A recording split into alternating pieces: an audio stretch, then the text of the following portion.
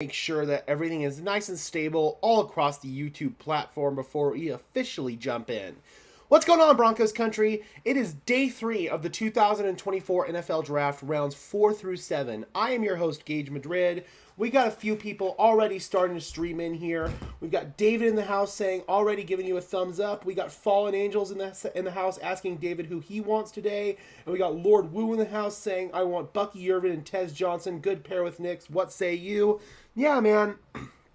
I think that there are a lot of good players that are available on the board. I do think that running back is going to be a position that the Denver Broncos target today, so Bucky Irvin would certainly fit that bill. I also believe that the Denver Broncos could be targeting wide receiver, tight end, interior defensive line, possibly defensive back. They addressed their edge rush need yesterday with Jonah Ellis. It also wouldn't surprise me if they added another talent to that room in the edge rush. I wouldn't be surprised if Mo Camara was in striking distance. The Broncos went after him. There are a lot of really good players that are still on the board. Let's come over here and take a look at who's left on Pro Football Focus's big board. So, as you can see, the top name that's on the list is Troy Franklin. I gotta be honest, I'm not exactly surprised that Troy Franklin has fallen. I think there's some really significant issues with his game. He doesn't get separation. He has a poor catch radius. His hands are questionable. His route running is questionable. I have some serious concerns about how Troy Franklin will translate to the NFL level. The only thing that gives me some, at least, confidence if the Denver Broncos were to make that pick, of course, is the fact that he played with Bo Nix. I also think the Broncos could be targeting another Oregon player in Brandon Dorlus, the interior defensive lineman. There was a complete run on interior defensive linemen yesterday, and the Broncos kind of missed out on that run.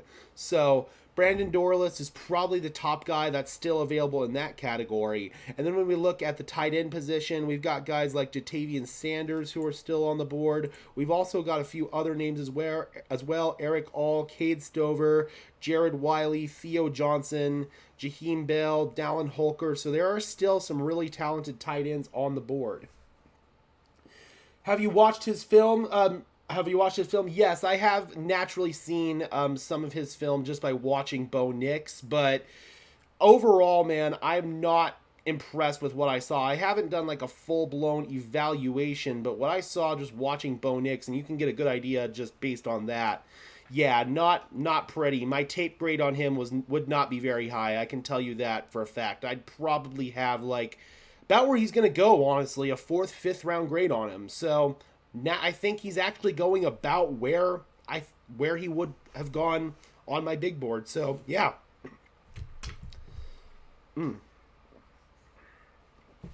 So if we come over here and we also take a look at wide receivers aside from Troy Franklin who are available.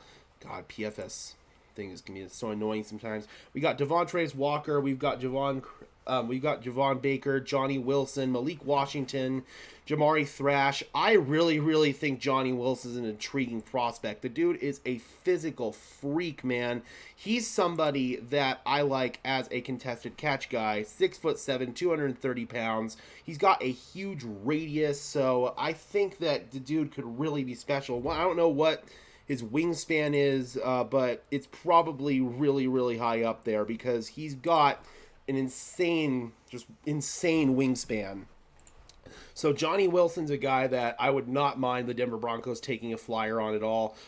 Again, man, Troy Franklin, the only thing that would sell me on it is the fact that he played with Bo Nix. Franklin takes down 50-50 balls. His speed is crazy. I agree. Oh, I agree. His speed's there. I'm not complaining at all about his speed.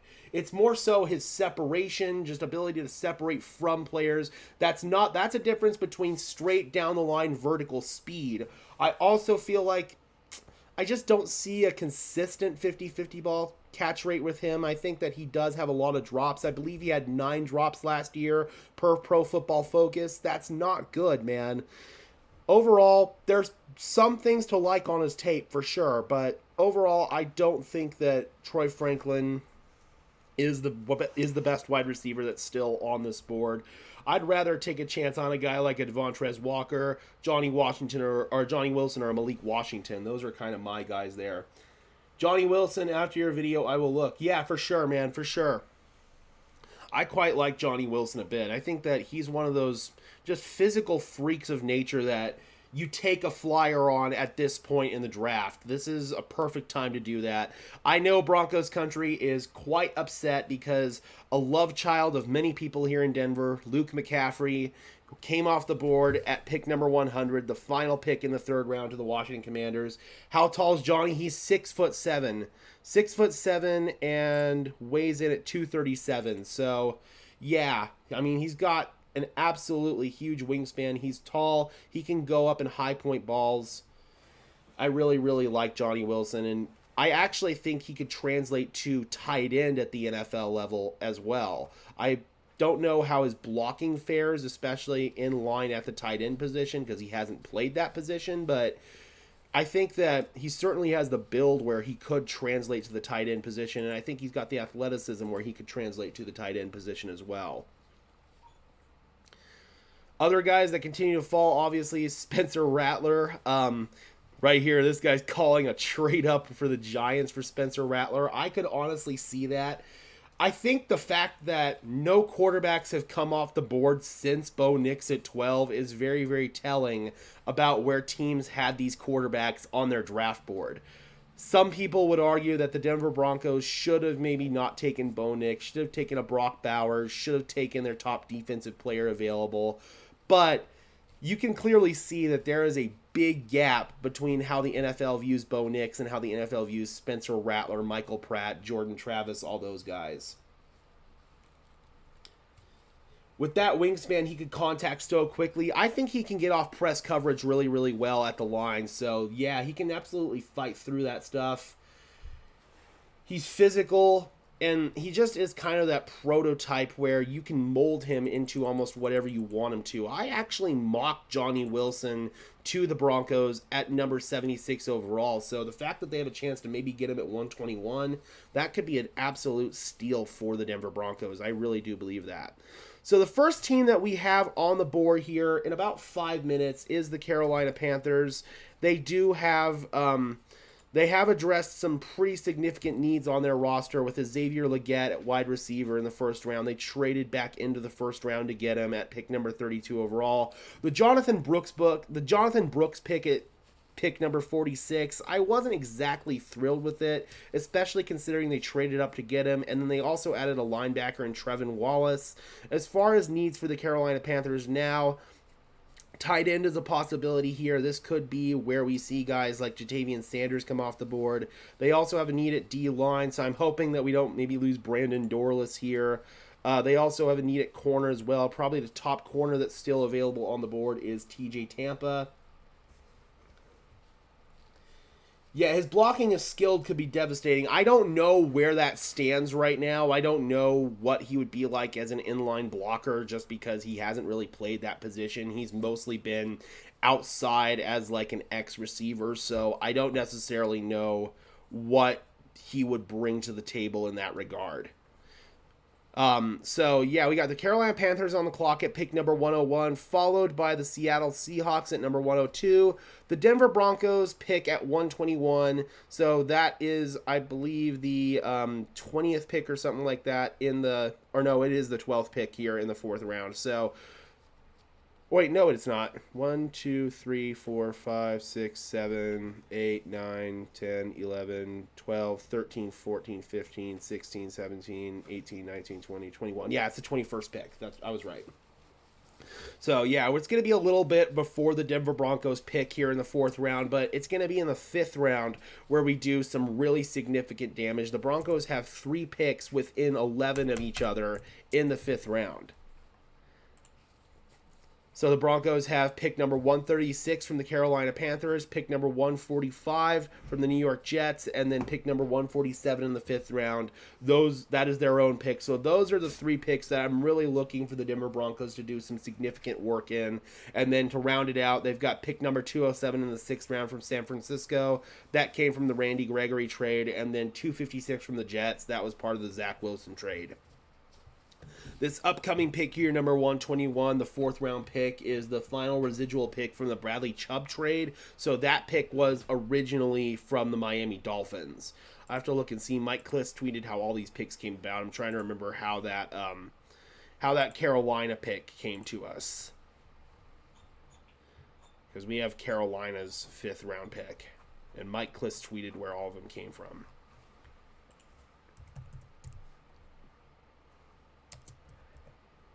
Yeah, the 5th round is going to be really fun. Welcome in, Maverick. Hopefully you're doing well, my friend. Oh, no, that's Mike Kliss's old account.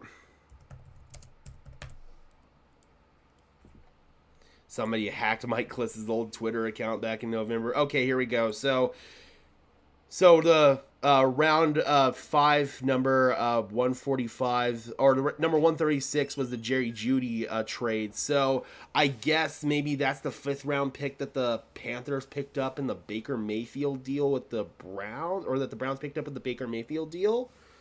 That's what I'm guessing, and then that's the pick that the Browns ultimately sent over to Denver for the Jerry Jeudy trade. So that's how that ended up ultimately being the Carolina Panthers pick.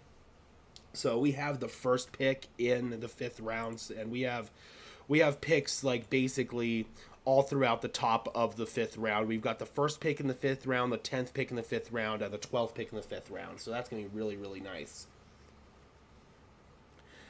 How the hell did I not know about this kid? I'm in Boynton Beach, Florida. You tell me, man. I really like Johnny Wilson quite a bit. Not gonna lie, getting some Oregon wide receivers here would be huge. I do think that Troy Franklin will be on the Broncos draft board. I just don't necessarily know if it'll be in the 4th round. It might be a little bit closer to the 5th round if he falls. There are better players who are on the board for me, like Jatavian Sanders. That addresses a more immediate position of need. Brandon Dorlus on the interior defensive line. TJ Tampa's still available. Even if you were to go running back here, it might be a little too rich for my blood, but you could get another Oregon guy here in Bucky Irving. So, I don't know. There are options there. I just looked up this Johnny Wilson. Impressive. Yeah, man. I really, really like him. I think that he could go pretty early on here in the 4th round, maybe before Denver picks. Again, I thought that he would go in the 3rd round IRL in my mock draft. I thought he would go in the 3rd round.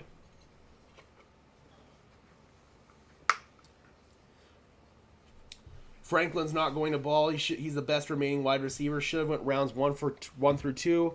In that case, I'm not going to be overtly upset if we don't get him. I do think that Troy Franklin has a lot of flaws in his game, like I've talked about. He doesn't separate well. His catch radius isn't exactly the best. He had 9 drops last year. There's just some significant issues with his route running as well. I don't know how well Troy Franklin's game is going to translate from college to the NFL. Looks like we are getting things underway here in Detroit. For some reason, less than 5 minutes before the NFL draft is going to get underway, they were talking about hockey. I don't understand that, but here we go. Let's get it underway, guys. Welcome back to day 3 of the Carolina Panthers are now on the clock. But yeah, if the Broncos want to target a wide receiver, then Johnny Wilson is probably going to be my guy. We are going to break the all-time draft attendance record here today. Which pick did I nail last year? I forgot. That was so long ago. Welcome our special guests. Estimé, we have local Detroit business owners who have helped make this draft possible. Thank you. As well as all 32 international fans of the year who have traveled from around the world to be here. All right, Detroit, let's do it. All right, guys, it is going to be an absolute marathon today. NFL draft. Rounds 4 through 7 is expected to go for about 7 hours, so we'll be live for the whole thing, and then once the undrafted free agents start to trickle in, we'll be pumping out videos about that as well. Most likely we'll be streaming Sean and George Payton's press conference. Oh, okay. Frank Gore Jr. still out there too. Yep, Alex Forsyth. Okay, yeah, I forgot about that. I forgot I had called that. Hey, man, Alex Forsyth now gets to work with his college quarterback in Bo Nix again, and he really gassed up Bo to Sean and George. So I think that was something that really played a part in this. Yeah, Frank Gore Jr. is still out there. I think he'll probably go a little bit more towards the 6th round. It's going to be a little bit later on, I think, before we hear Frank Gore Jr.'s name called. But we might start to see a little bit of a run on running backs here, no pun intended, in the 4th round. Maybe in the 5th round, but I do anticipate a pretty big run on running backs, much like we saw yesterday with defensive linemen, corners. There were big-time runs. All right, so 5 minutes here in the 4th round for teams to make their pick.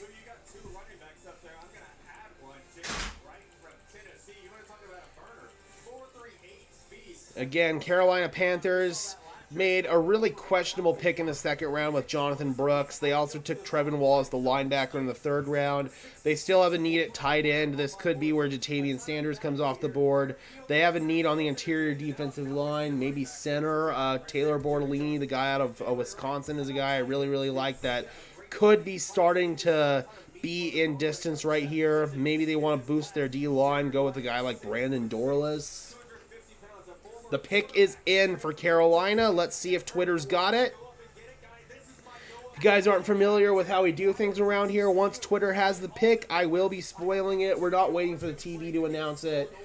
Even when the Broncos pick is in, I'll give you guys a little bit of a warning in case you guys don't want to be spoiled on that. But we do not wait for the TV to announce the pick around here. We wait for Twitter to announce the pick.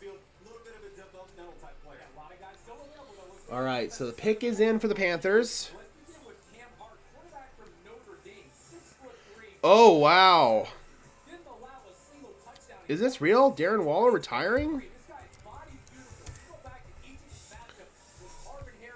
No, that's... Yeah, no. Doesn't look like it yet. That was a fake account. Not as bad as Atlanta in the first. Atlanta in the first and Atlanta in the second. I have no clue what they were doing.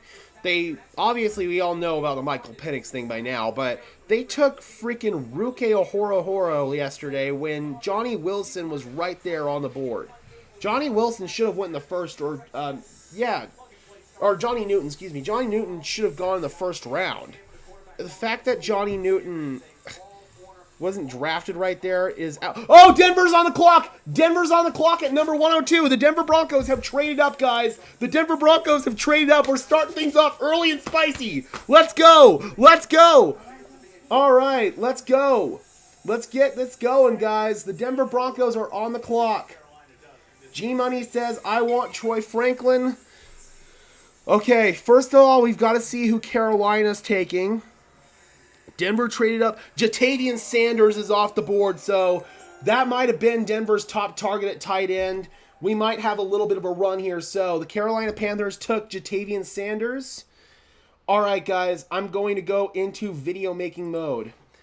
The Denver Broncos have just traded up, guys. The Denver Broncos have traded up in the draft to start off the 4th round. They have traded to the number 102 pick with the Seattle Seahawks. We are going through trying to get the compensation for it right now. We're not sure who Denver's going to take. A target that I thought they were maybe going to take was Jatavian Sanders, the tight end out of Texas. He went 1 pick ahead there at number 1 overall to the Carolina Panthers. And I do think here that Denver could be targeting a tight end. Maybe it's Theo Johnson out of Penn State, because I actually think that Jatavian Sanders was going to be a target for them. So Denver is already on the clock, guys.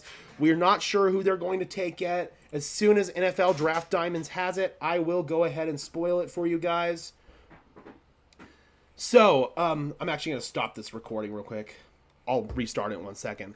The Broncos have received number 102 and number 235 for Seattle for 121, 136, and 207. So the Broncos have traded away one of their 5th rounders and their 6th rounder, but they got a 7th rounder back, and they got pick number 102. So who is Denver trading up for, guys? Let me know who you think the Broncos are going to trade up for. As soon as I have the pick, I will let you guys know who it is, but we are starting things off spicy. If I had to guess, this could be for a tight end, given the fact that Jatavian Sanders just went off the board. So I'm going to guess maybe Eric All, Theo Johnson, Jared Wiley. This is going to be really interesting. Okay, guys, here we go. Let's see if we have the pick yet. A badass running back. That would be cool. Oh, we got a Shefty bomb. defensive action at the quarterback position. Spencer Rattler still on the board. We're also waiting for Okay, here we go, guys. They did it. They did it. The pick is in. The pick is in. The Denver Broncos have just traded up to the number 102 pick with the Seattle Seahawks. The pick is in. And with the number 102 pick in the 2024 NFL Draft, the Denver Broncos select Troy Franklin, wide receiver out of Oregon. Okay, guys, I have been saying that this isn't a pick I would have endorsed. I'm not a huge fan of this pick just right off the bat. I have some issues with Troy Franklin's separation. I have some issues with his route running. I have some issues with his catch abilities. He had 9 drops last year, according to PFF. Let's come over here and let's bring in some of Troy Franklin's numbers. I haven't done a full, thorough, grade evaluation on him, but seeing him on tape while evaluating Bo Nix, I did not come away extraordinarily impressed. But let's go ahead and get his stats on in here, guys.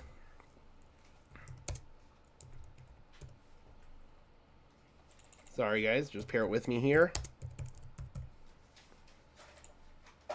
Here we go.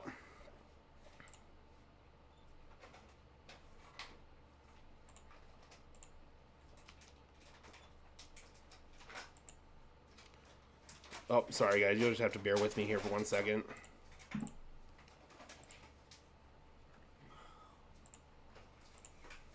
There we go.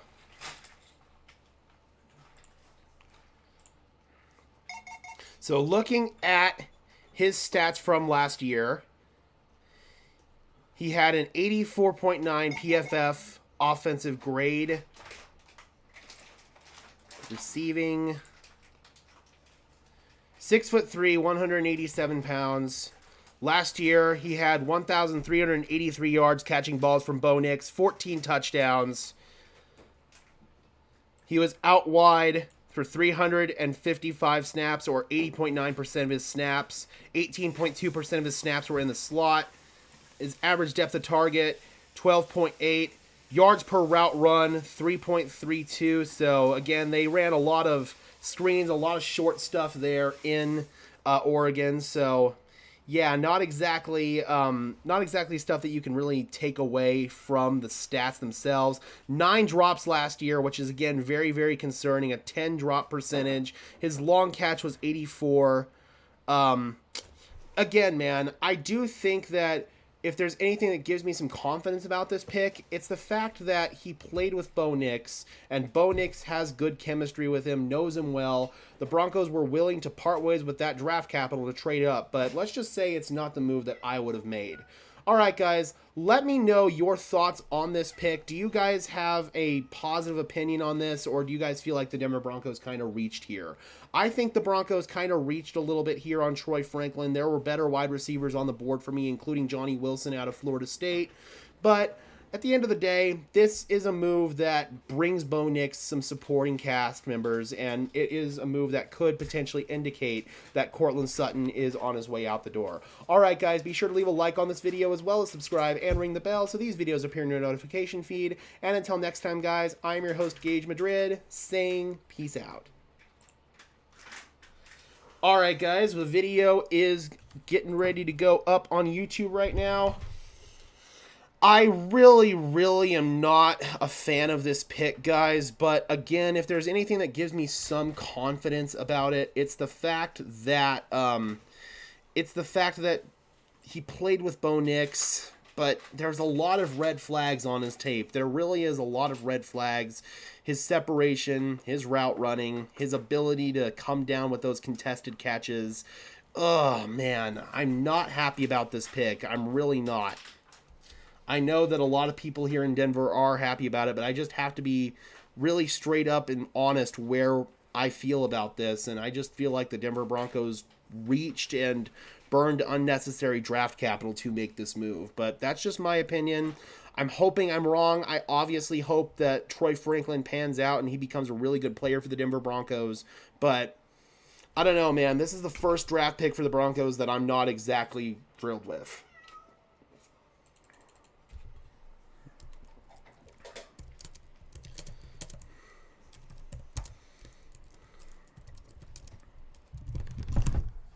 All right, guys, just bear with me while I get this video ready to go.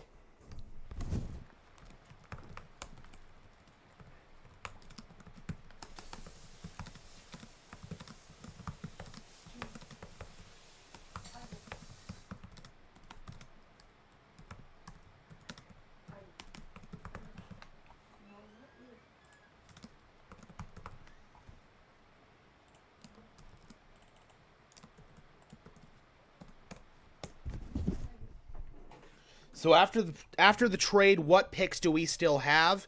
So we traded away 121. We traded away. Sorry, I gotta pull it back up. It was 121, 136, and 207 for 102 and 235. So we still have 145, 147, 240. 235 and 256. Those are the picks that we still have right now. Again, guys, this is not the move I would have made for Troy Franklin, but I'm not going to just sit here and complain about it. This is the move that the Denver Broncos made, and if that's who they feel like is the best fit, then I will trust them. But I will also voice my opinion that I just don't agree with that pick. I don't.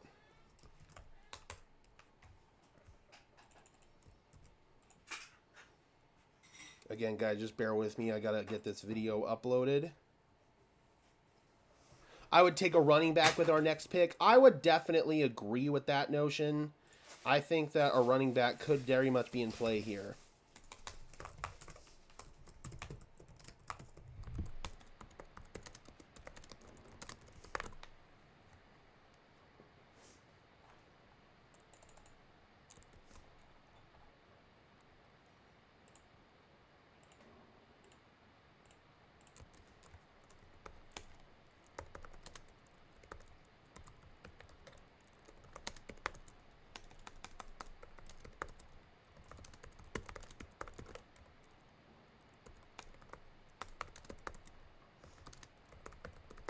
There we go.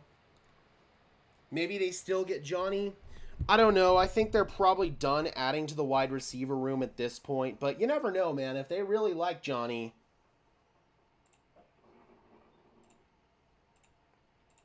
But if I had to hedge my bets, I think they're probably done adding to that room right now. The fans wanted Troy Franklin. You guys got him. I really, really hope that this pans out. I really do. Every time that I disagree with a pick that the Broncos make or a signing that they make, I always hope that I'm wrong. Always. Because I want the player to pan out. I want the Broncos to be competitive. I want the Broncos to be good, man. That's all I freaking want. And we may have differences on how we feel like the Broncos may get there, but at the end of the day, we all want to accomplish the same goal here. So I desperately hope I am wrong about Troy Franklin, and I wish him nothing but success. I'm not going to hate on Troy Franklin or wish that he fails just because I didn't like him coming out of the pre-draft process. That's just not how we roll around here, man. I wish Troy Franklin nothing but the best. I'm going to be rooting for him. I'm going to be pulling for him. I'm hoping to be able to maybe meet him at training camp this year. I'm hoping to be able to talk to several new Broncos this year at training camp. I'm looking forward to that, but at the end of the day, that doesn't change the fact that I do disagree with this pick. I would say interior defensive lineman. I also think interior defensive lineman. Imagine if they went with another Oregon guy and targeted Brandon Dorless. That would not surprise me at all, but we're probably not going to be hearing from the Denver Broncos for a little bit here unless they do indeed trade up. You have to imagine that Bo Nix did clamor for this. Can't dislike the player, but dislike the pick. 100% agree. 100% agree. I don't dislike Troy Franklin completely. I just think that there are elements of his game that concern me if they're going to translate to the NFL level. He was a good college receiver, and even at the college level, he had red flags that I would have concerns about an NFL receiver having. Wish we didn't trade up, though. I would agree. They gave up They gave up one of their 5th round picks. That stings, and they turned their 6th into a 7th. It's not the move I would have made, but at the end of the day, that is what they decided to do. All right, so the Cardinals just picked a safety, Dadrian Taylor Demerson out of Texas Tech.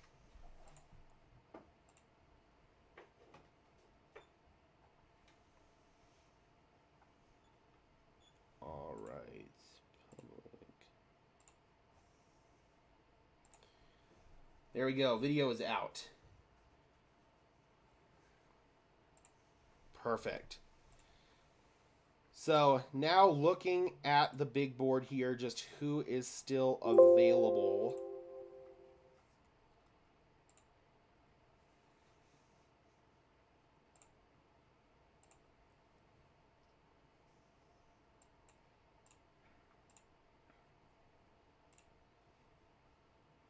Still have TJ Tampa, who's a really, really strong option at corner. I think he can play both on the outside and in the nickel. With his size, I think he'll probably play more on the outside, though. 6'2", 200 pounds. He's got really long arms. He's lengthy. He's physical. He could be kind of a press man corner at the NFL level, especially with that arm length. You got Jaden Hicks, the safety out of Washington State. You've got Brandon Dorlus, who I talked about, the Oregon defensive lineman. I do still believe that we could start to see a run on running backs here pretty soon with guys like Jalen Wright, Braylon Allen, Bucky Irving, Ray Davis. I really like Isaac Garriendo, the guy out of Louisville. He's someone I really, really like. If we didn't take him, he could have been drafted. They could have rushed it a little bit. Yeah, I think that they did, honestly, but at the end of the day, they felt like Troy Franklin was their guy. Have trust in Sean Payton. He's a clever, smart coach. He knows what he's doing. I do trust Sean Payton, and that's why I'm not going to get overtly mad about this, because at the end of the day, Sean Payton knows way more football than I do. I'm just some guy who talks ball in his studio. Sean Payton is an NFL head coach who's been doing this for his entire damn life. So at the end of the day, I am going to trust Sean Payton. I just feel like it's not the move I would have necessarily made.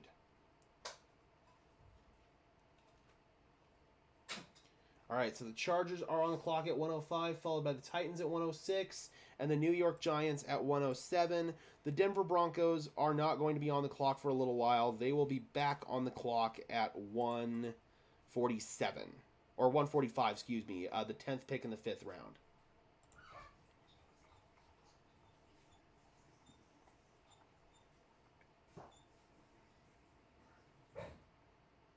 It sucks that they traded away number 136, man. That was the first pick in the 5th round.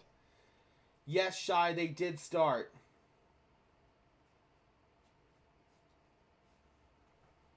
Yep, we are at about the 5th pick in right now, or the 4th pick. The Denver Broncos have made a pick. They traded up, and they got Troy Franklin, the wide receiver out of Oregon. They're pairing one of Bo Nix's top weapons with him and hoping that they can yield good results. I am not the hugest fan of this pick, but at the end of the day, I trust the Denver Broncos' thought process with it, and I'm not going to sit here and get overtly angry about it.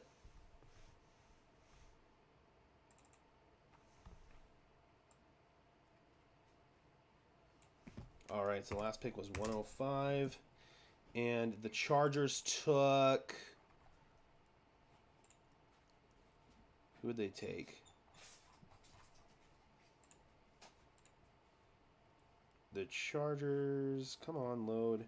They took Justin Abiogebe, the defensive tackle out of Alabama.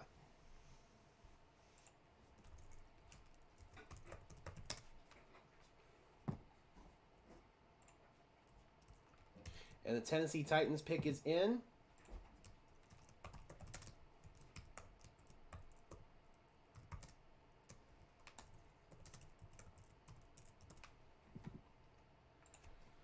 Let's see if Twitter's got the Titans pick. Followed by the Titans at 106 is the Giants at 107 and the Minnesota Vikings at 108. We have to take a tackle or a safety. I'd probably anticipate one of those picks coming in round 5. Meanwhile, we've got the linebacker out of North Carolina, Cedric Gray, coming off the board to the Tennessee Titans at 106 overall.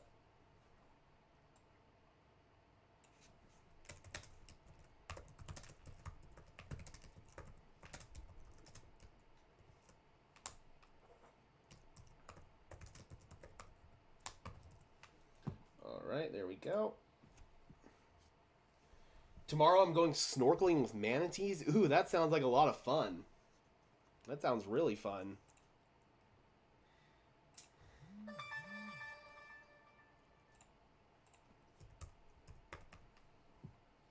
All right, so as far as Cedric Gray is concerned, 6'2", 235 pounds, 21 years old.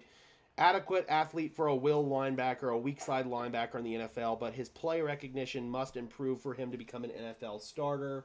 So Titans adding a little bit of linebacker depth there, probably not going to be an overly impact player for them. Cedric Gray, the linebacker out of North Carolina.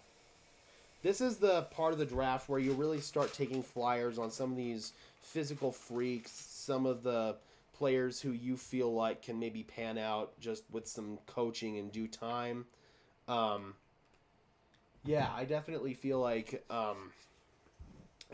this is the round where you can kind of take flyers on those kind of players that you really like and just see if they pan out.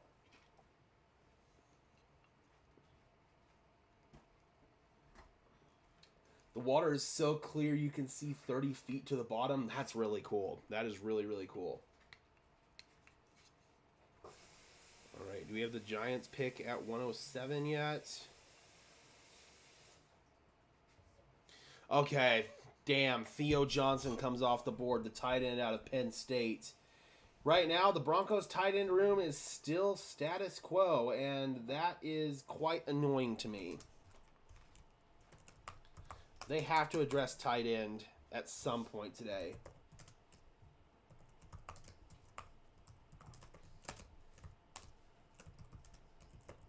That one freaking hurts. Do I like the pick? I'm not going to rant about it again, but no, I'm not the hugest fan of it, but I do feel like Sean Payton has a process with it, so I'm going to trust that process, but it wasn't the pick that I would have made. So Theo Johnson comes off the board right here. That one really, really sucks.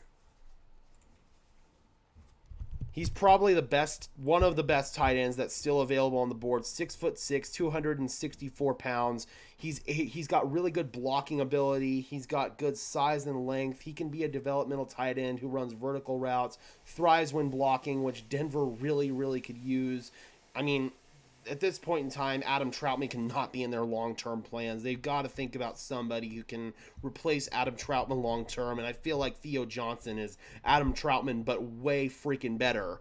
So, man, this one stings for sure. I would have hoped that we would have been able to land Theo Johnson at some point in the 5th round, and that is why I'm not a huge fan of trading that pick, is because you're probably going to lose out on a really good player trading that pick away, the number 136 pick, the first pick in the 5th round for Troy Franklin.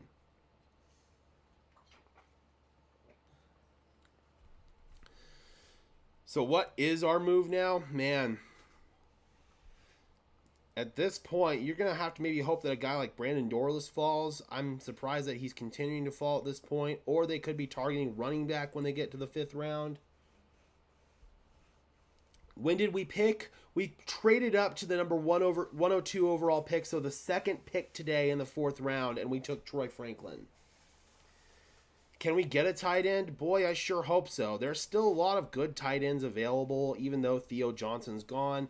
Eric All, anytime you can get an Iowa tight end, that's probably going to pan out for you. Cade Stover out of Ohio State, Jared Wiley out of Texas Christian, Jaheim Bell out of Florida State, and then Dallin Holker out of CSU. So there are still some tight ends available. I also think they will sign a tight end as an undrafted free agent. They may bring in multiple tight ends as an undrafted free agent because right now their tight end room is arguably the worst in the NFL. You can't depend on Greg Dulcich to stay healthy at this point. Adam Troutman's awful. Lucas Kroll, I do like. I do think that there is something to be intrigued by with Lucas Kroll, but he's more of a vertical threat. He's not really a blocking tight end, not really a wide tight end. So the Broncos are going to have to add to that room because you cannot depend on Greg Dulcich and Adam Troutman as your top 2 tight ends. God, no.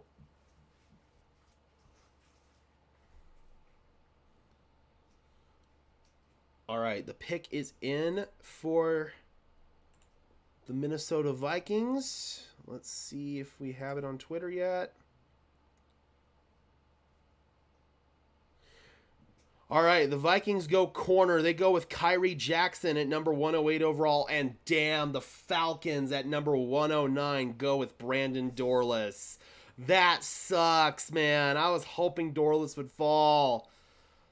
Oh, at this point, I don't know if the Broncos are going to be able to address their interior defensive line.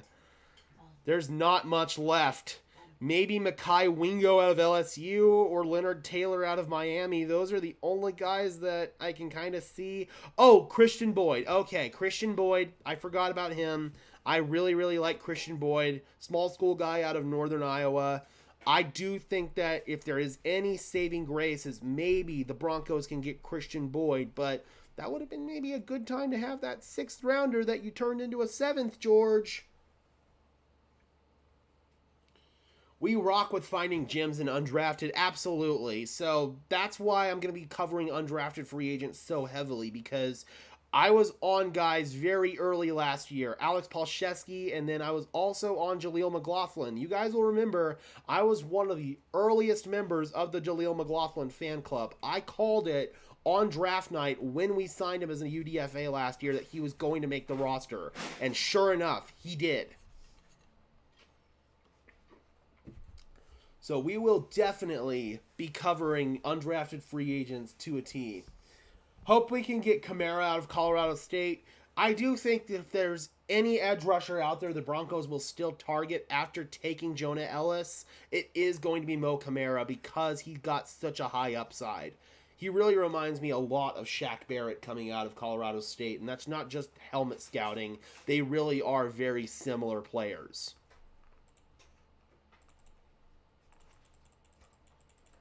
Yep, president of the Jaleel McLaughlin fan club, baby.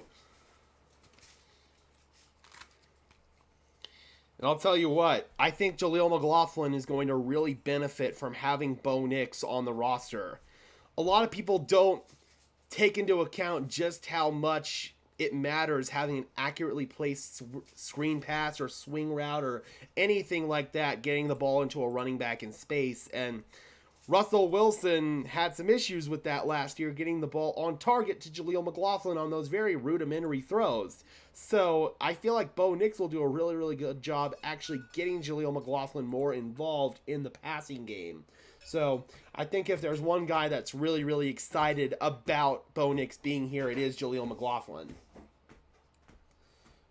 All right, so the New England Patriots are on the clock now at number 110. That sucks, though, man, about the Falcons taking Brandon Dorless.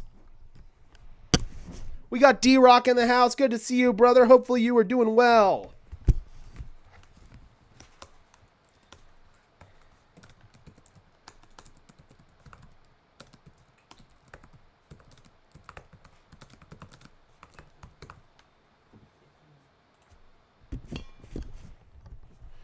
All right, so we got the Patriots on the clock now at number 110, followed by the New York Jets at number 11. We got a Shefty bomb.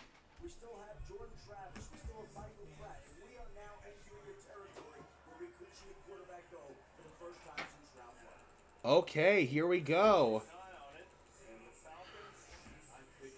Obviously, the Patriots aren't going to need a quarterback, but maybe the New York Jets want to bring in a third quarterback. They've got Aaron Rodgers and Tyrod Taylor on the roster. They traded away Zach Wilson, obviously, to Denver. So maybe the New York Jets want to add a quarterback here. Could this be where we see Spencer Rattler come off the board?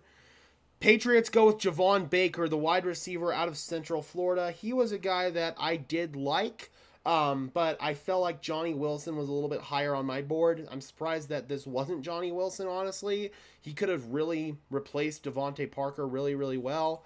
The Patriots have actually That's their second wide receiver, if I'm not mistaken. They took a wide receiver earlier. Yeah, that's right. They took Jalen Polk. They ended up landing Jalen Polk in the second round. So I'm very intrigued by this pick. I really am. Patriots kind of doubling down there, getting more weapons for Drake May, which is what they absolutely need to do. Their de facto wide receiver one this year was going to be Kendrick Bourne coming off of a torn ACL, or it was going to be Demario Douglas. They needed to add talent there, and they doubled down on wide receiver by getting Jalen Polk and now Javon Baker.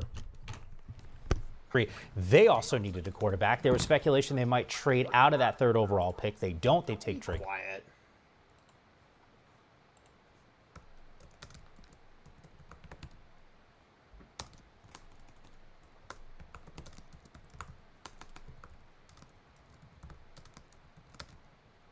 They also needed a quarterback. There was speculation they might trade out of that third overall pick.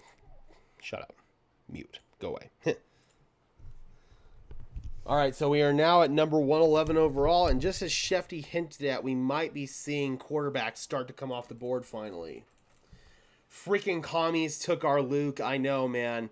The connection there is Adam Peters, their new general manager, came with the 49ers, came from the 49ers, and obviously knows Christian McCaffrey well. And I imagine Christian put in good work there, good word to Adam Peters there. So we've got a trade. The Green Bay Packers are trading up with the New York Jets. Not the first time we've seen a Packers and Jets trade. So let's see who's Green Bay coming up for here. You know it's not going to be a quarterback for Green Bay. They've already got two quarterbacks on their roster. Their entrenched starter, obviously, in Jordan Love, and their entrenched backup in Sean Clifford.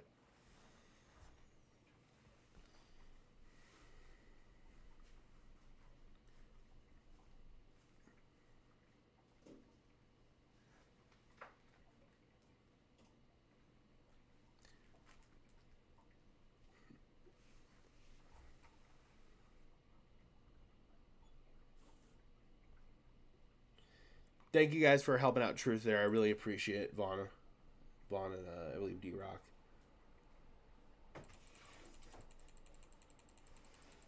All right, so Green Bay's coming up.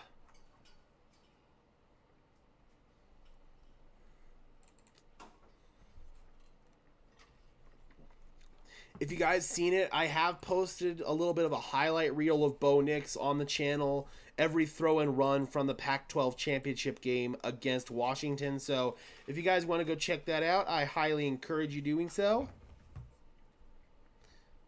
And naturally, you guys will also see some of Troy Franklin's highlights in that video as well.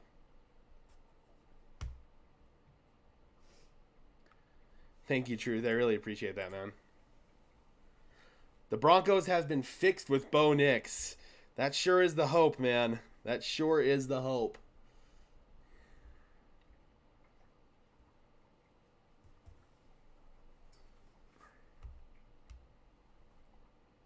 All right, the pick is in for the Green Bay Packers.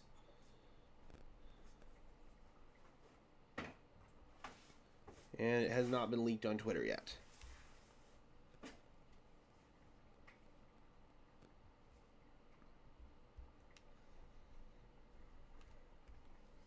We got 38 people in the house. Thank you guys so much for tuning in. I really, really appreciate it. Also, guys, we are getting really, really close to 3,000 subscribers. We now need just about 34 more subscribers. So if you guys have yet to subscribe to the channel, I would really appreciate it. We bring you guys daily informative and in-depth coverage on your favorite team, the Denver Broncos. So again, guys, we are just 34 subscribers away. We are hoping to hit that by the end of today. It just takes 1 second to do. It's free, it's easy, and it's the best way that you can show your support for the channel. Also, by leaving a like on this stream, if you guys are already subscribed, those are both really good ways to show your support. We would be reaching for a quarterback here. I'm glad we're not. Hell, they probably would have already reached for one. The fact that no quarterback has gone off the board since Bo Nix at 12 is very, very telling about where the NFL had these guys on their boards. The gap between Bo Nix and, I'm just going to guess, Spencer Rattler, the next quarterback coming off the board, is the Grand freaking Canyon, man. It's not even close. The Broncos were in no way, shape, or form going to stand pat and not take Bo Nix. They weren't going to trade down and risk losing Bo Nix. It's pretty clear and obvious that none of these quarterbacks were viewed as highly as the top 6. So are the Broncos getting a running back at some point, or are they staying put with what they have? If I had to hedge my bets, I'm going to say they do take a running back today. Javonte Williams, coming off of that really serious injury, looked far from himself last year. If he continues to struggle, I would not be surprised at all if the Broncos pulled the plug on that experiment and maybe moved on from Javonte Williams, because running backs coming off of multi-ligament knee injuries, the data shows that it's tough for them to bounce back to the level that they once were at. Javonte did not show that he was anywhere close to that level last year, so we'll see what happens there. Samaje Perine is on for $3.5 million of no guaranteed money right now, so the Broncos could move on from Samaje Perine and save $3.5 million against the cap. The only running back that I think might actually be safe in that room right now is Jaleel McLaughlin. I think that the Broncos, and I have this philosophy for pretty much every NFL team, and even if you have an entrenched starter at running back, every single year teams should be drafting running backs. Every single year. That position is so volatile. Serious injuries can happen there. Production can fall off of a cliff almost out of nowhere. You need to have multiple guys who can be a dynamic factor at the running back position. So even if you have your entrenched starter at running back, I still believe that teams should be drafting a running back every single year. So I do believe the Denver Broncos will be taking a running back today. The question is when. George Payton and Sean Payton are providing Bo Nix with familiar faces to make him feel comfortable. I'm curious to see if that trend continues. Maybe the running back that they're going to be targeting here is going to be Bucky Irving. All right, do we have the Packers pick yet? Has it been leaked? They go with TJ Tampa. Okay. So probably the top corner that was still available on the board now comes off with TJ Tampa.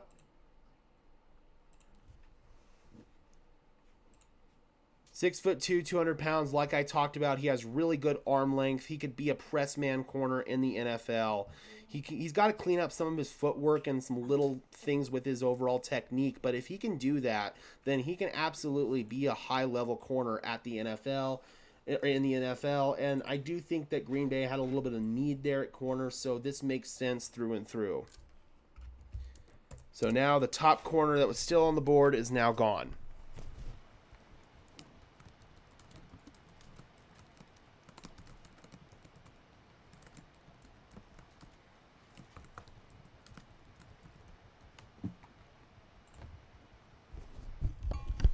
I never expected the Denver Broncos to be extraordinarily heavy on corner. That's just because they signed Levi Wallace and addressed their need through free agency there. So I didn't expect the Broncos to be super active at corner. Oh, wait, no, that was wrong. They didn't take TJ Tampa. Draft Diamonds was wrong. They go with Evan Williams. Okay, Evan Williams, the safety. Okay, so I guess Draft Diamonds had that wrong.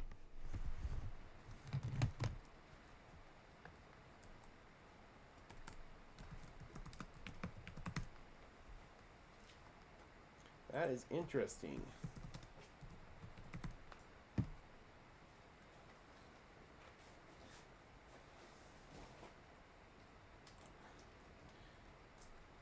Project one undrafted and I will up it. We'll have to see who's going to be on the board. I don't know. I'm not sure. I'll just say Frank Gore Jr. for the hell of it. Just for the hell of it.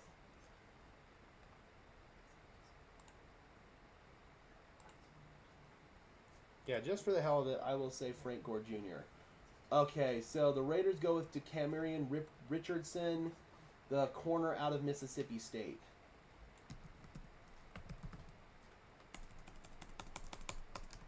Now these picks are starting to fly off the board.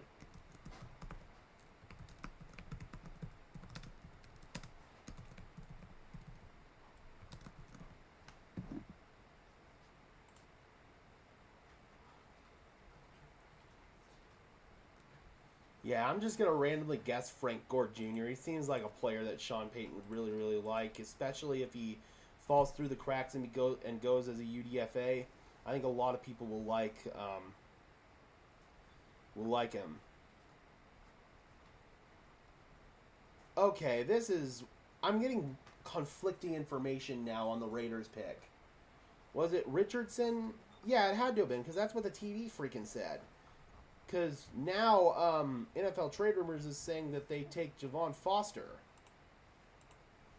The Ravens just took Devontae Walker at number 113, the wide receiver out of North Carolina. So another wide receiver falls off the board right there.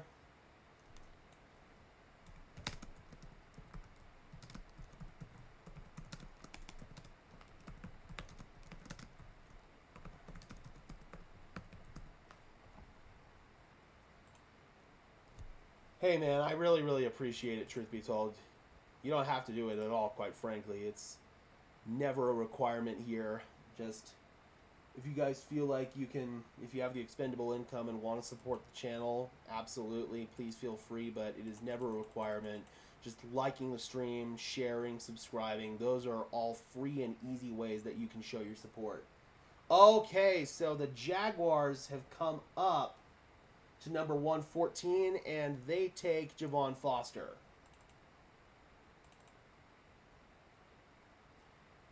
Shy, we traded that pick to come up to 102 to take Troy Franklin. We traded up. Yeah, this is where the draft starts to go lightning fast.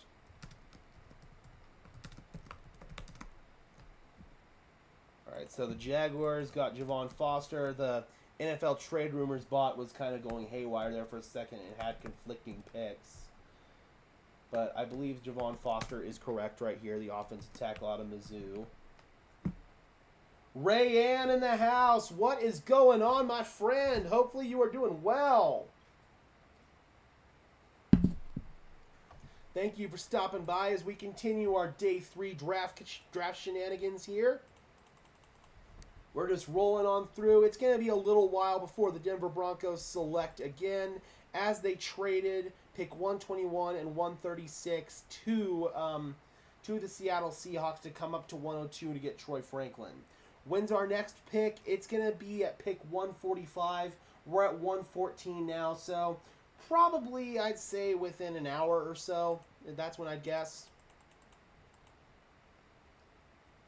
What do you think about Troy Franklin? Again, I don't want to completely just tank this whole stream by ranting about how much I don't like Troy Franklin, but I do feel like there were better players on the board. I have some concerns about Troy Franklin, his separation, his contested catchability, his ability to come down with those 50-50 balls.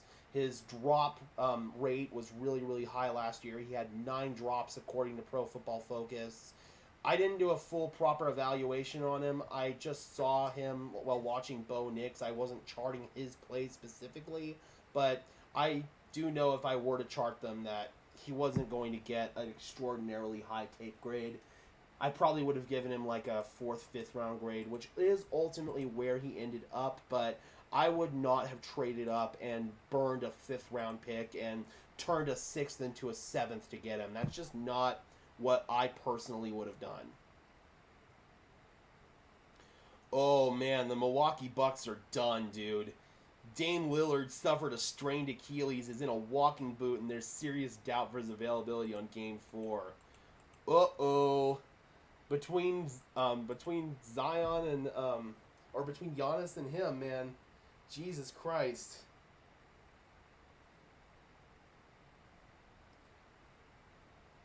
Yeah, Milwaukee Bucks have been in shambles all year long. We traded Jerry to draft Jerry. In fairness to Jerry Jeudy, he had a lower drop rate than Cortland Sutton did for the past 2 seasons. I gotta give Jerry at least some credit there. He has improved since his rookie year with the dropsies, but That doesn't mean that there weren't other areas of Judy's game where I felt like he needed to improve and still needs to improve. We got 136 in the 5th round. No, that got traded. We traded that to Seattle to come up to 102. Unfortunately, because that was the first pick in the 5th round, and I was really hoping they could do some good damage with that pick.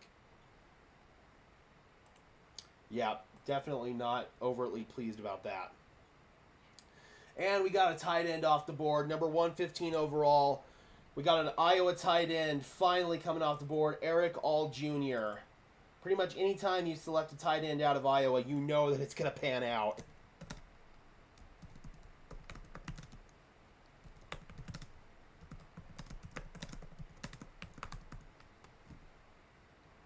Lucky, man. Lucky, lucky, lucky. So another tight end falls off the board. Denver is starting to get a little bit slim of pickings right now at tight end. They're really going to have to be aggressive here. I know that they like Jared Wiley out of TCU. That's probably the best guy that's going to be available for them. Or maybe a Cade Stover. Dallin Holker I more view as like an H-back at the NFL level. I think the Broncos already kind of have players of that mold in Greg Dulcich as well as Lucas Kroll, so I don't necessarily know how I would feel about Dallin Holker. Of course, he's a CSU guy, so naturally we're going to want to see a CSU guy stay in Colorado. I just don't know how it would be a good fit for Denver at this point in time. Yep, I'm hoping that we can get Kamara too. I don't know if the Broncos taking away or taking Noah Ellis completely took him out of the edge rush market or not. They might want to add one more body there, but that room is starting to get pretty loaded.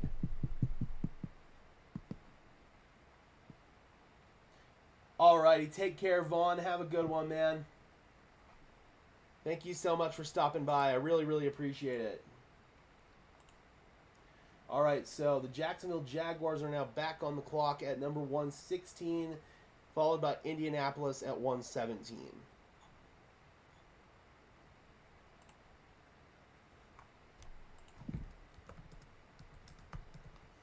And we've got another defensive lineman off the board. Jacksonville Jaguars at 116 go with Jordan Jefferson, the interior guy out of LSU. He was one guy I was hoping Denver could maybe target to help out in the run game. 6'4", 317, probably is going to be a nose at the NFL level. That definitely blows, man. The interior defensive linemen continue to fall off the board. At this point, I'm kind of hoping that some guys, such as oh god, the Northern Iowa kid, I completely lost his name. Crap. And he's a guy I really, really like, too. One of my favorite guys in this draft, and I completely blanked on his name. Christian Boyd. I'm thinking that Christian Boyd could be the target here at this point. Definitely sucks, though. Jordan Jefferson comes off the board. There is still another LSU defensive lineman on the board, Mekhi Wingo, that I like.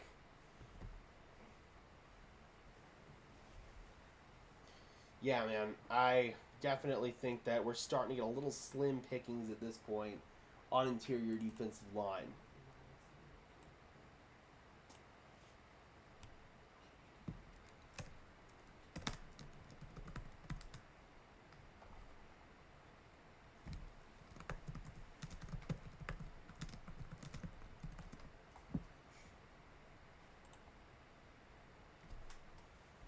KBS says, we did it. I'm assuming you're talking about coming up to get Troy Franklin.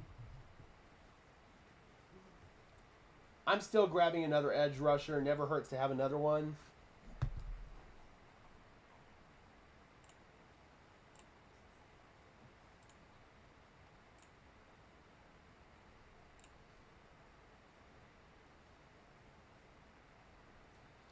I like Bucky Irving. I think that you can utilize him both in the run game and the pass game. I think that he can be definitely a impact running back for the Denver Broncos. Might not be an every down guy, but certainly can be a role player, a niche player, and get more Oregon guys in the building for Bo Nix. I wouldn't hate it.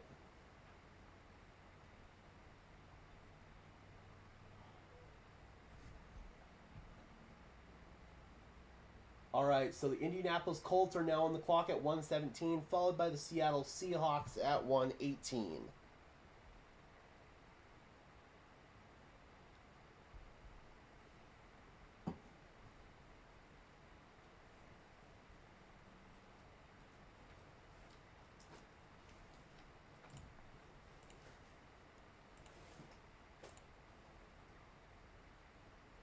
Hopefully him and Knicks are a special combo. I sure hope so, man. I really do. Oh, I really, really like this player. The Colts just took center Tanner Bortolini out of Wisconsin. Ooh, he was one of my top centers in this class. I was hoping the Broncos might be able to get him.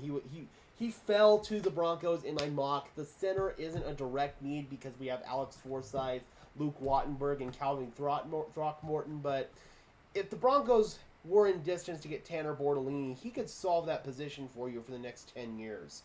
The Colts have their succession plan now in place for their former All-Pro center Ryan Kelly, and they get a really, really damn good player here in Tanner Bortolini. He's physical, he's nasty, he's got power. The dude is like everything you want in a center. He's a blue-collar player. He brings his lunch pail every single day. He's going to work hard, give you everything that he has. He's one of those high-effort, high-motor players. He interviews well. I loved me some Tanner Bortolini. This one definitely stings. Even though it's not a pressing need, this would have been a really, really good player for the Broncos to pick up just to have their starting center solved for the next 10-plus years. Colts, you are lucky, man. You guys just got a damn good player.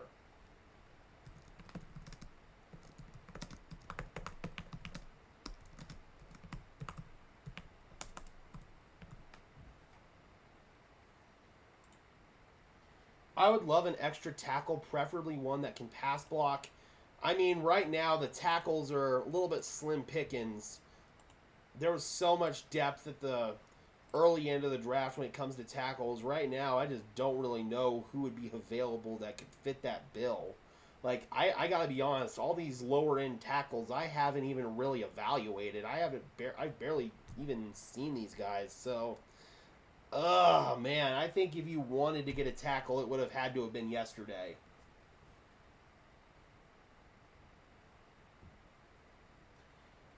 No, we do not have 136 anymore. That got traded away to the Seattle Seahawks when we traded up to 102 to get Troy Franklin. So, no, we do not have 136 anymore. The Denver Broncos, as it currently stands, have... number 145, 147, 235, and 256.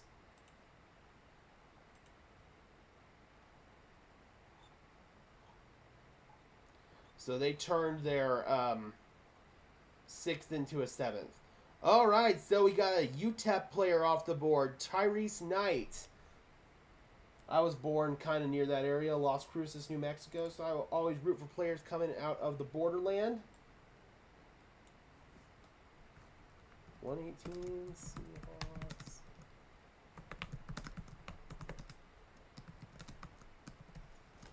Probably the most notable UTEP player to come out in recent memory is Aaron Jones, so we'll see if Tyrese Knight can continue to represent the borderland in the NFL.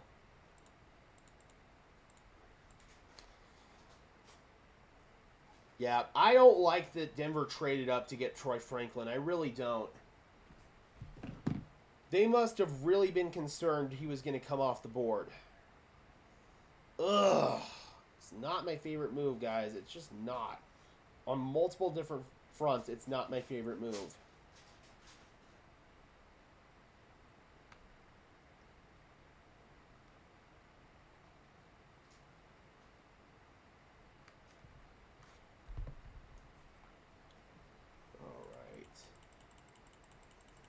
We're in a commercial break on the TV right now. I can't see exactly who's on the clock right now.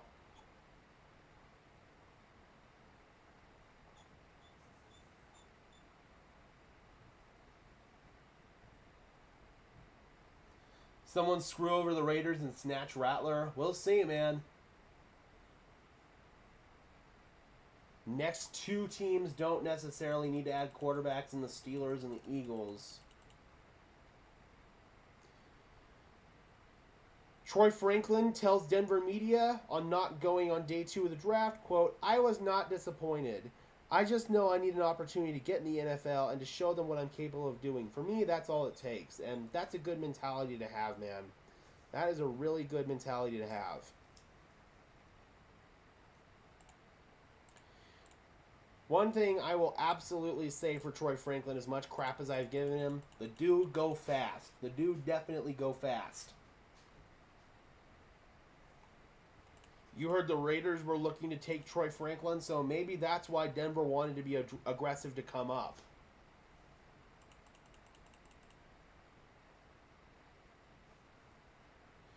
All right, Pick says it's in for the Pittsburgh Steelers.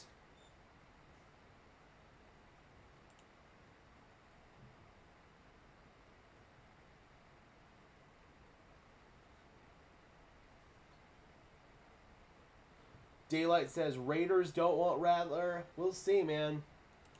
I do think they need to add one more body to that room, but it's all going to depend on how much is Rattler different from Aiden O'Connell, who you spent a 4th-round pick on last year. How much higher of a grade do you have on Rattler than you did Aiden O'Connell? At that rate, you might as well just stick with the developmental guy that you already have on your roster, you know?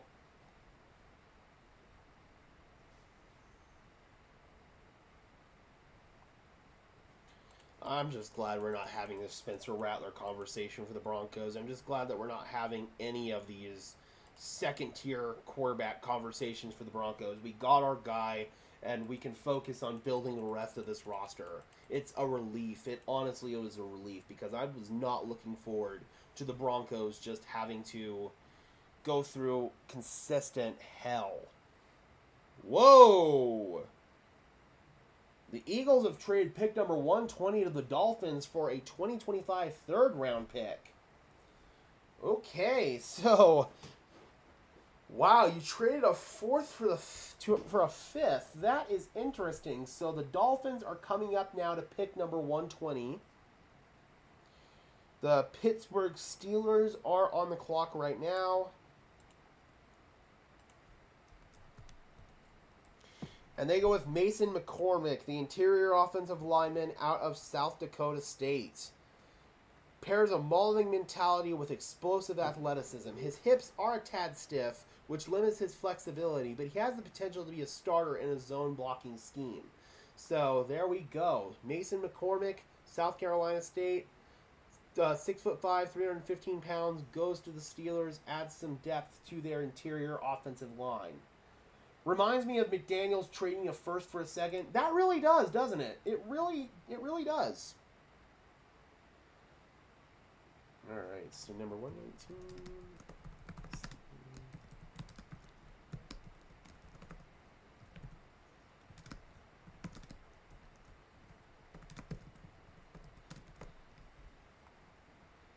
Yeah, that's not a move I would have made. We'll have to see who Miami's coming up for here, though.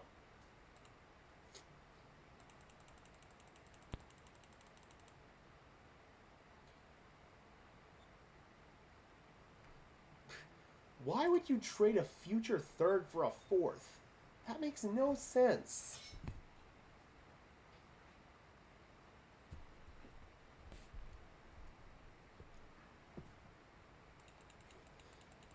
You could have probably packaged. Oh, that's right. They don't have a 4th this year, Miami.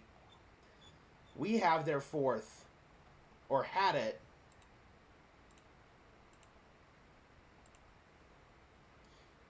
Yeah, we had their 4th. Now the Seattle Seahawks have it.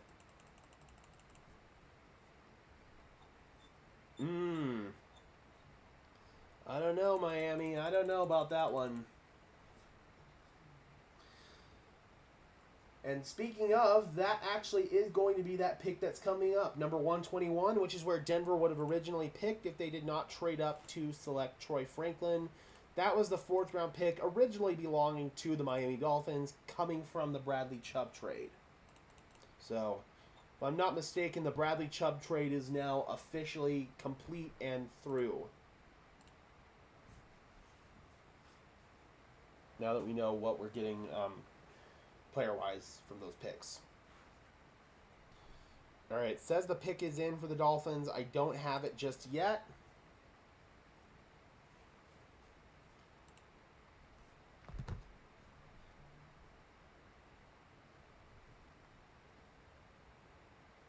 So followed by Seattle is Chicago at number 122. Again, guys, we're still waiting a little bit before Denver picks. They don't pick again until 1:45, so we still got about 24, 25 picks until Denver is on the clock.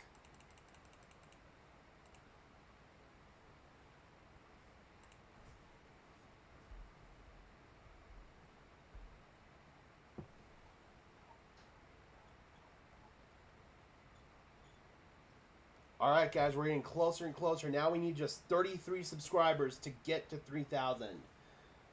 So again, if you have yet to subscribe, I would really appreciate it. Help us get to 3K by the end of the day. That should be a hashtag. Hashtag 3K by the end of the day.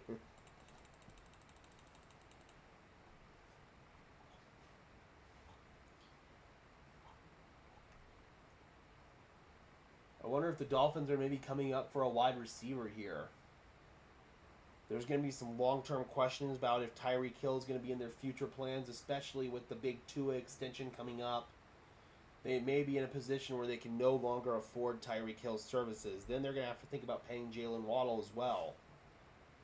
Tyreek Hill may become a luxury the Dolphins can no longer afford, so we'll see if maybe they want to add to their wide receiving room here.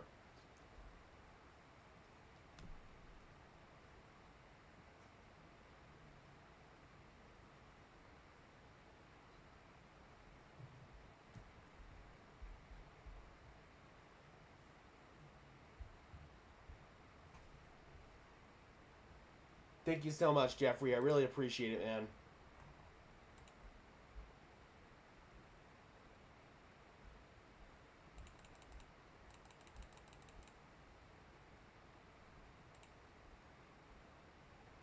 Okay, so the Dolphins are coming up to take Jalen Wright. So the Tennessee running back comes off the board.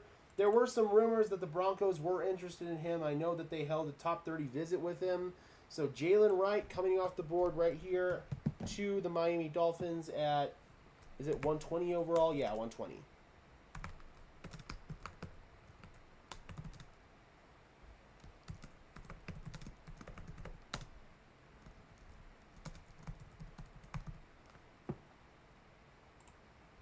All right.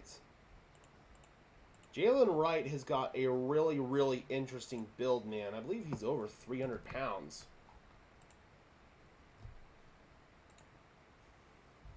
Or no, he's 5'11", 210. Jesus, I don't know why I thought he was over 300 pounds. Fuck. Plenty of speed and explosiveness to run the back position. At Tennessee, he became the team's leading rusher as a sophomore in 2022.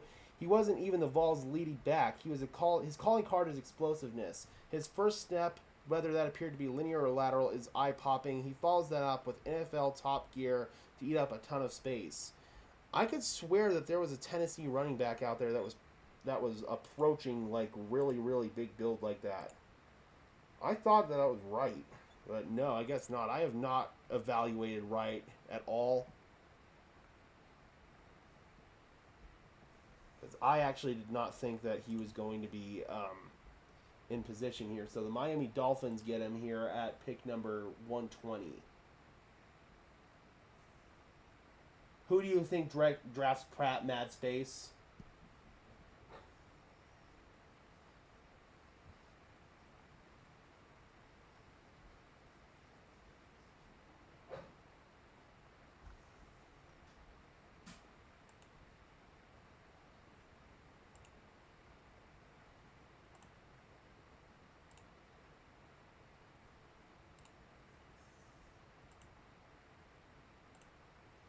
All right, Seattle now on the clock here at 121.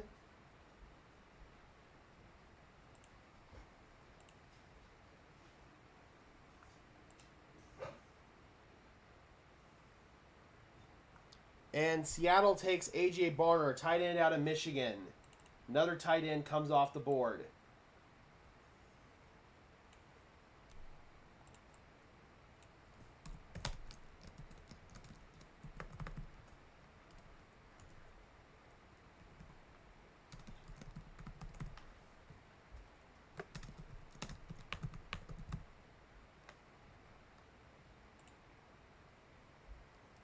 All right, there we go.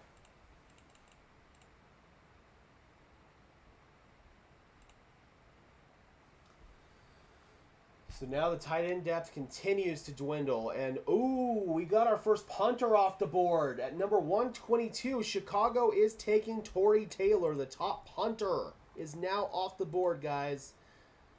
I don't understand the logic of spending a 4th-round pick on a specialist. I really, really don't. Even if it's the top one available, you could probably have gotten him a little bit later on.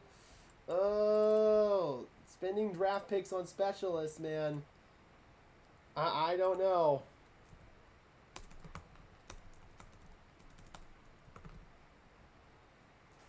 And this is 122.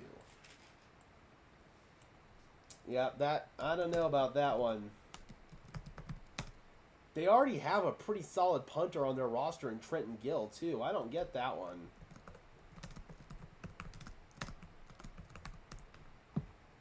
Hey, I agree punters are people, too. That's just not what I would have drafted in the 4th round.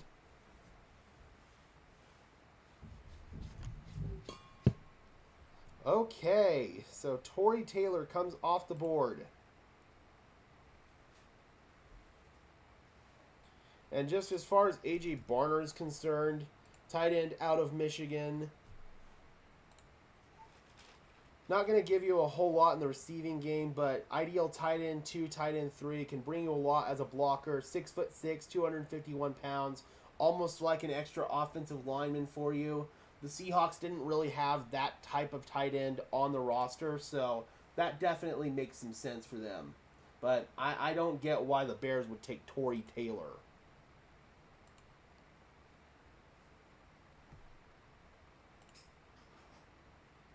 Punter battle, the most exciting position battle in the offseason.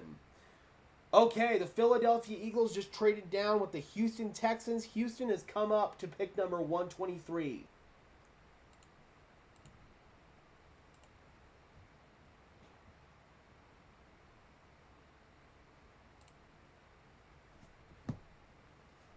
Just for that, I'm taking Justin Tucker in my upcoming fantasy league.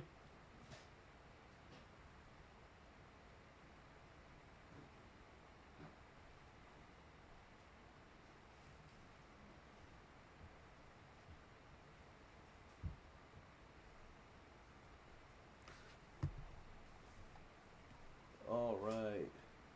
Let's see what the compensation here is for this trade.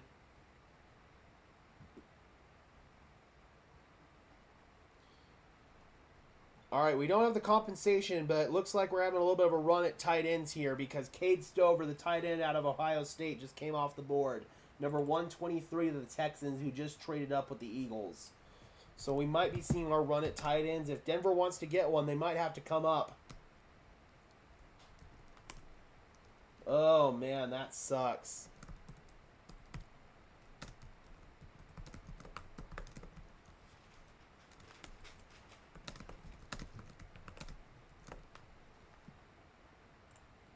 Okay. Yep, Denver at this point might have to come up. How many picks do we have left, Shy asked? So we still have 145 in the 5th round, 147 in the 5th round. I believe it's 235 in the 6th round. We traded down from 207 to get that pick, and then we have 256 and then the 7th round as well. So, yep, we have 2 5ths and 2 7ths left.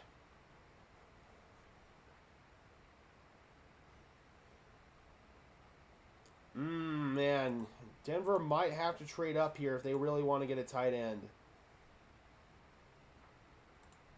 Because at this point in time, the only tight ends that are really left are Jared Wiley, Jaheim Bell, and Dallin Holker.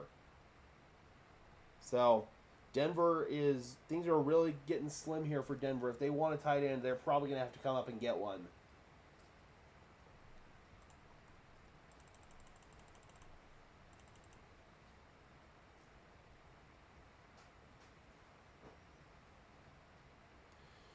So according to this tweet from Joey Richards, if you're a CU fan, Paul Richardson is the comp that he has for Troy Franklin. So, yeah, I can see that, actually. I can definitely see that.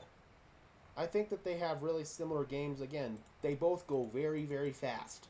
Very, very fast. But I don't think that Franklin has consistent hands. 9 drops will very clearly tell you that. And I don't think he quite has the same separation ability. TJ Tampa's gone. He is long gone. I can't recall exactly who he went to. Let me see. But no, TJ Tampa is long gone.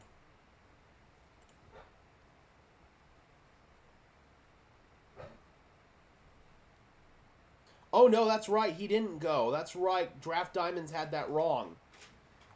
It was Green Bay that he had initially reported TJ Tampa went to, and instead it was Evan Williams. That's right. That was the one that Draft Diamonds had wrong. So TJ Tampa is still on the board.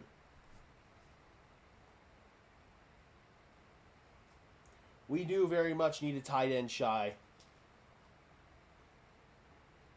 Yeah, that's right, because, Draft Diamonds had initially tweeted out that the Packers took TJ Tampa, and then he said, wait, scratch that, he was wrong, it was Evan Williams.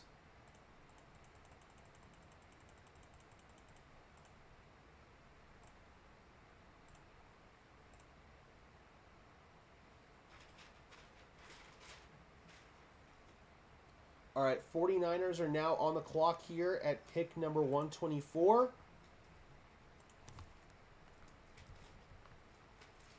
And we got a safety off the board. Malik Mustafa out of Wake Forest. 49ers do have a little bit of a need at safety with Talanoa Hufanga coming off of a torn ACL. 5'11", 270 pounds, or 207 pounds, a little bit of a smaller body. Tone setting, skill set, and mentality as a throwback strong safety. He does not have the fluid or long speed to be relied on in single high rolls, so he's more like somebody you have to put down in the box. You can't really have him as a single high safety at this point. So he's somebody that you can just draft, develop, and see if you can get somewhere with him as like a blitzer or something like that. So Malik Mustafa comes off the board right here to the San Francisco 49ers at number 124. I can't have any faith in Dulcich, and it's not anything to do with him on the field. The dude cannot stay healthy.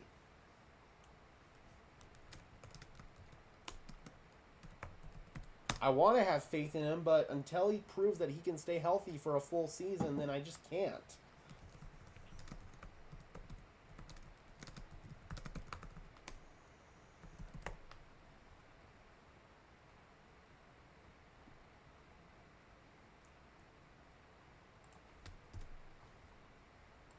Yep, I can't, at this point, put any faith into Greg Dulcich until he proves he can stay healthy for one full season. And even last year when he was healthy during training camp, you guys forget Adam Troutman was technically the starting tight end over him. Adam Troutman was named tight end 1.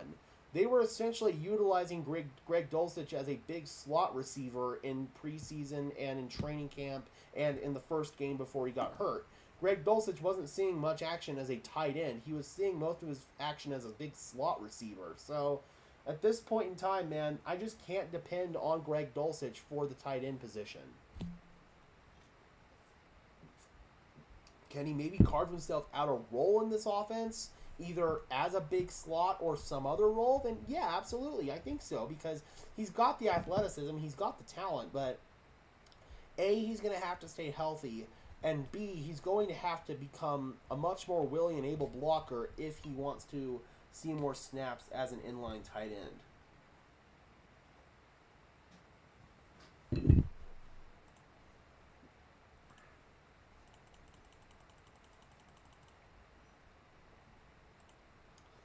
So yeah, Greg Dulcich, I really hope that he proves us wrong here. We got to trade, boys. We got to trade. The Detroit Lions are coming up with the New York Jets at number 126. We still don't know who the Tampa Bay Buccaneers are taking at 125, but the Detroit Lions traded up with the New York Jets at 126. Ouch. There goes Bucky. He's gone. The Buccaneers just took him. Bucky to the Bucks. Number 125 overall. That sucks.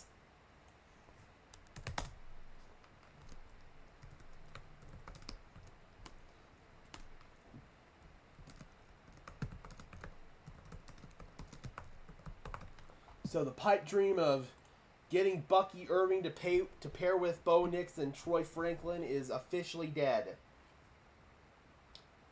And now we got the Detroit Lions on the clock here at pick number 126.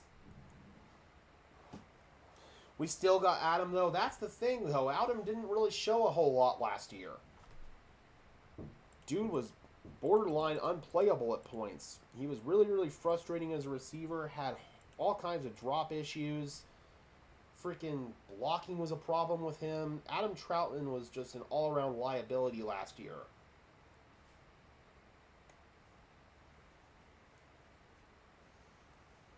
Yeah, no, I'm sorry. I was not a big fan of them re-signing Adam Troutman to begin with.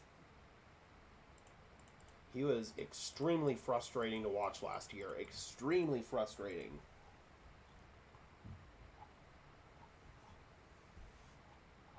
But clearly Sean Payton likes him. That's what matters at the end of the day.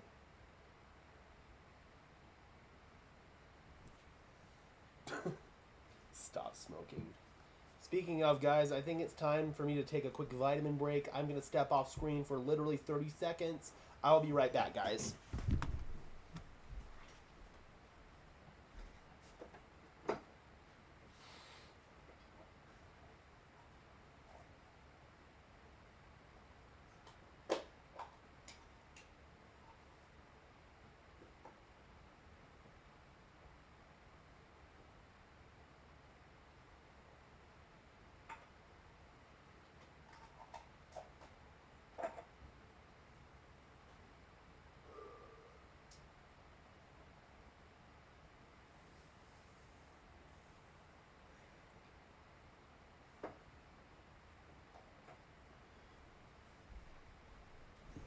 Did my cable just go down?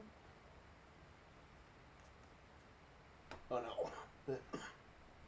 There we go.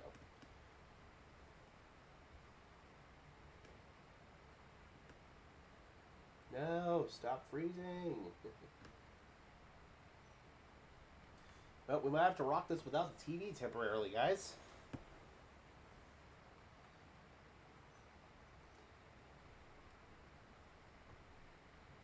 Hey now, kids, keep it civil in the chat, please.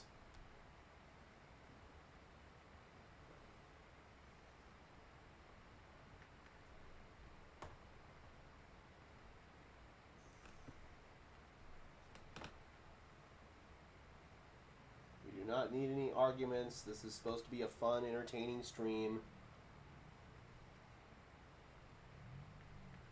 Yeah, we're experiencing some bad weather here. I'm wondering if there's snow on the satellite dish.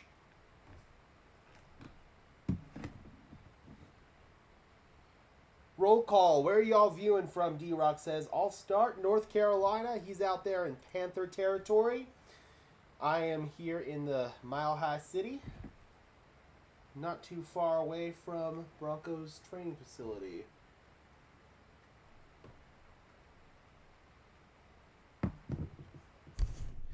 Give me 1 second here, guys.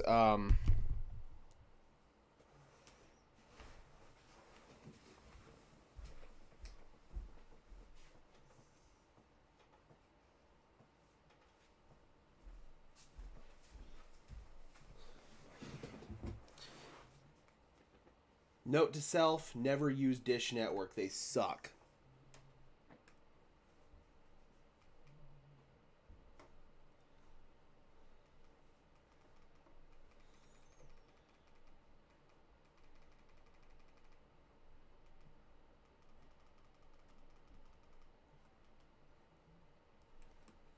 Yeah, Dish Network absolutely sucks.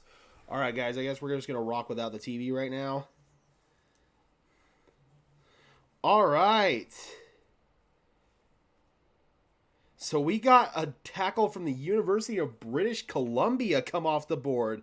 Giovanni Manu. Not going to lie, don't know much about Manu, but you got a tackle from the University of British Columbia. That's really cool. That is really, really cool.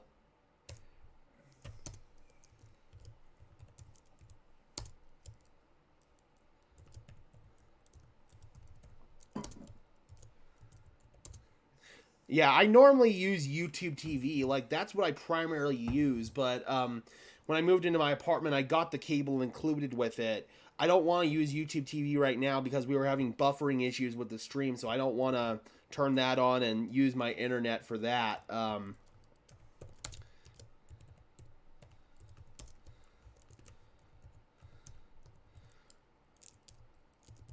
Okay, there we go. Yep, so I guess we're just going to rock without the TV. That's fine. Because I don't know what is going on here. It's got to be snow on the satellite dish or something like that.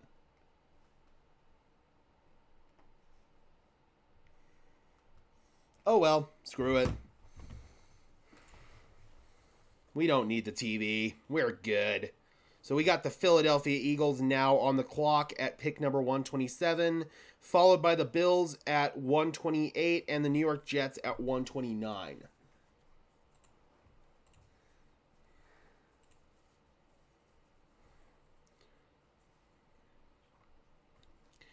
And the Eagles go with Will Shipley. So they take a running back here. We might be starting to see our run on running back. So Will Shipley, the running back out of Clemson, 5'11", 205 pounds, 21 years old, can bring a lot of versatility to a team as a runner, receiver, and special teamer. He's elusive and quick with a skill set fit for a zone blocking scheme, but right now his lack of strength and power hold him back from being a true offensive weapon.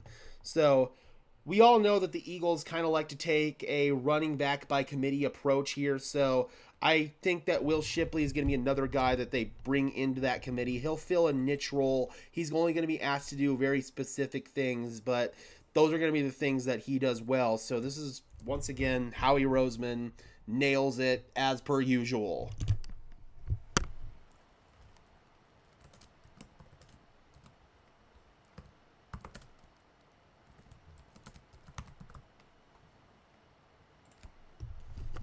All right. Oh.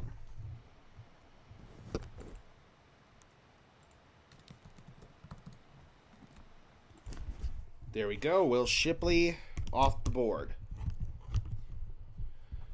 So now we've got the Buffalo Bills on the clock, followed by the New York Jets and the Baltimore Ravens. And then after that, we're going to kind of start getting into compensatory picks a little bit here. Once we get past the Philadelphia or the Kansas City Chiefs at number 31, or would it be Philly at 32 to end like the normal rounds, and then we get into comp picks? Yeah, it would be 31 at Kansas City, because after that, it's compensatory picks to the Eagles, the Chiefs, the Jets, and the 49ers. We missed out on Bucky. I thought he was very similar to Alvin Kamara. We got a very deep running back room, though, and I still believe they're going to add to that room. We did lose out on Bucky, but I do feel like there are some really good players available. Isaac Guerrero, the guy out of Louisville, is one guy that I really, really like. And here we go. We do indeed have a run on running backs right now, because we've got Ray Davis, the running back out of Kentucky, going off the board at number 128 to the Buffalo Bills.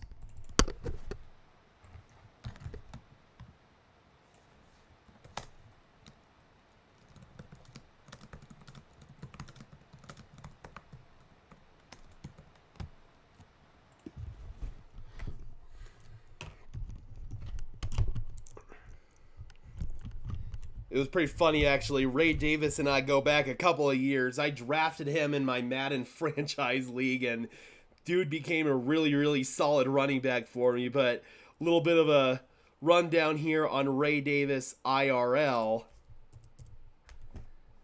Coming out of the University of Kentucky, he is 5'10", 216 pounds. Affects his overall speed because he doesn't have the longest legs in the world, but he's able to generate nice power with that legs. Good footwork, really good step, really good vision.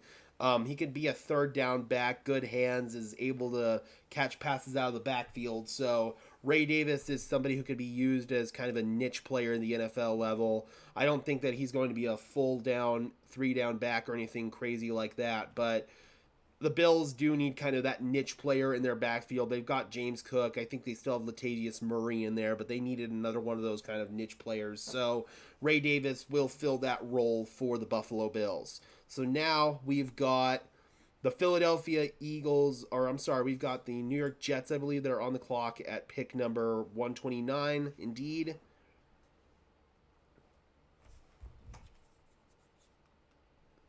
Michigan governor getting booed like the commissioner. That's hilarious. I can't wait until football season. Me either, man. Me either. But right now we've got a whole lot of excitement with the draft, so it's absolutely awesome. All right, so Will Shipley and Ray Davis come off the board in back-to-back picks. And San Francisco is trading up with the New York Jets. So the 49ers coming up to 129. We all know that the Niners kind of like to add these mid-round running backs. So maybe that's something we could be looking at here. It's interesting that they traded up if that's what they were going to do. So maybe they're going to go in a different direction.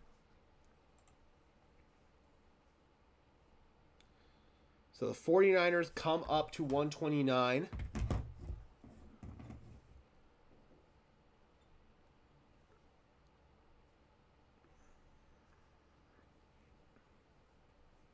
We don't have the compensation yet for it.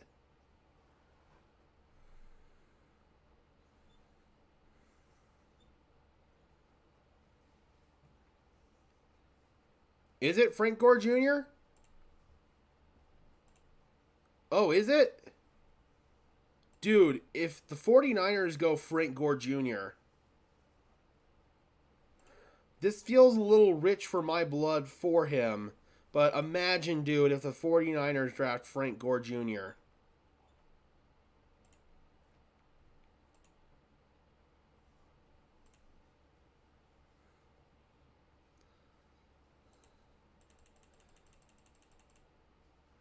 How about them Nuggets, though? Seriously. When's Game 4? I've been so enamored with the draft. I'm not sure when Game 4 is, but they're going to be sweeping them under the rug here this next game.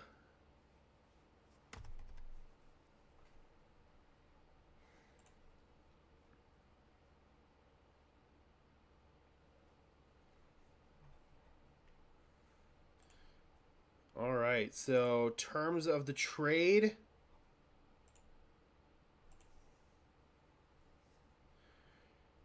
The 49ers receive number 129. The Jets receive number 173 and 176. Oh, it's tonight? Okay. I might be able to catch some of it, depending on how late the undrafted free agent videos and stuff go. I remember last year, right after the draft was over, I passed on watching a Nuggets playoff game to watch the XFL. That's how much of a Oh, no! 49ers just took Isaac Gargiulo, the running back out of Louisville. Oh, crap. I really liked him a lot.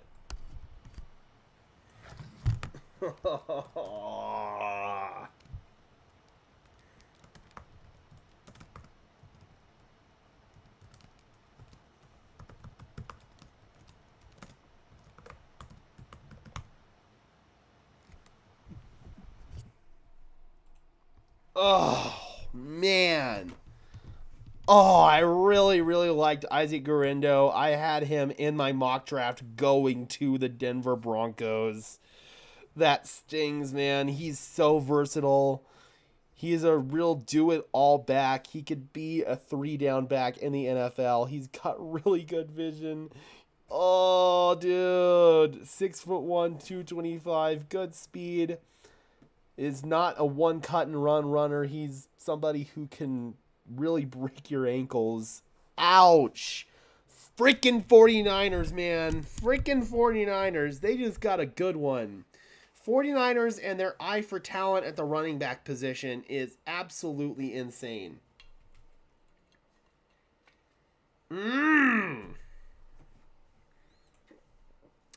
So long, sweet prince. So now the Broncos, man, the running backs are kind of starting to dwindle here too.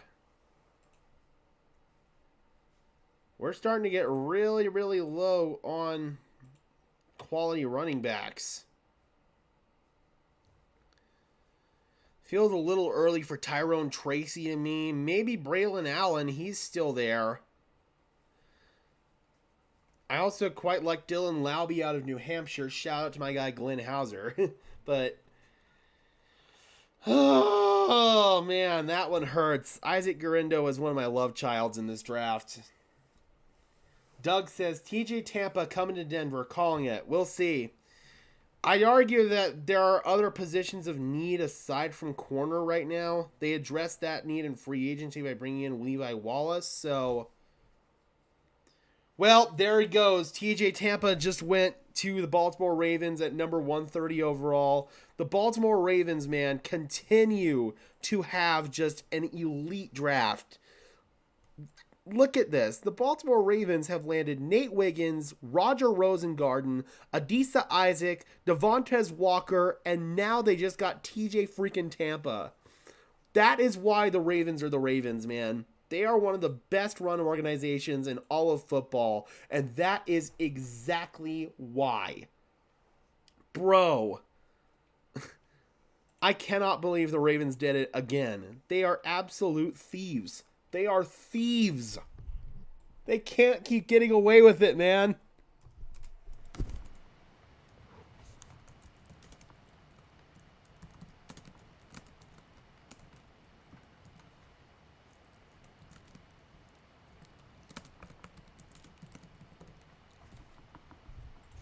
God. The Ravens go from Ozzie Newsome to Eric DaCosta at GM, and there's no drop-off. They continue every single year to have these elite draft classes. Why hasn't Spencer Rattler gotten picked yet? Because Rattler's a very, very volatile quarterback. He has a lot of turnovers. There isn't really anything that he does overtly well. The reason why Spencer Rattler has so much luster behind his name is that he's a former 5-star recruit. If he wasn't a former 5-star recruit, then Rattler would not be in these conversations. The fact that no quarterback has been taken since 12 when we took Bo Nix is very, very telling.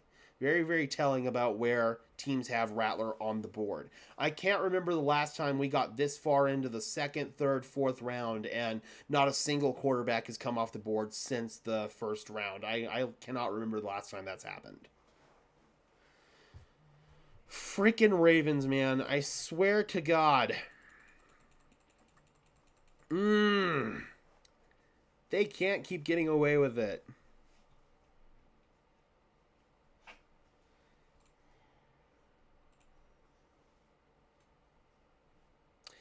Oh!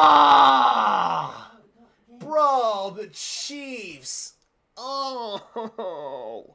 They just took Jared Wiley. Oh, the tight end out of K-State.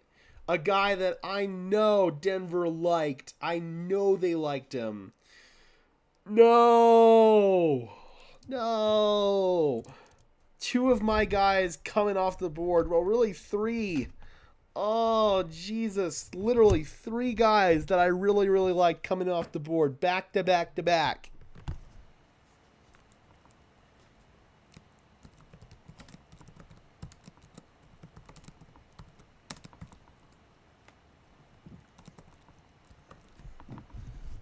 And I'm sorry, I meant TCU, not K-State. Ben Sennett's the K-State tight end. Crap. I really, really, really liked him. And I know the Broncos were interested in him too. So now at this point, there's almost nothing left at the tight end position. We might be actually moving forward with the Broncos' current tight end room at this point. Like, what the actual hell? They're all gone. Jaheim Bell and Dallin Holker are really the only ones left. Maybe Tanner McLaughlin out of Arizona. That's about it, man. Everybody else, no.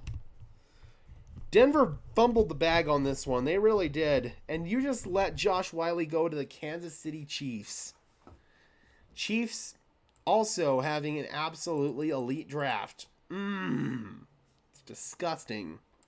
Absolutely disgusting. Philly traded again. Who are they trading with? So Philly trades again.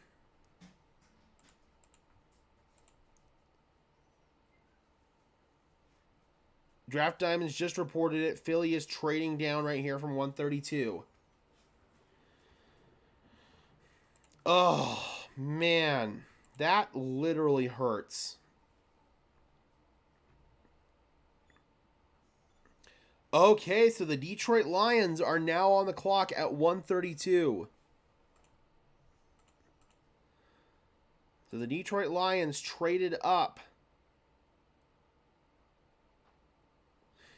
Eagles trade 132 and 210 to Detroit for 164, 201, and a 2025 fourth-round pick. Dulcich and Adam are having a party right now. They are. They definitely are.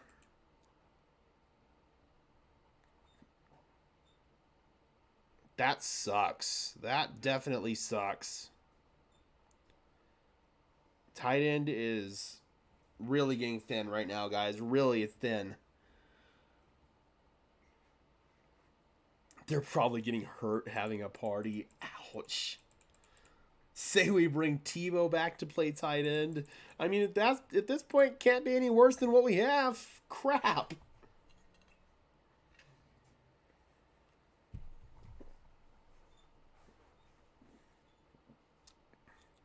And it's sad because I'm half joking, half not. God, that's ridiculous, man.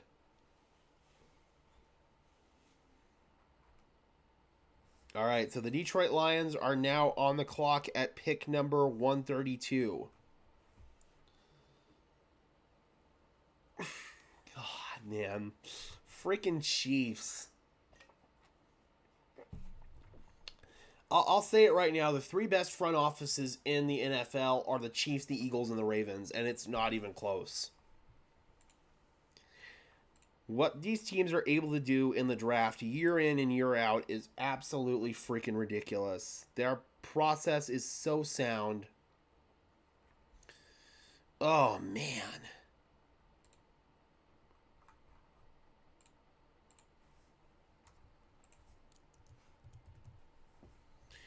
Lions go safety, so Detroit is seriously tripling down on defensive back right now. Sione Vaki, the safety out of Utah.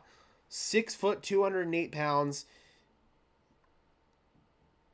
So apparently he played running back, slot receiver, and safety.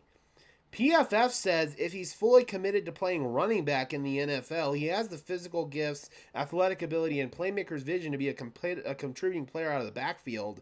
But they also have him listed as a safety right here. So I'm very curious, what is Detroit drafting him to play? If there's anybody out here that's a Utah Utes fan or watched a lot of Utah Utes football, I'm getting ready to watch more of it when I go to really dive into Jonah Ellis. But let me know, guys. What do you guys think of Sione Vaki?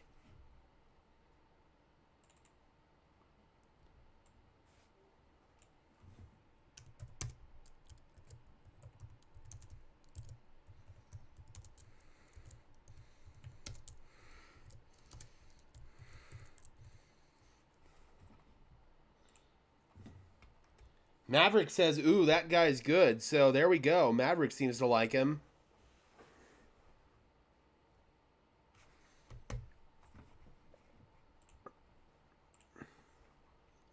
And let's see what we got here. So now we have the Kansas City Chiefs on the freaking clock again because of a compensatory pick. And we've got the Jets on the clock after that, followed by the San Francisco 49ers to close out round 4.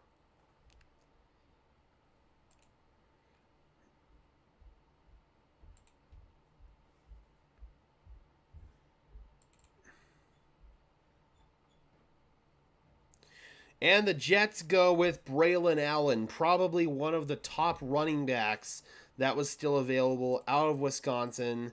So Braylon Allen was a guy who some thought might go off the board earlier than this. He ends up going towards the back end of the 4th round. Braylon Allen comes in at 6'2", 245 pounds, super-sized running back prospect, and will likely be a mid-round pick due to that and his age alone, because he's only 20 years old. But his decision-making and feel for space leaves much to be desired. He feels like somebody who's going to need to take some more time to develop his game, but at just age 20 years old, he doesn't have a whole lot of tread on the tires, which is always a good thing for a running back coming into the NFL. Maverick says, did I just really watch the 4th round of the NFL draft for the first time ever? Yep. Yep, you sure did.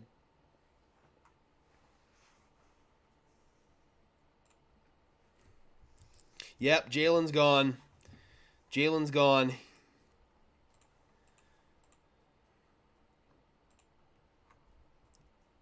Yep. Jalen went to, just remind me again, who did he go to? He went to Miami. They traded up to get him.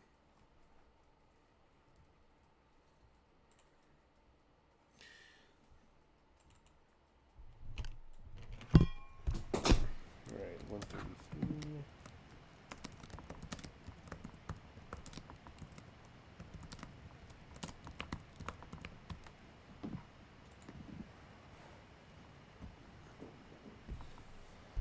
All right, so Braylon Allen goes off the board.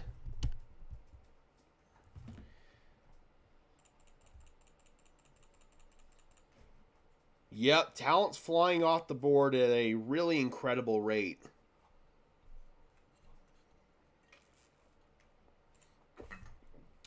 We're having a bit of a run on running backs right now in the 4th round. Also a bit of a run on tight ends as well. This is, again, why I was not a big fan of the Broncos coming up to get Troy Franklin. Because you're most likely now not going to be able to address a more pressing position of need, which is tight end. And that kind of pisses me off, honestly.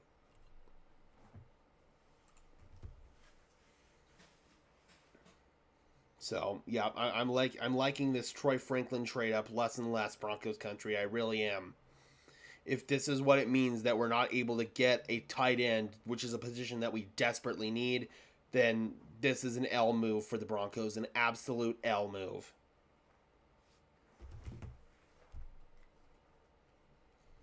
They have adequate resources at wide receiver. They did not need to get a wide receiver at that pick, especially not Troy Franklin.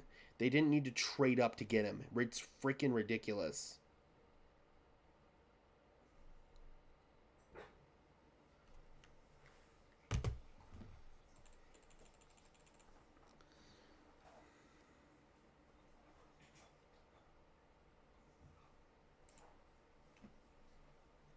Yeah, no, not happy about that at all.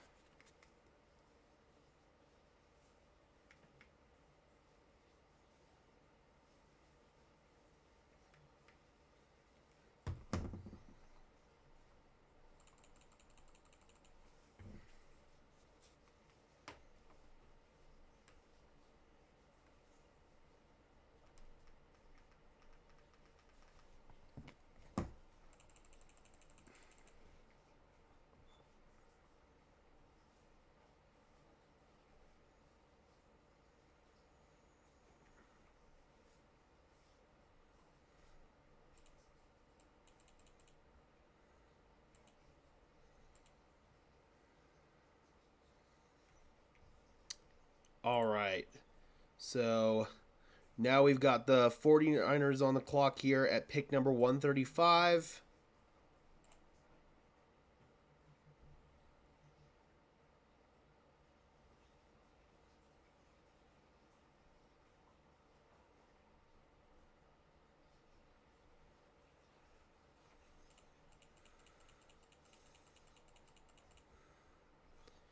I'm still upset that the 49ers took Isaac Guerendo.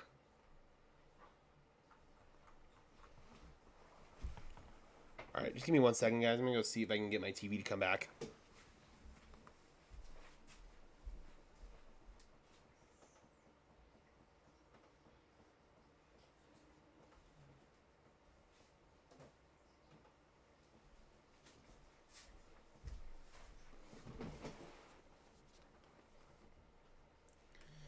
Yeah, it's got to be like snow on the satellite dish or something like that.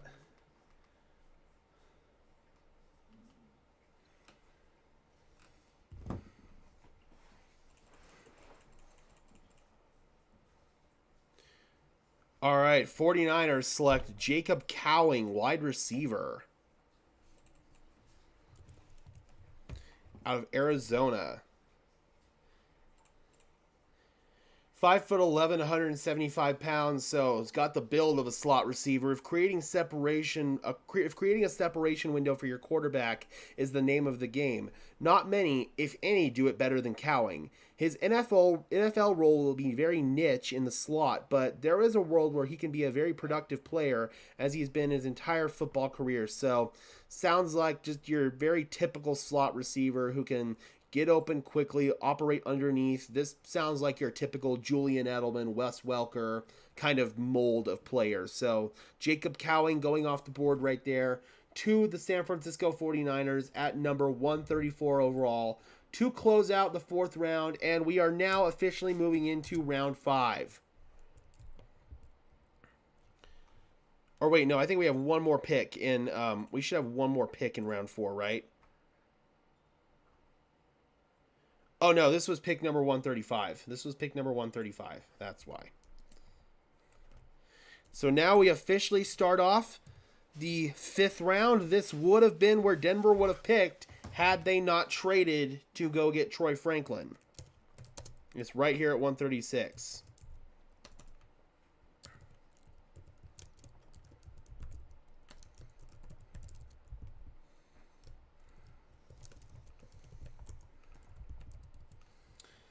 I swear to God, man, if that trade costed you a tight end, then I'm not going to be happy about it at all.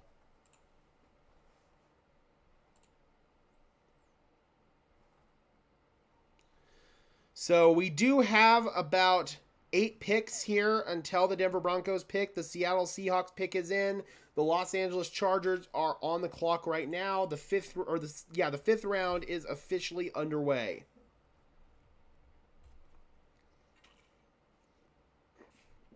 The Broncos have the 10th and the 12th pick here in the 5th round.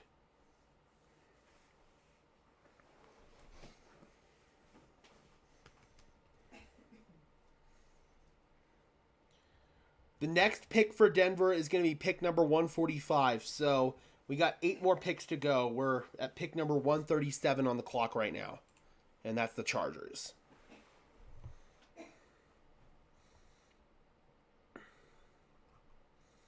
Johnny Wilson is still on the board, and I suggested earlier that maybe some team out there could view him as a tight end.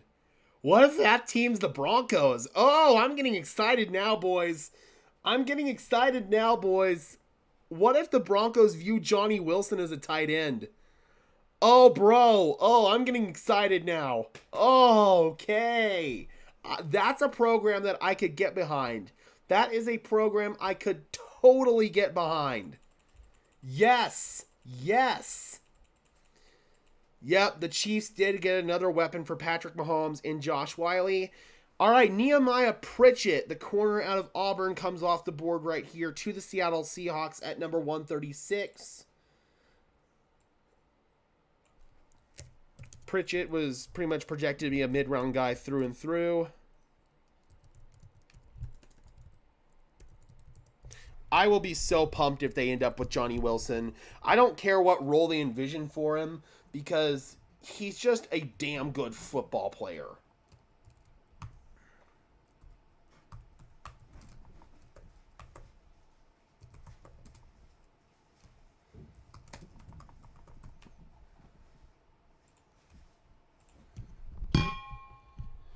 So, guys, as we start to get closer to the Denver Broncos pick that I am definitely thinking about, do include Johnny Wilson for sure.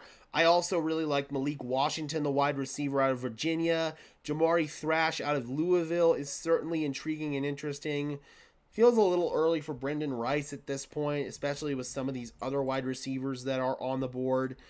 As far as pure true tight ends are concerned, there's really not a whole lot available, but maybe you could still target a Jaheim Bell or a Dallin Hulk or maybe a Tanner McLaughlin. There's maybe some depth to be had there. Interior defensive line, unless you really like somebody like a Christian Boyd right now, Mekhi Wingo is still available.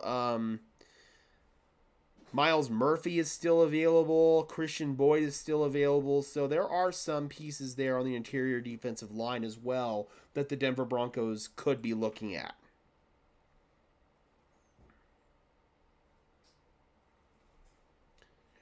There's also Austin Booker, the edge rusher. Chris Abrams-Drain, the corner. That's another one of my guys that's still available. So I do think there's some really good talent that's going to be available for the Denver Broncos here. So we are now officially moving into round 5 with the pick number 136 that Denver traded to Seattle. They took Nehemiah Pritchett, the corner out of Auburn.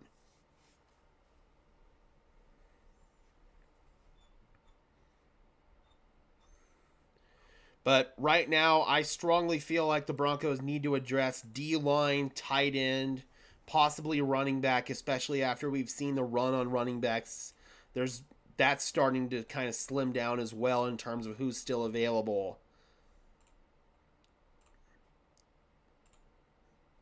In fact, I'm actually going to go ahead and reload this PFF board so I can make sure all the guys who are no longer on the board are still gone. Blah, blah. There we go.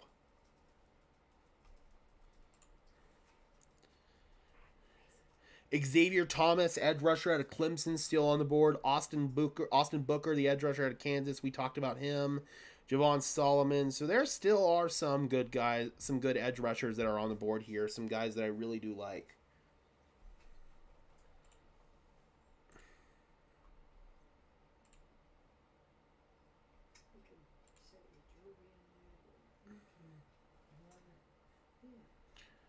All right, we're still waiting here on the Chargers to make their pick at 137. It says the pick is in for them. After that, it's the Arizona Cardinals at 138, the Commanders at 139, and then the Chargers again at 140.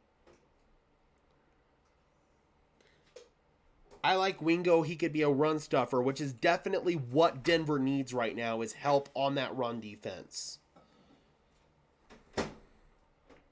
So, yeah, Wingo could be a very possible candidate as well.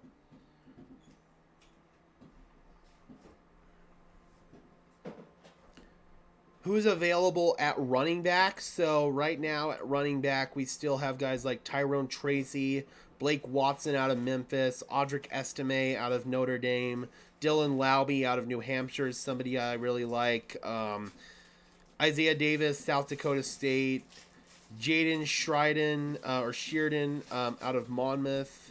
I've heard a little bit about him, but he might be a little bit more of a later round guy. So yeah, it's starting to get a little bit of thin pickings here. The running backs really all started to go off the board in the 4th round. From the little bit of film I've seen from Wingo, I have not been impressed.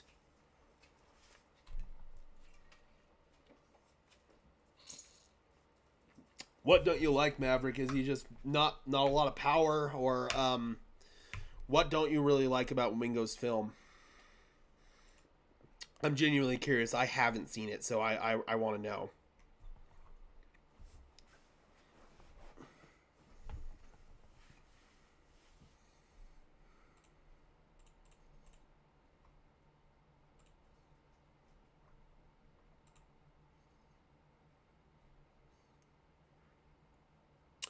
Chargers go with Tarheeb Still, corner out of Maryland at number 137. That is interesting.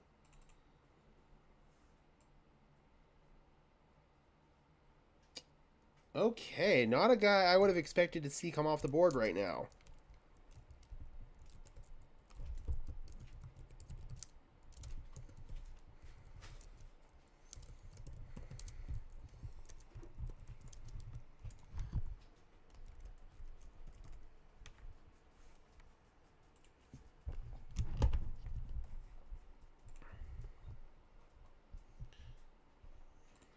Okay. Yeah, Tarheeb Still. I don't know about that one. They might not draft Spencer because of a reality show in high school, or they're not going to draft Spencer just because his tape's not that impressive.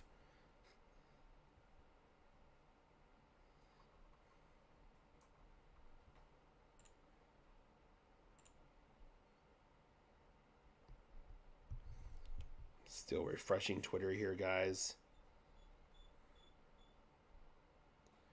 Who got Blake Corum? The Rams got him yesterday.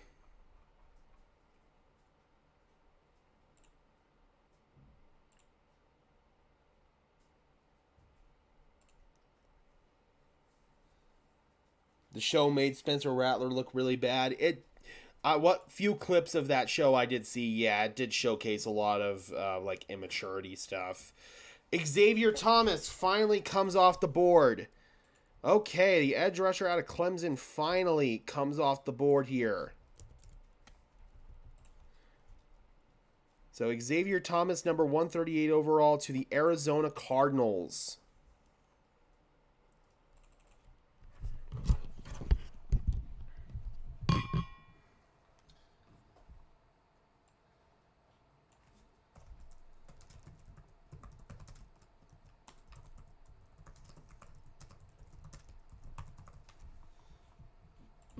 So as far as Thomas is concerned, he's a true low floor, high ceiling prospect. He's 24 years old, so I think that that's one of the things that maybe detracted him from some teams out there. But the Cardinals need some pass rush help, so I can definitely see it making some sense for them. 6'2", 255 pounds. So I definitely think that makes sense. I thought that Thomas would go a little bit higher than this, honestly. So yeah, it seems like pretty good value. We got Bobby Bottoms in the house saying, hey man, just got out. Who did we get today? So we got Troy Franklin, the wide receiver out of Oregon. We traded up to get him. And now we're getting ready to pick here at 145. We're currently at pick number 139 on the clock with the Washington Commanders. So Denver will be picking probably within the next 15-20 minutes here.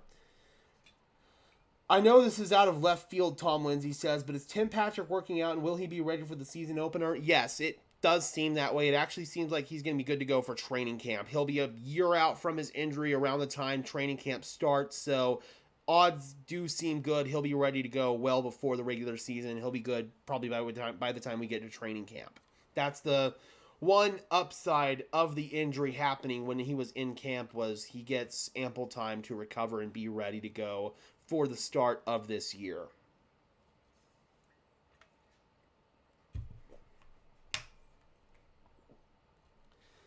I hope we get a good tight end if we're left. Unfortunately, there was a big run on tight ends in the 4th round, and it's pretty slim pickings right now. There's not a lot left. Right now, if we look at the tight end board, Jaheim Bell out of Florida State, Dallin Holker out of CICO, and Tanner McLaughlin out of Arizona are really the only guys that are left. Denver decided to trade down or to trade up to get Troy Franklin, and they gave up pick number 136 to do it, which I was not a fan of. That was where assets that they needed to probably come to get a tight end.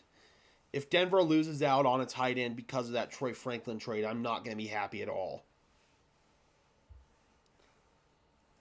You could see Nixon Franklin having the Stroud and Tank Dell connections. Boy, I hope so, man. Because the Broncos basically burned a draft pick to go get him when we had more pressing needs. Yeah, man. I don't know. That Troy Franklin pick is one that really is going to take a lot of convincing for me to change my mind on. I desperately hope I'm wrong. I really do.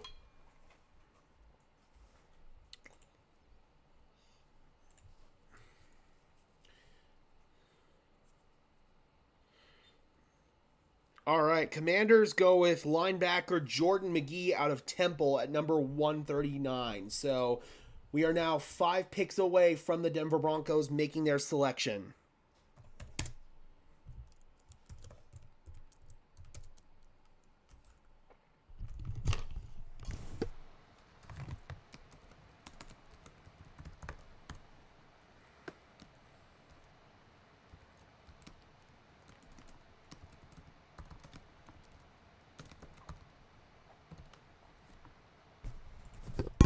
We all know how much Dan Quinn values his linebackers, and he gets another piece right there to add to the fold.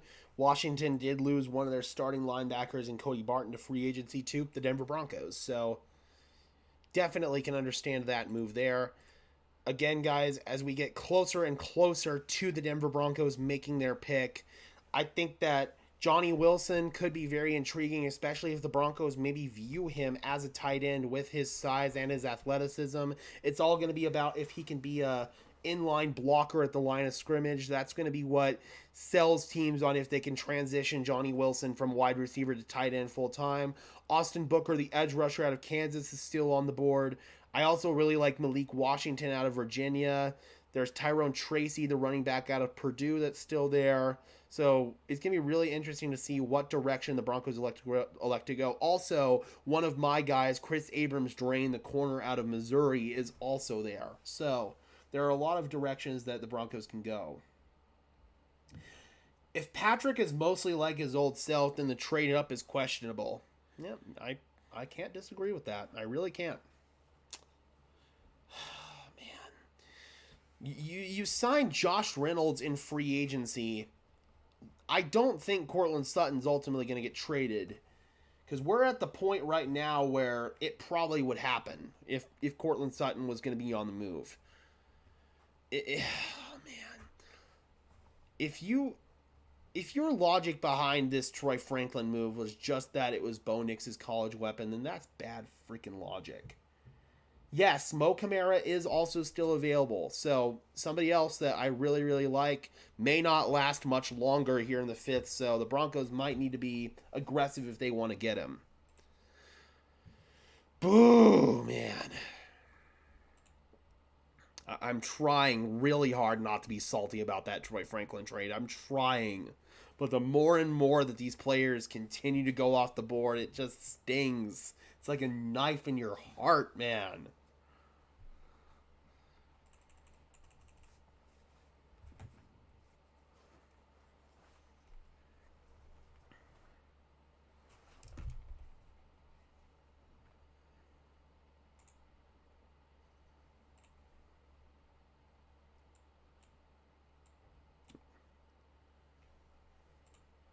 Tom says, Washington, please.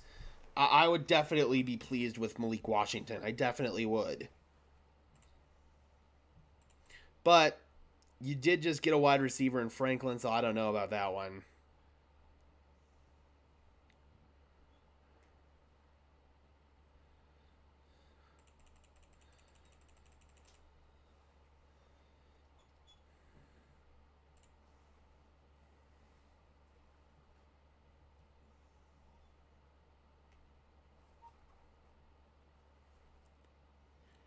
Tim Patrick is made of glass, so the Troy Franklin trade is an insurance policy.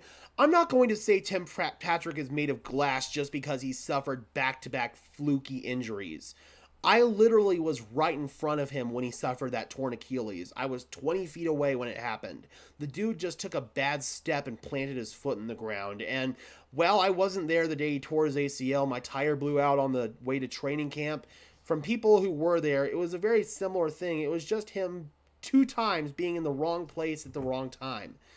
You can't just sit here and say that he's made of glass. He had no history of those injuries in the NFL prior to that. Yeah, he had one in college that was pretty significant, but you can't sit here and say Tim Patrick is made of glass just because he suffered back-to-back injuries. You can't. I'm sorry. I'm not going to allow that.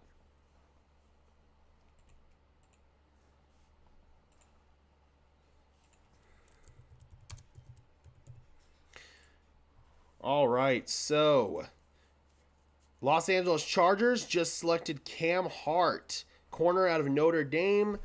So he comes in at 6'2", 207 pounds. Ideal length and experience to play as a mid-off-round coverage corner in a zone-heavy system. What the hell? Oh, it's the TV. It's trying to come back. I was like, what the hell is that noise? All right, so Chargers go Cam Hart at pick number 140. We're now just 4 picks away from the Denver Broncos making their selection.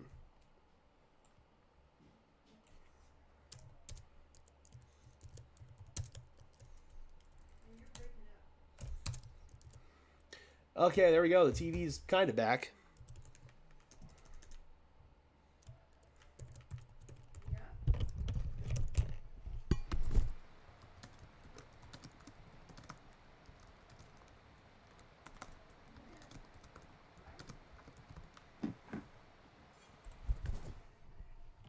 Man, I'm kind of bummed. I thought they were going to grab a tight end. There were some really good ones left, too. Yep, there were. And you probably could have gotten one if you didn't trade away that 5th round pick. We'll mute the stream once again when the Broncos pick. Sounds good, man. Sounds good. All right, knock it off. I need it. We'll be picking. There's only one team between us at 145 and 147, and that's the Titans at 146. So maybe you want to mute for the whole thing. I don't know. I'm really high on Patrick. He can be awesome. If he can showcase that he's back at the level that he was or anywhere close to it pre-injury, then that's good news for the Broncos, man. Tim Patrick was incredibly underrated pre-injury. Knock it off, cowboy. All right. So, again, guys, there are still some really, really strong options on the board, but at various positions where the Denver Broncos do have needs, tight end, starting to drop like flies, man. Meanwhile, the Bills get their likely starting center in the future out of Georgia center Cedric Van Pran Granger.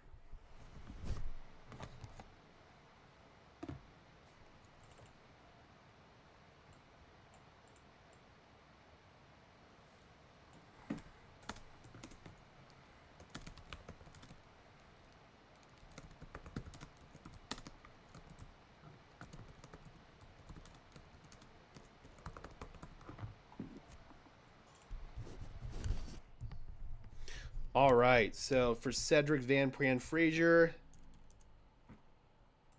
Granger, excuse me,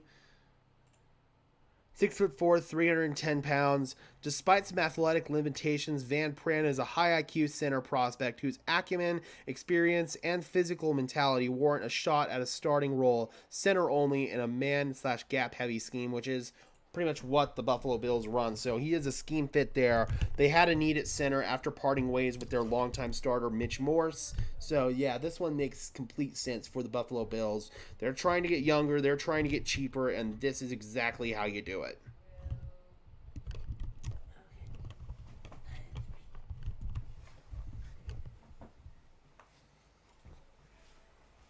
All right, we got 44 people in the house as we get closer and closer to the Denver Broncos making their 2 5th-round picks. One thing is for certain, man. Troy Franklin is excited to get to work. He's already tweeted out a welcome message to Broncos country. So, Troy Franklin seems to be a guy who is committed to this, which is really, really good to see.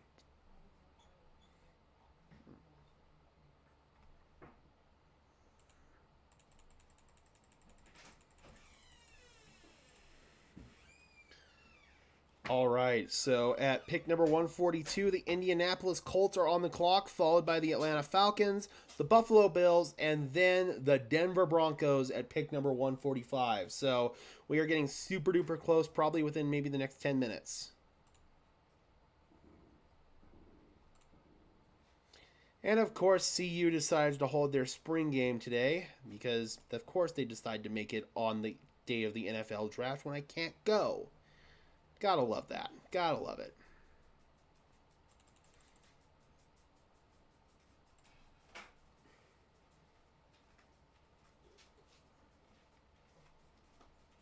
All right, says the pick is in on TV for the Indianapolis Colts.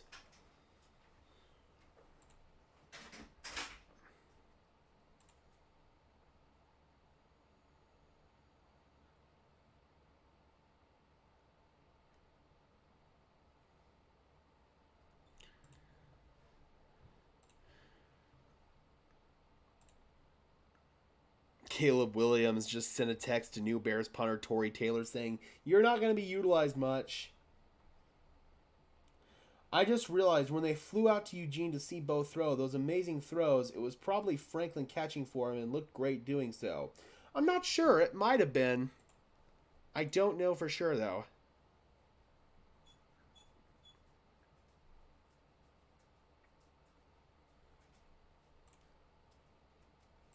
All right, so we got Atlanta, Buffalo, and then Denver. Let's see who Indianapolis wants to go with. Overall, I think Indianapolis has had a pretty sound draft.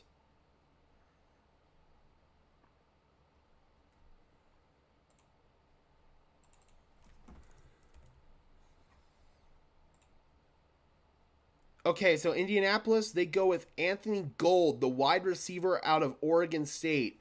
Very small guy, 5'8", 172 pounds, 23 years old. So without a doubt, slot only in the NFL. There's no way you could put a 5'8", 172-pound guy outside.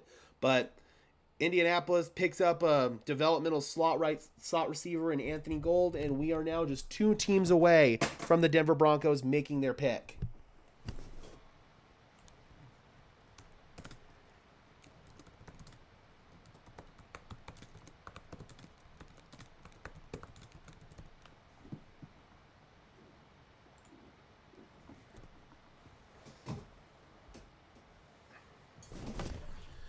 All right, Broncos country, as we get closer and closer to the Broncos making the pick, what position do you guys feel like the team is going to be targeting here? And who do you guys feel like they might select if one of your guys is still available? I'm very curious, again, if maybe they're viewing Johnny Wilson as a tight end prospect at the NFL level. He's got the size and can certainly do it at a really high level.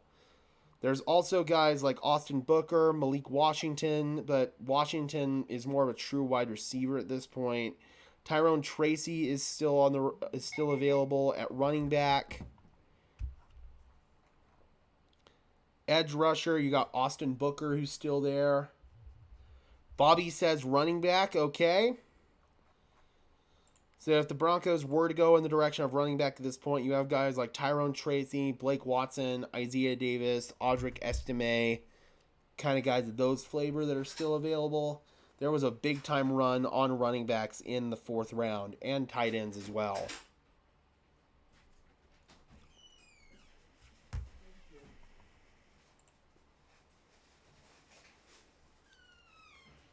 All right, Atlanta Falcons are now on the clock.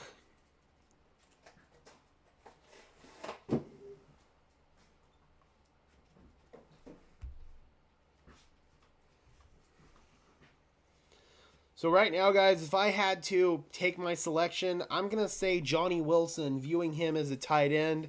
That would be an ideal scenario, I feel like, for the Denver Broncos. I would also say that at this point, if you could land really the only other worthy tight end that's still available in Jaheim Bell, that's also possible. Big body for a tight end, but could also be a wide receiver. Yeah, I mean, Johnny Wilson's a guy who you could utilize at multiple different areas.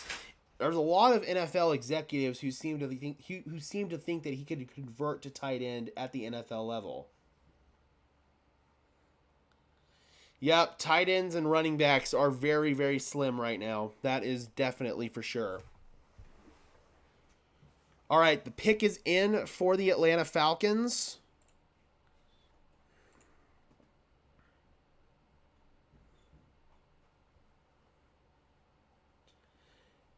Any tackles still on the board that we need? Not really. All the tackles went off really, really early in the draft.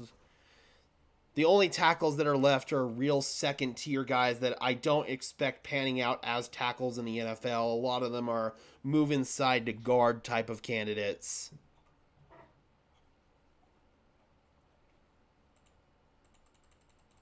Yeah, I don't think Denver is getting a tackle this year.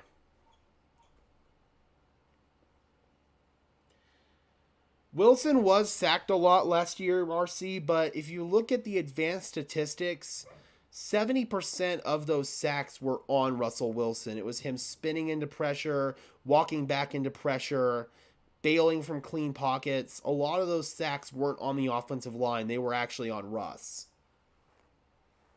Our offensive line actually played really, really solid football last year. They just were limited and hampered by their quarterback.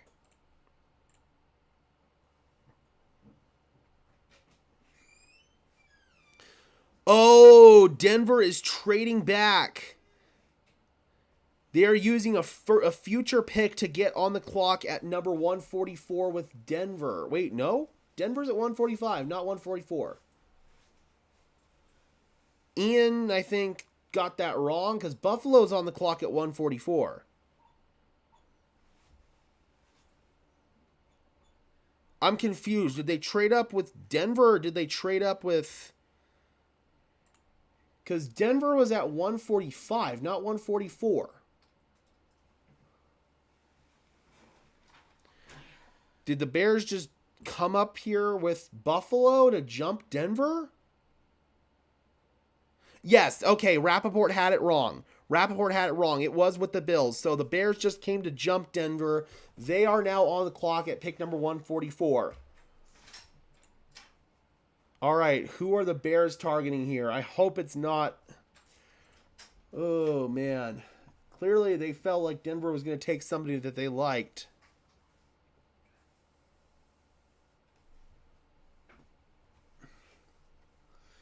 Okay, so Denver did not trade down. Buffalo did. Meanwhile, Atlanta takes JT Bertrand, the linebacker out of Notre Dame. Or JD Bertrand.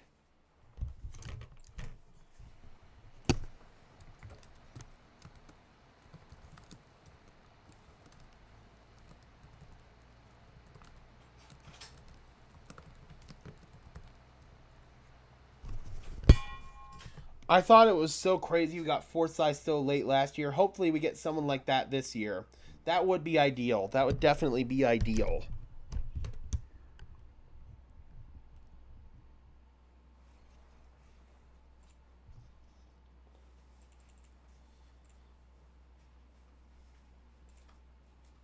Mo Camara's still on the board. The Bills landed a 2025 fourth rounder from the Bears who have no more picks.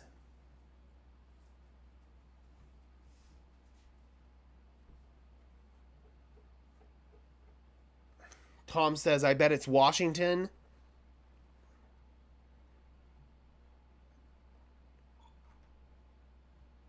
Oh, boy.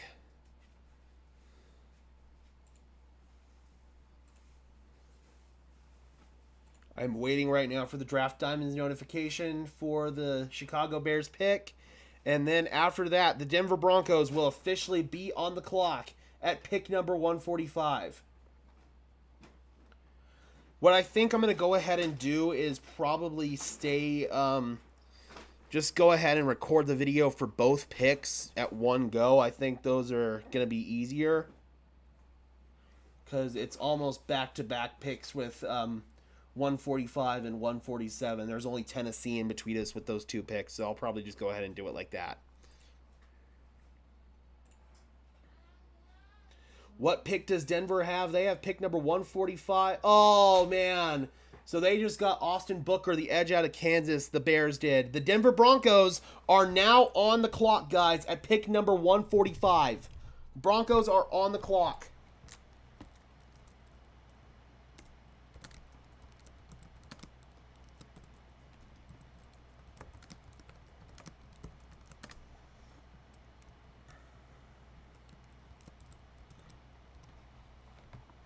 All right, Austin Booker, we're on the clock, guys. The Denver Broncos are on the clock. And as you guys know by now, we will be spoiling the pick as soon as we have it on Twitter. The Denver Broncos on the clock. Maverick says, mute time for 145 for 147. All right, man, do what you got to do.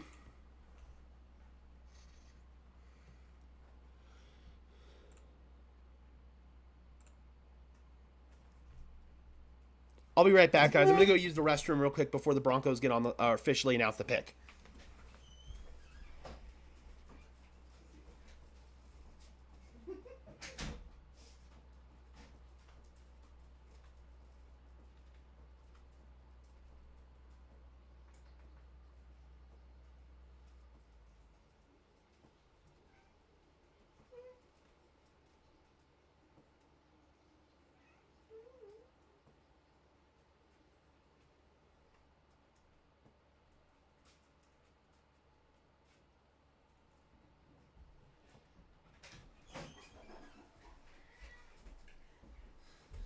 Okay, so just like Tom Grossi peeing for the D, I just peed for the Broncos to have a good draft pick. Let's see what we got. No, we did not trade back. We did not trade back. But we are on the clock right now, guys.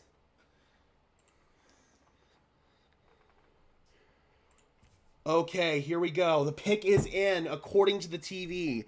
The Broncos pick is in. As soon as I have it, I will give you guys a couple seconds to mute, get out of the stream, do whatever you guys need to do. I'll be starting the video, going into video making mode, and I'll be staying in video making mode while we make both of these picks. So that's going to be my game plan. Once I get the pick announced here, I'm refreshing Twitter like a madman, waiting for it to come in. All right, here we go, guys. Bears jumped us, got an edge, and I don't know why they needed to do that. I don't think the Broncos were going to take Austin Booker right there, but you never know. So we are still waiting for the pick to be announced. It says the pick is in.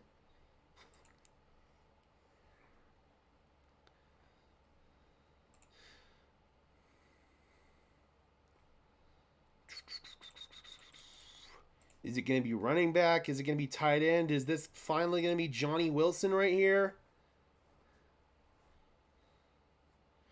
Yes! Yes! Yes! They got one of my guys! The pick is in, guys. I will give you a minute before I officially announce it, but I couldn't contain my excitement there.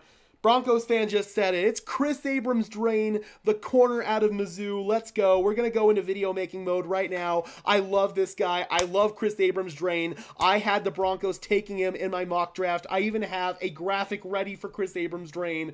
Let's go. Let's go. Let's go. We're going into video making mode right now, guys. All right, Broncos country, here we go. The pick is in. The Denver Broncos make a selection at pick number 145 overall, and it's a selection that I absolutely love. Chris Abrams-Drain, defensive back, corner out of Missouri. He can be utilized both on the inside and the outside. I absolutely love this pick. Chris Abrams-Drain was one of my guys in this draft. I actually had the Broncos taking him in my mock draft.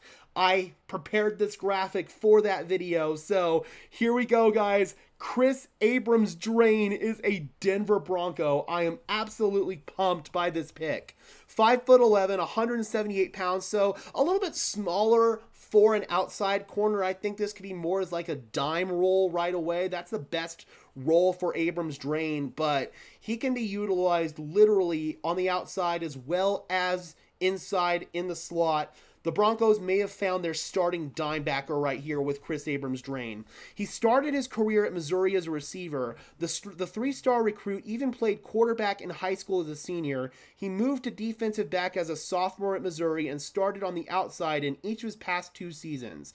He has a ton of ball production, 7 interceptions, and 4 forced incompletions since 2021. Abrams-Drain is a good overall athlete with adequate long speed and recovery speed, fluid hips, and an explosive first few steps out of a change in direction. His weight is on the lower side, which is why you won't see him in press coverage much, but he did do it at Mizzou quite a bit. But he does work great from off coverage from zone, which is what Denver likes to run. That's what Denver has historically run with Vance Joseph, with Vic Fangio over these past few years, but they did transition to more of a man coverage team towards the latter half of the season when we saw those big turnover bouts for the Denver Broncos last year. When I say I love this pick, guys, I effing love this pick. Like, this is about as good a value as you could get for a player of Abrams-Drain's quality. He had an 89.9 PFF coverage grade last year, 12 forced completions, 9 coverage stops. He did have 5 missed tackles and 2 dropped interceptions, which is not great, but 82.1 man coverage grade, 78.4 zone coverage grade. Let me tell you what, man. The Denver Broncos got a really, really incredible value here with Chris Abrams-Drain. He's going to be a guy who's going to be an impact player for the Broncos for several years to come. I genuinely feel that. His 40 time, I don't know off the top of my head, but he is very fast and very, very athletic. I really, really like him a lot, man. Looking at his pros, demonstrates a good feel for off-zone coverage, excels at reading quarterback's eyes, has a lot of range in zone coverage, even if he has to flip and turn in the other direction to make a play, shows an impressive ability to flip his hips and get on the horse. Cons, hips don't flip as quickly and as smoothly as you'd want for a slot defender, even though they literally just praised him for his hip flipping. What do you want from there? Like, pick your poison. Does not have the nuances of the position mastered yet, which will come with time. He's very young. Missed times, punches, and press, and gets fooled by receivers, shoulders, and fakes. Didn't miss many tackles, but when he did, it was due to a lack of strength, and that's understandable. He's only 178 pounds. He's not the biggest frame in the world. But, dude, again, I'm really happy with this. I'm really happy with this. The Tennessee Titans have made their pick now. So there's one pick between us, and now the Denver Broncos are back on the clock. They go with Jarvis Brownlee, cornerback right there. So the Denver Broncos are going to have a really, really solid pick here coming up. Oh, man, I'm really, really happy about the Chris Abrams-Drain move, though. Let me know in the comments down below, Broncos Country, how you guys feel about this. And until next time, guys, I'm your host, Gage Madrid, saying peace out. All right, we're just going to do two separate videos here. We're just going to do two separate videos. I think that's going to be the easiest way to do this. So Chris Abrams-Drain is now a Denver Bronco. I absolutely love this. Tom says, tell us if you like the pick, right? Seriously, I was over the moon with that. Absolutely over the moon. So we are now waiting for the Denver Broncos to make their next pick here. Oh, sorry, wrong. There we go, that's what I want. Okay, skinny Big Burger, I don't care. That was a long-ass time ago, my friend, and if you really wanted to take a jab at us, you could have taken us Russell Wilson jab. All right, we are back on the clock, baby.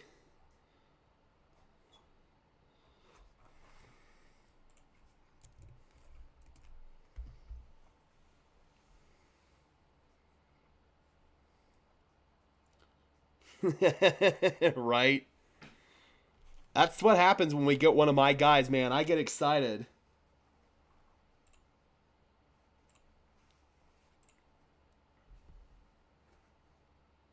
All right, the second pick is in for the Denver Broncos. I'm getting the Chris Abrams-Drain video up right now. Second pick is in. Let's see what Twitter's got for me.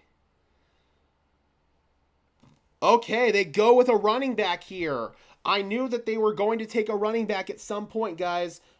With the 147th pick in the 2024 NFL Draft, the Denver Broncos select Audric Estimé, running back out of Notre Dame. Let me go ahead and go in video making mode for this one, guys. All right, so the Denver Broncos, after just selecting Chris Abrams-Drain at 145, back on the clock at number 147 overall, and the pick is in, Broncos Country, with the number 147 pick in the 2024 NFL Draft. The Denver Broncos select Audric Estimé, running back out of Notre Dame. This is a really, really interesting move. I knew the Denver Broncos were going to take a running back at some point in the draft, and with this massive run on running backs that we saw here in the fourth round especially, the pickings were starting to get a little bit slim. Estimé was probably one of the better options that they had available on the board. So if we come over here and take a look at Estimé's PFF profile, he has a power profile that should yield some sort of committee work at the NFL level, as he is built for it, but his lack of finesse and speed likely pigeonholes him as a short yardage specialist. So this could very easily be almost like a similar prototype to a Javonte Williams in the sense of being a power runner. 5'11", 227 pounds, so I believe a similar build to Javonte as well. At nearly 230 pounds, Estimé is tough between the tackles. Once he gets up to speed, he's a load to bring down, especially since his big legs continue to churn after contact for an impressive yards after contact rate.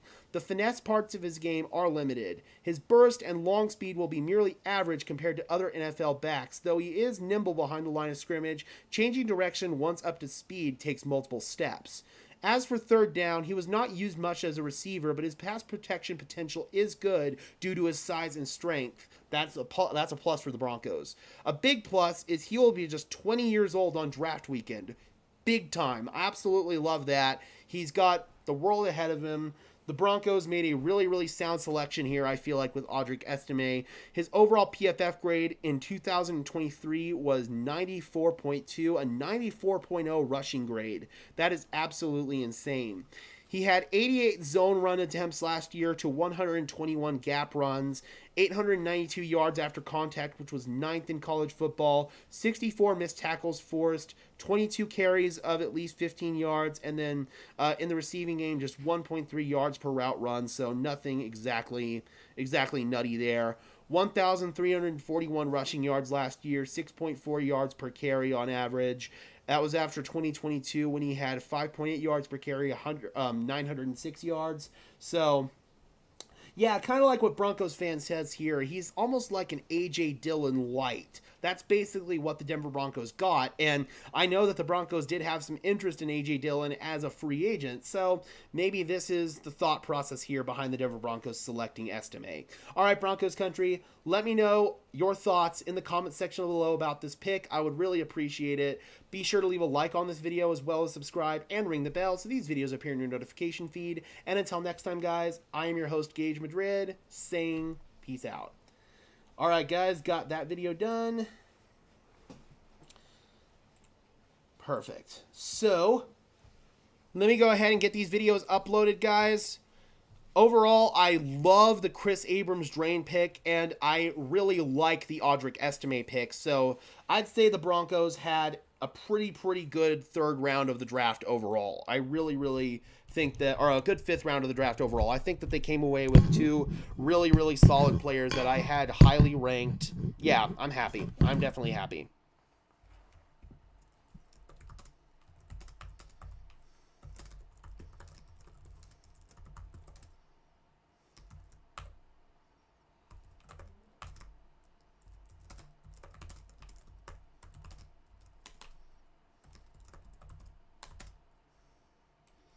Abrams-Drain was 145 overall.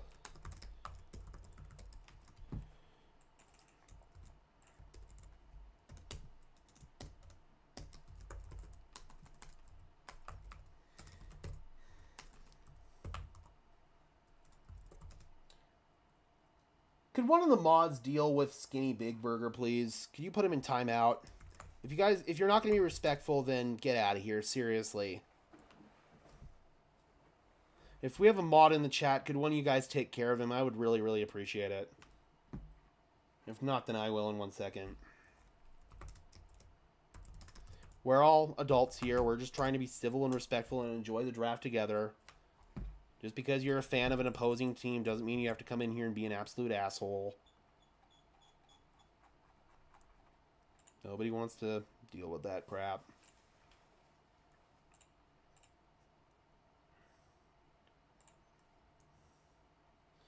Maverick, I will change that in 1 minute. Just let me deal with this video. You've been an awesome member of the community for a long time. It's time for you to earn your modship.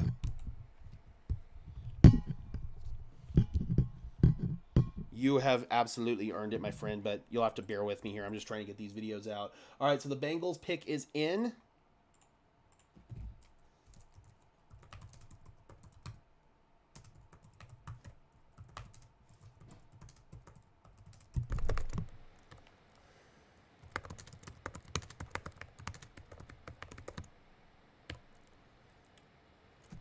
All right, so the Bengals go with Josh Newton, the cornerback out of TCU.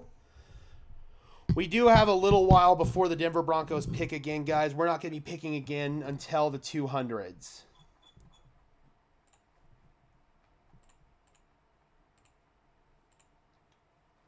Yeah, absolutely, man. You've been an awesome member of the community for a very long time. You have absolutely earned that right.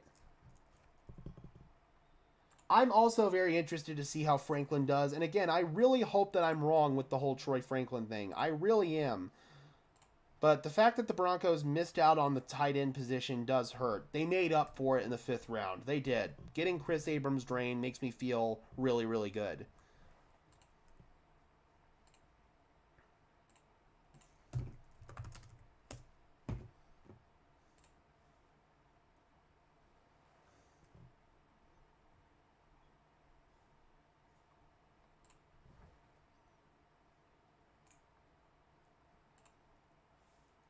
I would take a project tackle right now. I don't know who's really worthy of that at this point. A lot of these guys who are still on the board are like convert to guard prospects at the NFL level. I'm not really sure who'd be worthy of that pick at this point. We may be going another draft where the Denver Broncos don't take a tackle. But it's not the worst thing in the world, in my opinion. All right, the New Orleans Saints are on the clock. The pick is in here at pick number 150.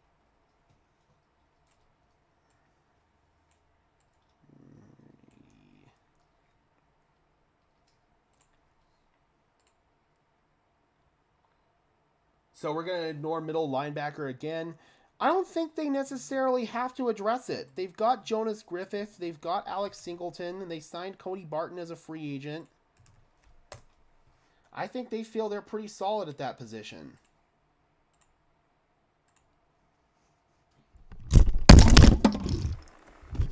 Sean has taken a few late round running backs, and they're always household names eventually. Really excited for this guy. Sean Payton does have a strong history of late round running backs. That is definitely a good point. That is a very, very good point that I think shouldn't go overlooked here at all. Sean Payton has been able to maximize talent at the running back position, even going far back as last year where he got really, really good play out of Samaje Perine, and he got really, really good play out of Jaleel McLaughlin, which in turn made him make the roster as an undrafted free agent. Freight Crum out of Wyoming. I know that would definitely appease some locals here. That would definitely do it. Oh, crap.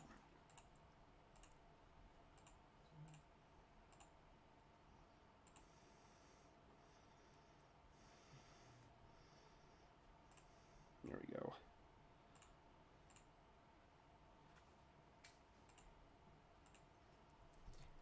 And Sanders too with this new edge rush. I think we're gonna see Sanders at inside linebacker. Yep, I would agree with that as well. I think that the project of Drew Sanders at edge is most likely done.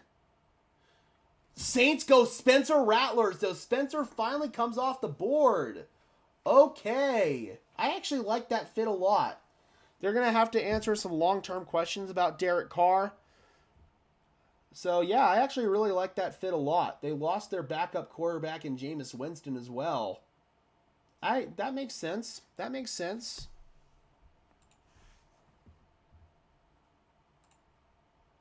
Yep, there it finally is, man.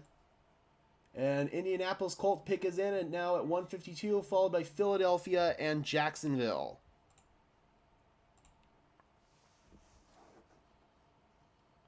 Audric was the #1 running back on a lot of draft boards. I can see why. I can definitely see why.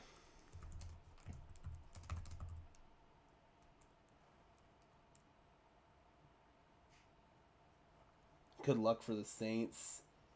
Or good pick for the Saints.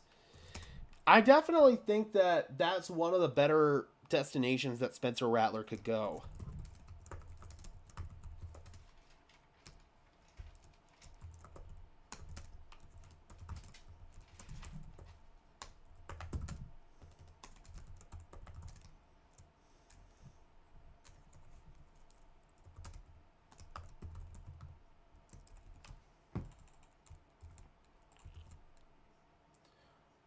I really would have liked Bucky Irvin, but 3 Oregon players might have been a little bit much.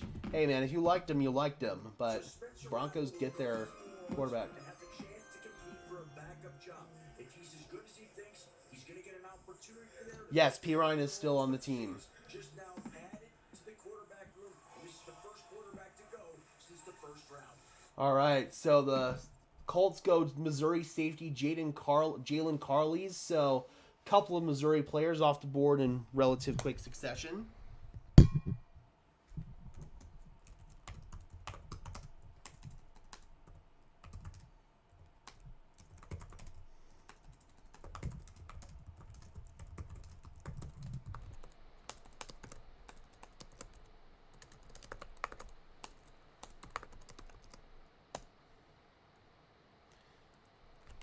Schefter says that Rattler will compete for the backup job. Yep.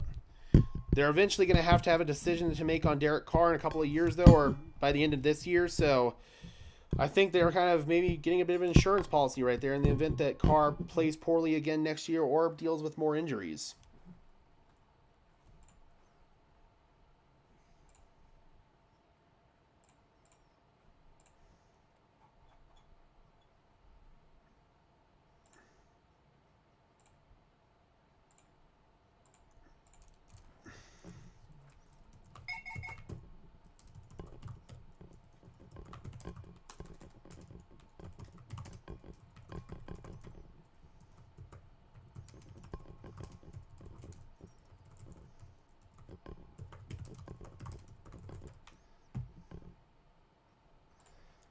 Okay.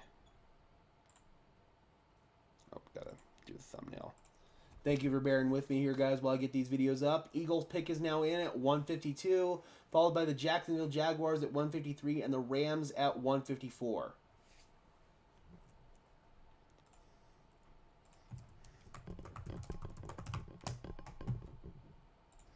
I keep wanting to put a K at the end of Audric Estimé's name. Did Michael Pratt get drafted yet? I would have taken him over Rattler. No, not yet. Rattler was the first quarterback off the board since Bo Nix.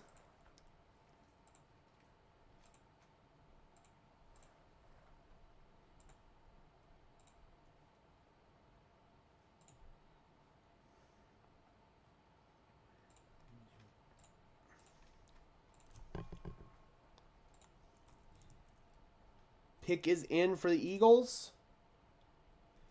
Michael Pratt maybe to Seattle. I could see that. Reports had indicated that Seattle was possibly interested in Michael Penix Jr. Their new offensive coordinator, Ryan Grubb, was Penix's OC at Washington, and obviously he wouldn't have had to have left the city of Seattle at that point. If there's any team out there that would have known him best, it probably would have been the Seahawks.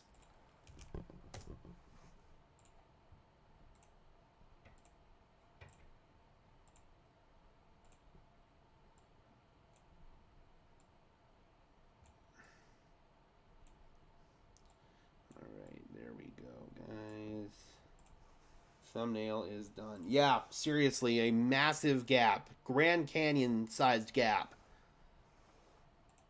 That is why the Denver Broncos were never going to be in business to trade down, because if they had traded down and risked losing Bo Nix, it's very clear what the NFL views Spencer Rattler as. So, yeah, the Broncos would have just completely been devastated had they lost out on getting Bo Nix. They couldn't risk trading down on Thursday night. It wasn't worth it.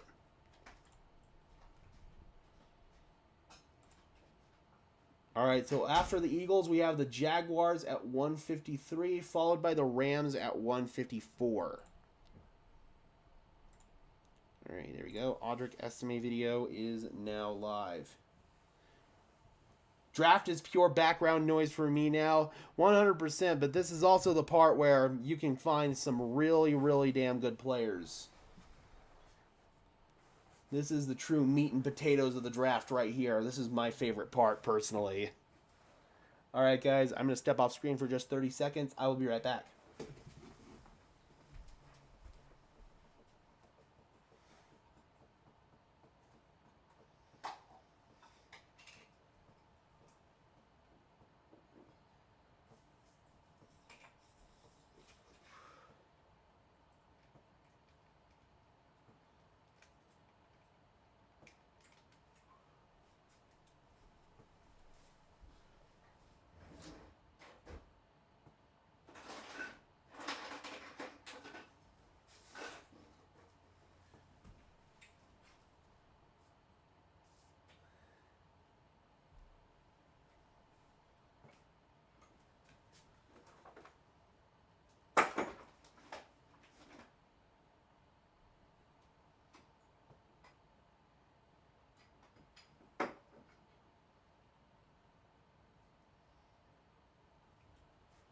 All right, so the Eagles are going with...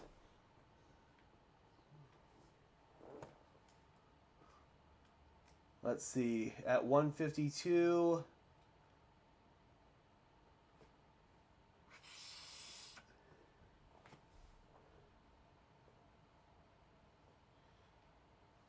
Okay, screw this. I'm looking at Twitter. They're taking forever to announce this freaking pick.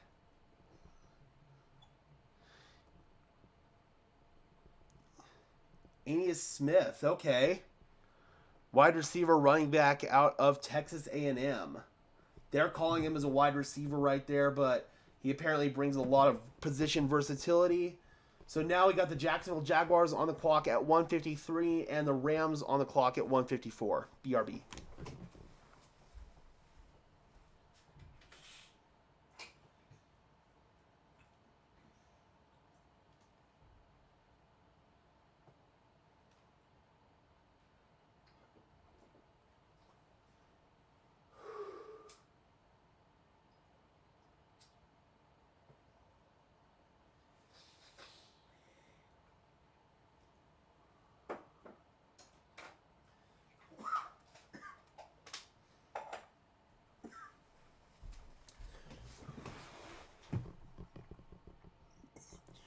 So, I would say this is probably the part of the draft where we see a lot of players who have a lot of high physical upside, but maybe small school guys or character issues or just overall issues. This is where we see a lot of guys start to come off the board. Those guys that are worth taking flyers on, if you will.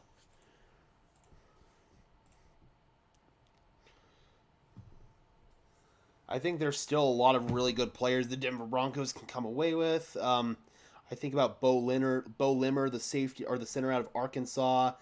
There's Bo Braid, the safety out of Maryland. There's Dylan Laube, the running back out of New Hampshire, if they want to go running back again. Let's see. There's Jeremiah Trotter, the linebacker out of Clemson, for those who want to address the linebacking position. Tackle at this point, maybe the Wyoming guy is the next guy we can look at. The fact that Mekhi Wingo's still on the board is really, really interesting. Mo Camara still very much on the board. I also like Chow Smith-Wade out of Washington State. Jaguars go with DeAndre Prince, the corner out of Ole Miss at 153 overall. By the way, I can bring this graphic back, I feel like, now.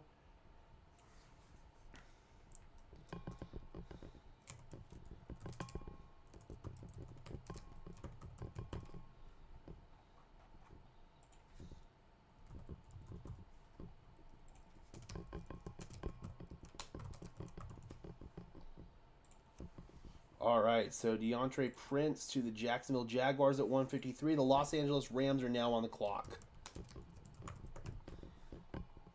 Denver now has 2 more picks. So they traded down, and I believe it was 235 that they acquired with the 49ers. Let me see, it was...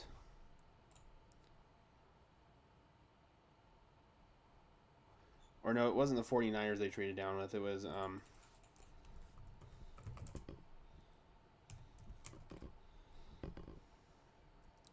okay, yeah, it was Seattle. And it was yeah, they got pick 235 and they have pick 256 left. So those are both in the 7th round.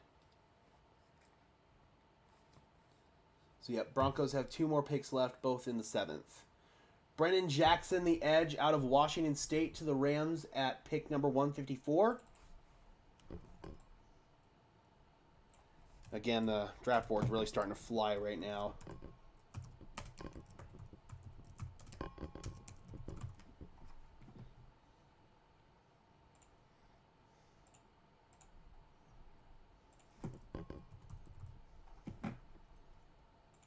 And it looks like the Colts have traded 155 to the Eagles. The Eagles pick is now in.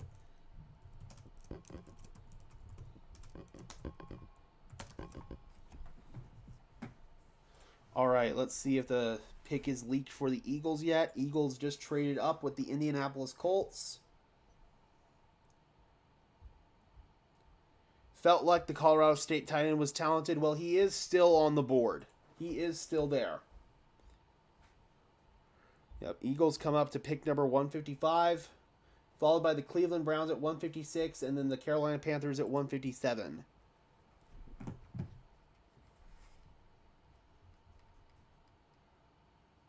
Another trade. We got a Broncos trade, guys. Let's go. The Jets are sending defensive end John Franklin Myers, who has started 50 games in the past 3 seasons, to the Broncos in exchange for a 2026 6th-round pick, per source. Within the past week, the Jets have traded Franklin Myers and Zach Wilson to the Broncos. All right, guys, breaking news. Let's go. John Franklin Myers. I really, really like this. I'm going to pull up his PFF page real quick for the video, but he's going to provide some really, really nice play for the Denver Broncos. He's good in pass rush. He's good against the run. I love John Franklin Myers. Oh, let's go. Oh, let's go. Let's go. Let's go. I'm hype. We'll be going into video making mode here in just 1 second, guys. We will be going into video making mode in just 1 second. Pulling this up.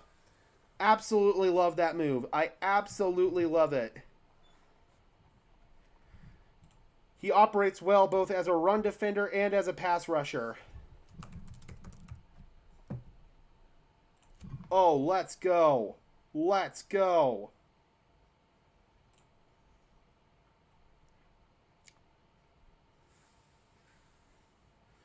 All right. We're going to go into video making mode right now, guys. Let's do it. Broncos country, we got some breaking news. We've got a draft day trade.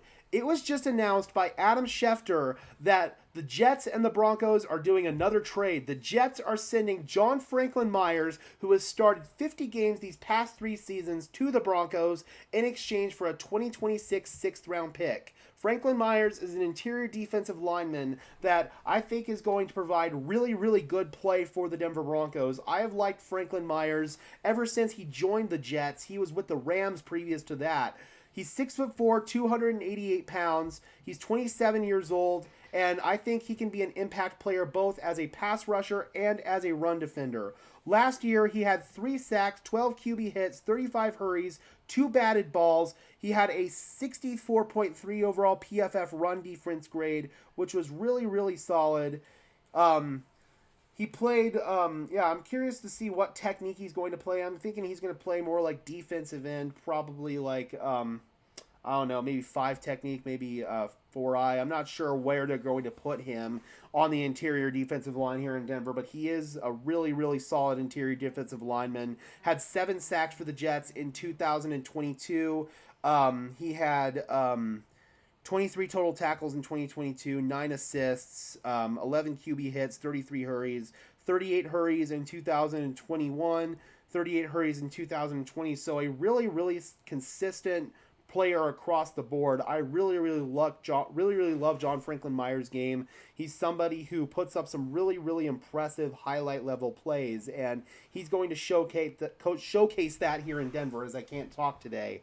And he's going to bring some stability and some depth to our defensive line, which was desperately needed. The Broncos were unable to come away with a top interior defender in this class, so instead they trade away a 6th-round pick to get him in the future, which is something that I can really endorse. A 2026 6th-round pick for a starting caliber player in John Franklin Myers.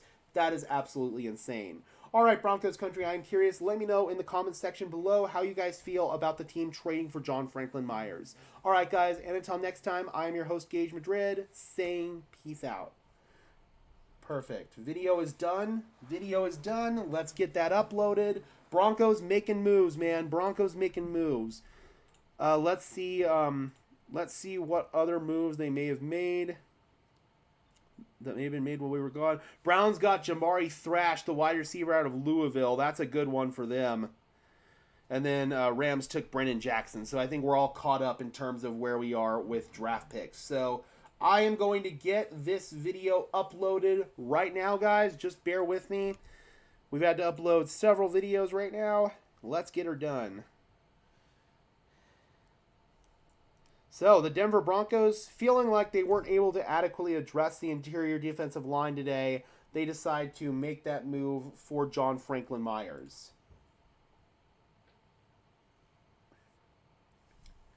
I feel better now since we haven't taken a defensive lineman yet. Well, 100%. 100%. The Broncos knew that was still a position in need for him, and they likely weren't going to be able to adequately address it in the draft, so they decided to do the next best thing and trade for somebody. I really, really like it.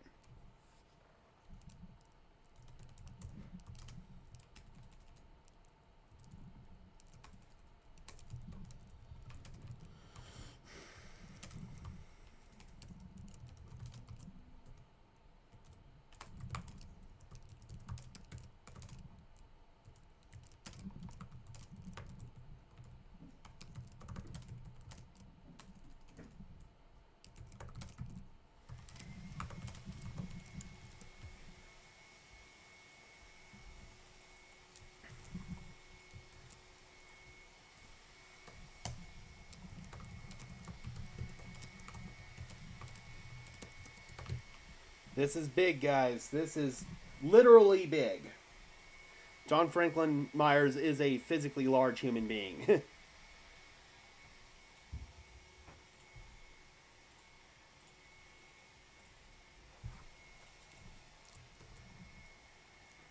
So if we remember, this isn't the first time that the Denver Broncos have made a trade on draft day. The Broncos also acquired Adam Troutman on draft day last year. So very similar set of circumstances to what happened last year.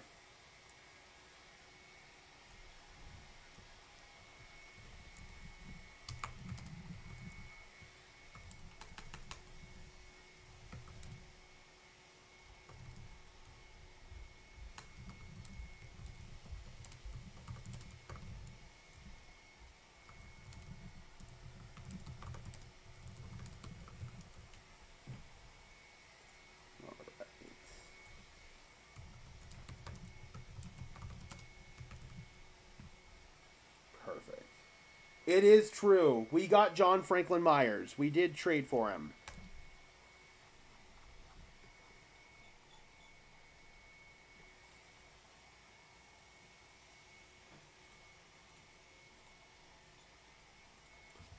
Yeah, Browns got Jamari Thrash. That's a really, really good pick for them.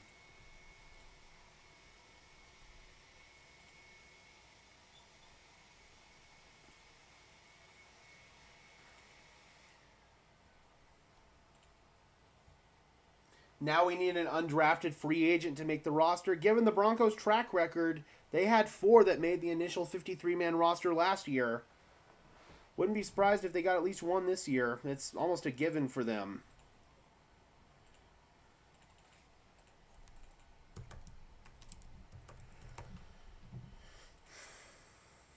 I agree. That's a freaking steal. Like, legit. The fact that you got him for a future 6th, John Franklin Myers is one of the better interior defensive linemen in the business. I cannot believe that.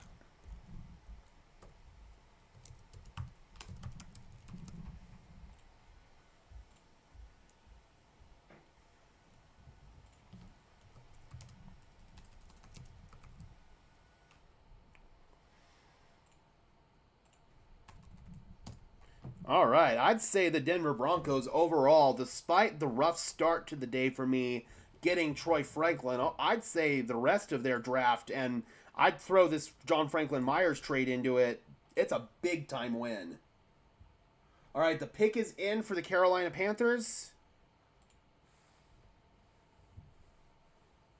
followed by the Miami Dolphins at 158 and the Kansas City Chiefs at 159.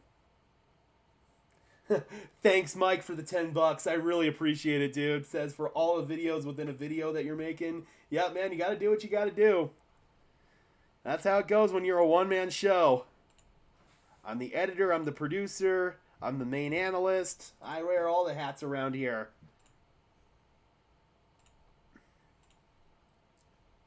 Yes, my mood has gotten a lot better since then. I will say if the only big L that we take in this draft is that we don't come away with a tight end, then I'll be overall okay with it. Maybe the Broncos want to address the tight end position through the same way that they just addressed the D-line and maybe trade for a guy. I don't know. But a 2026 6th-round pick, that is, oh my God. That is highway freaking robbery.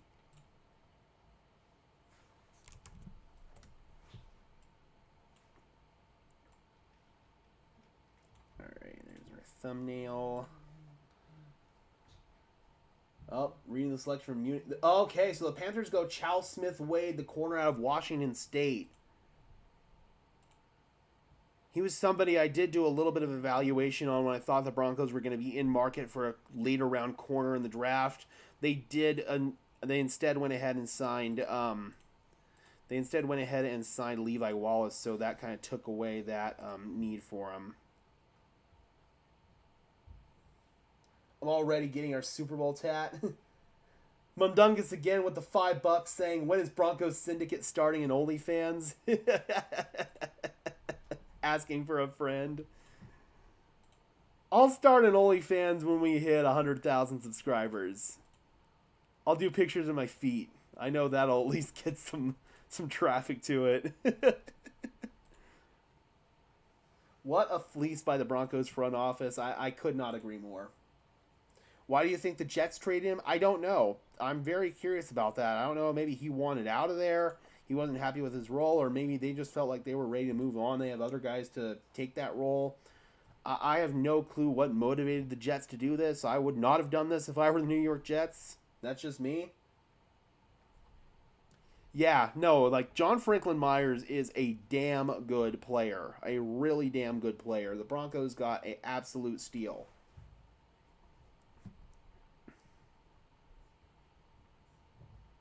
So I definitely feel a lot better compared to how this morning started out. By getting Chris Abrams-Drain, by getting Audric Estimé, and now getting John Franklin Myers. Hell, if the Broncos had traded away their 4th round pick for John Franklin Myers, and you told me that, I wouldn't have been upset by that. The fact that you literally traded him for a 6th 2 years from now? Oh, Mo Camara goes to the Dolphins. Oh my God. Oh man, I gotta send a little message here to the Miami Dolphins Syndicate guys. Donovan, you guys just got a really good player in Mohamed Kamara. It really feels like you guys just got Shaq Barrett 2.0. Congratulations. Bro, that is such a good pick for the Dolphins. They doubled down on edge rusher with Bradley Chubb and Jalen Phillips both coming off of injuries.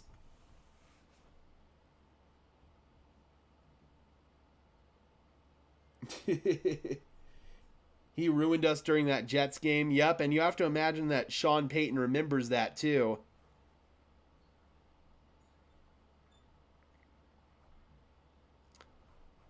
All right, Chiefs pick is in at 159.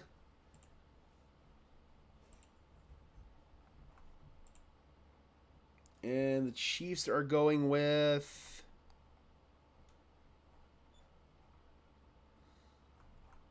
we do not know yet. Broncos country, we ride into the end. Let's go.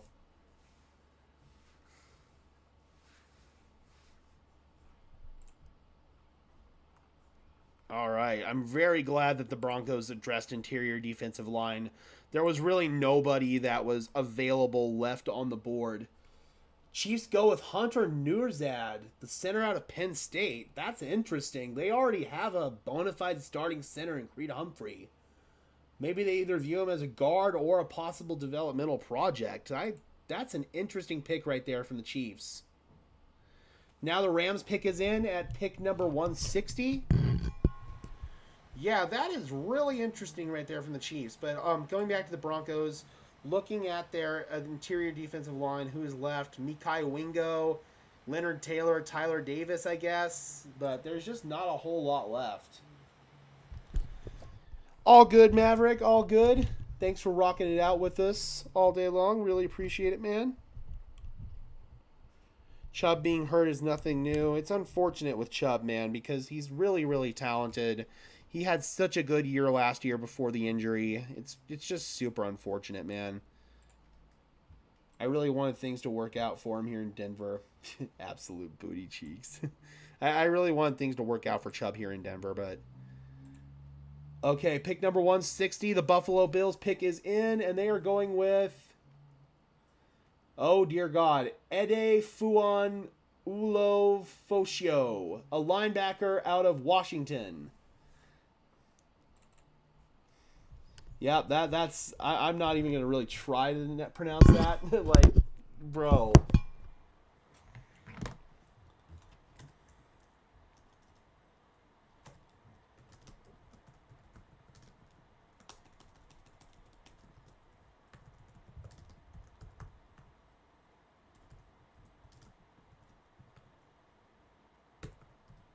Oh no, it cut it off. The TV disappeared. All right, that's a spelling we're gonna rock with. That's a or no. I'm not gonna do the guy like that.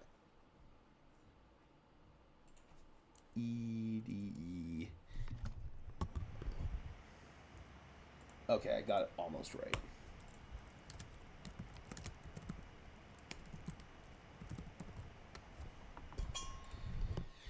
Jeez, I hate when the Broncos draft players like that. Just, you cannot pronounce their name. That is literally impossible. Yeah, I tried. My pronunciation on that was absolute booty cheeks. All right, so now we've got the Washington Commanders on the clock. Oh, shit. All right, we got the Washington Commanders on the clock. 161. The pick is in.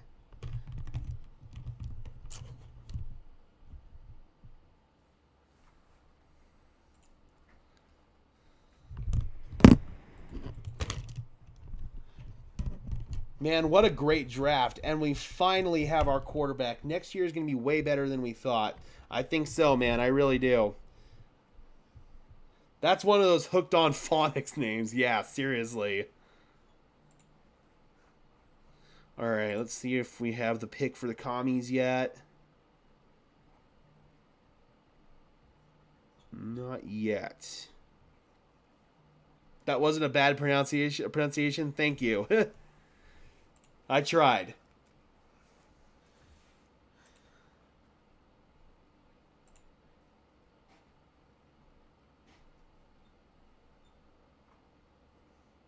All right, so at 161, the Washington Commanders are going with Dominique Hampton, the safety out of Washington. So we got back-to-back Washington players coming off the board right here.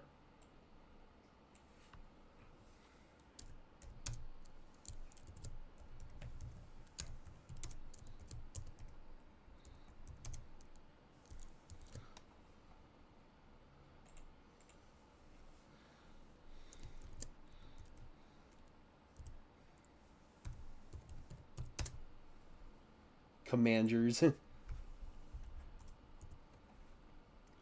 That's a name you give your kid when you're on drugs.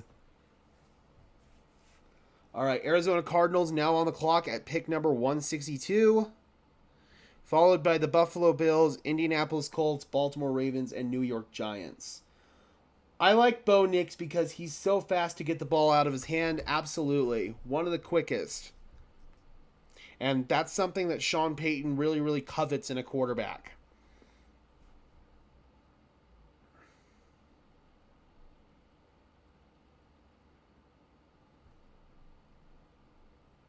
He's a quick passer, something Wilson's not. Yep, exactly.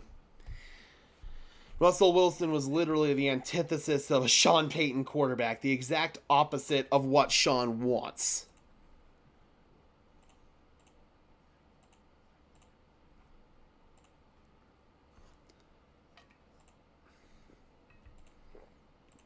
Let's try to refresh Twitter here. All right, yeah, now Draft Diamonds seems to be kind of on the same time schedule as the TV here, so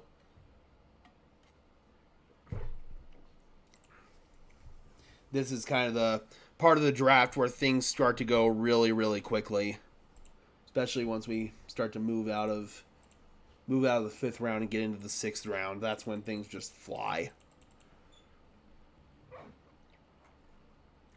All right, the pick is in for the Cardinals per the TV. We got 42 people still in the house, guys. Thank you so much for rocking with me. I really, really appreciate it, man.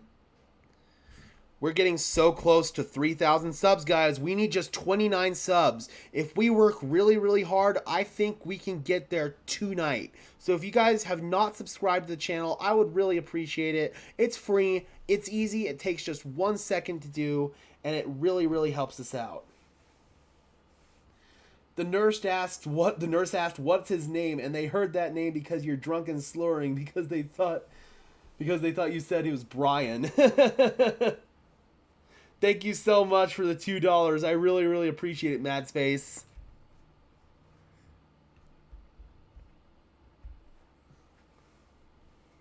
Thank you so much. Thank you, Diggity. I really, really appreciate that.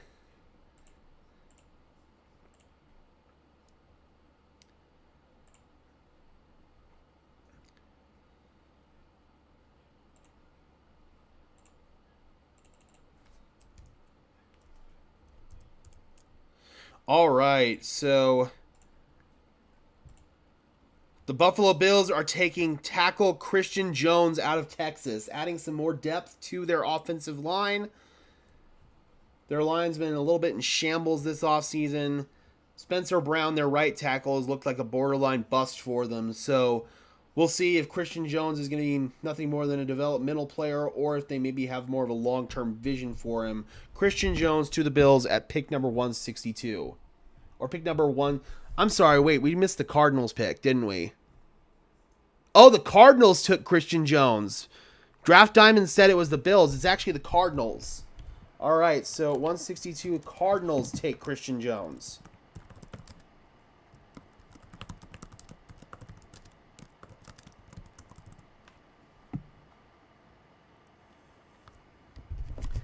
I think I'm going to change my Twitter handles to Brock Bow Wizard. Love it.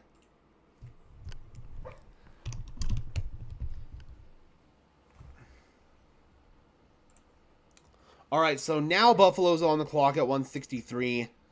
Draft Diamond's 90% reliable. Sometimes he'll get a pick wrong. That's what happens when he's usually the first one to get the pick.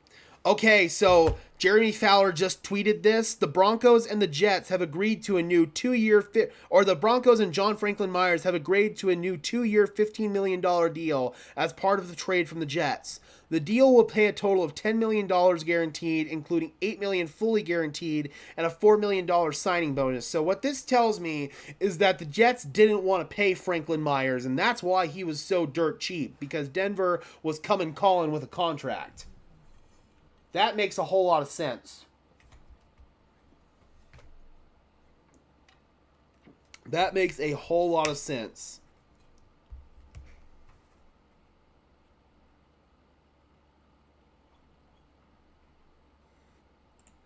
All right, so Christian Jones to the Cardinals. The Buffalo Bills are on the clock right now.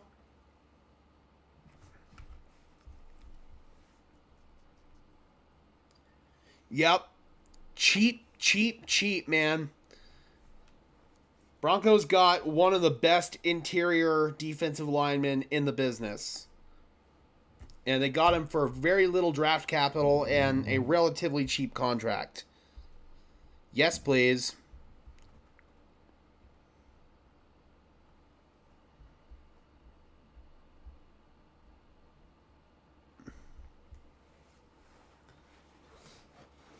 Absolutely, he's a starter, Gary. He's a very, very, very good player. One of the best in the business. So, yeah, man, that's a steal. That is an absolute steal. So, he had 2 years, $27.9 million with $3.2 million guaranteed left on his Jets deal. So, he restructured it. Okay. So, it's going to be 2 years, $15 million, $10 million guaranteed. Still cheap ass. Cheap. All right, 163. The pick is in for the Green Bay Packers. Followed by Indianapolis at 164 and Baltimore at 165. And the fact that Denver didn't even have to give up one of their draft picks from this year to get him, they still have the 2 7th-round picks to play with this year? Dude.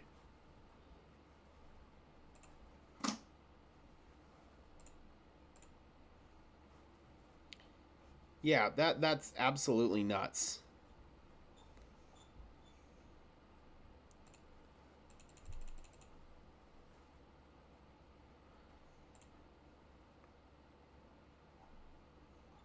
Oh.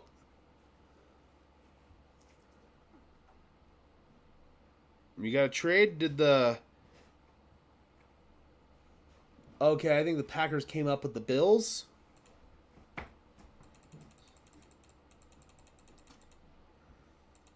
Because it says picks in for the Packers right here.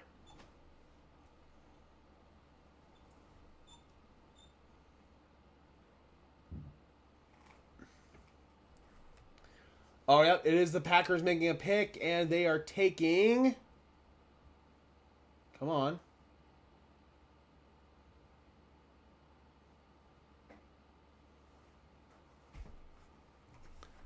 Oh, come on, load it up, seriously.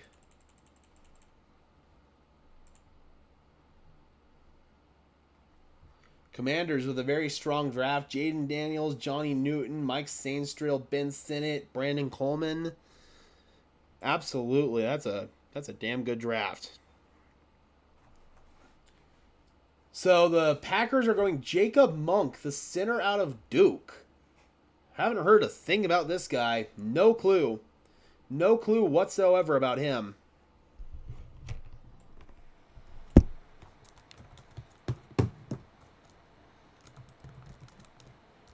And they traded up to get this cat. All right, let's pull up, see what PFF has to say about Mr. Monk here, because it's rare that I've never even heard of a player, just not even heard his name. PFF doesn't even have him on their freaking big board.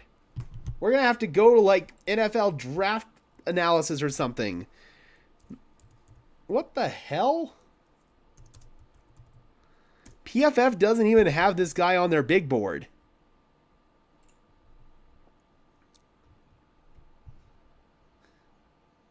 I'm loading up NFL.com's profile on him right now, but dude, the Packers traded up in the 5th round to get a player PFF didn't even have on their damn big board. 6'3", 308 pounds, 5'9", 40, 29.5-inch vertical, 9-inch broad jump.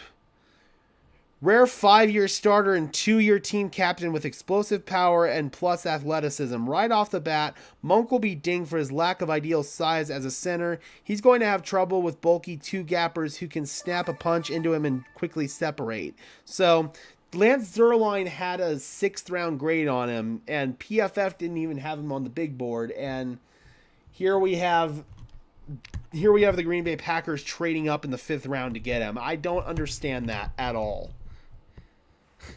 Like, that, really? Really? All right, so the Indianapolis Colts pick is in now at 164.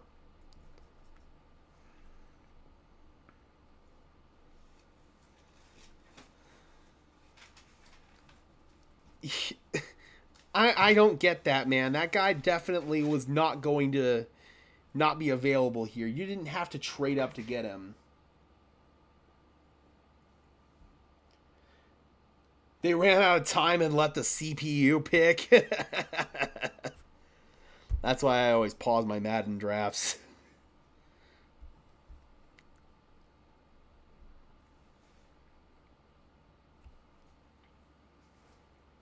That's funny, man. I don't understand that at all. You trade up to get fucking Jacob Monk. Oh, 25 cents in the swear jar.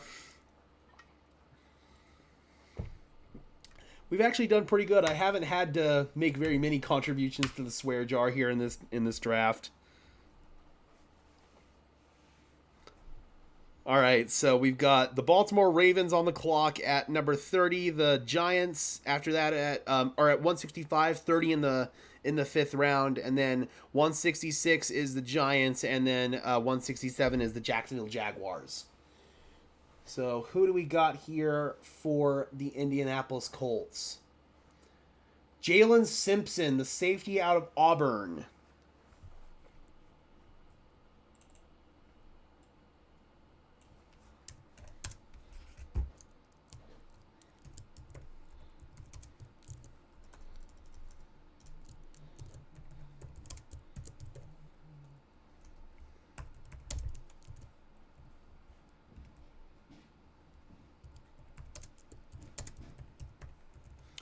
right, there we go. Jalen Simpson, the safety out of Auburn. Goes to the Indianapolis Colts at 164.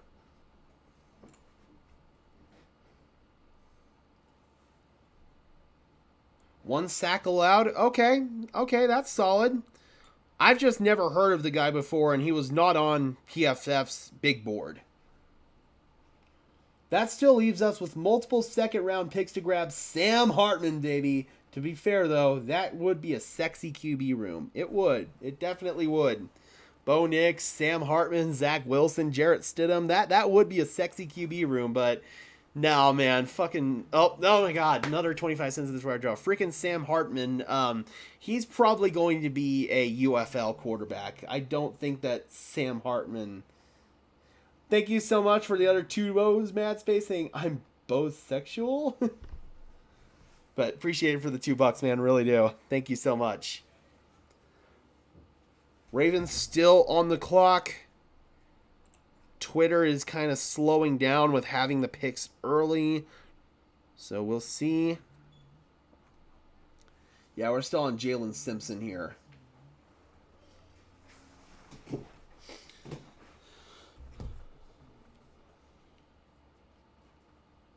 Pick is in for the Baltimore Ravens.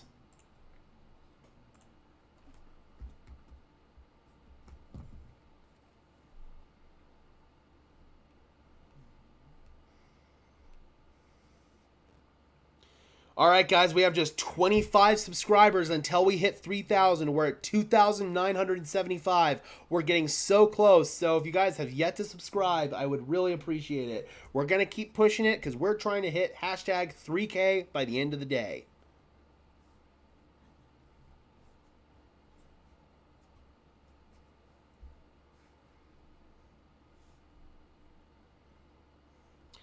We got Jets fans commenting on my video about John Franklin Myers saying that they hate it. It must have been for money.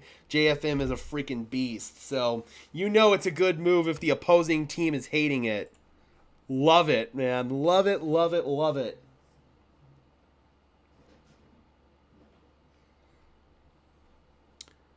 Okay, Tyrone Tracy, number 166, goes to the Giants. We don't know who 165 is yet, but we know 166 is Tyrone Tracy to the Giants.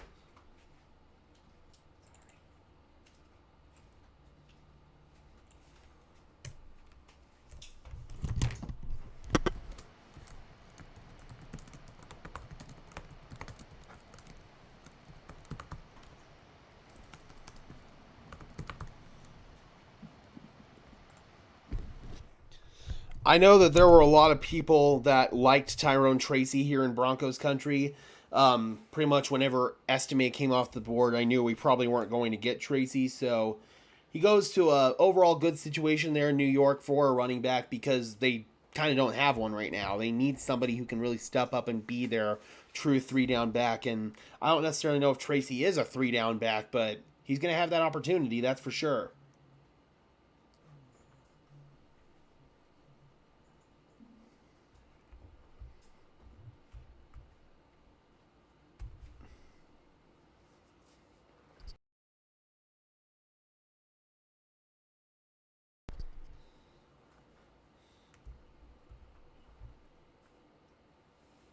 We need to fix the offensive line, Shai says. Here's the thing, though. I happen to disagree with that because the Broncos had the 8th highest ranked offensive line according to PFF last year. And if you look at the tape, that backs that up.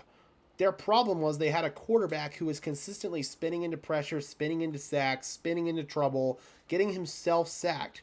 70% of Russell Wilson's sacks that he took last year were on him. That's unheard of, and it's unacceptable. Literally, Russell Wilson made the Broncos' offensive line look worse than it was last year. The only starter that they lost is Cushenberry, and they've got Alex Forsythe waiting in the wings ready to go. So, I don't know, man. I don't think offensive line is the biggest area of need right now for the Broncos, and this is coming from somebody who, for the past 7 years, has been pounding the table for the Broncos to address offensive line in the draft no matter what. I actually don't think it's a necessity now. David, we have 2 picks left. We have picks number 235 and 256. both in the 7th round. So we still have a little bit of a ways to go if we're going to make another pick, unless Denver wants to package those picks and possibly trade up.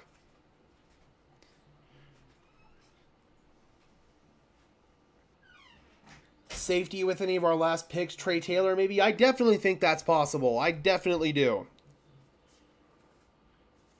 If Trey Taylor's available with one of those 7th round picks, then I would heavily consider it. Keeping him here in Colorado, absolutely. Wouldn't throw the ball exactly, Gary, exactly. He held on to the ball way too long and would spin into trouble and get himself sacked. That was the Russell Wilson experience for 2 straight seasons in Denver. I completely missed the corner we drafted. I really liked that pick. I kind of lost my mind when we made that pick. I absolutely love Chris Abrams-Drain. Incredibly versatile. He can play inside and outside. Right now, I think he's probably going to be the Broncos' dime. That's probably the role that I most likely envision for him for this season, because Jaquan McMillan is your starting nickel. He's a superstar in the making, and we already kind of have the outside cornerback competition there with Riley Moss and Levi Wallace, and you can kind of throw Damari Mathis in there, I guess, a little bit, but it's really going to be Moss and Wallace competing for the outside there. So for Chris Abrams-Drain, I think he's mostly going to see the field in the dime. All right, number 167 overall, the Jacksonville Jaguars are on the clock.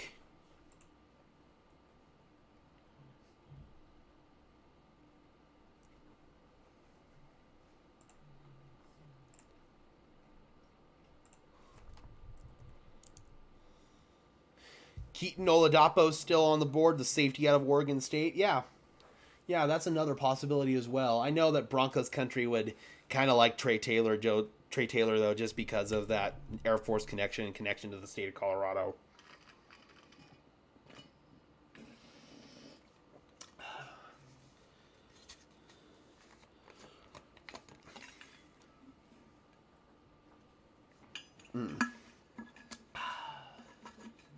All right, the pick is in for the Jacksonville Jaguars at 167.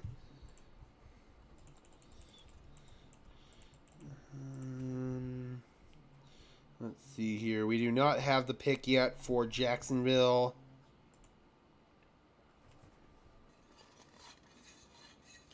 McMillan at nickel. Yes, absolutely. McMillan is entrenched as the starting nickel.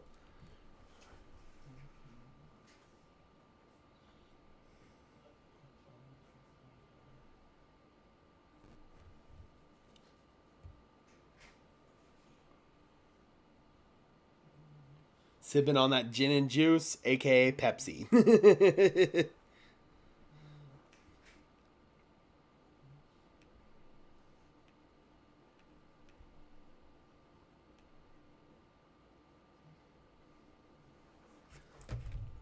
All right, we do not have the pick yet for the Jaguars at 167.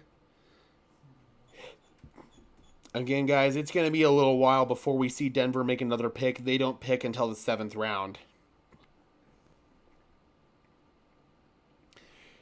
John Franklin Myers, according to Mike Kliss, is at Broncos headquarters today. He passed his physical, met with Sean Payton, George Payton, Vance Joseph, and others, and then they had the agreement in place for the 2-year, roughly $15 million with $10 million guaranteed deal. The trade will become official tomorrow. Laid back with my mind on my money, on my money, on my mind.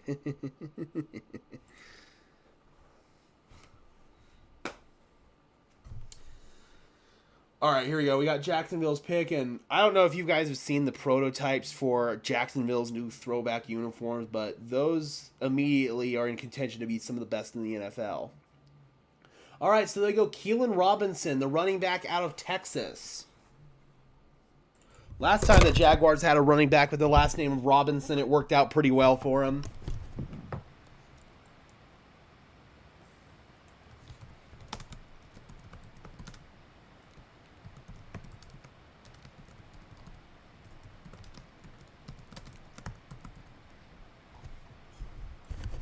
All right, so as far as Keelan Robinson is concerned here,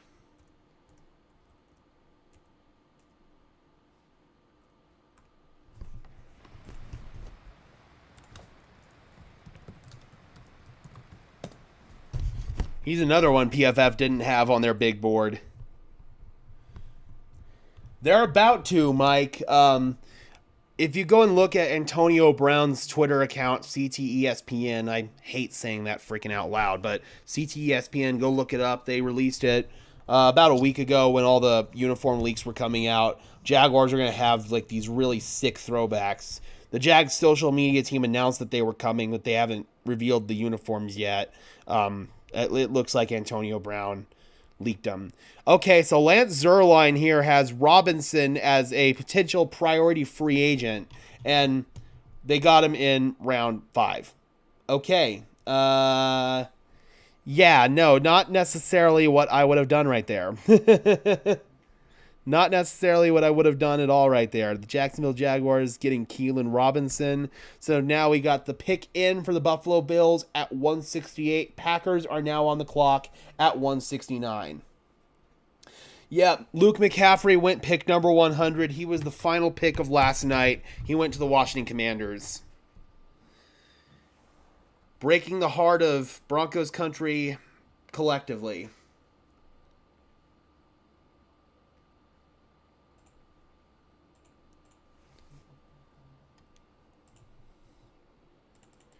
Got 47 people in the house. Thank you guys so much. Really, really appreciate it.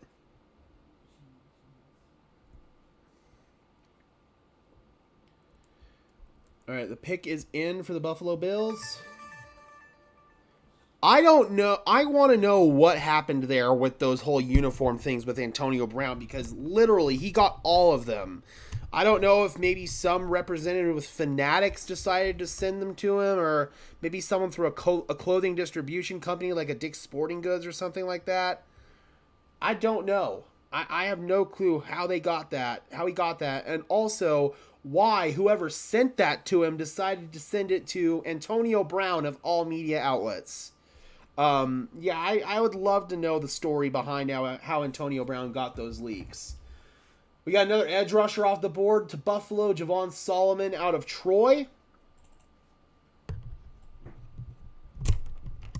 At 168.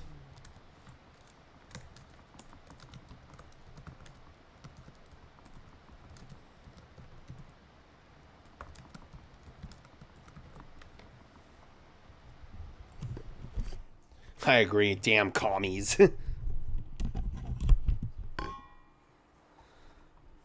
All right, so now we got the Green Bay Packers on the clock at 169, followed by the New Orleans Saints, and then back-to-back picks for the Philadelphia Eagles. Now we're dialing into the compensatory picks here at the end of the 5th round. What is your thoughts on the corner we drafted? I absolutely love the pick. Love it, love it, love it. I was extremely excited when they announced the pick. I had actually had the Broncos drafting him in my mock draft. I think that he's super duper impressive, can play both on the outside as well as inside. He'll probably play inside here in Denver in the dime because Jaquan McMillan is your entrenched starting nickel. But he brings a ton of versatility, a ton of experience. Really, really, really love Chris Abrams-Drain's game. So the Broncos got a absolute steal with him, in my opinion. I had the Broncos drafting him in the 3rd round. And the fact that they got him in the 4th round, yeah, or 5th round, excuse me. Big, big, big upside. Love it, love it, love it. I give that one an A+. I really do. They didn't think anyone would believe Antonio Brown. Well, the moment I knew it was legit, I got a leak of the white road jerseys about 3 or 4 days before they had gotten out, before they were released. So that's when I knew that those Antonio Brown leaks were legit, was when I saw that, and it was the uniform that was leaked from Antonio Brown. So that's when I knew. I couldn't say anything for like 3 days that I had seen the uniforms, but I did see them. Let's just say I know a guy who knows a guy that showed me the uniforms. It was a Cortland Sutton jersey of the white uniforms that I got to see. I didn't get to see the helmet ahead of time, the pants, or anything like that, but I did get to see the Cortland Sutton white jersey ahead of time, and that's when I knew that those Antonio Brown leaks were indeed legit. Do you think that Knicks can get number 10? Oh man, Keaton Oladapo just went to the Green Bay Packers, 169. So the safety market's getting a little bit thinner, guys. I don't know if Knicks will be able to get number 10. I think that Zach got it first, so we might have to see Bo Nix settle for number 16, which is absolutely gross. Or maybe he can convince somebody like Traymon Smith to give up number 1. That would probably be the other most likely scenario. Damn, Keaton Oladapo just went to the Green Bay Packers. That sucks.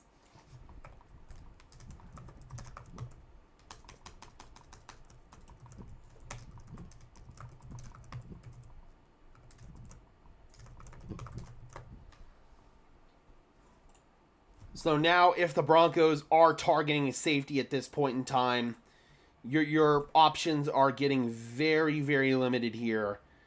At this point, it may be a Josh Proctor, a Bo Braid, or a Trey Taylor. That's probably what you're going to end up with at safety if that is a position that the Denver Broncos want to target with one of their 7th-round picks. Johnny Wilson is still there, guys. If Johnny Wilson goes to the 7th round, the Broncos have to take a flyer on him. The dude is a physical freak. You have to wonder right now if it's like injuries or off-the-field issues that are making him drop. Same for someone like Mekhi Wingo.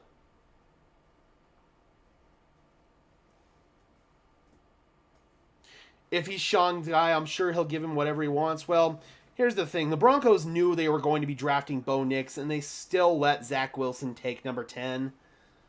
So, I don't know, man. I think that that's going to be Zach's number. I think that Bo's going to have to rock something else. Zach got it first, fair and square.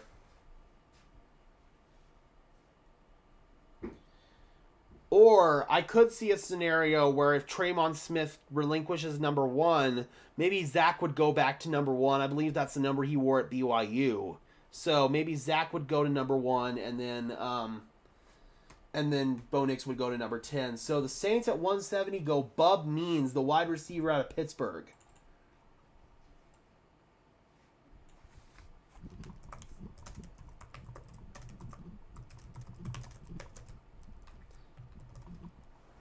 That's a hell of a name right there, Bub Means.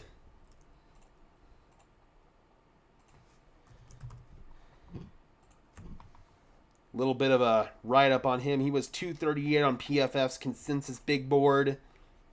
6'2", 215 pounds. Vertical receiver who has a good physical profile for a streamlined role. Fast, strong, big catch radius for contested opportunities. Deep. He can be a depth wide receiver 4 or 5 for a team that likes to push the ball vertically. So there we go. Bub Means to the New Orleans Saints at pick number 170. We are now at 171. The Philadelphia Eagles have back-to-back picks, except now they don't. They just traded to the New York Jets. So the New York Jets are now on the clock here at pick number 171, taking one of those back-to-back picks from the Philadelphia Eagles. Shy, we have pick number 235 in the 7th round and 256 in the 2nd round. Or 7th round, excuse me. I wish 2nd round. So 185 and 190 are going to Philly, and 171 is going to the Jets.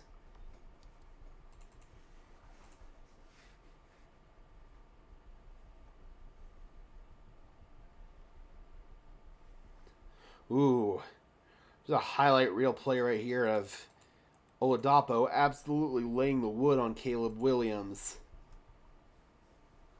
Overall, I feel like the New York Jets have had a pretty damn sound draft.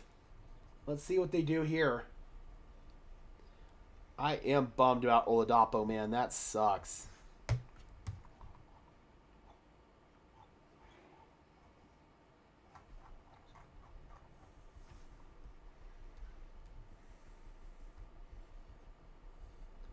I thought we had 207 in the 7th round. It was a pick swap. That was traded away for the 7th round pick as part of the Troy Franklin trade.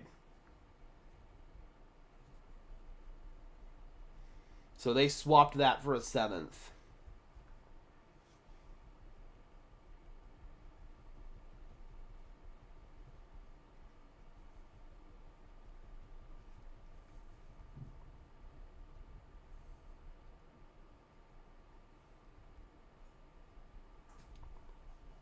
All right, 171. The pick is in for the New York Jets, who just traded up with Philadelphia. Wow, the Jets are going with Jordan Travis. So there is their developmental quarterback. Travis would have gone a lot higher if it weren't for the serious injury that he suffered at the end of his college career. I feel like Travis could have potentially gone higher than Spencer Rattler. So the Jets shore up their quarterback room. They traded away Zach Wilson. They've got Aaron Rodgers and Tyrod Taylor. So now they have a third piece in the building there in Jordan Travis.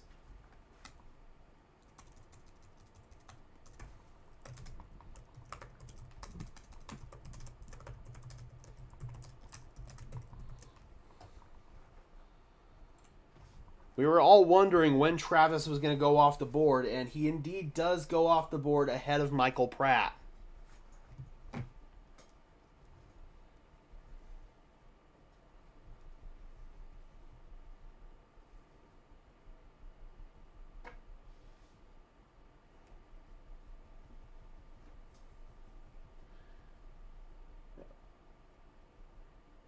Good job keeping his eyes down the field on that highlight play. It's not there and runs into the end zone. I mean, Travis does have some good plays on his tape. There's no doubt about that. It's just all about health and stuff like that for him.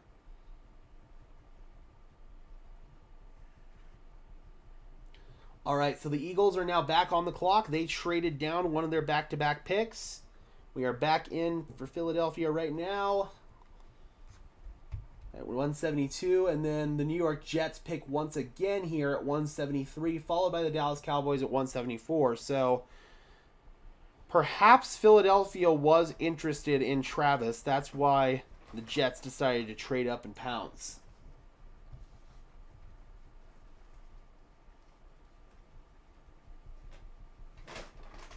"24 subs away, guys. We are getting so close to 3K. I can taste it. Hashtag 3K by the end of the day."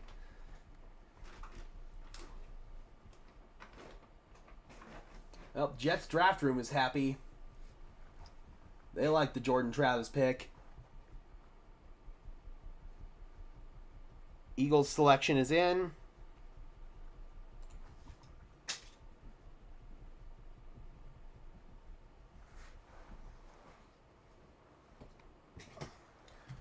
Oh, we got a Shefty bomb.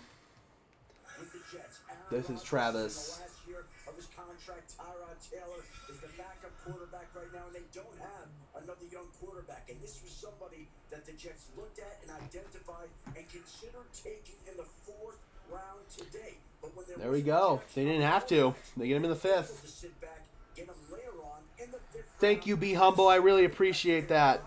that they were able to get, and All right, so the Eagles get Trevor Keegan, the guard out of Michigan. Beef up their interior offensive line. They obviously lost their Hall of Fame center in Jason Kelsey. Cam Jurgens looks to transition from guard to center, so they were going to have a need at guard there. he's resourceful, and he finds a way. He's got that ability to really stress the defense with his legs. He doesn't throw interceptions, only 7 over the last 2 years. In addition, 28 rushing touchdowns over the last 4 years. Remember, he started his career at Louisville. He's 6 years in college. All right. Trevor Keegan. So now we got the Jets back on the clock after they just traded up to select Jordan Travis, followed by the Dallas Cowboys at 174 and the New Orleans Saints at 175.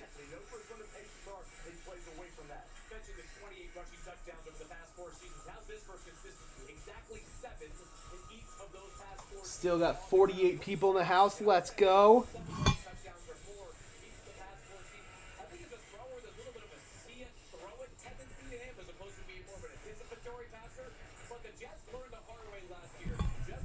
Johnny Wilson still on the board. Malik Washington still on the board. Michael Pratt still on the board. Obviously, he's not going here. Braden Rice is still on the board. And Mekhi Wingo. Leonard Taylor, the defensive lineman. Jaheim Bell. Dallin Holker still on the board. Bo Limmer, the center. Somebody else I really like. I mean, he was the heart and soul of the football team, and he was a darn good quarterback because of how he was able to create outside structure when needed to. But he could sit in the Again, guys, we still have quite a ways to go until Denver picks again. Still got to get through the entirety of the 6th round. Okay, the pick is in here for the New York Jets. That is a great value pick in the 5th round for a quarterback. Confidence was an issue early in his career. Norvell really stuck with him. They worked on some things. All right, so the Jets go with, come on. What happened with Malik Washington? Wasn't he supposed to go early-ish? I'm not sure. I'm really surprised that he's still on the board. Back on the clock here again. Making a late pick in the 5th round. Let's mute the commercials here.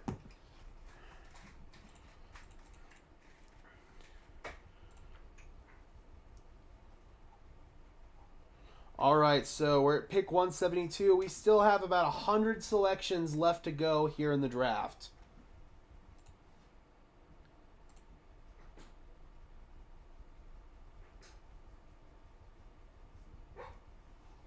Yep, Brad, that's me. I was hating on Troy Franklin, and it's not hate, it's just concerns with his game.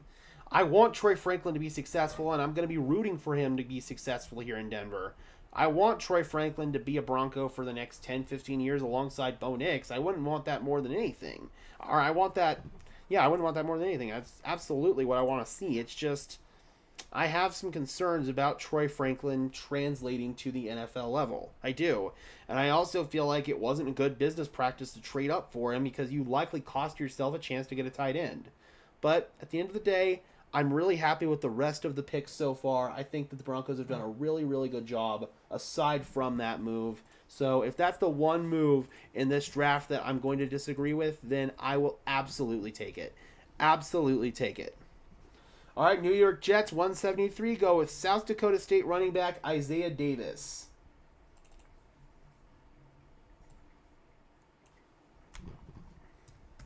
But yeah, man, it's not hate at all. I absolutely hope Troy Franklin does well. I just have some questions and concerns, that's all.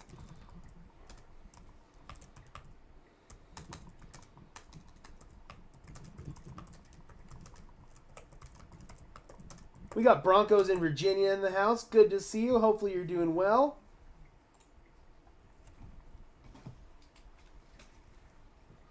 All right, Isaiah Davis, and the screen on ESPN is messed up right now. Okay, good. They fixed it. There we go.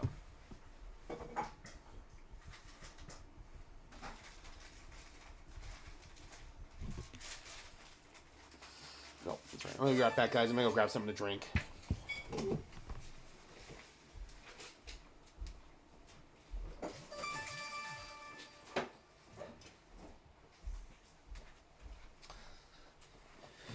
Mountain Dew, Nectar of the Gods, Breakfast of Champions. I'm going to go for the gym. I'll be back in a little while. Sounds good, Maverick. See you later, man. And don't let me forget about that mod thing, too. I will definitely do that for you. I will definitely do that for you. Just don't let me forget, okay? He's fast and he can catch. Those are two very positive traits about his game. I would absolutely agree with that, Gary.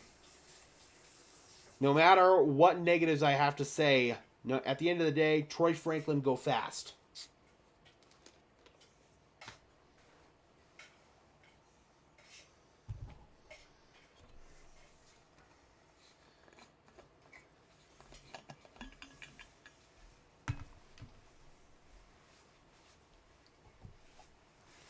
I'm still very curious why Wilson and Washington are falling. Again, it's either going to be medicals or it's going to be off-the-field concerns, most likely.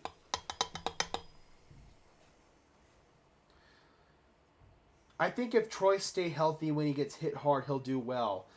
Glad Bo has someone he knows for third and short situations. I understand that. And that is one thing also that at least was a positive about this, is that he's being reunited with his college quarterback who he has chemistry with in those situations. It's going to be a good symbiotic relationship between both him and Bo, but it's just not the move I would have made. It's just not.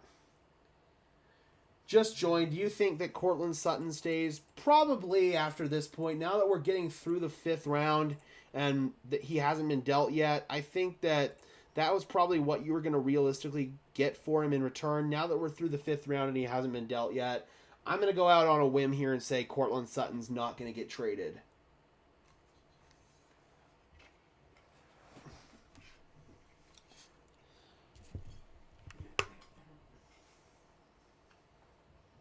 No, Jonathan, Rice has not gotten drafted yet. We are at pick number 174 currently with the Dallas Cowboys. ESPN's screen is all messed up right now. It's literally cut in half. But I can still see the ticker. That's the only thing I really care about. That is so weird.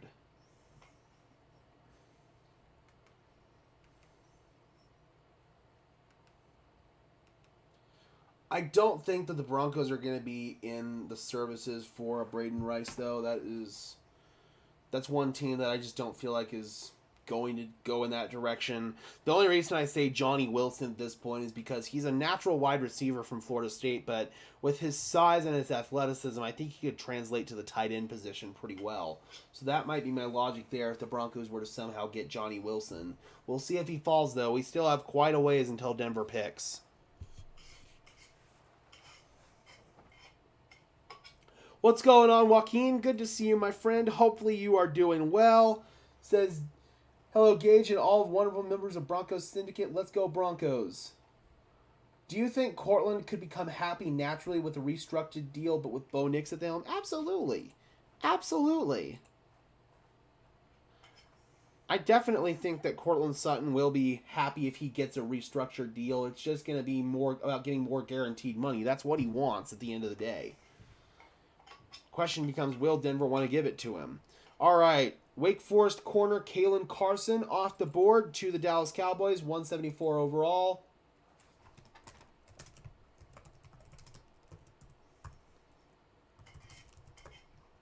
Wonder if that's.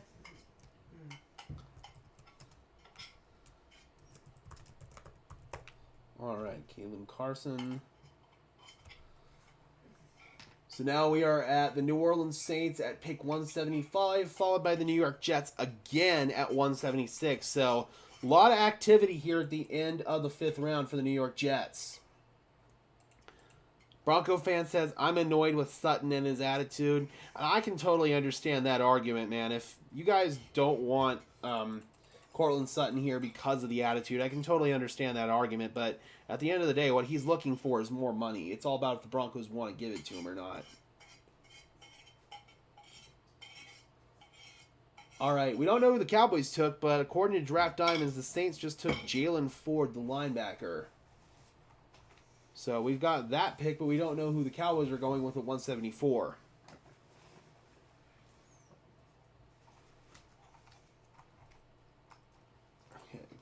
Okay, did I just miss the announcement on the Cowboys pick? Oh, yeah, it was Kalen Carson. I'm an absolute idiot. Jesus Christ. Duh. I'm sorry. I'd be stupid. So, let's see here. Jalen Ford.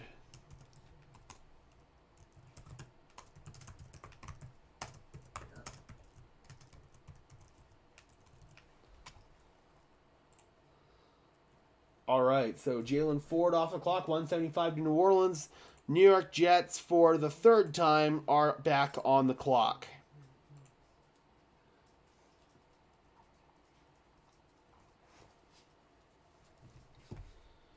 Then after the Jets, that is going to round out round number 5. And then we'll be jumping into the 6th round. Broncos, as it sits right now, do not have a 6th round pick. They did have one, but they decided to trade it as part of the Troy Franklin pick, and they got a 7th round pick in return. So they swapped picks. Jack Westover of Washington is still available, and the team probably still has high hopes for Lucas Kroll. I definitely do feel like the team has high hopes for Lucas Kroll. They really, really like him a lot. I just think that he fills a niche role as more of an athletic tight end, more of a vertical threat like a Greg Dulcich, where the Broncos could really use more of a well-rounded player at that position.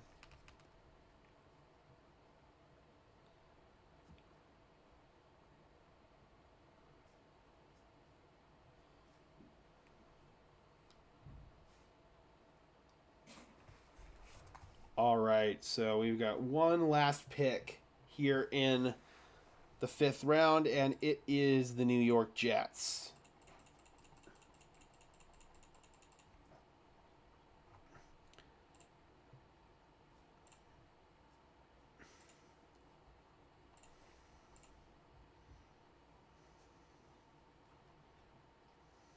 Oh my God. So the Lions are wearing Dan Campbell's jersey in the draft room. That is fantastic.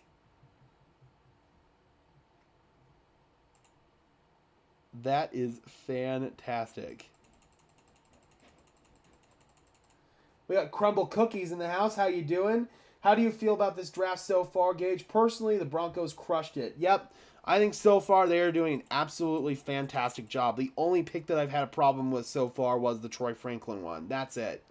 Aside from that, especially if you factor in the John Franklin Myers move, this has been a home run draft. It really has.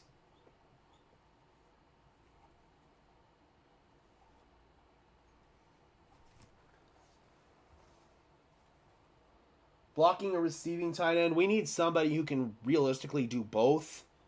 If we had to pick one, though, probably somebody who's more akin as a blocker. The Broncos have a bunch of pure vertical threat tight ends already with Greg Dulcich and Lucas Kroll. I don't know.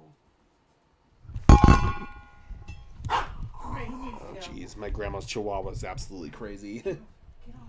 Go on.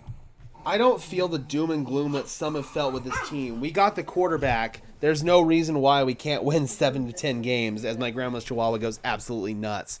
I absolutely agree. I absolutely agree. What's wrong with Troy Franklin? He and Bo are going to crush it. So I've said this already. I have some concerns about his drops. He had 9 drops last year. I have some concerns about his separation. I have some concerns about his route running. I just don't think that his game's going to translate very well to the NFL level. The fact that he does have his college quarterback, though, and is able to continue that relationship, that is the one thing that gives me a level of optimism with it. But that is the only move that I have a problem with, and it's mostly stemming around trading up for him and likely losing out on a chance to draft a tight end when this team desperately needed to do so. All right, the pick is in for the Saints. That's obviously Jalen Ford. Let's see what the Jets are going to do here at 176. Cute hair.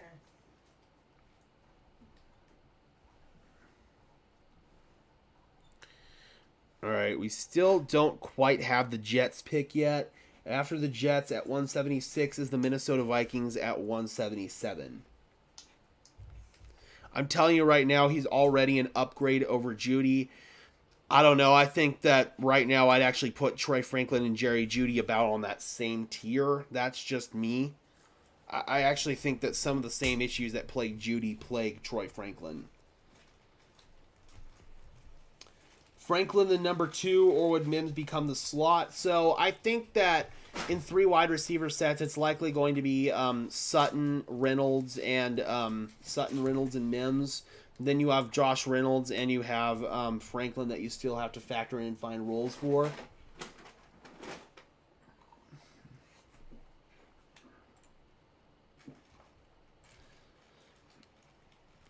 And it's interesting with Mims, too, because he did have some issues as a receiver last year just with route running. If you look at his advanced route tree, the dude was only getting open on go routes, not much anything else. So maybe the Broncos aren't exactly confident with Mims right now. Okay, so Quantez Stiggers, the CFL guy, the corner, just got drafted by the New York Jets, number 76 overall. One of the rare times a guy gets drafted and is not coming out of college.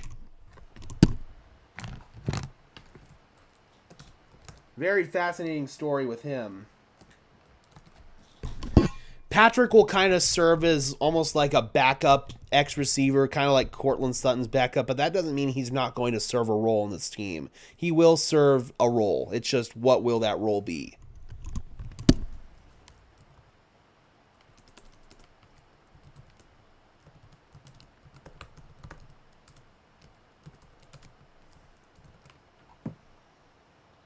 All right, fascinating story. I was always curious to see where Quantez Stiggers was going to go.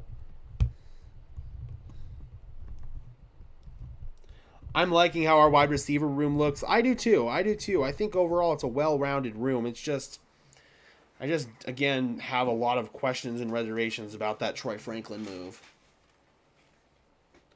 All right, so Quantez Stiggers off the clock here at 176 to the Jets. We now have the Vikings up at pick number 177.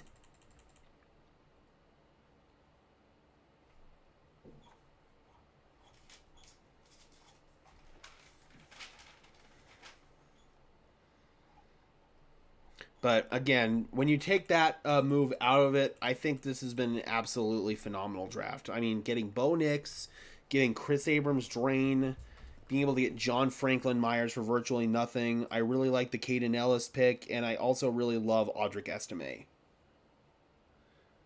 Estimé probably tells the end of Pirine. End of Pirine for sure. But I also wonder if it might be the end of Javonte Williams if he continues to show that he's not quite recovered from his injury yet. You have to wonder. You really do. But with Pirine, they can move on from him and they can save $3.5 million. There are a couple of veterans at this point that I strongly suspect are going to get cut probably by the end of training camp, and those guys are Jarrett Stidham and Samaje Pirine. They could save a total of like $8.5 million between those two players if they cut them. So for me, that's a no-brainer.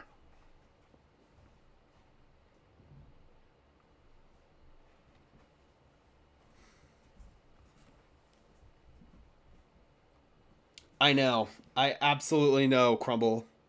And at the end of the day, nobody's going to give a shit where Bo Nix was drafted as long as he pans out. Nobody's going to care. But the fact of the matter is the Raiders have a quarterback room of Gardner Minshew and Aiden O'Connell. Come on. At least the Broncos are actively trying to make a move to solve their quarterback problem. The Raiders stayed passive, and that ended up getting them virtually nowhere.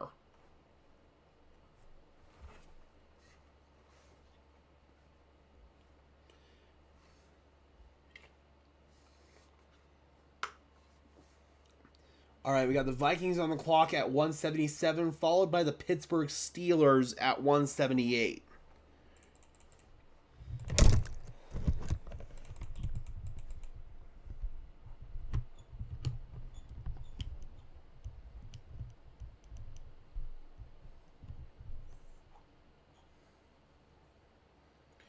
All right, Vikings are going with Walter Rouse, Oklahoma offensive lineman, number 177 overall.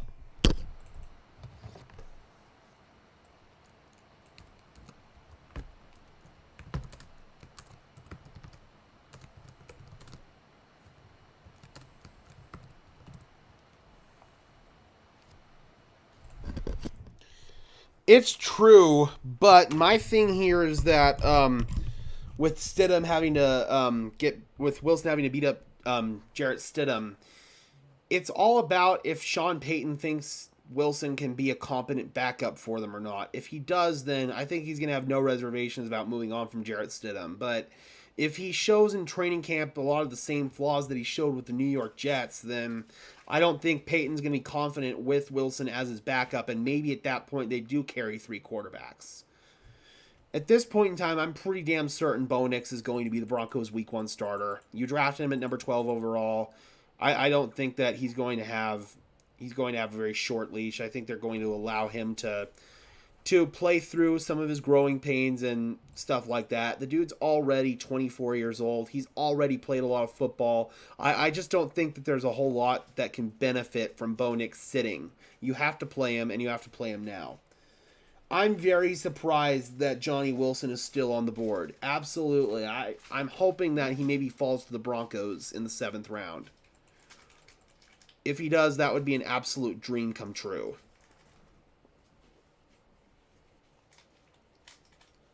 So now we've got the Steelers on the clock. The TV is about one pick behind us. They still have not announced the Walter Rouse pick yet. So we've got the Pittsburgh Steelers currently on the clock at pick number 178.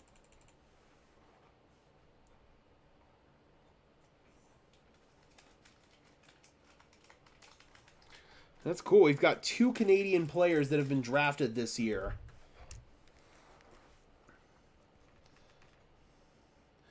Also, people are so delusional about the Bo Nix age thing. Like, we were willing to settle with a 35-year-old washed Russell Wilson for 7 years, and people thought it was a great move.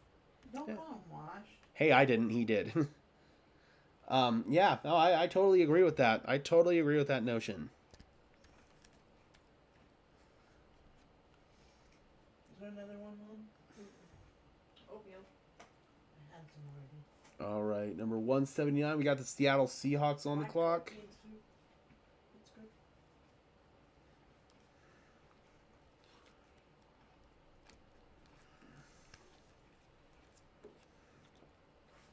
All right.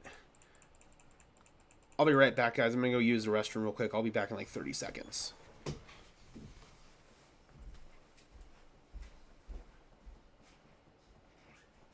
you taking off? Yep. All right. Love you. Be safe. Good, thank you. Hey, if you could try to bring home a couple of tenders, that'd be nice. See what I can do.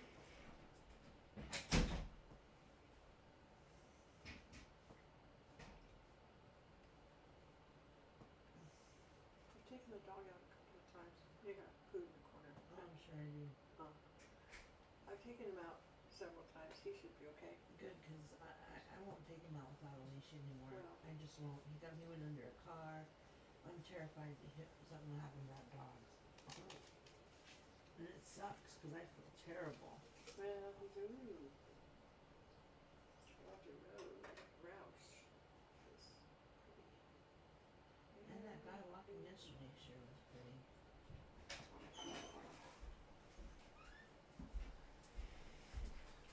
We back. Bo Nix is indeed taller than Russell Wilson and can actually see over his offensive line, which is huge. Bobby says, all we have left is the second to last pick in the 7th, right? No, we also have pick number 235. So we have pick number 235 and pick number 256. Those are the 2 picks that we have left. Unless Denver again decides to trade up, if somebody that they like is starting to maybe be in danger of being taken here, I wouldn't be surprised if Denver moved up. With 2 7s to maybe come back up into the 6th, that would not surprise me at all. Bo can actually throw over the middle of the field. He won't run in circles in the pocket after seeing ghosts, and he makes good decisions. Yep. Couldn't have said it better myself. The antithesis of what Russell Wilson did last year in Denver. Steelers go with Logan Lee, the defensive tackle out of Iowa. Number 178. So now we got Seattle on the clock at 179 and New England on the clock at 180.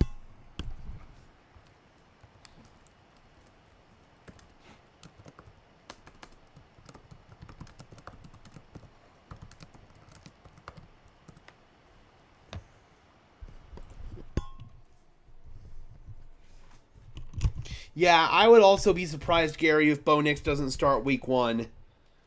At this point, I'd say he's already ahead of the curve in comparison to Jarrett Stidham and Zach Wilson. All right, guys, we're just 22 subscribers away from getting that illustrious goal of 3,000, hashtag 3K by the end of the day. So if you guys have yet to subscribe, again, I would really, really appreciate it. We're going to be keeping on pushing that throughout the rest of the stream, hashtag 3K by the end of the day.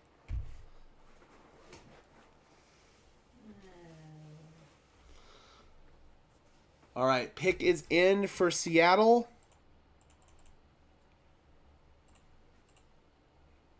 And they are going with Satoa Laumia, the guard out of Utah. Horrible pronunciation. I do apologize, dude. Most likely Samoan, I'm assuming. Satoya, Satoya, yeah, Satoya Laumia. Yep.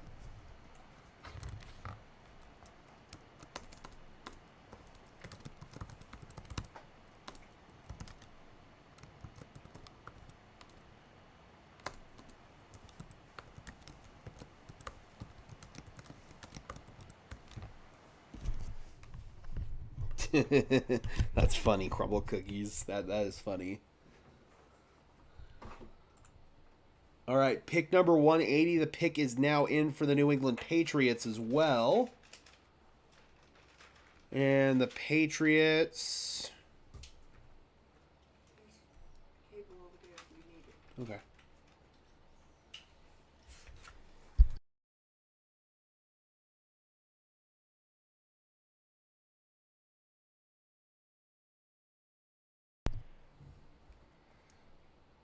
All right, they flashed the Patriots pick for 1 second on the screen, and then it disappeared.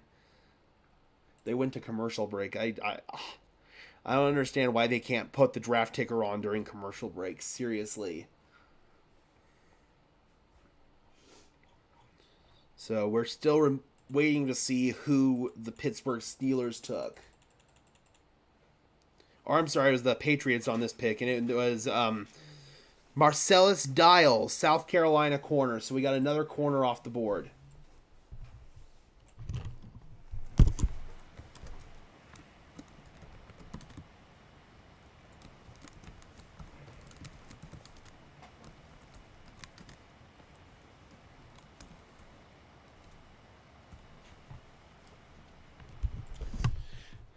I think the Steelers are going to do the same as they always do. They're going to go 9-7. They're going to have a winning record. They're going to probably just miss the playoffs or get eliminated in the first round of the playoffs, just like they do every single year. The additions of Russell Wilson and Justin Fields aren't going to change a single thing for the Pittsburgh Steelers. Not one. Yep, I have been paying attention to the Nuggets. Absolutely pumped for that. Probably not going to be able to watch the game tonight. Or if I do, it'll probably be fourth quarter because we're going to be super busy with undrafted free agents after the draft's over. Plus, there's the UFL tonight, and I'm such a football nerd, I prioritize watching the UFL over the Nuggets. So I'll probably have like the Nuggets on in the background or something. Chargers 181, they go with Kamani Vidal, the running back out of Troy. I've heard some good stuff about him. So Chargers, obviously, Austin Eckler walked in free agency. They need some more depth there, and they get it with Vidal. They also signed J.K. Dobbins and Gus Edwards as free agents as well. There's one can open with a little bit out of it. They're about to make more. And then I'll bring some home to us. All right.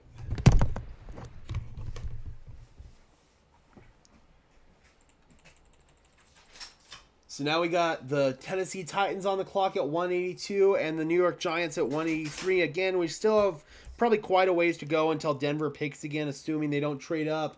They do not pick until 235. That is the pick that they acquired when they traded up to get Troy Franklin. They swapped their 5th this year, or their 6th this year, for a 7th.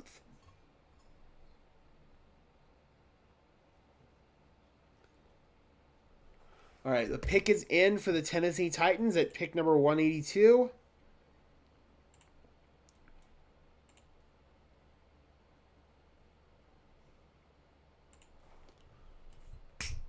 Then followed by the Titans at 182 is the New York Giants at 183 and the Miami Dolphins at 184.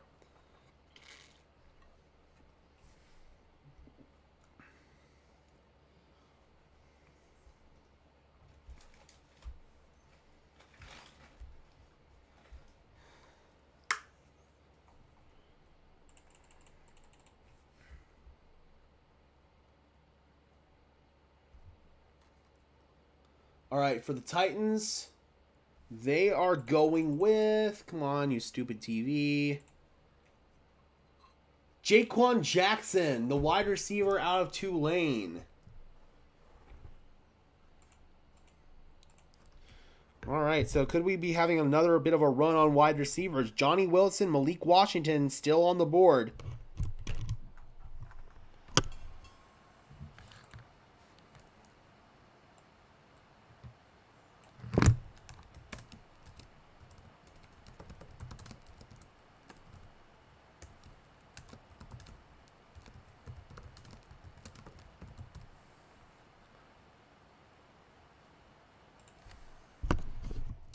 They still have the tight end from Arizona. Yep, that is also another one. Also, Jaheim Bell is still on the clock as well, or is still on the board as well. The tight end out of Florida State. 183 pick is in for the New York Giants.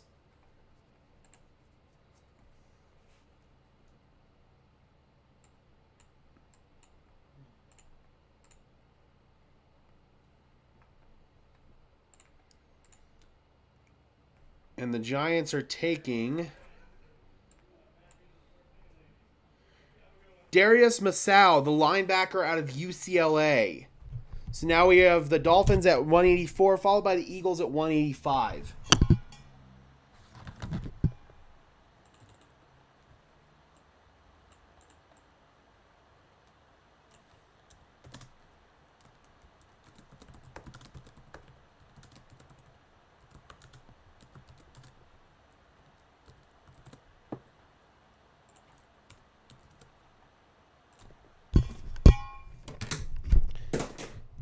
Jeffrey says, sorry, I just came in. Did you see the Jets traded John Franklin Myers to the Broncos? Yes, sure did. Already covered it. Already made a video. Absolutely loved the move. It was a fleecing and a complete steal by the Denver Broncos. Yeah, A-plus move right there from the Broncos, 100% to get John Franklin Myers.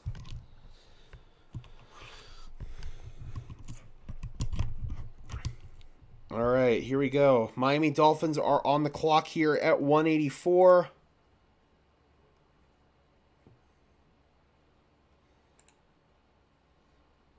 So Giants add some depth to linebacking core. 10.5 tackles for loss, 4 sacks, 6 passes defended last year for Darius Masau.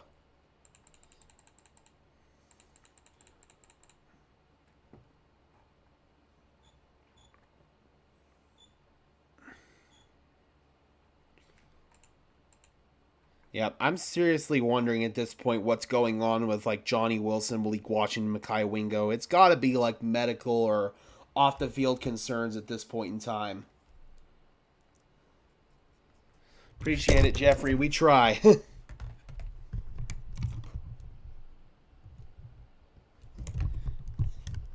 Pick is in for the Dolphins at 184.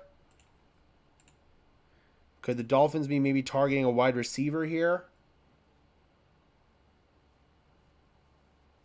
What's our rating on the draft so far? Solid A across the board. The only thing that's keeping it from being an A+ is Troy Franklin. But aside from that, it is a solid A. They have done a fantastic, phenomenal job.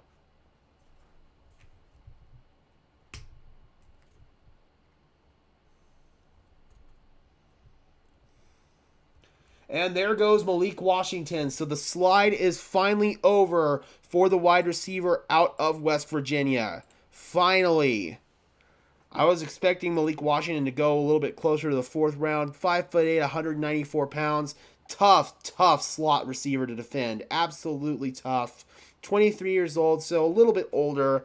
But I think that he can come in and he could be a really solid slot receiver for the Miami Dolphins. That's a good pick. I know Mike McDaniel is going to find all kinds of creative ways to use him. So Malik Washington's slide is finally over. The Miami Dolphins get their wide receiver and possibly long-term replacement for Tyreek Hill. That could be their thought process here.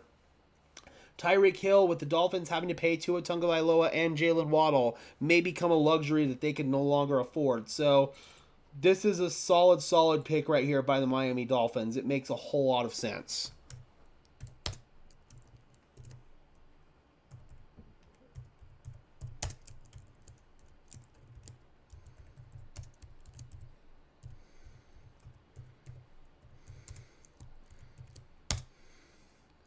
Yeah, I absolutely love this pick for the Dolphins. I'm still holding out hope that maybe we can get Johnny Wilson, the wide receiver out of Florida State, who could very easily translate to a tight end. Dude, 6'7", and what's the weight? 237 pounds? Yeah, he could absolutely translate to a tight end at the NFL level. He's got really good athleticism. It's all about going to be, can he be an inline blocker? That's going to be the biggest question, I feel like, for him. So we got the Eagles pick in at 185, followed by the Atlanta Falcons with back-to-back picks at 186 and 187.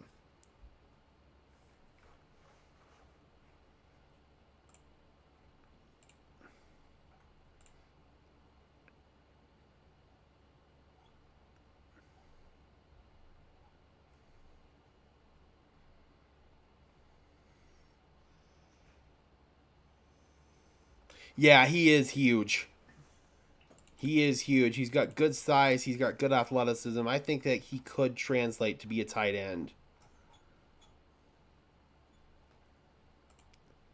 I also think there are still some really good safeties that are on the board, so the Broncos might still be able to get a really good player there. Josh Proctor out of Ohio State, Bo Braid out of Maryland, Trey Taylor out of Air Force. That's probably the guy that naturally Broncos country is going to want, the Colorado guy. So I think right now one of those top 3 safeties could also be in play here for the Broncos. It says the Eagles pick is in.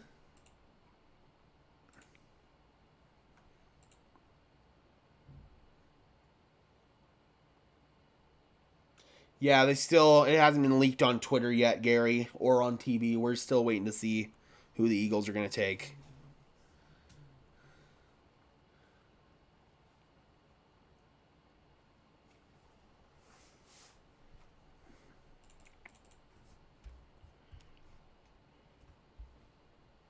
Dude, we got my John Franklin Myers video that's all the way up to almost 1.7 thousand views in the first hour. That is really, really nice, guys. Thank you guys so much. Hour and 21 minutes, and we're already 1.7K views in. Really, really good.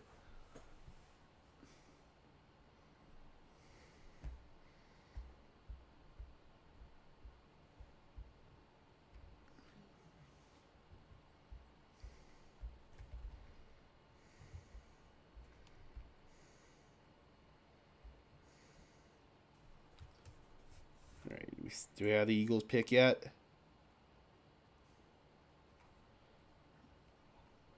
No! Johnny Wilson's gone. The Eagles just took him. Damn. So long, sweet prince. Oh, the Johnny Wilson slide is finally over. Freaking Eagles, man. Of course, Howie Roseman gets him. Of course, it's freaking Howie Roseman. They can't keep getting away with it.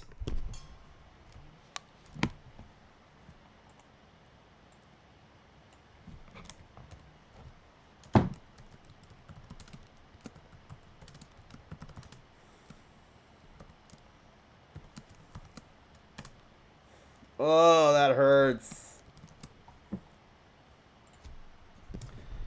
So long, sweet prince. All right, now we've got the Atlanta Falcons at 187, followed by the Houston Texans with back-to-back picks at 186 or at 188 and 189. Oh my God, I'm so mad about that. And now at 187, the Falcons go Casey Washington, wide receiver out of Illinois.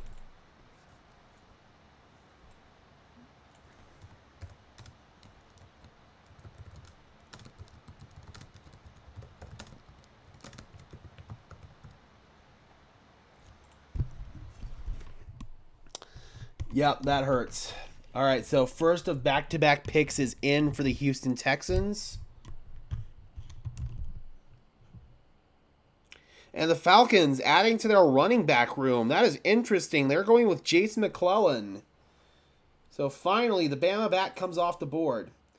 What decent tight ends are left? Not many. Not many at all, Jeffrey. The Arizona guy, McLaughlin's there, and Jaheim Bell out of Florida State, but it's getting thin. It's getting very thin at the tight end position.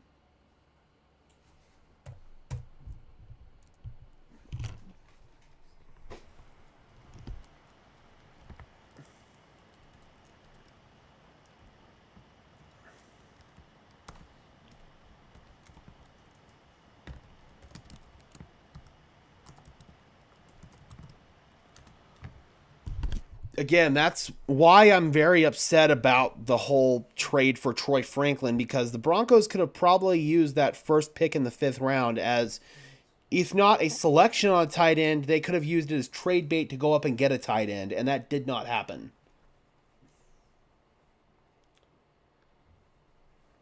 Atlanta got a running back, then a wide receiver. Yep, they went Jace McClellan, and now we got Houston on the clock at number 188.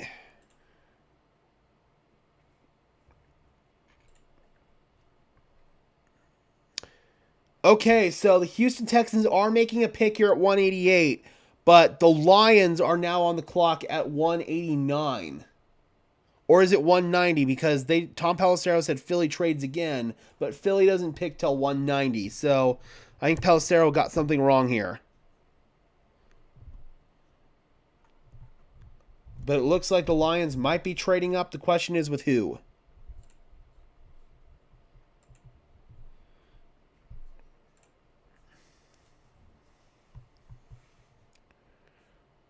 Okay, so number 188, we do have the Texans pick. It is Jamal Hill, the linebacker out of Oregon. Another Oregon player comes off the board.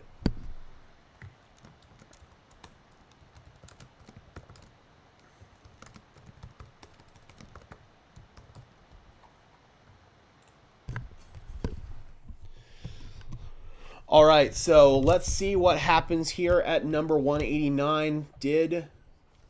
Was there a trade up here? Because Tom Pelissero had the wrong picks reported if there was.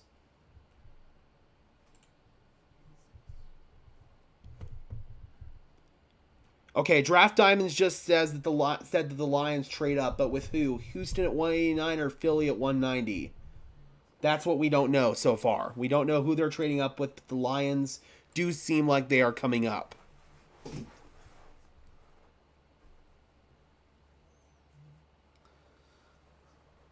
All right, pick is in for the first Houston pick, Jamal Hill. Again, I don't know if the Lions are coming up with the Eagles or if they're coming up with the Texans at 189.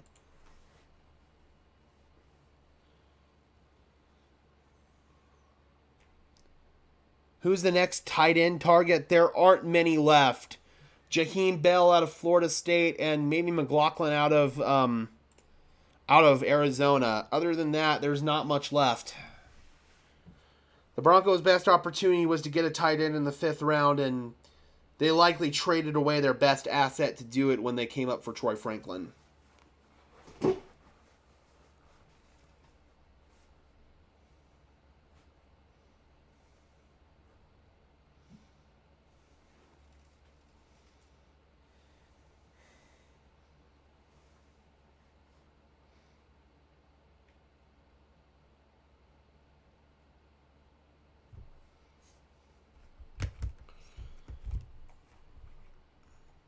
All right, let's see if we can get some clarity on this whole situation here.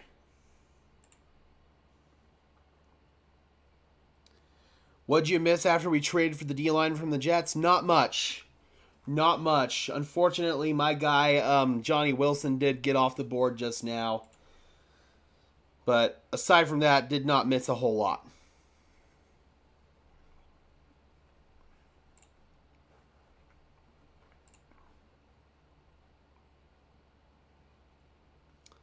Okay, I still don't know who the Lions traded up with. Is it Houston at 189?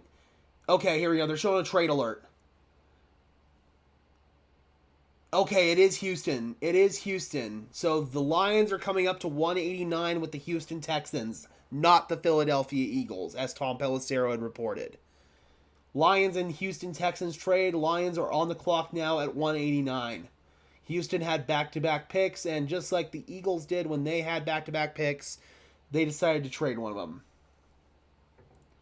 Super Bowl's in New Orleans this year. I say we go back with Sean. That'd be really cool, man. That would be cool. I don't think that happens, but that would be really cool. Any Boise State players on the board? Not sure, honestly. I don't remember scouting any Boise State players. Yeah, this seemed to be a little bit more of a quiet year for them.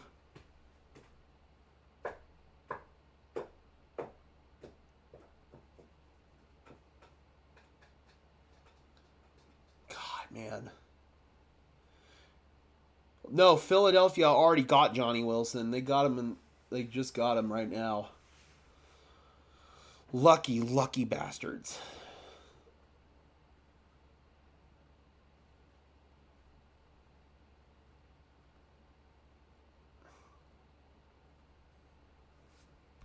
Oh, you say they're profiling Johnny Wilson on the? I'm assuming on it's on a NFL Network.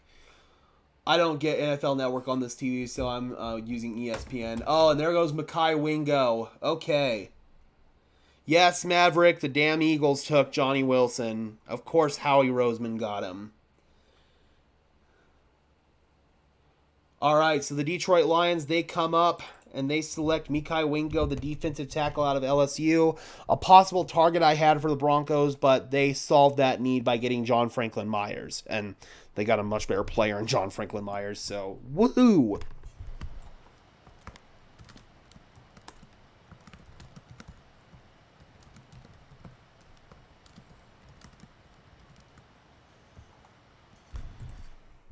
I know my guy, Grid, the host of Lions Syndicate, is going to be at least somewhat happy with this. At least it's somebody who can bring an impact on the pass rush. Yep, of course it's the Eagles. Of course it's the Eagles, right? That is why Howie Roseman is the best GM in the league, and it's not even close. Well, I mean, I guess you could also say that you could also throw in like Eric DaCosta and I guess Brett Veach in the same conversation, but I think that Howie's on a league of his own. Of course, it's the Eagles.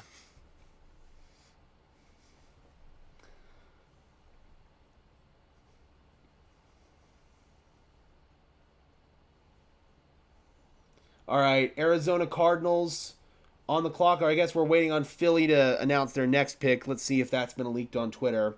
All right, sounds good, Maverick.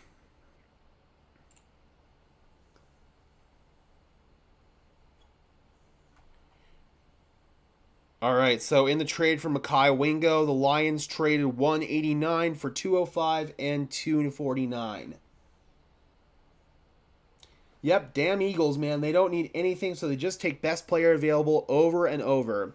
The other strategy that they do is they draft for needs 1 year ahead of when they're actually supposed to happen. So they have guys who are waiting in the wings for when their needs come up, and they already have that need addressed a year ahead of time. So when Howie's making all of these moves, like with corner, for example, this year, he's anticipating that probably both Darius Slay and James Bradbury will be gone so by next year. So he's wanting to stock the cupboard now in preparation for most likely losing both of those guys next year.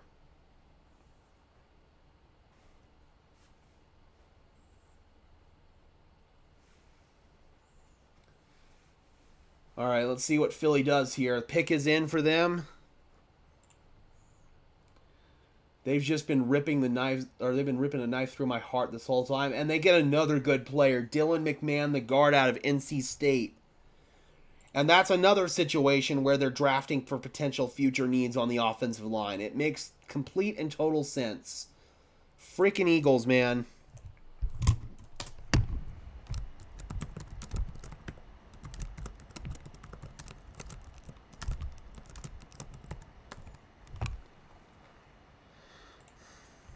All right, we've got the Cardinals on the clock. It says the pick is in at 191, followed by the Seahawks and then the New England Patriots.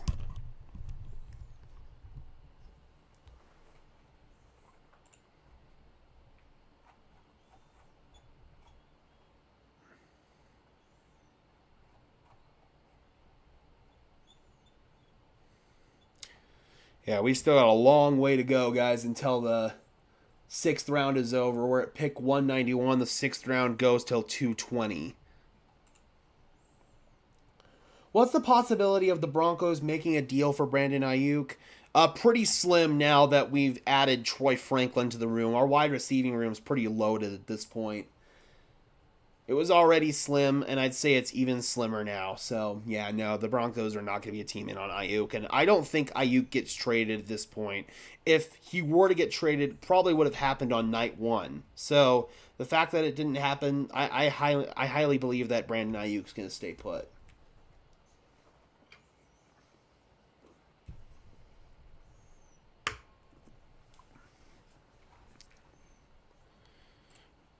All right, what do we got, Cardinals?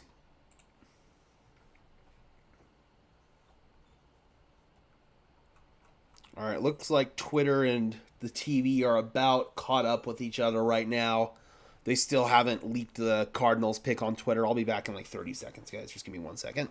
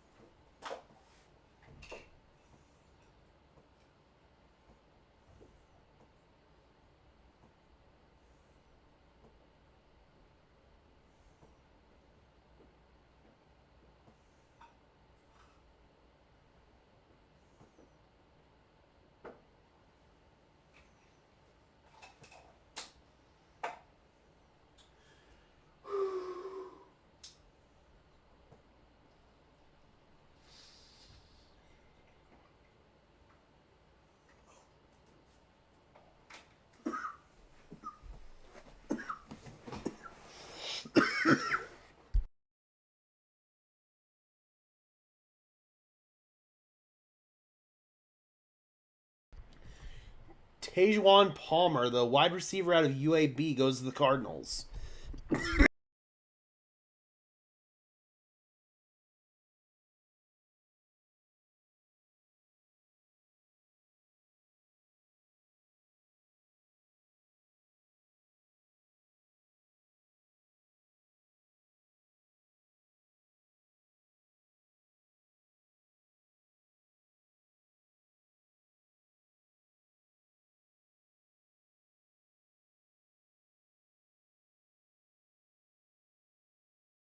I find it still absolutely hilarious, speaking of wide receivers with the last name of Palmer, that the Chargers have not addressed wide receiver yet. It's ridiculous.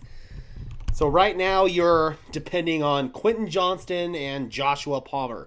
Oh, I guess they did get Ladd McConkey too. That's true. I forgot about that. Yeah, I kind of wanted to forget about that.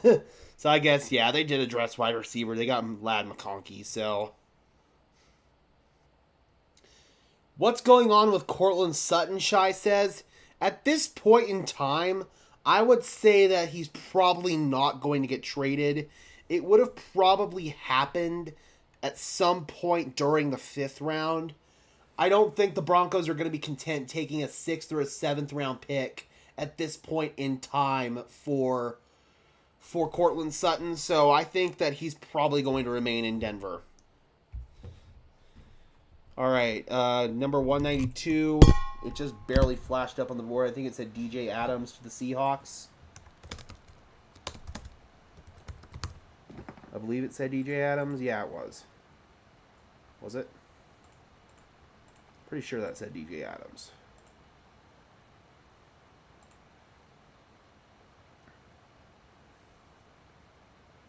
Or DJ James. DJ James.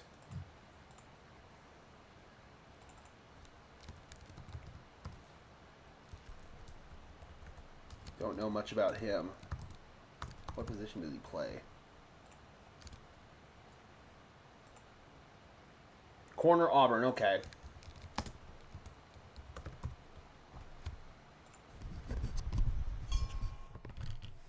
I like Tanner McLaughlin for the Broncos. Him and Jaheim Bell are probably the best available options at tight end at this point. So I'm hoping the Broncos can come away with one of those two. Find a place to plug that in for me? Yes. Where's did my red cord get unplugged from over there? Took it. She took it? Yeah. Yeah. Okay.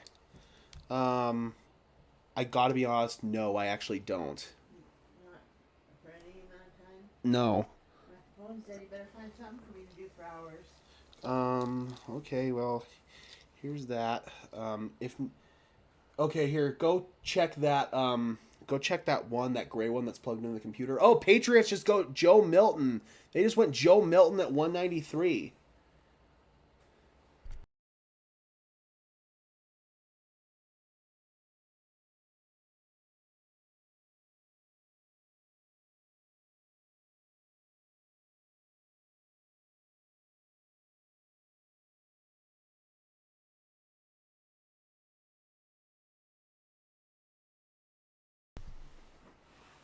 you.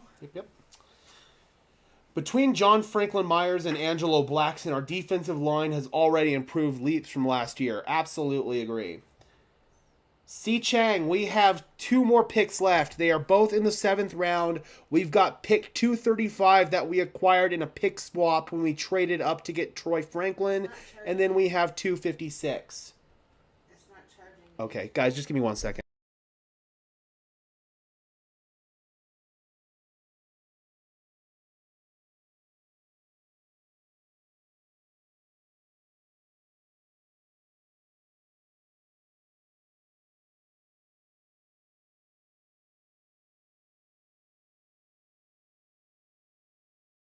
Sorry about that, guys.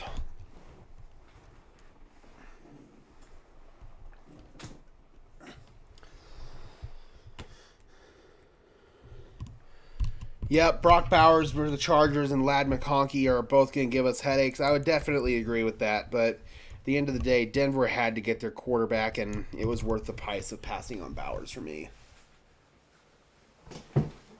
Okay, so Joe Milton just went to the New England Patriots. So the Patriots, after taking Drake May, they select another quarterback, much like the Washington Commanders did back a few years ago with RG3 and Kirk Cousins. Oh, man, McLaughlin's gone.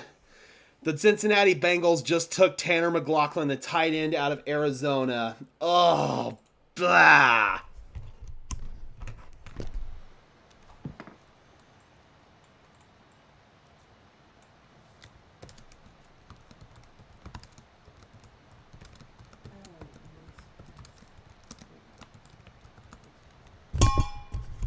Damn, that sucks.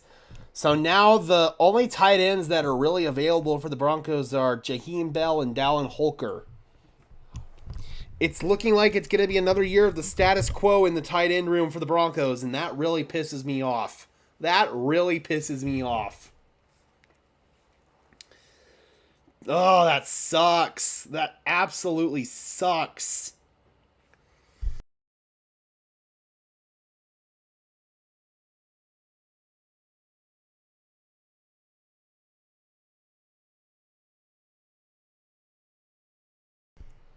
Yep.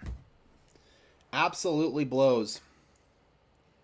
All right, pick is in for the Pittsburgh Steelers, 195, followed by the LA Rams and the Atlanta Falcons. And we are now just 21 subs away, guys. 2,979 out of 3,000. Hashtag 3K by the end of the day. Steelers just went Ryan Watts, the corner out of Texas.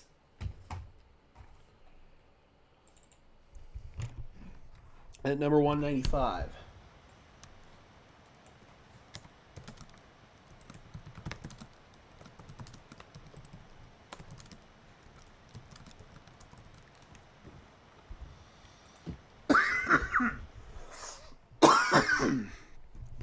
Yes, Ryan, Dulcich definitely needs to stay healthy, but he's also going to have to improve as a player.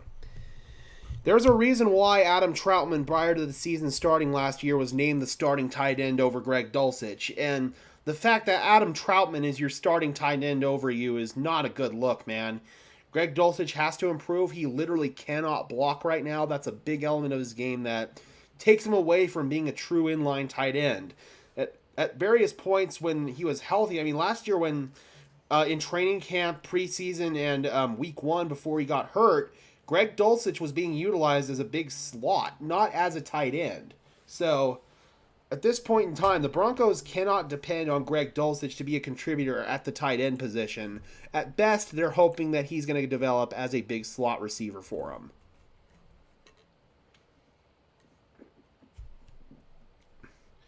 All right, so we have the Los Angeles Rams. The pick is in at 196, followed by the Atlanta Falcons and the Miami Dolphins.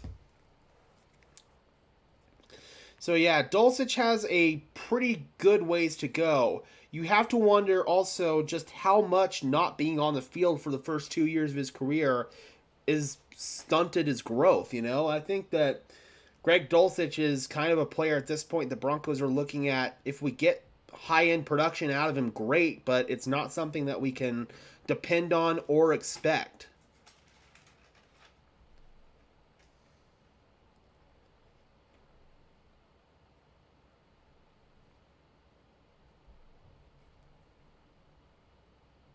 Sean needs to make a move, Shai says. We'll see what happens. We still have quite a bit. We still have about 30 selections until the, or actually about 35 selections until the Denver Broncos pick. So, yeah, we'll see.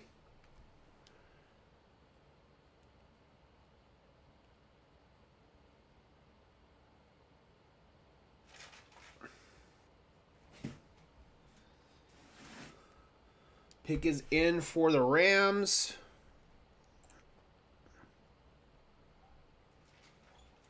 And we still don't have it. There are still some good safeties on the board, so I think that's one position the Broncos may be trying to target here in the 7th round. But if there starts to be a run on safeties, then Denver might have to use those 2 7th round picks and come up.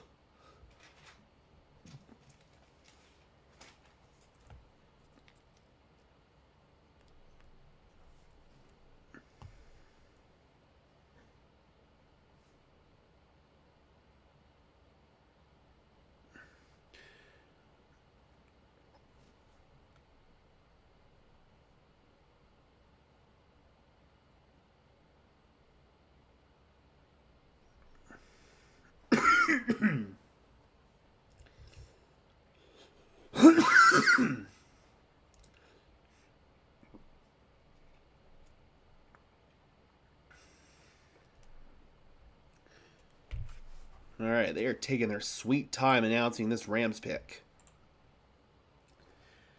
Shy, we still have the same picks. We've got 235 and 256 in round 7.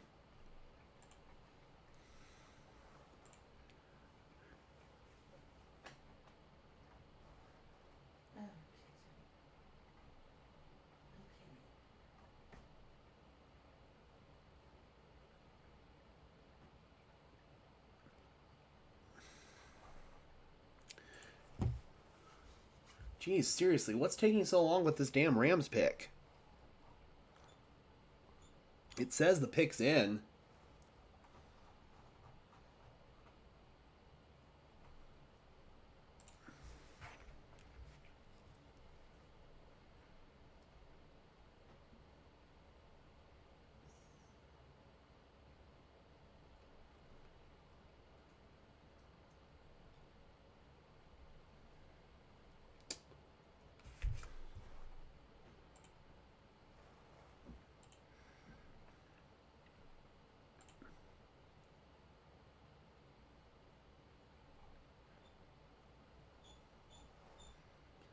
Alright, I guess we're never going to find this pick out, like, seriously. Because after that we got Atlanta and then Miami.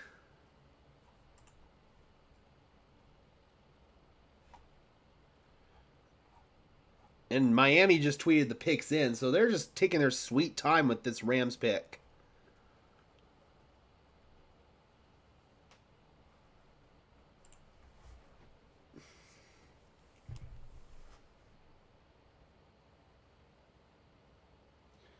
No, the Broncos have not drafted a 3rd duck. It's just Bo and Troy so far.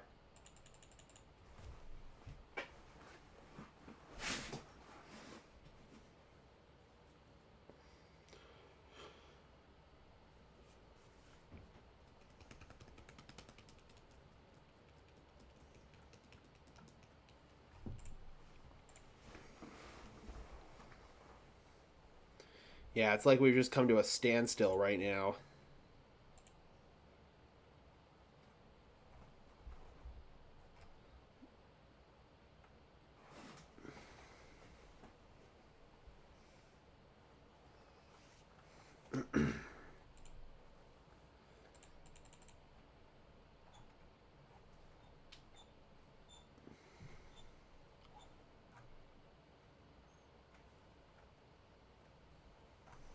Seriously, what is going on? Here we go, finally. God, they made us wait the full 5 minutes on that one. And it's for Tyler Davis, another interior defensive lineman off the board. Defensive tackle out of Clemson, 196 to the Rams.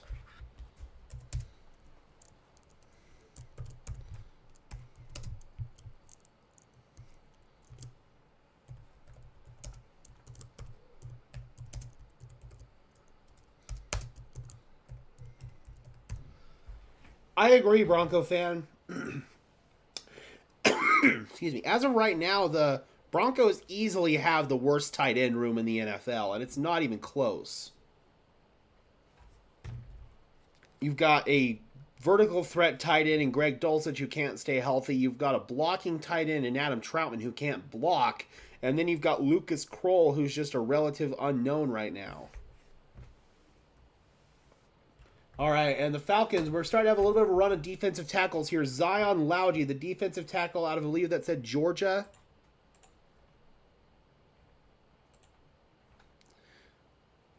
Yep, Tyler Davis. He went off. So, yeah, we got a little bit of a run right now on defensive tackles.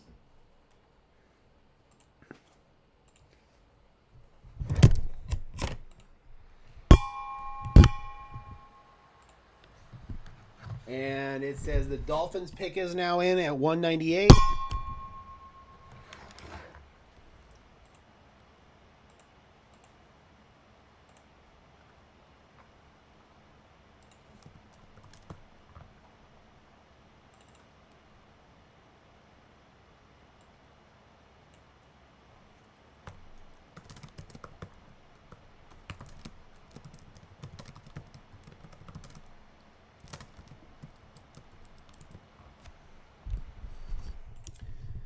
All right, we got a safety off the board. Patrick McMorris out of Cal. So at this point in time, in terms of safeties, again, the top three in Proctor, Braden, Taylor are still there.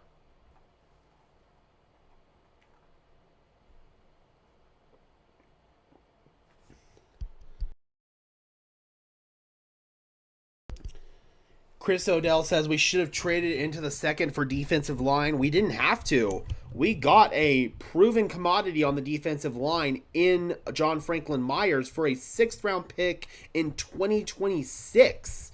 That is insane. And even though they reworked his deal and he's going to be paid 2 years, 15 mil, 2 years, 15 mil, 10 mil guaranteed, that's still an absolute steal for one of the best interior D linemen in the business. Plus, you brought in Malcolm Roach and Angelo Blackson during free agency, so I actually feel like the Broncos have done a pretty good job addressing their needs on the interior defensive line at this point. Yep, absolutely. Just like Gabe says, welcome in, man. I love we got Myers from nothing, and Malcolm Roach is supposed to be a good run defender as well, so that was easily the biggest weakness for the Denver Broncos last year was the run defense, and they made some significant efforts to solve it. All right, the pick is in for the New Orleans Saints at 199. This is the famous Tom Brady pick. Let's see who we got. Pick number 199 will always live in infamy in NFL draft lore.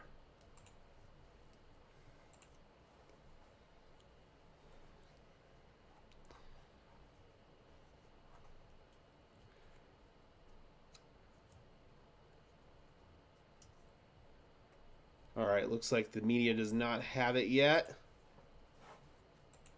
But yeah, guys, when coming back to the Broncos' interior defensive line, overall, I think they did a really good job addressing it. And one of my guys on the interior defensive line, speaking of, just went off the board to the New Orleans Saints, Sean Payton's old team. Christian Boyd, the defensive tackle out of Northern Iowa, small school guy, but has big-time production and can be a really good player at the NFL level. I definitely was still kind of holding out hope we would maybe get Boyd, but the fact that we got John Franklin Myers, I'm okay with not getting Boyd. I am, but this was one of my guys that I had mocked to the Denver Broncos in my mock draft.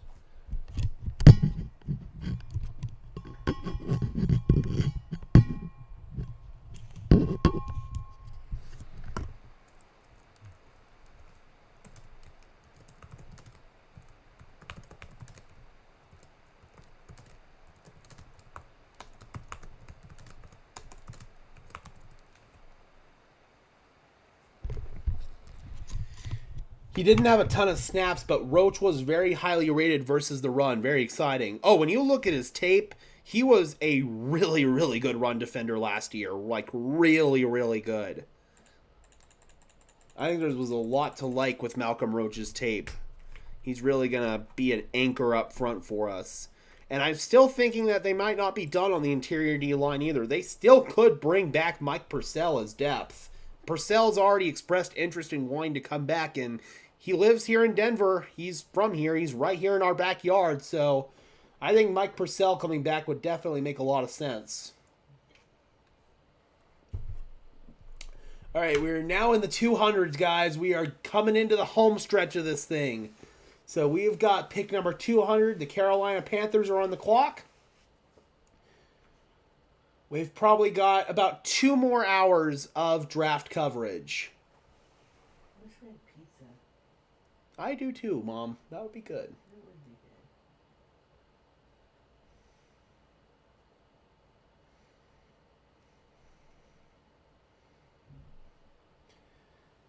Again, the question is, though, who will set the edge? I mean, at this point, it really just feels like a committee approach in that edge rush room with Jonathan Cooper, Nick Benito, Baron Browning, and now throwing in Noah Ellis to the mix. I keep wanting to call him his brother Caden's name. I think overall, man, you have 4 Robins in that room. One of them hopefully will finally emerge as a Batman. Yeah, and there's still the factor of Ioma Uwazurike, who was suspended all last year. What did the Denver Broncos have in the visions for him? He was a former 4th-round pick, but it was by the previous regime, so I don't know what the Denver Broncos feel like Uwazurike is going to bring to the table.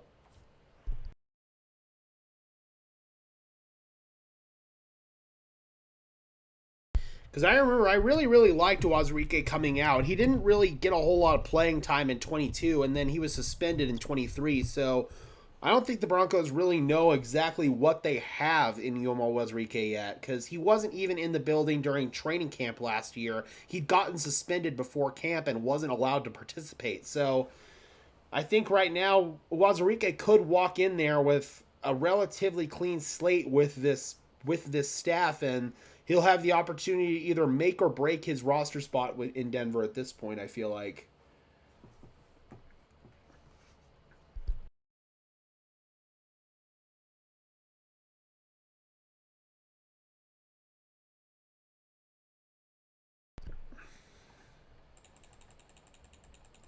All right, we are pick number 200, the Carolina Panthers. The pick is in.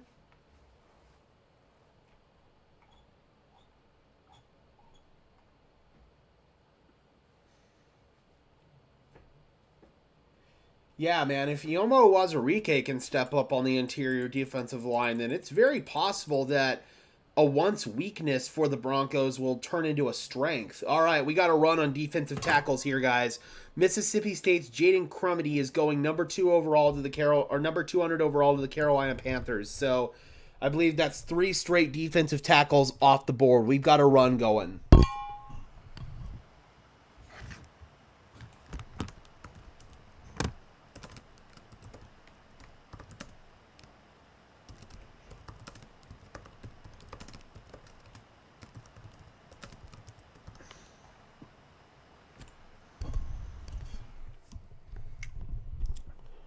All right, so now we have the Indianapolis Colts on the clock at 2:01, followed by the Green Bay Packers once again at 2:02. Packers have had a very active draft, and so have the Colts for that matter. I think both of them have done really good job getting good value on their boards. Wasn't the hugest fan of Green Bay's first-round pick, but everything outside of that has been really good.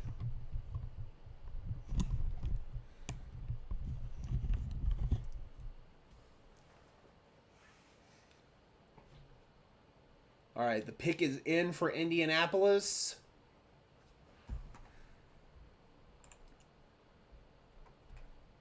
And they go Micah Abraham, the corner out of Marshall.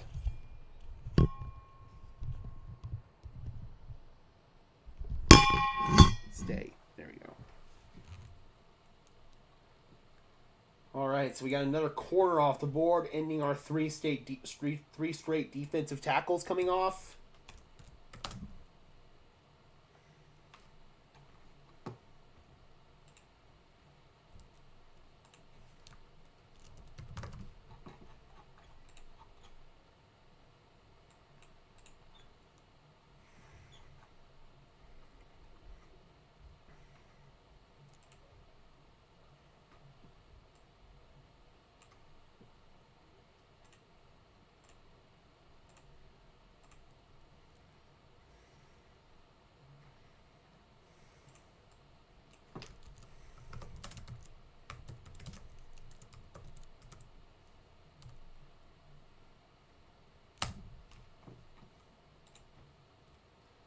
All right, pick is in for the Packers at 202. We are getting closer and closer to Denver making their pick at 235.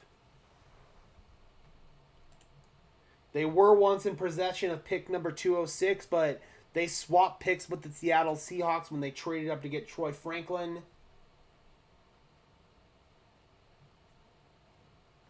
All right, pick is in for the Packers.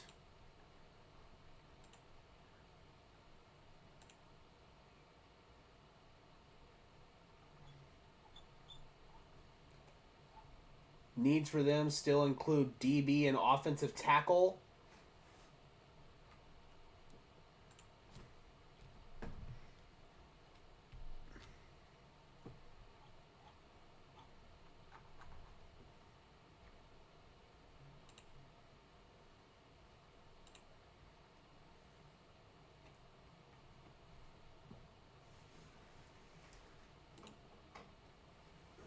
All right, pick, here we go for Green Bay. Travis Glover, the tackle out of Georgia State. So they added a tackle with their first round pick in Jordan Morgan, and now they add another one as depth in Travis Glover.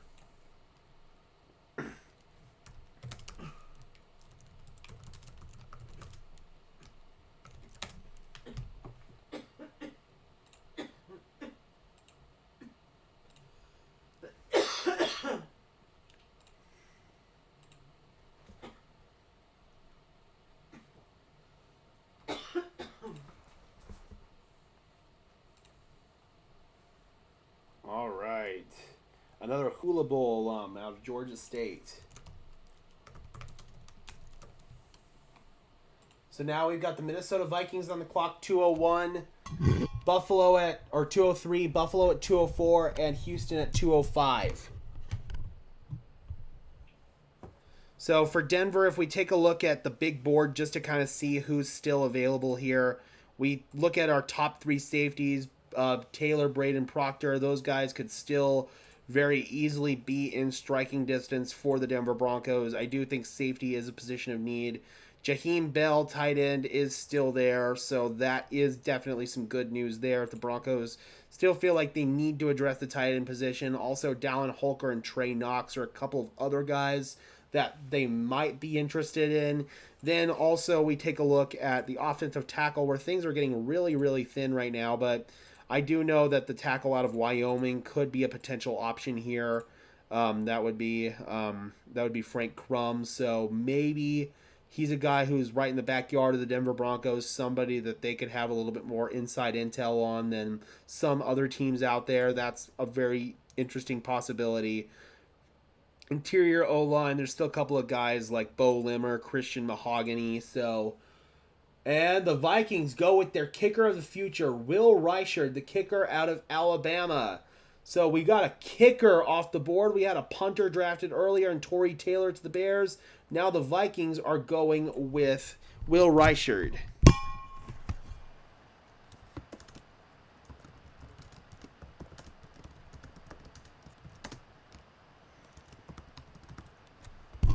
Vikings have been a team that's been plagued with kicking issues for a very, very long time now, dating all the way back to Blair Walsh. Hopefully, this will finally stabilize it for them. Never forget that the Vikings actually drafted Daniel Carlson, and Mike Zimmer cut him after, I believe, 2 games because he missed 3 kicks in his second ever NFL game. And now Daniel Carlson has become one of the best kickers in the business. Never forget that. All because Mike Zimmer was salty. All right, guys, we are at 280 subscribers, just 20 subs away from hitting that illustrious 3,000. So I would really, really appreciate it if you guys have yet to subscribe to the channel. Please do so. It's free. It's easy. It only takes 1 second to do, and it would really, really help us out. We are trying to get to 3,000 subscribers by the end of the day, and we need just 20 more to get there. So some of Mel Kiper's best available players include Christian Mahogany, Braden Rice, Bo Braid, Michael Pratt, and Kamal Hayden.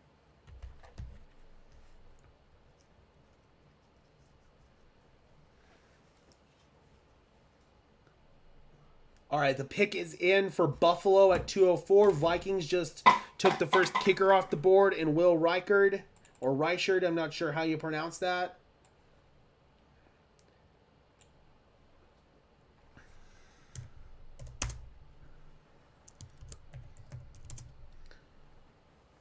Pick is in for the Bills.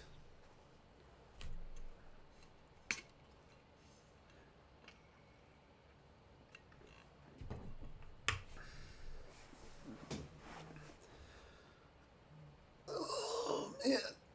I've been sitting for way too long, guys.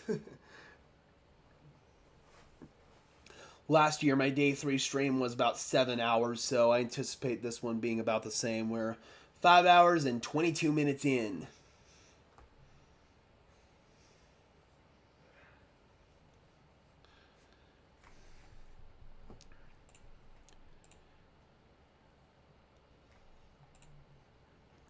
All right, do we have the pick in for the Bills yet? Nope, the internet's still losing their mind over a kicker.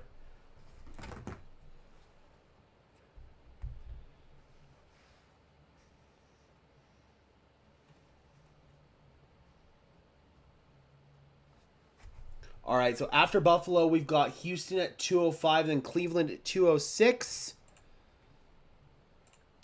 So we are about 30 picks away now from the Denver Broncos making their second to last selection of the afternoon.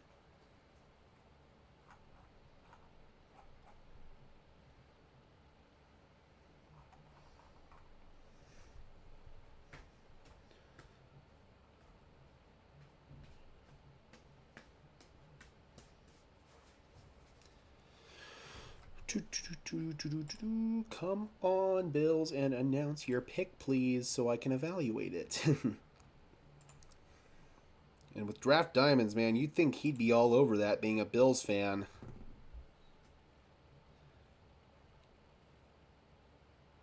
This is the point in the draft where announcement of picks kind of just goes all over the place. Sometimes we'll get like 3 or 4 picks at once, and other times we'll have to wait like 5 minutes before the internet finally gets wind of a pick.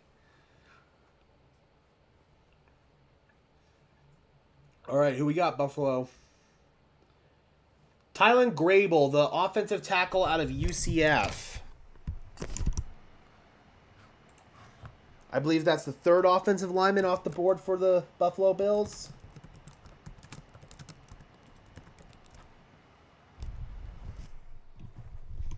Transferred to UCF from Jacksonville State in 2022, so started off as smaller school guy. All right, so now we got the Houston Texans on the clock at 2:05 and the Cleveland Browns on the clock at 2:06. And the pick is in for the Texans.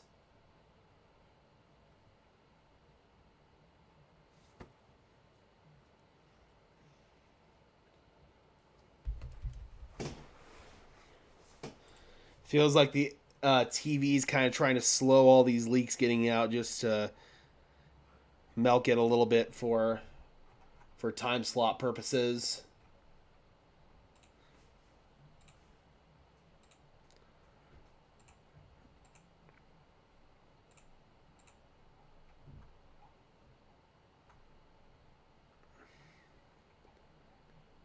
Yep, at this point, man, if the Broncos are looking to land a tight end, it's probably going to be Jaheim Bell or Dallin Holker. So hopefully one of those guys is within striking distance when we pick at 235. They have to do something at the tight end position. They just have to. They can't just let it slide like that.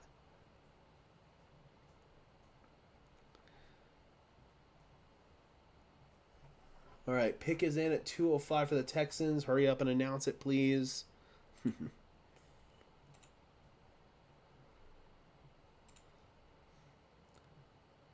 Houston Texans are a team that's very obviously favored to maybe overtake the Chiefs in the AFC this year, just with how much talent they've loaded on their roster behind their young quarterback CJ Stroud.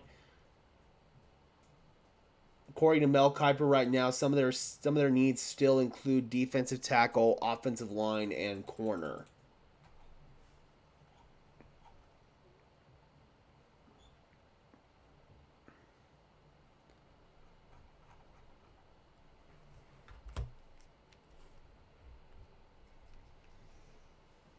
Shefty bomb.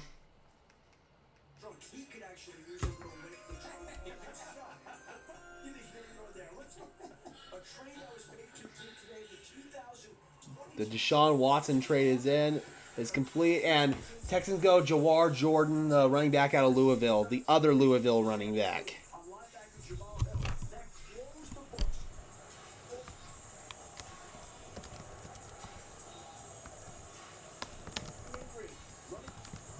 We're having, I think this is like a wind-induced. Yep, some of that wind blowing out there in Detroit.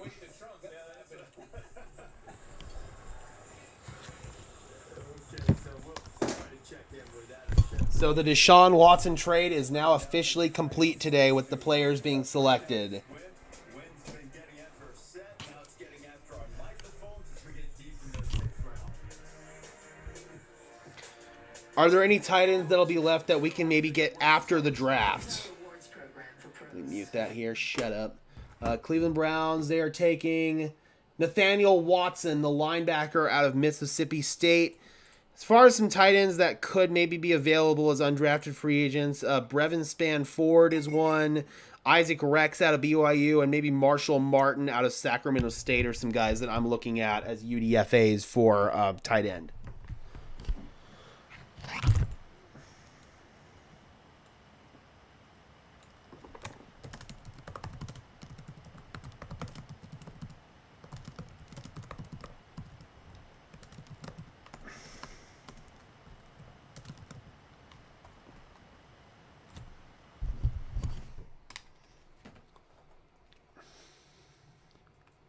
All right, now we got the Seattle Seahawks on the clock at 2:07, followed by the Las Vegas Raiders and the Los Angeles Rams.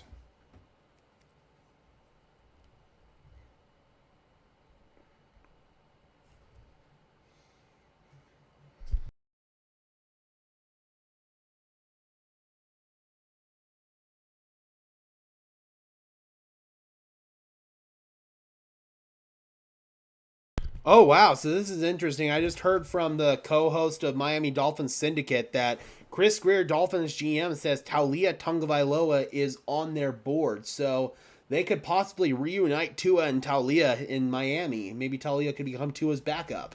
Meanwhile, the Seahawks just went Michael Jarrell, the offensive tackle out of Findlay. Okay. Very small school guy there.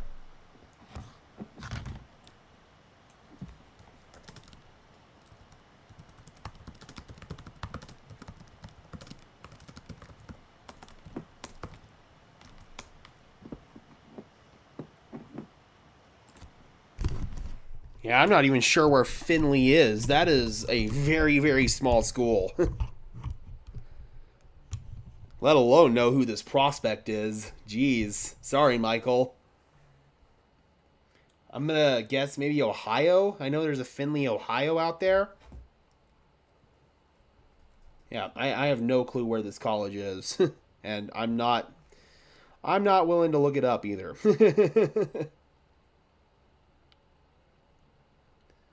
Do we still have that tight end from the Saints? I'm assuming you're talking about Lucas Kroll. Yes, we do. We do indeed still have him.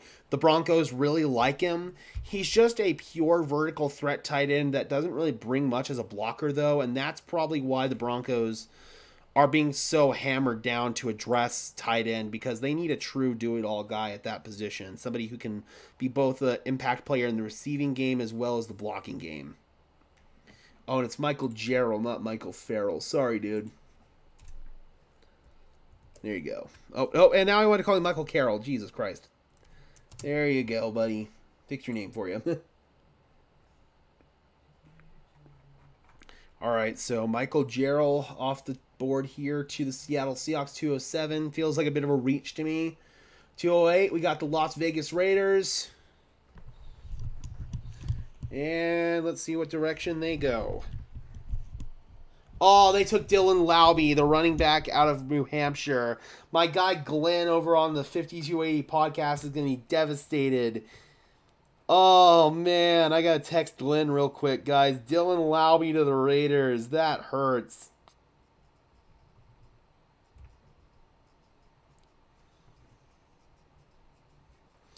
Oh, man, I know that my guy Glenn's going to be really upset about that. I like Dylan Laube. I was hoping that he could maybe be a late-round running back target for us, but obviously we took care of that with Estimé.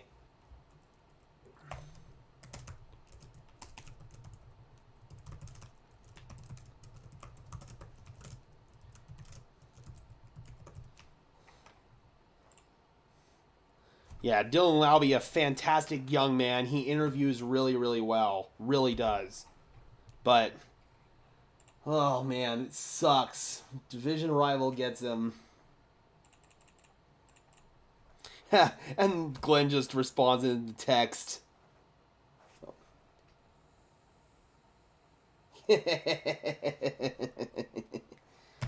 Oh, that's funny. Sorry, Glenn. All right, so we got the Los Angeles Rams. Pick is in at number 209. Have we crept into the 7th round yet? Oh, no, it's 220 is when we'll creep into the 7th round. And the Rams address their kicking woes. Joshua Carty, the kicker out of Stanford. One of the top-rated kickers coming out of this class. Obviously, Will Reichard ended up going ahead of him. So now we have 2 kickers off the board.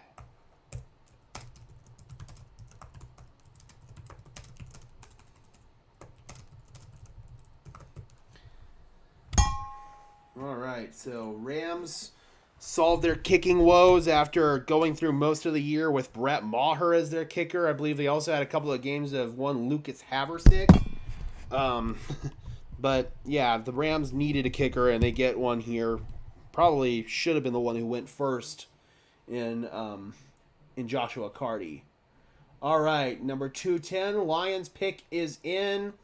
They have been really going hard on defensive backs, man.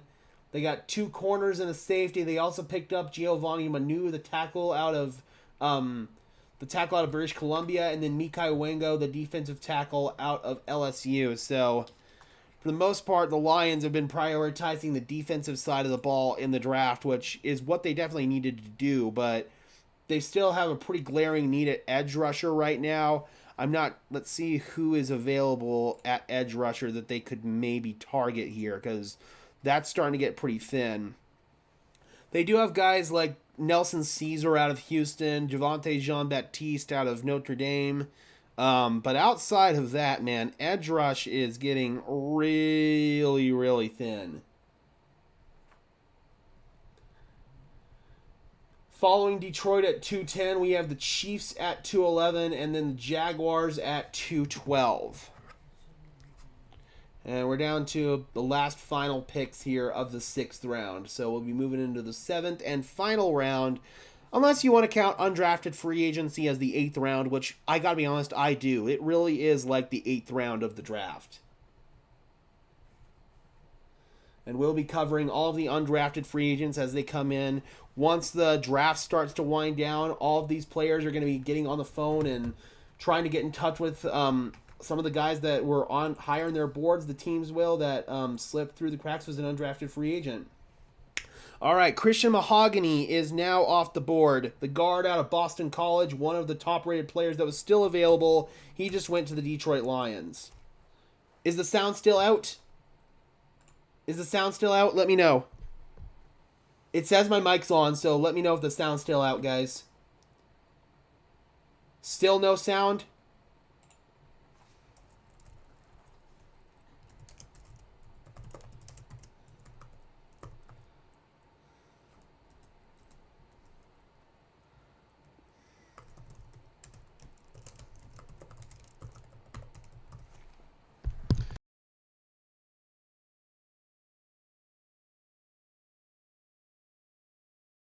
Can you guys... Okay, that's too high. That's too high.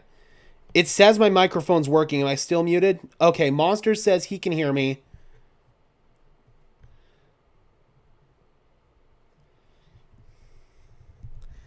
All right. So the Lions just took Christian Mahogany, and the Chiefs just took Kamal Haddon, the corner out of Tennessee. Okay, Bobby. I was going to say... Oh, wait, that's too loud. Wow, okay. Mic check, mic check. Okay, that's good.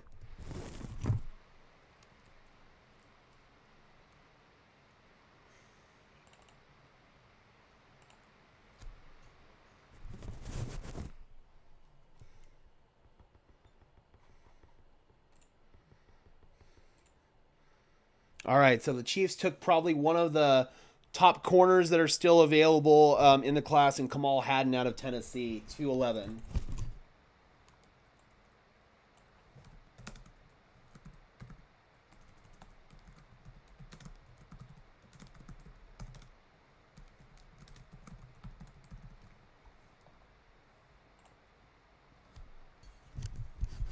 All right, so the Jacksonville Jaguars on the clock at 2:12. The pick is in, followed by the Los Angeles Rams and then the Cincinnati Bengals. Nope, we have got two more picks, Bronco fan. We've got 235 and 256. See, Police the Police, I actually disagree with that. That's a good name, by the way. I disagree with you on that. I feel like at this point in time with Javonte Williams, he did not show a whole lot of positivity in his play last year. He showed that he was really starting to get worn down at the end of the year with his injury. He's still dealing with the ramifications of it, and understandably so. The fact that he even played last year for us was a mini miracle. Then you've got Samaje Perine, who's aging and is on a somewhat expensive contract, $3.5 million that can be all off the books if he gets cut. And then we got Jaleel in the building, who I really like and will have a niche role in this offense as a third down scat back. But at this point in time, they needed some insurance in case Javonte Williams' health does not continue to improve. Exactly, Broncos fan. Williams did not look good at all last year. He looked like he was really struggling out there. He didn't even average 4 yards per carry. All right.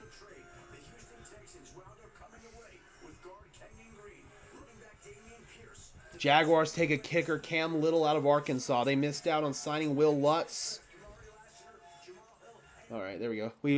They missed out on signing Will Lutz. The Broncos swept back in and stole Will Lutz from him after they had agreed to a 3-year deal with him. So now they address kicker in the draft with Cam Little out of Arkansas.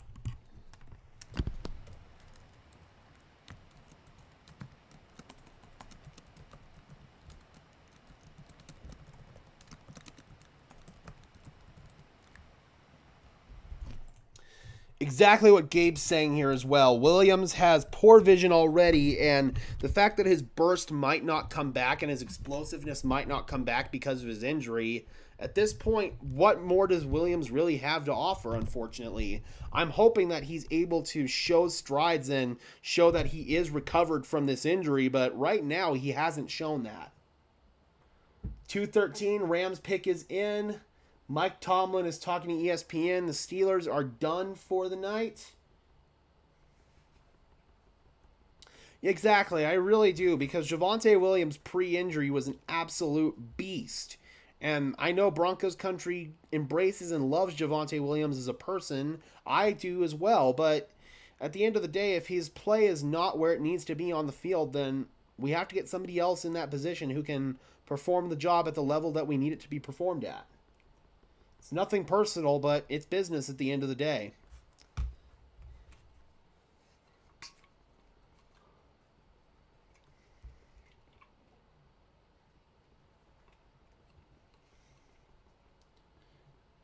And exactly like you're pointing out, your Police the Police, if there is a point in time where he will bounce back, it's now in year 2 coming off of that injury. A lot of players coming off of those multi-ligament injuries are never the same in year 1. So that does give me some hope, but the Broncos did have to have some effective insurance in case that doesn't happen, and that is where you insert Audric Estimé.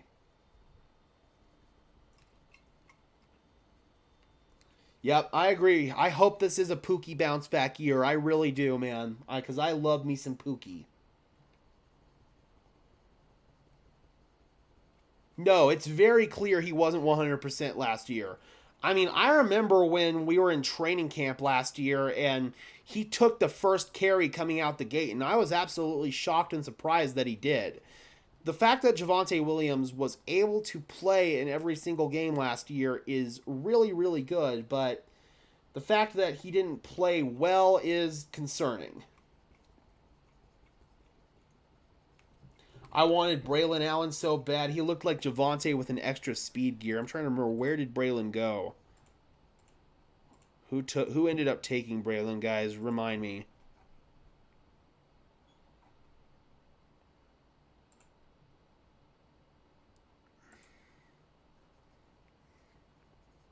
Yeah, I'm looking it up just to see. I can't remember who ended up taking Braylon.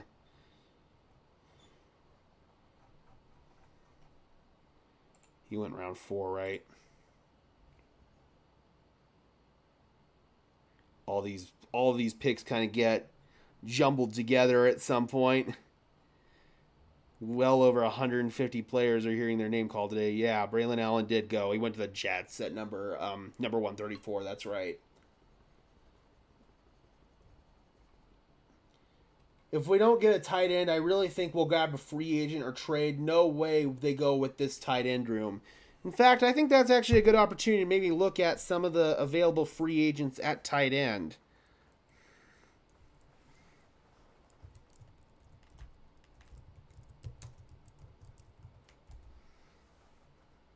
All right, looking at just kind of who maybe they could snag at the tight end position.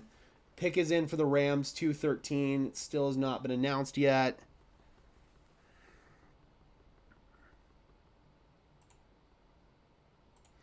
Available tight end. And there's not much, man. Logan Thomas, Bobby Tunyon, Mercedes Lewis, Ross Dwelly, Jeff Swaim, Jimmy Graham, Kenny Yeboah, Tyler Croft, maybe Tyler Croft. Aside from that, not much. So maybe it has to be through the trade market, and even then, I don't necessarily know what tight ends are going to be available through a trade. Their best opportunity to fix this tight end room was today, and they fumbled that bag.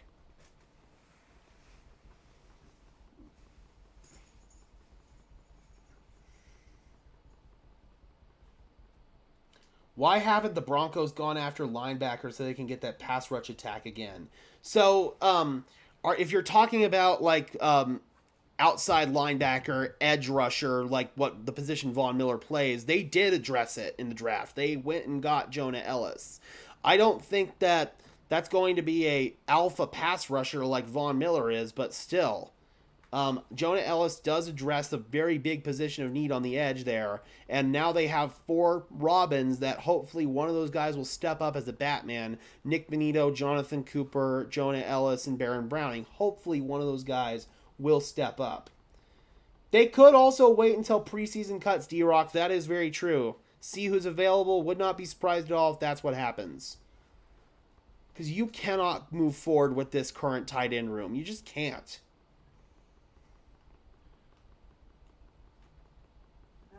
Feeding you till tonight. We only have a little bit. That's dinner.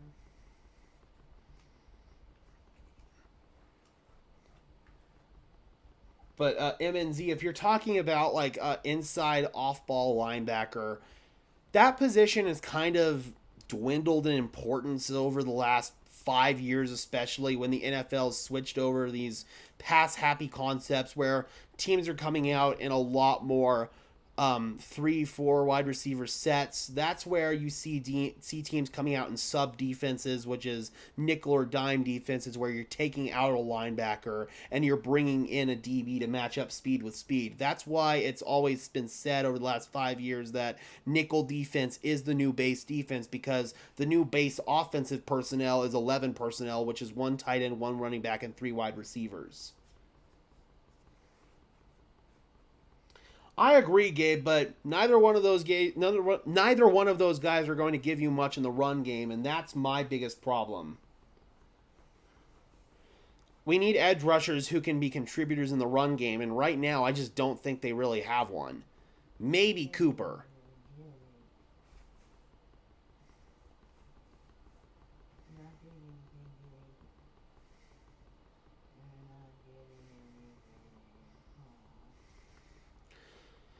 All right, so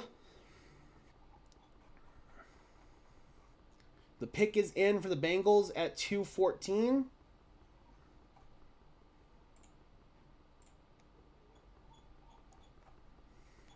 Who did the Rams go with at 213? They went with Jordan Whittington, wide receiver out of Texas. And now the Bengals pick is in here at 214. Yes, Bobby, Dallin Holker is still available. That is the one thing that gives me hope. But he's kind of a similar build as the other tight ends. He's more of an H-back that doesn't really... I don't know, man.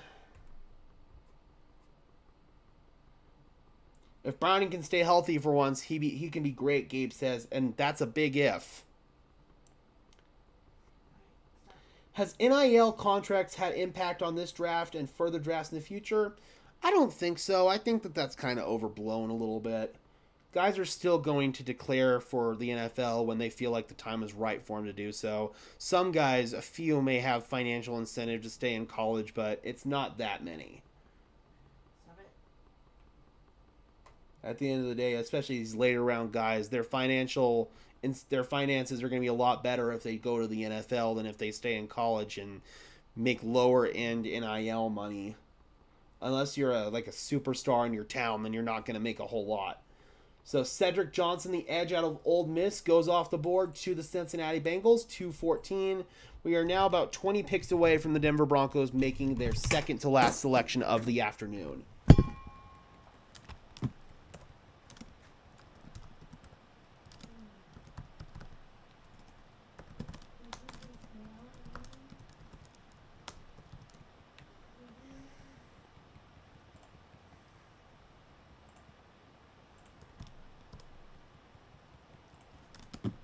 Welcome back, Maverick.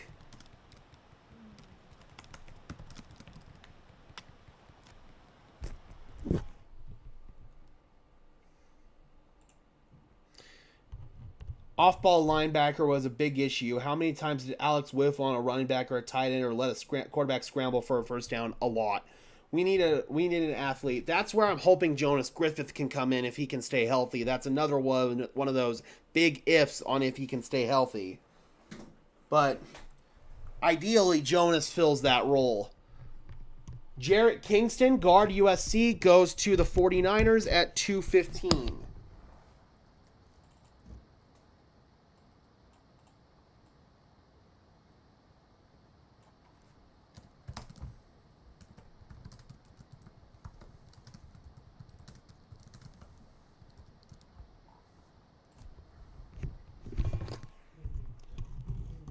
Broncos-wise, Maverick, nothing.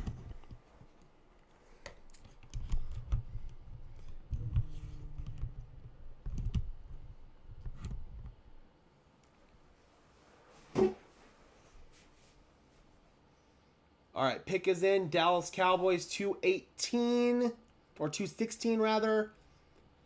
They are going with Ryan Flournoy, wide receiver, Southeast Missouri State, another small school cat. No, kitty. No.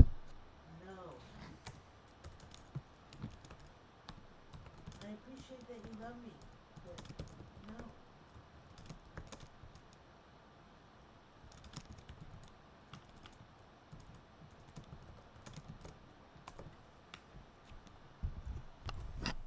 And the Rams, they go Bo Limmer, the center out of Arkansas, 217. He's a guy that I really, really liked. So the Rams potentially get their starting center of the future here in Bo Limmer.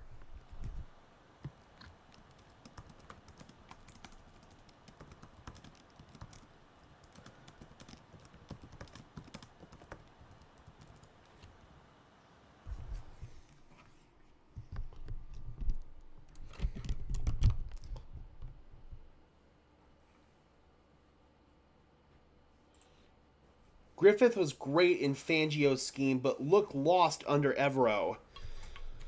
I'm curious to see what he's going to look like with Vance Joseph doing a lot more of like the man-heavy stuff that he did towards the middle of the season. Exactly. Then he got injured, and we haven't seen anything from Griffith since, I believe, the 49ers game last year.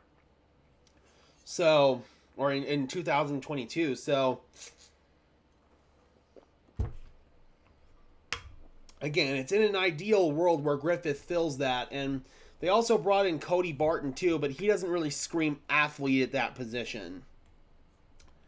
Brendan Rice is still on the board. That is correct, but I don't think the Broncos are going to be in the market for a wide receiver at this point. Their wide receiving room is already pretty loaded as is, and I'm going to hedge my bets again right now and say Courtland Sutton's not getting dealt. It would have happened somewhere around round 5 that it did.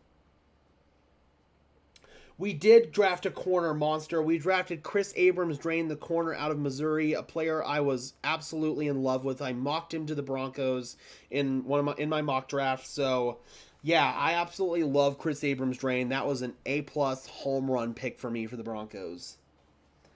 I'm sad Denver didn't go get Luke McCaffrey. Yeah, McCaffrey went just a little bit too high. He went number 100 overall, 3rd round to the Commanders. That was probably a little bit too rich for Denver's blood. They ended up wanting to pair Bo Nix with Troy Franklin instead.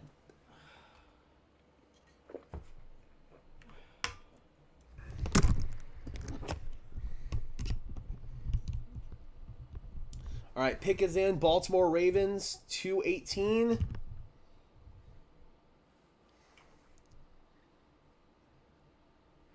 And they go with Devin Leary, the quarterback out of Kentucky. Okay. I was not expecting to hear Devin Leary's name so soon.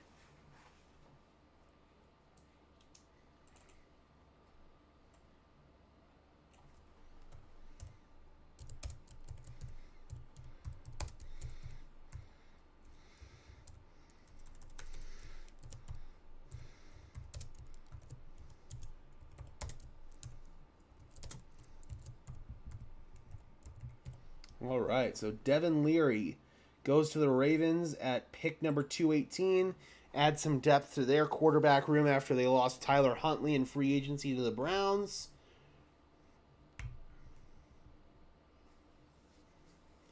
Sutton wanting to hitch his success to Russ is insane. Yes, chemistry, but that ship is sinking 100%.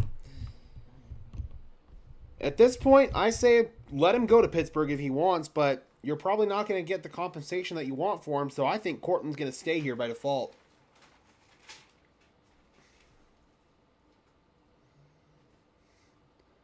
All right, so we got Bills up, then Tampa Bay at 220, and Buffalo at 221. We are getting closer and closer to Denver making their pick.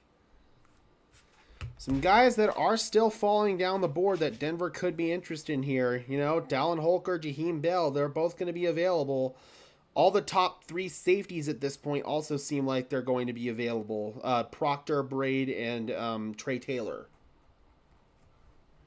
At this point, I have to probably hedge my bets and say that tight end or safety is going to be the direction that Denver goes here.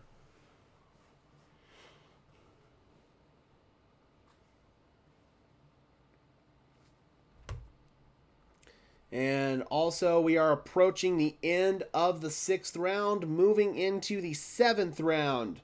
Heading into the home stretch here, guys.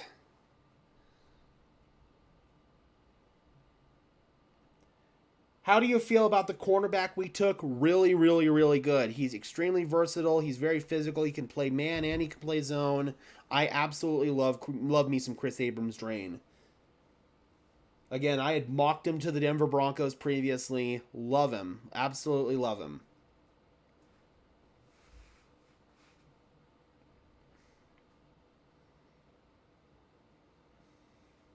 I think right now for Abrams-Drain, he's probably going to end up being the Broncos' starting dime. If I had to guess or envision a role for him, he's probably more of an inside guy at the NFL level, and Jaquan McMillan's our entrenched starting nickels. So I imagine that he'll probably be out there in dime packages. I'd rather see Denver go tight end. Yeah, I want to see them go tight end as well. I absolutely want them to see go tight end. I feel like safety is a little bit more of a secondary need. Tight end is a more immediate need right now. And no pun intended with safety being a secondary need.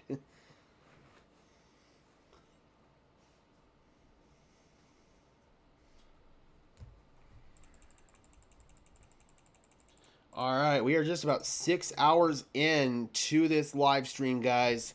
We got probably another hour to go. Then we've got press conferences, and then we've got undrafted free agents. So we've still got plenty of content to go here on the channel. All right. Daquan Hardy, corner out of Penn State, goes to the Bills, 219 overall.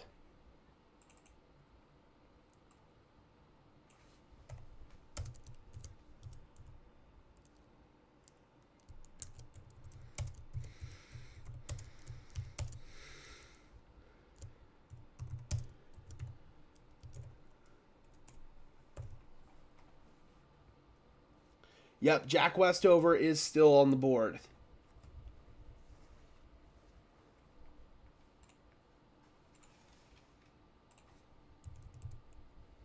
So that is another one as well. You think Drain will surpass Moss at dime, or do you see Moss moving up? I don't know. I think at this point they're kind of envisioning an outside role for Moss. It's going to be him and Levi Wallace competing for that role. So I think that they're envisioning more of an outside role for Riley Moss.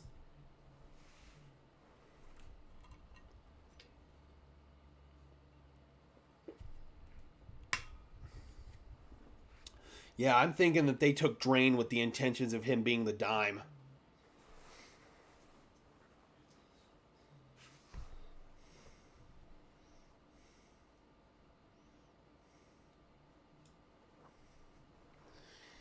Anybody who says that Bo Nix isn't good needs to go reevaluate the film. It's that simple.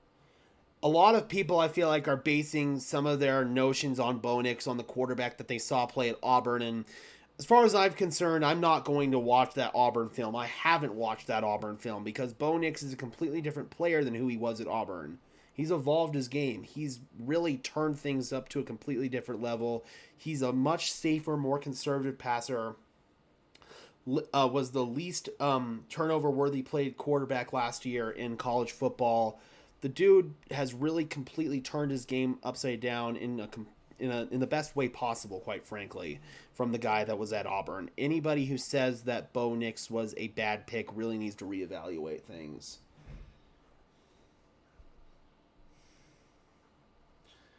All right, Buccaneers, number 220 overall. They go with Elijah Klein, the second UTEP player off the board after the linebacker earlier. There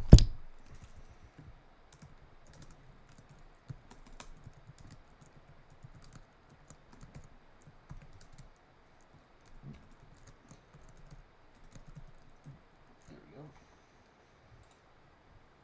I cannot wait until I have someone here next year to handle the graphics. Having to stop and type in a player's name is definitely something that I don't want to have to keep doing.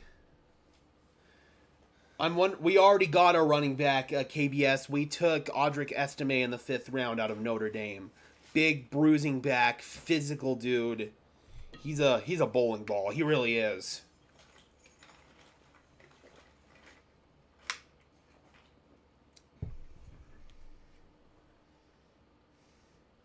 All right, so we've got the Buffalo Bills. Pick is in at 221, followed by the Washington Commanders and the Las Vegas Raiders. We are just about 14 picks away from the Denver Broncos being back on the clock.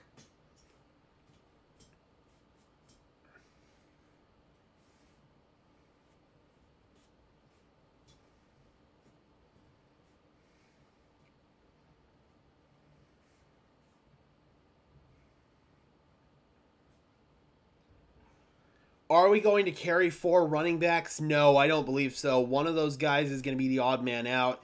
It's going to probably either be Javonte Williams or Samaje Perine. It all depends on Javonte's health. If he continues to play like he did last year and just doesn't look like the same player in terms of burst and explosiveness, then I think it might be Javonte they move on from. Otherwise, they can move on from Samaje Perine after training camp, and they can save $3.5 million. So I believe one of those guys will be the odd man out. The only running back that I feel like is going to be a Bronco for sure is Jaleel McLaughlin and obviously Audric Estimé. So no, I definitely don't think they carry 4 running backs. Because they're also going to carry a fullback on the roster in Mike Burton.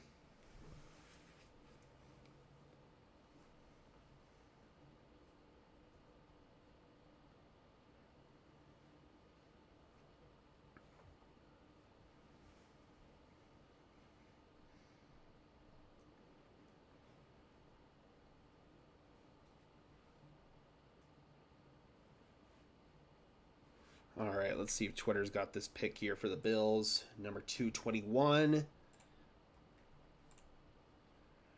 At this point, it looks like Denver might be able to take their pick of the litter in terms of the safeties that are available, plus the 2 tight ends that are also still there. At this point, it seems like Denver could have their pick at almost all of those guys.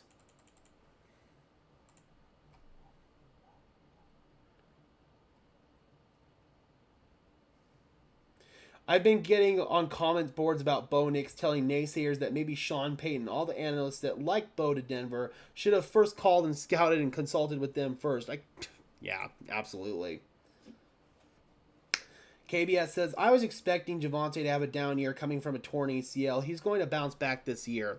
I hope so, but here's the thing. He didn't just tear his ACL. He also tore his LCL and his posterior lateral corner. He basically shredded and destroyed his knee. The fact that he even was able to play last year was a medical miracle. I'm hoping that he can get that burst and explosiveness back, but if you look at the data, it suggests that running backs coming off of multi-ligament knee injuries are not likely to go back to the same burst and explosiveness that they had pre-injury. All right, guys, we are moving into the 7th round now at pick number 221. So we are coming into the final few picks of this draft. Yeah, seriously. Since apparently they're more qualified quarterback evaluators. That's fantastic. All right, guys, here we go. I'm really, really hopeful that the Denver Broncos can come away with one of those safeties or a tight end.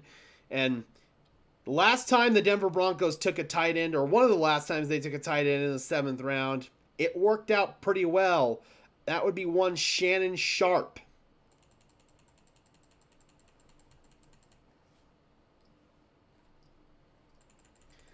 God, man. It's going to be really, really fun to see, like, over these next few years, who's going to really emerge out of, like, these 7th round picks, the undrafted guys.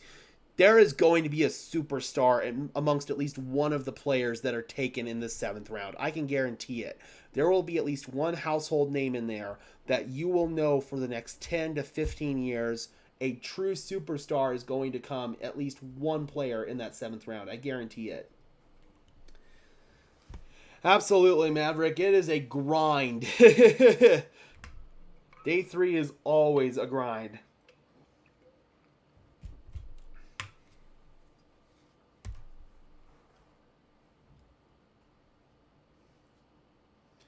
You think P. Ryan goes KBS? Yeah, I think that if Javonte shows that he's healthy and he's able to bounce back, then yeah, I definitely think it's going to be P. Ryan who goes. Otherwise, okay, so we got Travis Clayton, a guard coming through an international program from England. 6'7", 301 pounds. That's interesting. He's going to the Buffalo Bills. Looks like he's got a rugby background, as you would expect.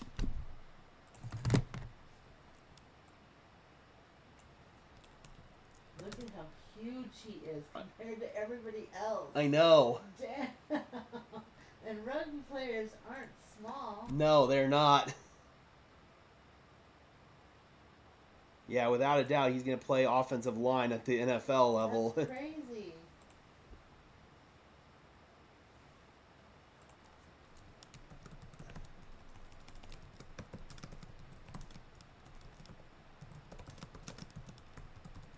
is huge. Yeah.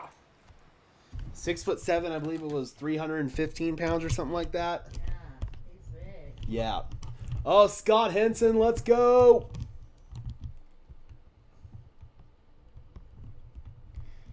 He's there to introduce Travis Clayton. That's really cool.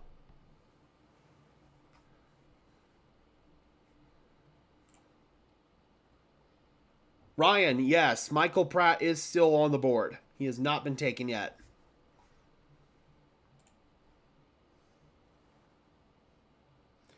When does Denver pick next, and how many picks does Denver have left? So we have the pick number 235 and 256 in the 7th round. You see that scar on the inside of his thigh? Yes, I did. Holy crap, to break that bone right there. Do you know how hard that is to break that fucking bone? Oh, it's very Break that hard. bone? Excuse my language. No, it's you're all good. That is very hard to break that bone. It makes me want to vomit. Mm-hmm. Oh my god. Oh. Yep, Pratt is still on the board.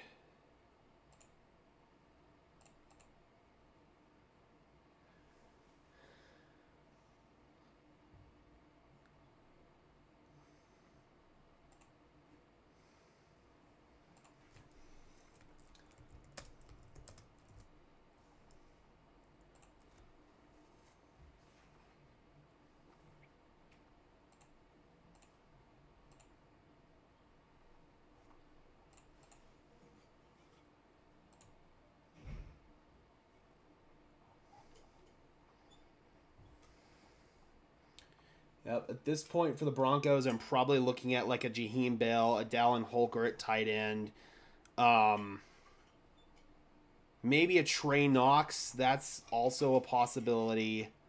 And then I'm also, again, looking at the top 3 safeties that are still going to be available here in Proctor, Braden, Trey Taylor. All right, the pick is in for the Commanders here at number 222.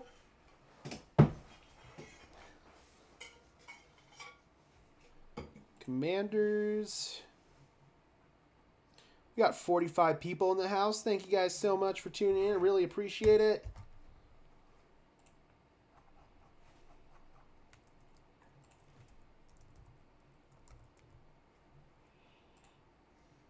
All right, so the Washington Commanders, they go with Javonte Jean-Baptiste, the edge rusher out of Notre Dame.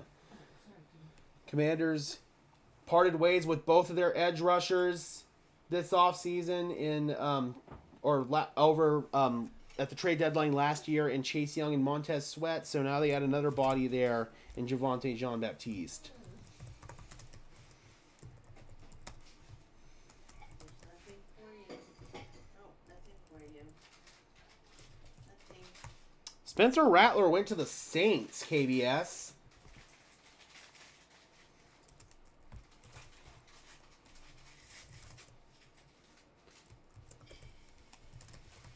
Yeah, Spencer Rattler went to the Saints. All right, so now we got the Raiders on the clock at 2:23, and then the Bengals on the clock at 2:24. We are getting closer and closer to Denver being on the clock at 2:35.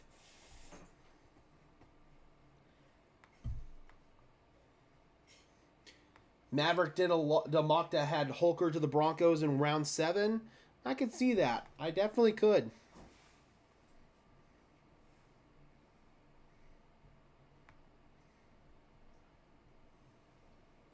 I think I just saw the first negative comment that I've seen on the John Franklin Myers move. It was some clown on a YouTube comment. It was like, he sucks. They should have drafted one.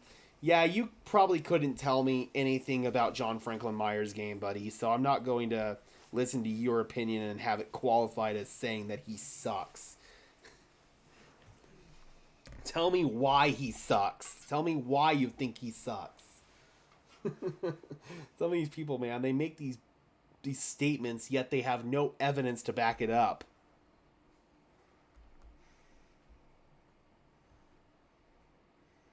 So I'm going to put you on blast, Phil Kitterman, on YouTube.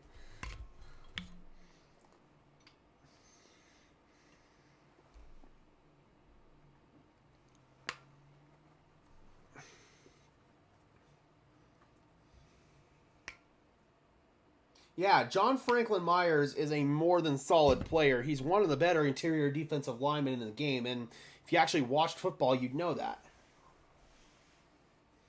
But there's a lot of these people out there that make these comments without actually watching football. They just look at stats, they look at what people say on Twitter, and that's what they go with. They don't actually establish their own opinions for themselves. They just steal other people's opinions. Yes, the Broncos do have 2 more picks. They pick at 235, so here are about 12 more picks, and then they pick at 256, the second to last pick. They are almost Mr. Irrelevant this year.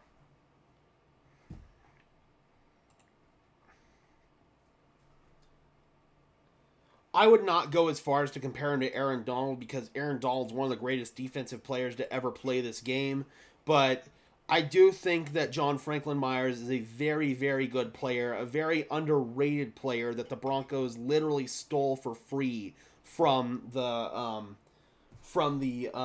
New York Jets. And Brendan Rice finally goes off the board. Number 225 overall, Brendan Rice is going to the Los Angeles Chargers. Man, so the Chargers, they get Ladd McConkey and they get Brendan Rice. Brendan Rice, of course, son of Hall of Fame receiver, best to ever play, Jerry Rice. I don't think Brendan is going to quite live up to the same NFL career as his dad, but I do think Brendan can definitely carve out a nice role for himself in the NFL. Yeah, let's react a little bit on the let's kind of calm down a little bit and relax on the whole Aaron Donald thing for sure. Okay, yeah, so the Chargers and the oh, these picks are going fast. These picks are going real fast now on the TV. Yep, stats can lie. Watch the tape. Absolutely.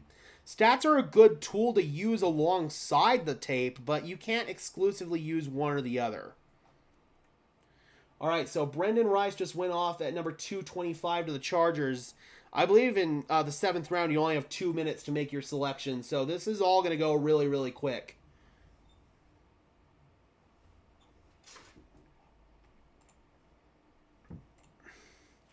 So I still don't know who went 223 and 224. I missed it. But Brendan Rice goes at 225. I'm probably not going to be able to update my graphic here fast enough, guys, because these are all flying really, really quick off the board.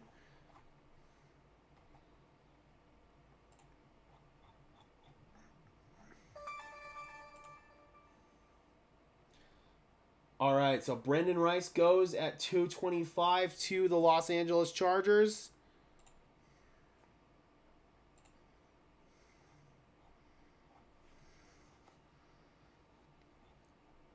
I still have no clue who the Bengals and the Raiders ended up with.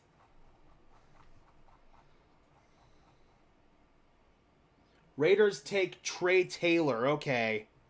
That sucks. Another one, man. Trey Taylor goes to the Raiders. That absolutely hurts. So that's one of the safeties that Denver would have been maybe targeting right there out of Air Force. And he goes to a hated division rival. Ouch. All right, so the pick is in for the Arizona Cardinals at 226. The Cincinnati Bengals took Devaughn Anthony, DB. So this is all flying off the board really, really fast here now at, I believe they have only 2 minutes teams do here in round 7.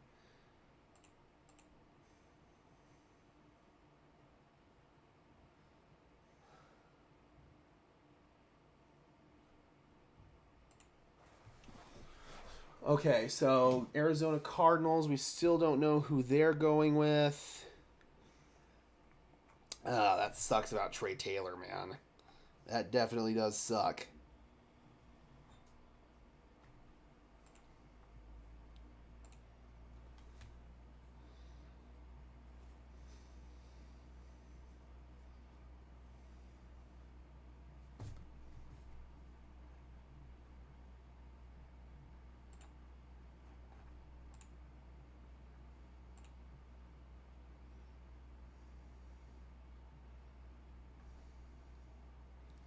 All right, so Devaughn Anthony went to the Bengals. This is all flying off the board really, really quick now.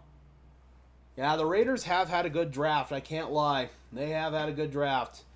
Still, though, they don't have the most important piece, and that's a quarterback. That's what ultimately is going to break their roster at the end of the day. The Raiders can have all the other pieces filled that they want to, but until you have that quarterback, none of it's going to matter.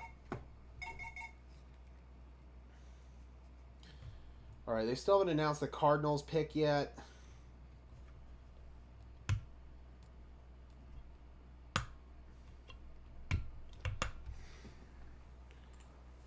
All right, and then after that, it's 227 Cleveland and 228 Baltimore. Okay, here's the Cardinals pick.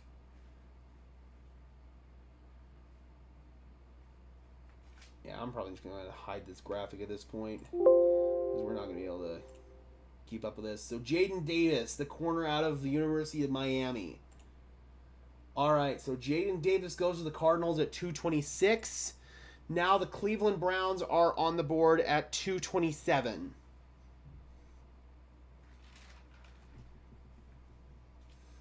Hate the Chiefs were able to get Worthy, a.k.a. Tyreek Hill 2.0. Yep, and the Bills literally handed him to him, too. Absolutely disgusting. All right, 227.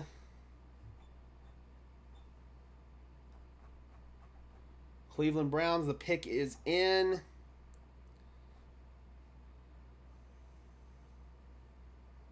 Yep, the Raiders will still be average with no quarterback. Absolutely.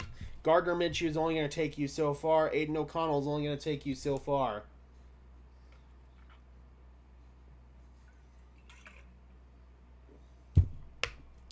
Yes, please. Just like the police says, everybody hit the like button, as well as subscribe to the channel if you have yet to do so. We're still trying to push to get to 3K by the end of the day.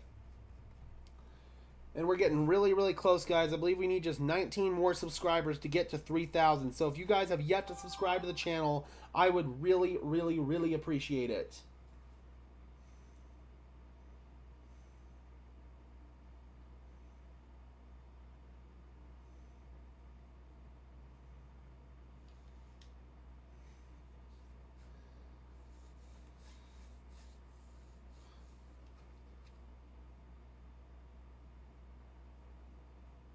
Get Curtis Jacobs, Z says.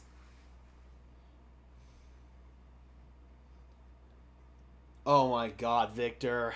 Jesus Christ. I was actually about to say that out loud, too.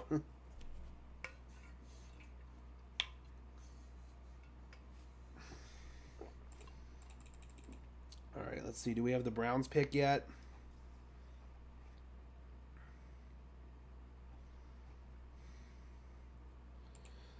Definitely is feeling more and more like tight end or safety for the Denver Broncos here at pick 235.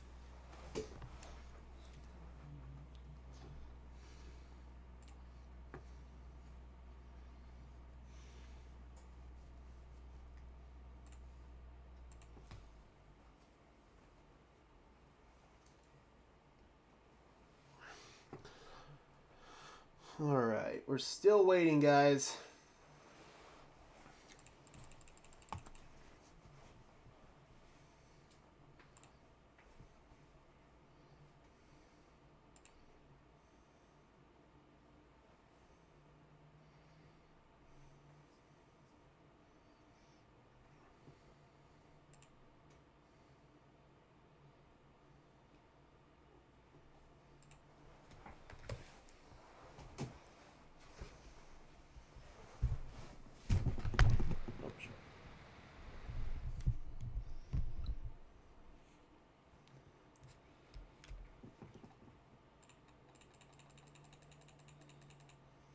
Shoot.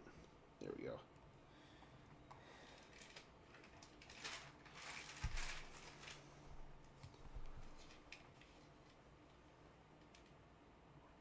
Where did Joe Milton go? He went to the New England Patriots, actually. Kind of a surprising spot for him that I don't think really many people expected.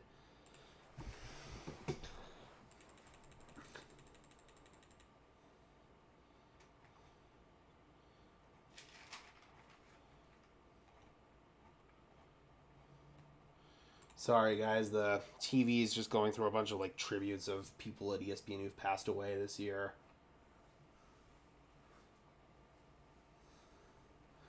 What steal can the Broncos get in the 7th round? I still think there are definitely a couple of safeties available that the Broncos could be interested in. We're still waiting for the Denver Broncos to be on the clock, though.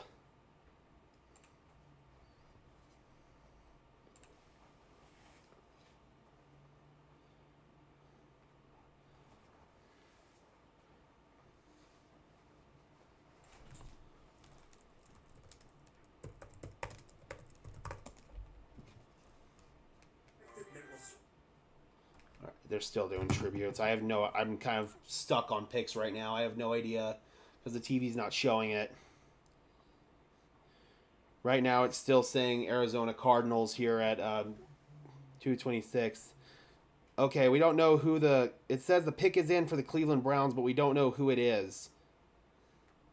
I hope it's not one of the tight ends for Cleveland. Right now, it says the Baltimore Ravens are on the clock at pick number 227. All right, so we'll see who does Cleveland ultimately go with. We got 55 people in the house in anticipation of the Denver Broncos making their second to last pick here pretty soon at pick number 235.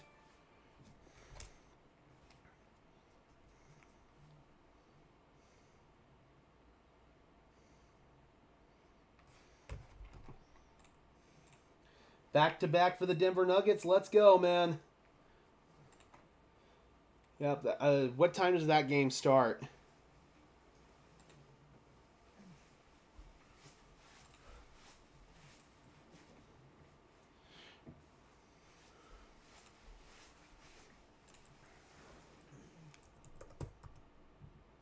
All right, so the Browns, they went with Miles Harden, the corner out of South Dakota.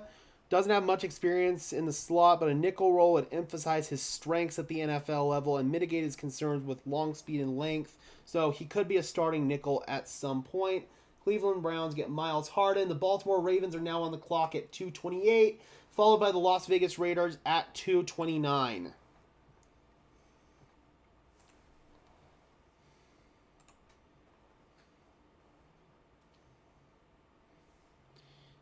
And the Ravens, they go with a center, Nicky Samick.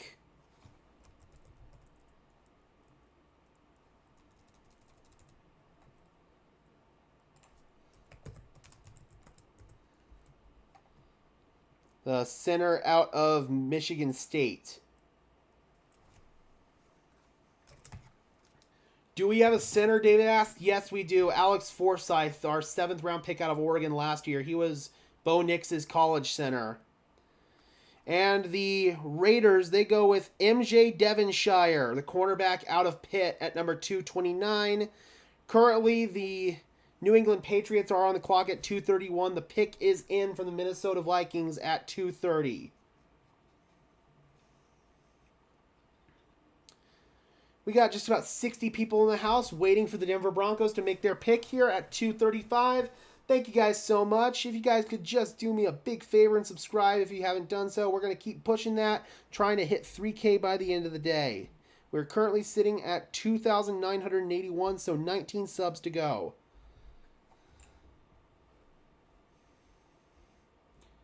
Sebastian says, oh God, oh God, oh God, oh God, oh God.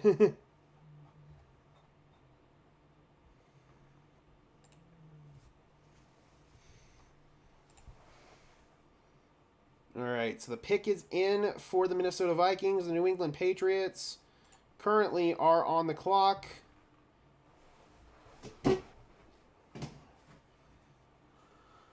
Followed by the Vikings, 232. The Dallas Cowboys at 233. The Colts at 234. And then the Denver Broncos at 235.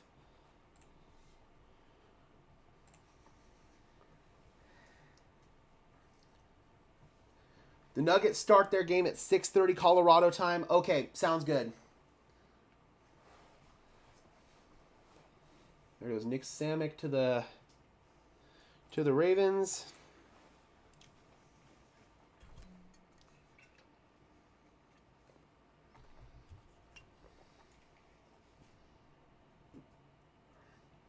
Why didn't Skinner play much last year? Part of it was injuries, and then part of it was they just didn't really want to expose him out there. They kind of viewed 2023 as a redshirt year for him. Yeah, do you want earphones? No, I don't.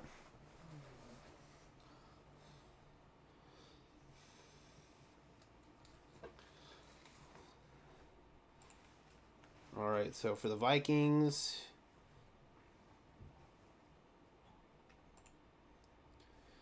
says the first pick for them is in. Yep, the Nuggets do own the Lakers. Very true.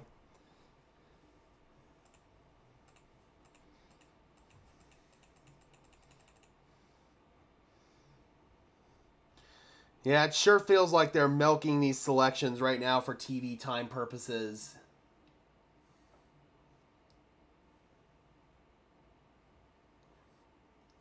All right, so the Vikings go Michael Juergens, the center out of Wake Forest. Wiz the Great says Franklin and Bo Nix will be like Breeze and Michael Thomas. I hope so. I hope so. Do you think the Broncos take a punter in the 7th round? Probably not. Probably not. I think they do like Riley Dixon enough to where they're not going to draft a punter. They might sign one as an undrafted free agent, but I doubt they'll draft one. All right, so the New England Patriots are now on the clock at 2:31, followed by the Minnesota Vikings again at pick 232.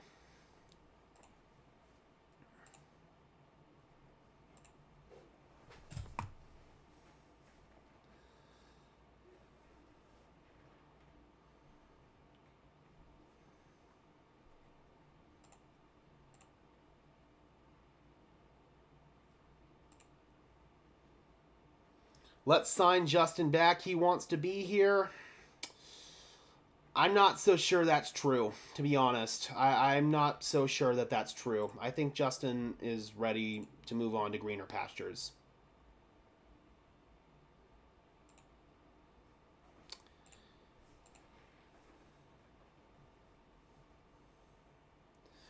It was so strange. The entire league this year was just, we despise safeties and we do not value them anymore and just cutting them and not drafting them at all. That's true. Thoughts on Jonah Ellis? I like him. He seems like he might be a situational pass rusher right now, but he had really, really good production in college.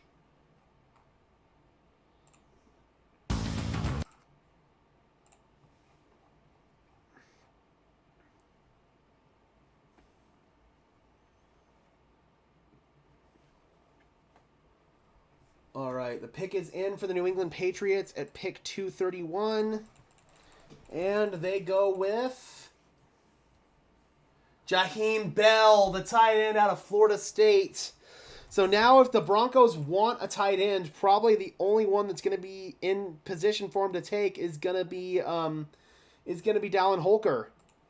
So it feels like Dallin Holker is going to probably be in position for the Broncos if they want him.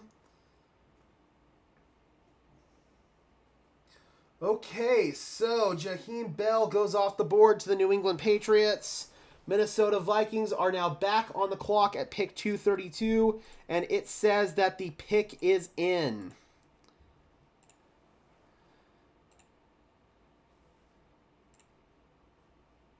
Levi Drake Rodriguez, the defensive tackle out of Texas A&M Commerce.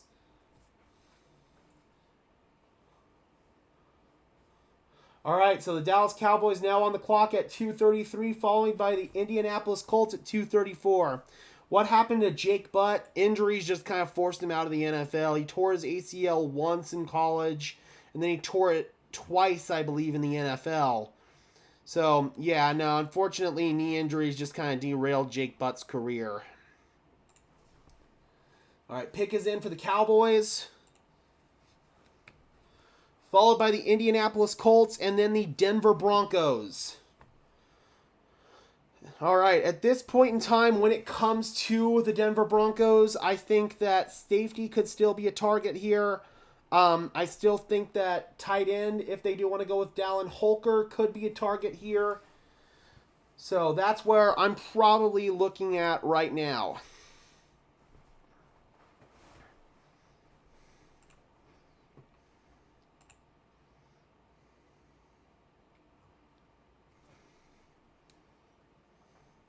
All right, the pick is in for the Cowboys.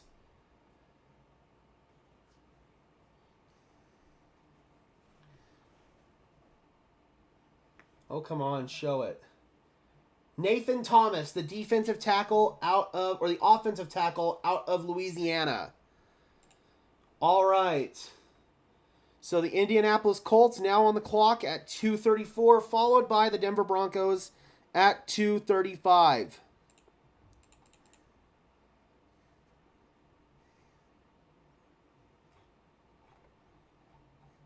All right, the Denver Broncos are on the clock, guys. The Broncos are on the clock. The pick is in for the Indianapolis Colts. Let me know, guys, who do you want the Denver Broncos to take here? At this point, I'm kind of hoping for Dallin Holker, the tight end out of Colorado State. This is probably going to be your last opportunity to truly address the tight end position, so I'm pulling for Dallin Holker to be drafted here at 235 by the Denver Broncos. They are on the clock right now, guys. As soon as I get the pick, you guys know the drill. We will be announcing it right here, and then we'll be going into video making mode. All right, we've got it here. So with the 235th pick in the 235th pick in the 7th round of the 2024 NFL Draft, the Denver Broncos select Utah wide receiver Devaughn Vele. Not gonna lie, that's a player that I really don't know a whole lot about, so I'm gonna have to educate myself a little bit on Vele. Okay, this is not what I expected, so they go with another wide receiver in Devaughn Vele. Let's go ahead and they don't even have him on PFF, so we've got to come over here to NFL.com and take a look at him. 4'4", 740, 6'4", 203 pounds, 36-inch vertical jump, 10.5-inch broad jump. Functional outside receiver that could be kind of like a bigger bodied outside receiver. So, all right, guys, let's dump in. I got to be honest, just off the bat, not the hugest fan of this pick, but let's get into video making mode. All right, Broncos country, the pick is in. The Broncos acquired the 235th pick from the Seattle Seahawks when they traded down to get Troy Franklin. And the pick is in, Broncos country, with the 235th pick in the 2024 NFL Draft. The Denver Broncos select Devaughn Vele, wide receiver out of Utah. 6'4", 203 pounds, 33.5-inch arms, 9 3/4-inch hands. Senior, hometown San Diego, California, 4'4", 740, 1.53 10-yard split, 36-inch vertical, 10.5-inch broad jump, or 10.6-inch broad jump. Priority free agent as a grade for Lance Zierlein. Not exactly the greatest ringing endorsement right there. Looking at his overview, functional as either an outside receiver with some route running polish or as a big slot able to create matchup concerns for static coverages. Vele won't win with quickness or speed, but his attention to detail as a route runner and willingness to use his play strength helps create advantages. He has a great catch radius, but his production was stymied by inconsistent catch finishing and well below average quarterback play. Vele has draftable talent and could compete for a roster spot.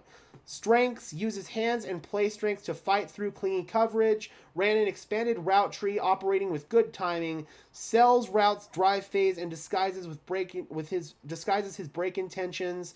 Extended catch radius makes him an even bigger target. Strider, able to cross the hashes and succeed on intermediate explorations. Weaknesses: high center of gravity with limited quickness in and out of breaks. Had issues finishing catches through contact in 2023. Doesn't offer much with his run after the catch. And he's a 26-year-old rookie? You're joking, right? What? You just burned a draft pick on this guy when Dallin Holker was available and you had a much more pressing need at tight end? We didn't need another wide receiver. This is ridiculous. I don't like this pick at all. Not even a little bit. I'm going to actually grade this pick a D-. It's borderline an F. Oh, man. A 26-year-old wide receiver who's very limited, it seems like, in his game when you had more pressing needs on the board. I don't know about that one. I really don't know. I will fully admit I have not watched a single snap of this guy play, but, man, just based on this alone, I don't know, Chief. I don't know.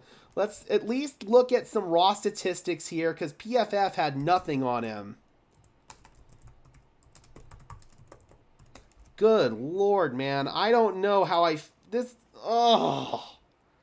I'm pretty frustrated with this pick. I really am.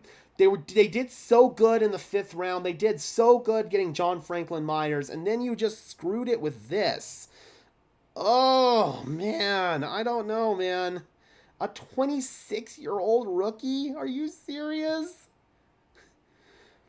43 catches last year for 593 yards and 3 touchdowns, 13.8 yards per catch.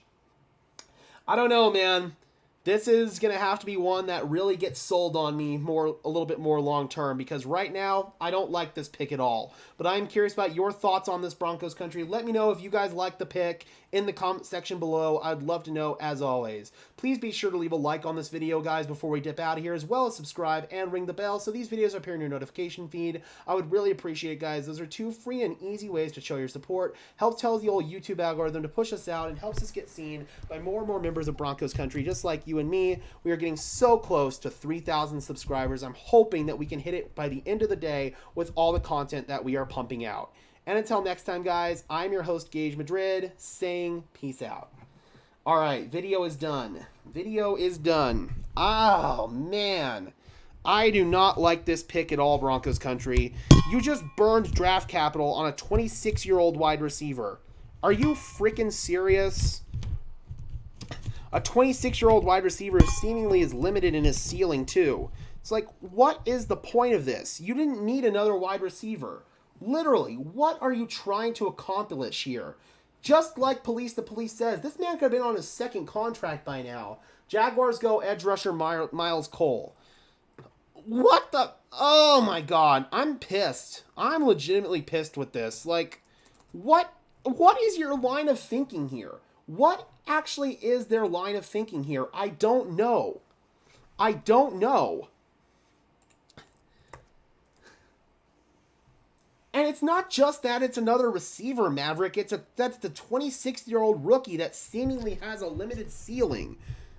The dude's 26. He's already hit his prime. He's older than me. He is 2 years older than me. Bro. Matt Lee, the center, goes to the Bengals, 237. Oh, Frank. Oh, yeah. Maverick, this is on another stratosphere of bad. Another stratosphere of bad. Like, dude. This was borderline egregious. Sean approved it. If Sean didn't approve it, they're not making the pick. It's that simple. I don't get that one at all. They must have seen something in him that they really, really liked. Trust in the NFL script. Man, dude. Nope.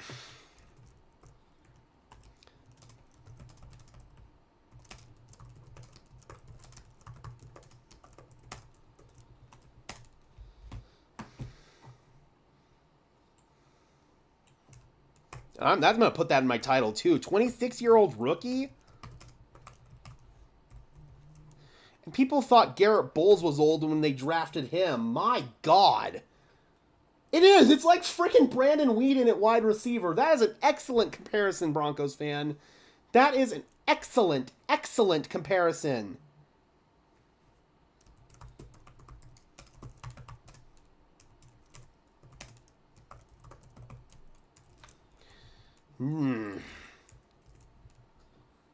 Sean was in the bathroom when they made that pick. God. That really feels like you just left the room and put auto draft on. Literally, that is what it feels like. And they forgot to check off that they don't need a wide receiver anymore because they drafted one.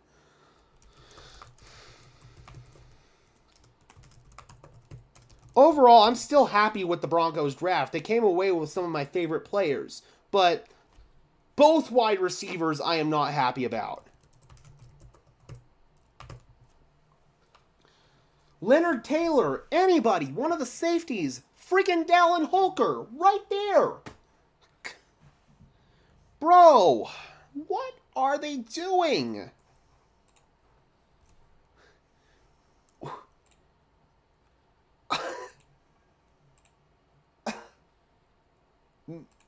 He's too small to play tight end. I feel like he's too small. Ugh, bro.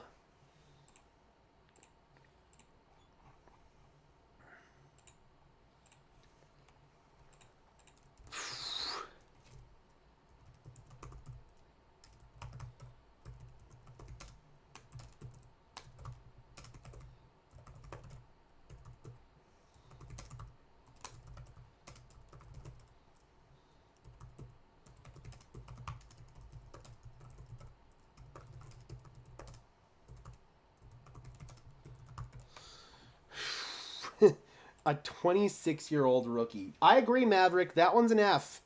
That one is an F.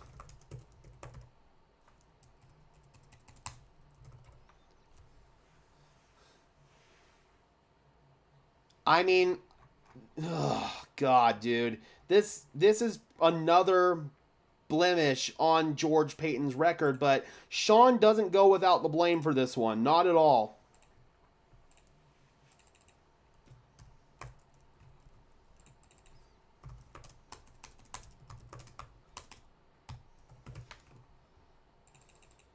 We absolutely need a tight end.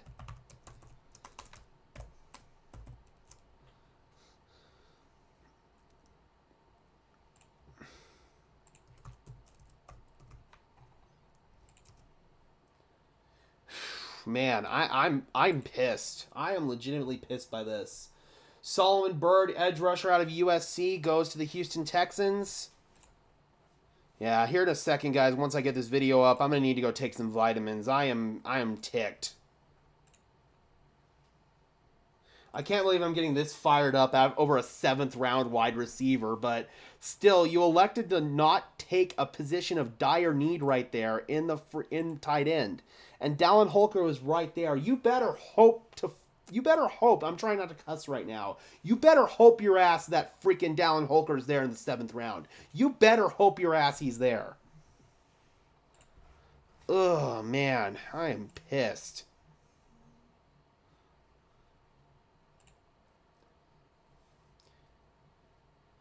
I didn't think they were going to go wide receiver again, Maurice, but here we go. And they took one that probably should have gone as an undrafted free agent. At 26 years old, they could have probably signed this clown as an undrafted free agent. I'm not even kidding.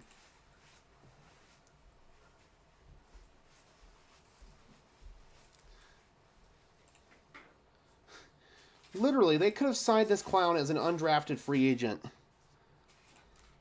I wish him nothing but success. I'll say the same thing that I said when they took Troy Franklin. Just because I don't agree with the pick doesn't mean I'm not going to root for success for the player or anything like that. I wish Devaughn Vele nothing but the best here in Denver. I hope he pans out, and I hope that he proves me wrong. But this is not a good look, man. I really, really desperately hope I'm wrong here.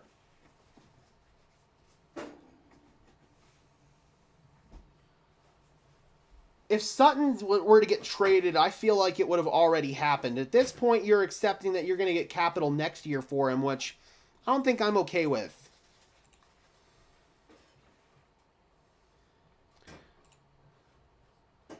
Penguin, stop spamming the chat. Please. If not, I'm going to put you in timeout.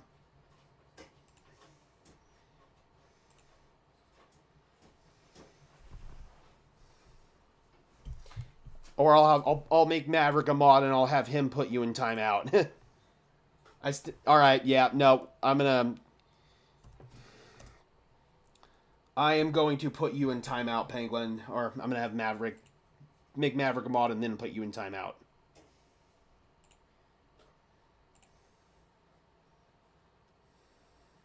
This is a video I will look back on if I'm wrong. I absolutely will, because I know it's probably going to get a lot of views. So this is a video that I am absolutely going to look back on, hopefully. All right, yeah, you're going in timeout.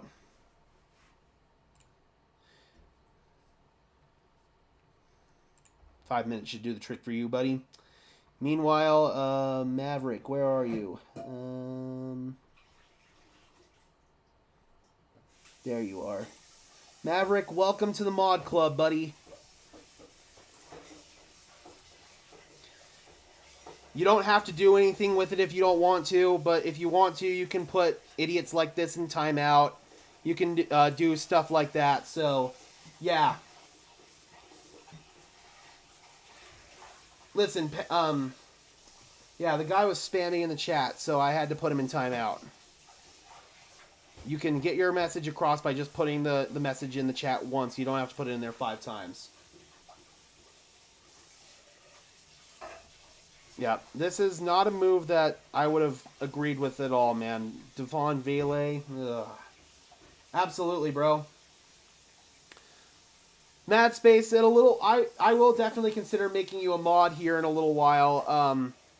Right now, I kind of reserve mods for people who have been a member of the community for an extended period of time, interacting in all the live streams, stuff like that, and Maverick definitely falls into that category. I've met Maverick out at training camp before, so Maverick has earned the mod badge. You kind of have to earn your mod badge around here, or you're just not going to be given to it for free.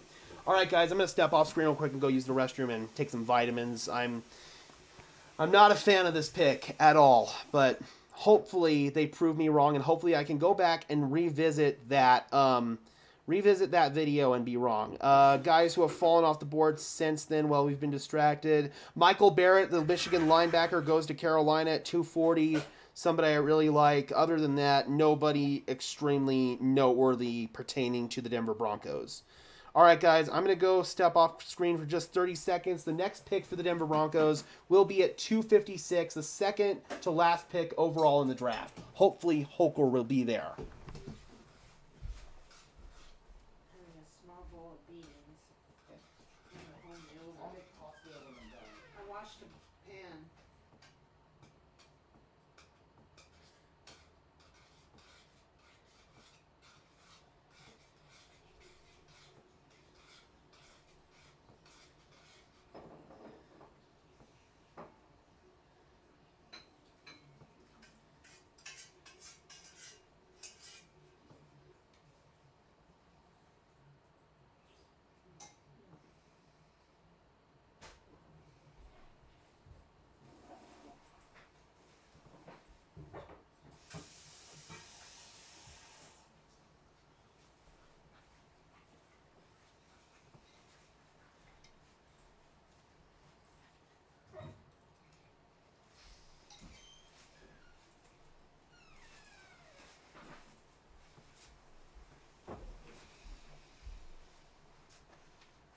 That does smell good.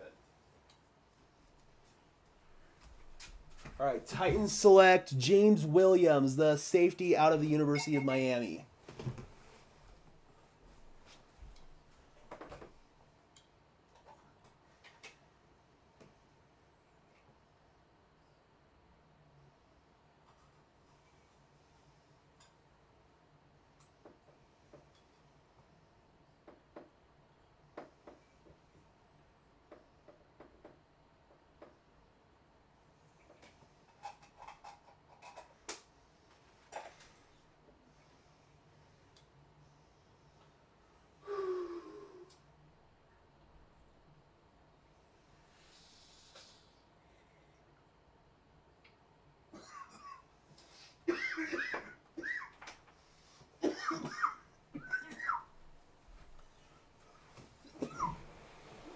All right.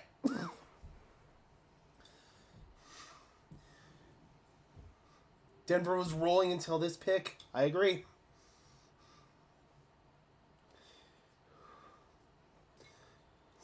So far, the only picks I don't like are this one and the Troy Franklin one, and I'd say this one was worse than Troy.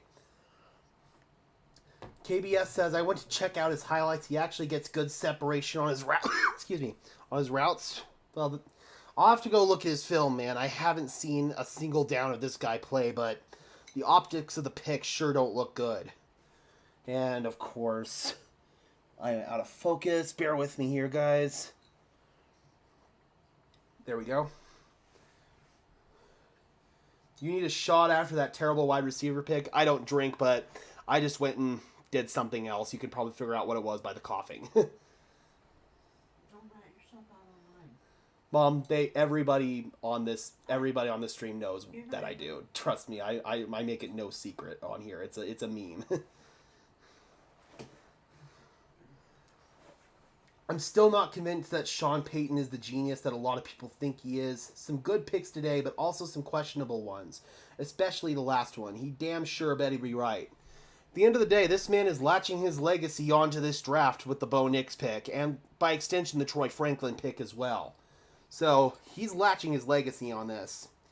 You are correct, Mr. Maverick. You are correct. On the plus side, he's sort of a Tim Patrick type, and he is from the same school as Tim Patrick. He is from the University of Utah. But, I don't know, man. You had more pressing needs on the board. It's a 7th round pick, so at the end of the day, I really shouldn't be getting this angry about it, but... Oh, man. I just don't think that the process was very sound with that pick, nor do I think the process was sound with the Troy Franklin pick, but... Oh, man. What do you know? What can I do about it? I'm just some content creator. I can't change what these teams are thinking, but I can certainly express my opinion when I think that the teams are wrong. Oh, it did not hurt. Trust me, it did not hurt. All right, the Cleveland Browns pick is in at 243. Let's see, have I missed anything besides James Williams? Nope, we're all good there. So Holker still is on the board. A couple of the top safeties are still on the board as well. So you can still get a good player here at 256 most likely. And there'll probably be some good undrafted free agents that are available that you know Denver's going to want to prioritize and pounce on. If there's any scenario where Dallin Holker falls as an undrafted free agent, I expect Denver to be among the teams that get him. All right, so Cleveland Browns went Cincinnati defensive tackle Jawan Briggs at 243. The pick is in for Dallas at 244. I don't know who that is just yet, but Michael Pratt going to the Packers at 245. So this is the second year in a row that the Packers have drafted a developmental quarterback. Last year they took Sean Clifford to be Jordan Love's backup. This year they bring in Michael Pratt, so he doesn't go until the 7th round. Bo Nix will win Rookie of the Year. He's going to have some tough competition from guys like Caleb Williams and Jaden Daniels, but I do think that he very well could if he's put in the right situation. Wow, I cannot believe the Packers decided to go with Michael Pratt. That's crazy. The Cowboys went with Justin Rogers. Okay. Gee whiz, that is insane. I don't know if they don't believe in Sean Clifford as their backup or they just wanted to bring in another developmental piece. That's interesting, man. Why would the Packers take Michael Pratt?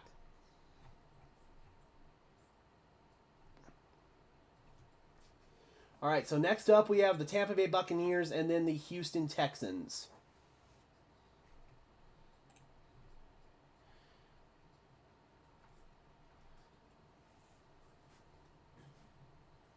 Mad Space says Bo Nix is going to win MVP. Boy, that would be nuts. Imagine Bo Nix winning MVP.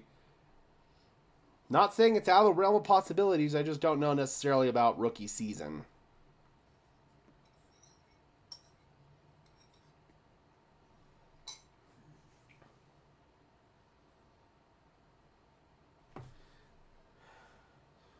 Caleb Williams fumbles too much, and Jaden Daniels is on an extremely bad team. I wouldn't say the Commanders are an extremely bad team. They've done a lot to address their needs this offseason. They've made a lot of moves both in free agency and over the last couple of days in the draft. I wouldn't go as far as to say the Commanders are a terrible team. They've actually done a lot of stuff to get better. And then Caleb, man, we're going to see what's going to happen with him up in Chicago. Obviously, the Bears have that kind of quarterback curse hanging over their head.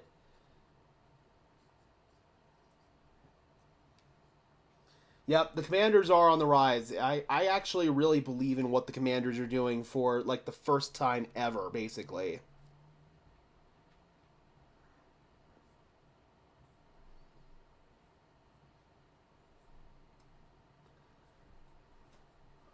All right, we got the Buccaneers, followed by the Houston Texans, and then the Kansas City Chiefs.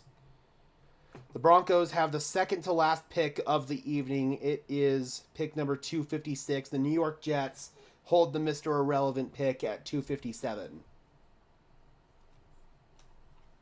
Feels like there were less compensatory picks this year because last year I believe there was, I want to say like 272 draft picks or something like that. So we are headed into the last 11 picks of the draft, guys. And then after that, it's going to be undrafted free agency madness.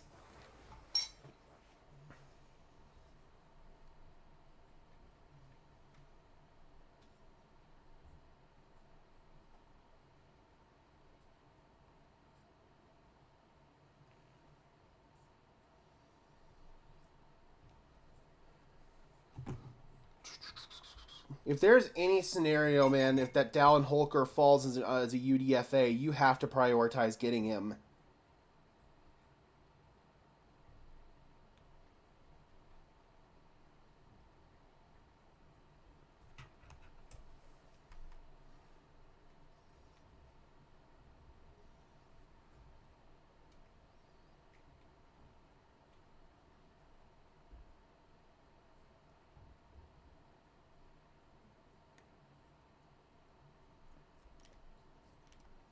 I wouldn't go as far as to say Bo Nix is Josh Allen 2.0.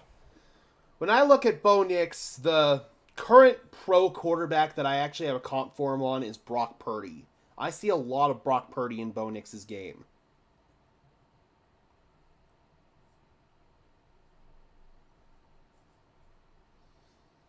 See, I see some of Drew Brees for sure, but I actually think that Bo Nix is more mobile and more athletic than Drew ever was. Both of them, and I think Bo Nix has a better stature, obviously, than Drew Brees, too.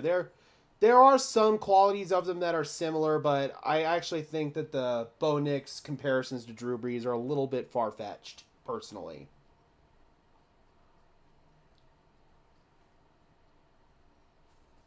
Seems a lot like the Broncos are trying to solve a quarterback and wide receiver by adding a bunch of guys and going with who's best. And it's not a bad philosophy at the end of the day. It's not.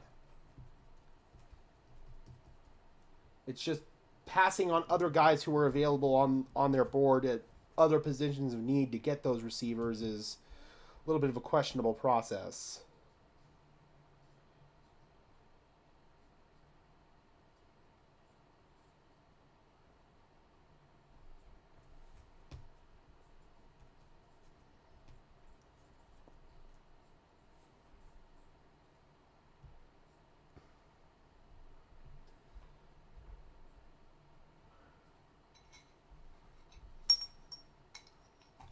All right, Tampa Bay, let's see if we got their pick yet.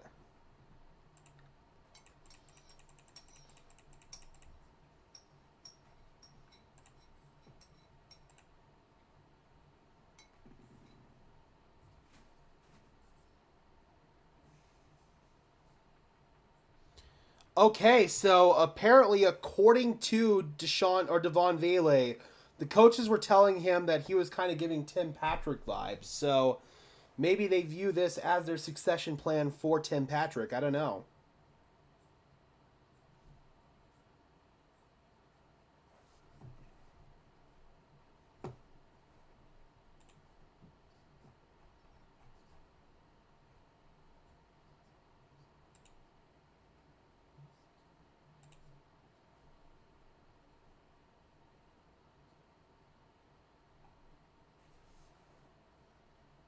How do you guys feel about the new NFL rules?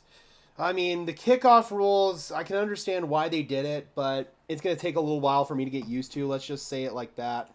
And then like the hip drop tackles are absolutely ridiculous. You're limiting what these defensive players can do so much. Literally, they're not allowed to play defense at this point. He's so cute. There's a rumor circulating that Denver's going to pick another wide receiver with their last pick, but this time the wide receiver's 30 years old. Look, man, if he pans out, he pans out, but he feels like a limited ceiling player who's going to be 30 years old by the time he hits the end of his 4 years on his deal. Oh, man. I'd love to know the context behind him being a rookie coming in at 26 years old. I really need to look into that one a little bit more. Hip drop tackle removal is stupid. Yep, wholeheartedly agree. What are these guys supposed to do anymore? CJ Hansen, the guard out of Holy Cross, goes to the Chiefs, 248 overall. I actually had mocked Hansen to the Broncos with their final pick in my mock draft. I thought that Hansen could be like a mid-tier developmental guard, nothing overtly crazy, but yeah, so CJ Hansen goes to the Chiefs. I'm not overly upset about that. It's not like he's going to be a difference maker of a player, but would have been some solid depth in the event that Denver had drafted him.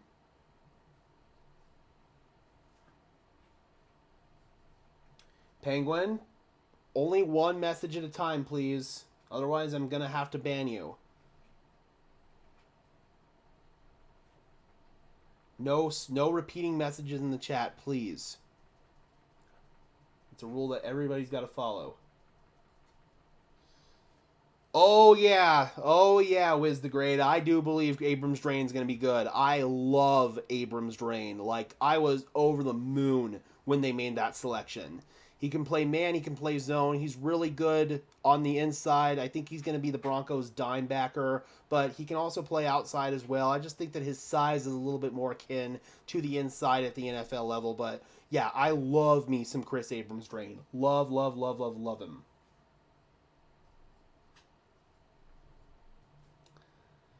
You know, Police, I understand why they want to take some of these hard hits out of the game, but the hip drop tackle is just ridiculous at this point. It really is.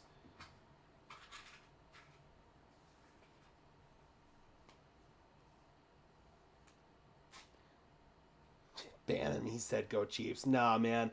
We welcome fans of all 32 teams here, even the division rivals of ours, but you just got to be respectful and not be a dick. It's that simple. I have one basic rule here, and it's just don't be a dick. All right, 2:50 Ravens on the clock, followed by San Francisco and Tennessee. We are getting down to the last 7 picks, baby. Let's go. It's been a grind, man. Thank you guys so much for tuning in to the draft live streams for all 3 nights. This has been really fun, and honestly kind of feels like the draft has zipped by. I can't believe that we're already at the end and we're getting ready to get into all of the undrafted free agents that are going to be available. It's really the 8th round of the NFL draft, so I plan on compiling a video here in a little while of all the undrafted free agents that Denver ends up with tonight. I have to imagine they'll probably sign at least like 10 or 12 of them. They almost always do. It'll probably take about an hour for all those undrafted free agents to trickle in. So once we have a pretty good sizable list for Denver, then I will absolutely bring that in. And just like I did for some guys that I really liked last year, such as Jaleel McLaughlin, I called Jaleel McLaughlin a year ago on this day, day 3 of the NFL draft, when Jaleel McLaughlin was signed by the Broncos as an undrafted free agent. You can go back and look at the video. It's still up. And I said in that video, Jaleel McLaughlin had a very good chance and really likely could make the Broncos 53-man roster. And lo and behold, he did.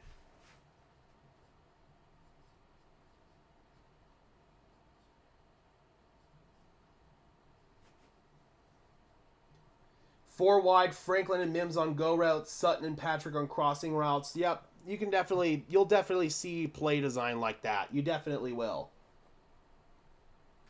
I'd say you'll see a lot of those seam routes from the slot receiver position. You'll see quite a bit of that from these guys, I feel like.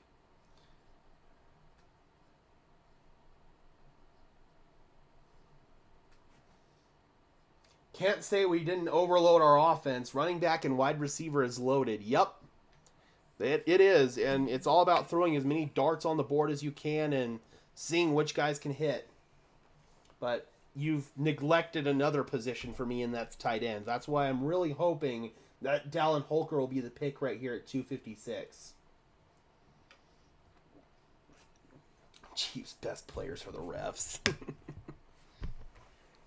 I will say one thing, though. Chiefs ref ball did make me a good little bit of money on my other channel last year, so I can't really say too much about that.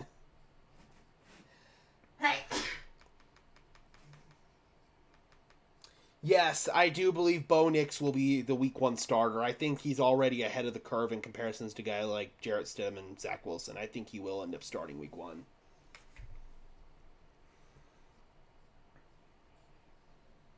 Who's our kicker? Will Lutz. Will Lutz. He has been extended. Will Lutz will be our kicker for the next 2 seasons.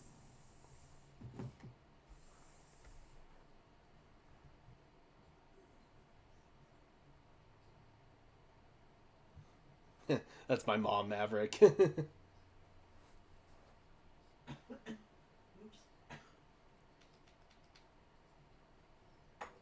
Kicker is me.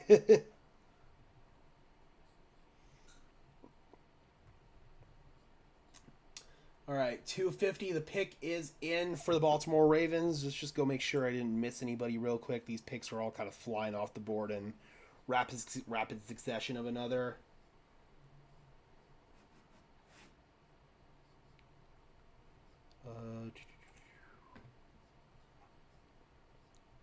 Nope. Oh, Ladarius Henderson, interior offensive lineman out of Michigan. That is one guy I missed going to the Texans, 249. So now the 49ers are on the clock at 251, and then we will get into video making mode as soon as Denver is on the clock at 256.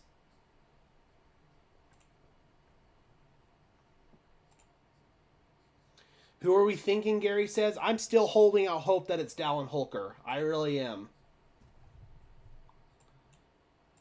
If you can get Dallin Holker, then I will no longer be angry about the tight end position.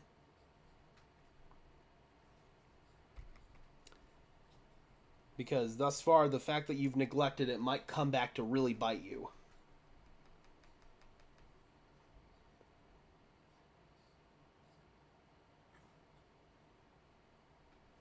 Yep, I agree, Wiz. I totally think that they need a tight end. Okay, so the pick is in for the 49ers at 251. Tennessee is now up at 252.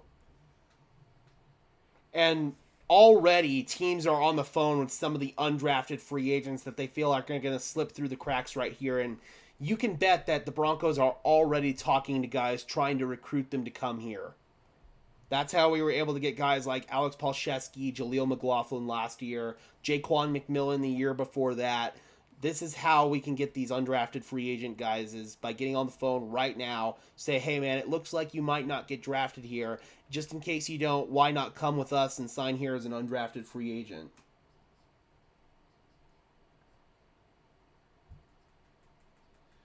Tatum Bethune, the linebacker out of Florida State.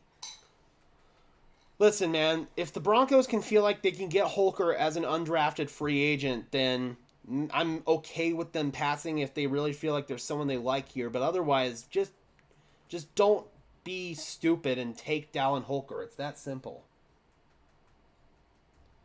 Absolutely. Just like Maverick said, undrafted free agents can be gems. We can find starters in undrafted free agency. We can find superstars for the next decade plus in the league in undrafted free agency. Just because these players didn't get drafted doesn't mean they're not good, they're not talented, they're not going to be impactful players. They've just slipped through the cracks for whatever reason or the other. Sometimes teams are stupid and they just don't see the talent in these players. Sometimes these players slip past the cracks because of medicals or off the field stuff, but you get them in the building and you realize just how special these guys are. That's why I really feel like undrafted free agency is the 8th round of the NFL draft. You can find so much talent there. I mean, the Broncos have found guys like Chris Harris Jr., Phillip Lindsay, Jaquan McMillan, Jaleel McLaughlin, all of these guys undrafted free agents. Joaquin says no more auto draft. Yeah. Apparently, though, they said that Devaughn Vele really did remind them of Tim Patrick. That's what Vele revealed in an interview. So that's the logic behind the Broncos making that pick. I still don't like the pick, though.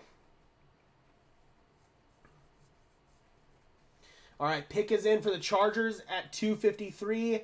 Rams are on the clock at 254, followed by Green Bay at 255, and then Denver for their final pick of the evening, second to last pick overall in the draft at 256. Taylor Swift ding Bo Nix.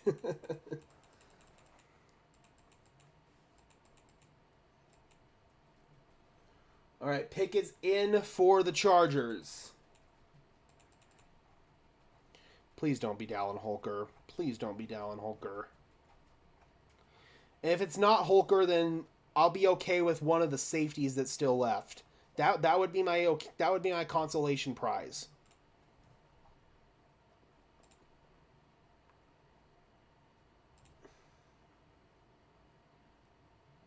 Someone said Vele didn't answer his phone because he was at his granddaughter's dance recital. Yep. If we can still get, a Joshua Proctor, a Bo Braid, then I'm okay. I'm okay. Chargers go Cornelius Johnson, wide receiver out of Michigan. Jim Harbaugh gets another one of his guys. That is now the second Michigan player that the Chargers have drafted.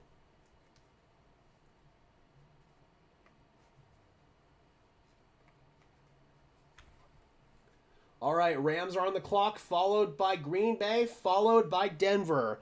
It does indeed feel like Dallin Holker's going to be there, Proctor's going to be there, Braid's going to be there, so they can get one of those guys. Will the Chargers continue to Charger now with Harbaugh? Yes, they're still the Chargers. Something's going to go wrong. It always does with them. I don't know what it's going to be yet, but something will go wrong. Mark my words. Something is going to go wrong. I don't even think it's going to be Jim Harbaugh's fault necessarily. I think it's going to be all stuff that's out of his control. Yep, I would be totally okay with Bo Braid. Totally okay with it.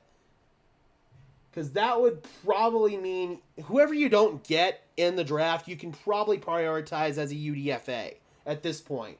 Because you're only going to have one team to worry about after you. So the Broncos kind of have everything in their control right now, depending on who they take. They can still take one of these guys in the draft and still end up with the other two of them as undrafted free agents even. This is actually a pretty good position for the Broncos to be in right now. It really is. I also feel like they still could have probably landed Devaughn Vele as an undrafted free agent, though. Just saying.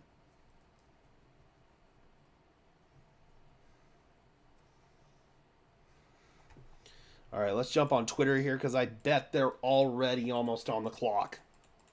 And once the pick gets leaked, again, just like before, we'll be announcing the pick on here. Once we see it on Twitter, we're not waiting for the TV, and we will be going into video making mode.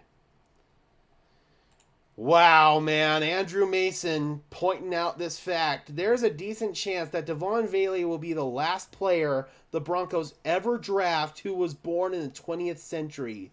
He was born December 12th, 1997, so literally almost 2 full years older than me. I'd love to know why he's a 26-year-old rookie. I need to look into his backstory more after this. That is cool, but also nuts.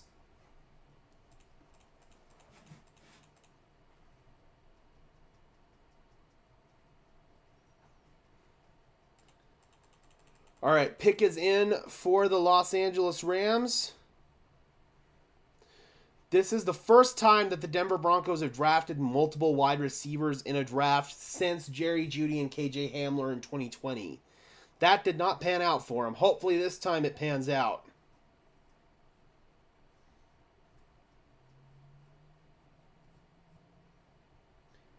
Yeah, I honestly kind of wish I was low-key doing YouTube back then because I was one of the only Broncos fans, pundits, anybody. Back then, I was mostly just active on Twitter. I slammed the table and said that the Broncos were foolish drafting a wide receiver in round one that year. Or if they were going to do it, they should trade back from 10 and get a Justin Jefferson. I was on the record saying that. And lo and behold, what happened? Justin Jefferson's the guy who pans out. KT Leviston, the guard out of Kansas State, goes to the Rams. Green Bay's on the clock right now, and Denver will be on the clock any second now, guys.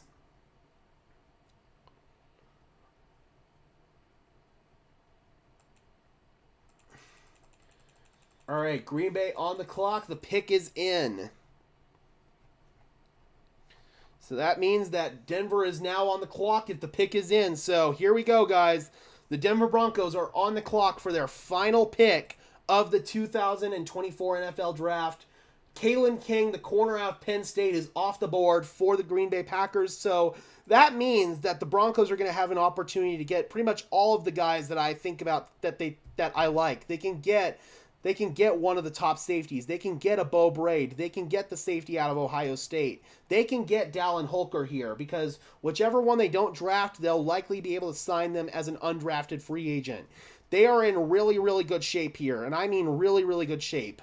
I'm actually really happy with how this turned out. They can still get Bo Braid. They can still get Josh Proctor. They can still get Dallin Holker. And whichever ones they don't get right here, they can sign them as a UDFA. Let's go, man. Let's go. Please don't drop the ball here. Please do not drop the ball here. We've had an overall good draft. I'm going to have to, because of the 2 wide receiver picks so far, I'm going to have to give the draft a B because that does bring it down a full letter grade for me. But overall, man, I'm happy with what we've done in the draft. Let's just see if we can cap it off and finally get that tight end. Dallin Holker. Please, Dallin Holker.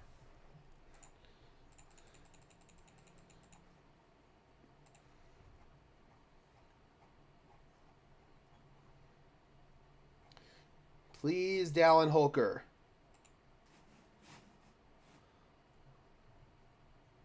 I don't think Justin Jefferson would have been that guy right now if he was drafted by Denver. I disagree. Justin Jefferson was that dude. Anybody who watched his college tape would know he was that dude. He would have gone anywhere and still been that dude.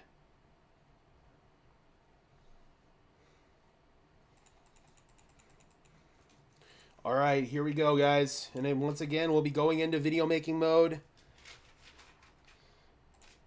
Okay, it's offensive line help. It's Nick Gargiulo, offensive lineman, or Gargiulo, offensive lineman from South Carolina. Is he a guard or is he a tackle?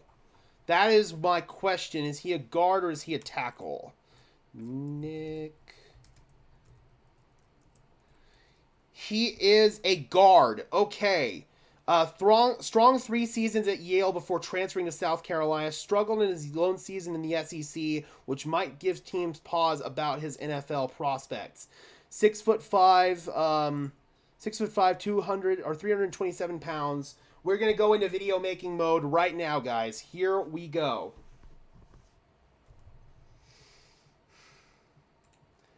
All right. The pick is in, Broncos country. The Denver Broncos have made their final selection in the 2024 NFL Draft with pick number 256 overall, 1 pick away from Mr. Irrelevant, the final pick of the 2024 NFL Draft. And with the 256th pick in the 2024 NFL Draft, the Denver Broncos select Nick Gargiulo. Oh, you know, I fumbled the bag on this video. I'm going to restart the intro. I'm going to restart it. I fumbled the bag. Roll it back. Roll it back. The Denver Broncos have made their final selection in the 2024 NFL Draft. They have selected Nick Gargiulo, number 256 overall, second to last pick overall in the 2024 NFL Draft, center out of South Carolina. He comes in at 6'5", 327 pounds. He's viewed as somebody who could play either guard or center, but at this point in time, it's looking like center. So another 7th round center for the Denver Broncos. If we come over here and take a look at some of his PFF grades, that run block grade is a little bit concerning. 51, pass block grade, a little bit better, 68. So for me, Nick doesn't seem like he's going to be much more than a developmental interior offensive lineman. Maybe he can become like the successor to Luke Wattenberg or somebody like that.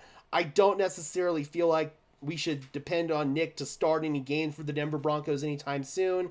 This little note right here from PFF says, Nick had 3 strong seasons at Yale before transferring to South Carolina. He struggled in his lone season in the SEC, which might give teams pause about his draft prospects. A little bit on the older side, 23.7 years old, so he'll probably be 24 by the time the season starts. Again, 6'5", 327 pounds.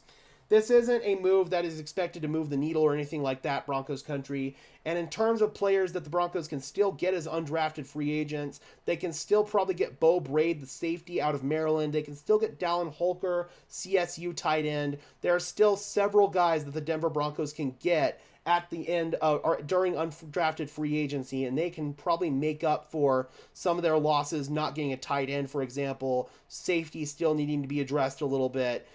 Nick Gargiulo gives the Broncos some depth on the interior offensive line. Doesn't really move the needle for me. I'm kind of whelmed by this pick. Overall, I think the Denver Broncos had a solid draft. You'll have to wait for its own video, though, to see my final grade on the Broncos draft.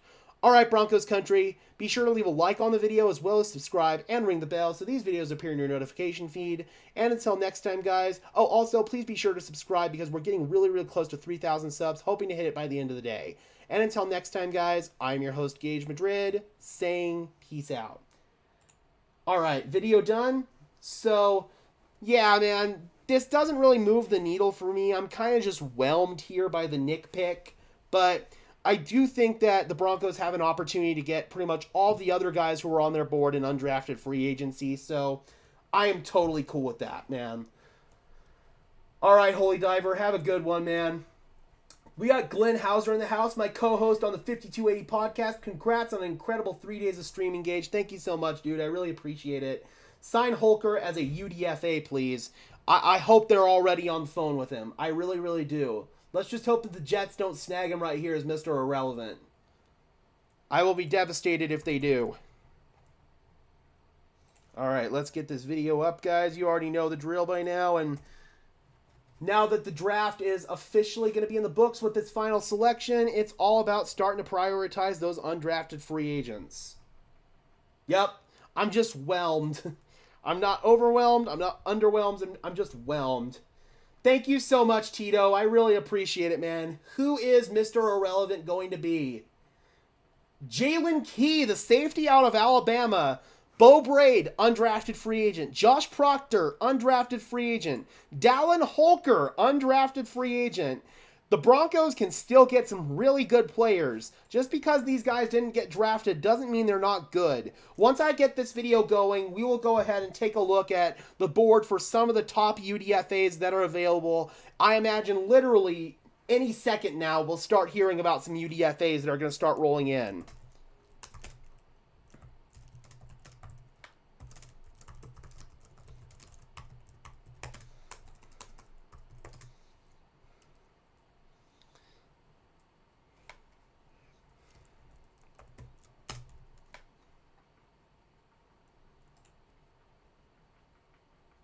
I just gotta make sure I spell his name right. Gargiulo.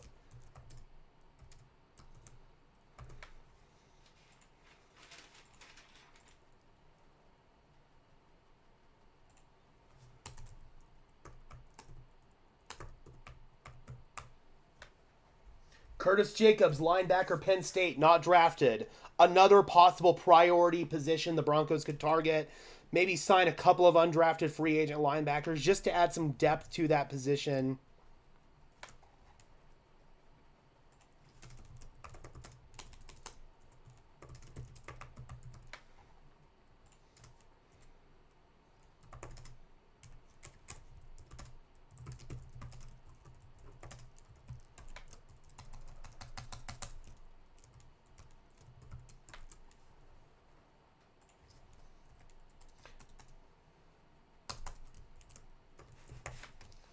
Alright guys, just bear with me. Thank you guys so much for while I get this video up. You guys know the drill by now.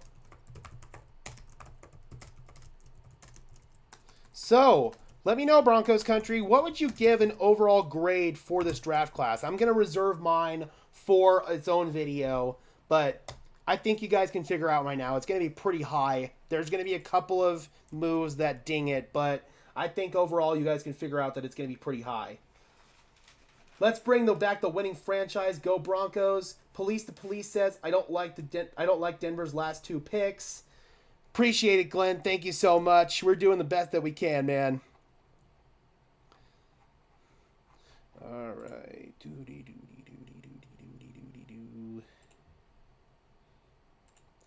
I'm not going to really hold this Nick pick over their head. I'm really not, because they can still get these guys as UDFAs.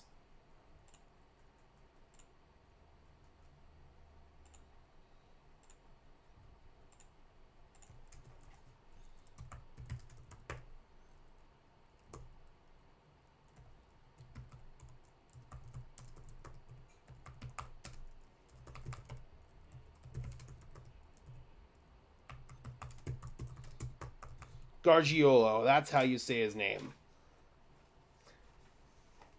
MNZ says C+, KB says B+, Glenn says B+. Yep, so you guys, I think it's all kind of lining about where mine's going to line up as well. All right.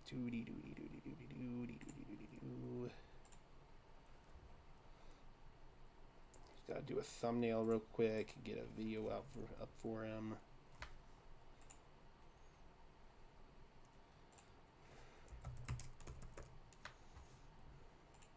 I will say, that is a really cool name. Nick Gargiulo. Bobby says A-. We gave up a 2026 sixth. Yeah, that is one thing that is a little bit... Oh, dude. He's got flow. Okay. Now we're talking. Look at this man's flow. Look at this man's flow. Glenn says, low point of the draft was both Dylan Laube and Trey Taylor going to the Raiders. I couldn't agree more with that. That definitely was a big-time low point. All right, I love this man's flow. I respect his game there.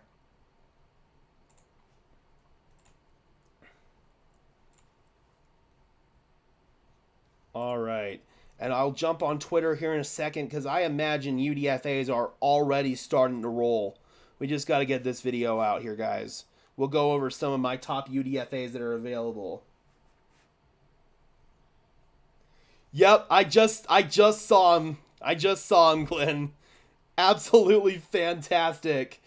We certainly have the best offensive line aesthetics. Oh, and he's wearing the eye black too on game day. I love this guy's drip, man. I love this guy's drip.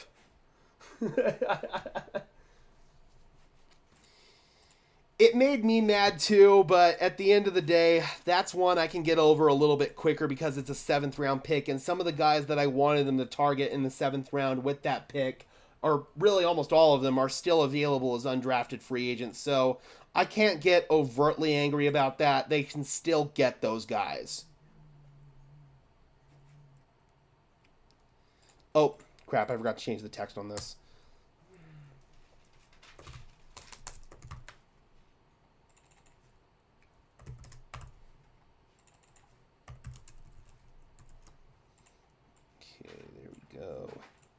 I definitely love this guy's aesthetic. Even if he doesn't pan out on the field, the dude has elite aesthetic. Alright, thumbnail. Good. Video tags, good. Monetization on.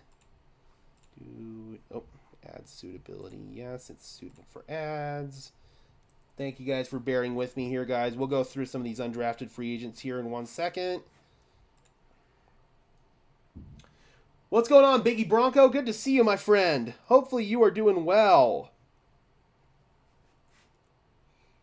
All right. Let's get it launched, guys.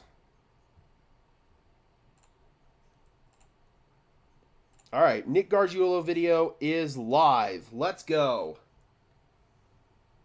All right, so in terms of some of the undrafted free agents that are still available, I imagine there will already be plenty of lists compiled here. All right, Denver Broncos have already got some undrafted free agents. Drake Nugent, the center out of Michigan, Highlands Ranch, Colorado native, Denver kid, is signing with San Francisco as an undrafted free agent. I saw the Mike Kliss tweet, and I thought it was Denver for a second. Oh, that sucks. That sucks. I was hyping it up, thought that we were going to get him. Let's see. The Colts are signing Keaton Slovis, undrafted quarterback. Bounced around several different teams. Amani Bailey, TCU running back, is signing with the Chiefs. These guys are already going off the board quick. Jack Westover, Washington tight end, is signing with the Seahawks. Nelson Caesar, Houston defensive lineman, is signing with the Seahawks. Former college basketball player Byron Matos, who has never played a football game, is signing with the Dolphins. All right, so here we go. It could be worse for Denver. Like, what in the world was the Atlanta Falcons thinking taking a quarterback in the 1st round? Couldn't agree more with that. Austin Reed, quarterback, goes off the board to the Bears. Andrew Coker signing with the Raiders. TCU offensive lineman. 49ers signing Tanner Mordecai, quarterback. The quarterback out of Wisconsin. So we're already getting action here, guys. Who's 26 years old? The Denver Broncos 7th round rookie receiver Devaughn Vele.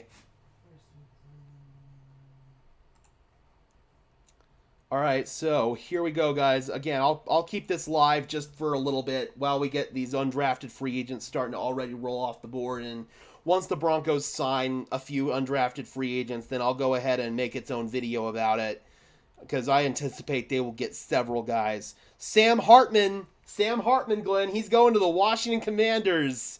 All right. So Sam Hartman is at least going to get a shot in the NFL after being arguably the worst quarterback I've ever seen at the Senior Bowl and at the Combine. So, okay, we'll see, man. These undrafted free agent signings are coming quick. I'm really hoping Denver will be active here.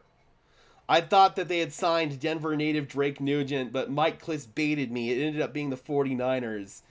South Dakota State tight end Zach Hines is signing with the Chargers, so some tight ends are going. Dallin Holker is not signed yet, so we'll see what happens there. That should hopefully come quick.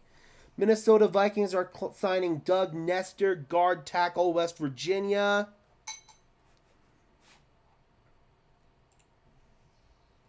All right. Please sign a good tight end prospect. I hope so, man. They need to. Here, I'll go ahead and bring you guys in with my Twitter feed so you guys can see what I'm seeing here.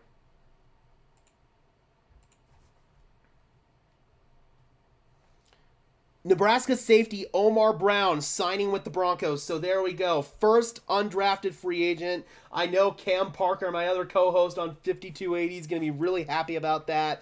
Diehard Nebraska Cornhusker fan actually is missing the draft to attend Nebraska's spring game today. So let's go ahead and get some info here on Omar Brown.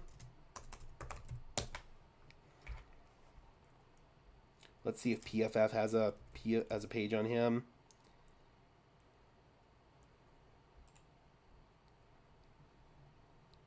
Oh, nope. That's way back in the day. Wrong Omar Brown. Alrighty, have a good one, C-Chang. Good to see you. Here we go. Let's talk about Omar Brown here, the first undrafted free agent that the Denver Broncos have signed. 6 foot, 201 pounds from Minneapolis, played at Nebraska, started off first 3 seasons at Northern Iowa. There's a lot to like on tape for Brown. He received a 5th through 6th round draft grade from Lance Zierlein, who received his first meaningful reps from Nebraska in 2023 after transferring from Northern Iowa before 2022. He has adequate size and plays fast with quick eyes and explosive closing burst. He's adept in man coverage from the slot and has enough awareness and range to handle split safety duties.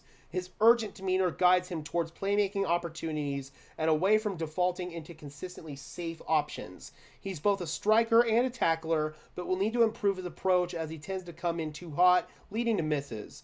Brown possesses the versatility, instincts, and traits to compete for NFL reps.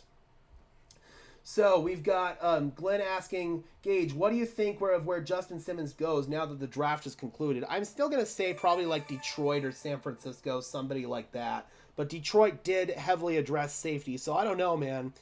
I also wouldn't completely throw it out for Justin Simmons to come back here, but that's probably lower on the possibility list for me.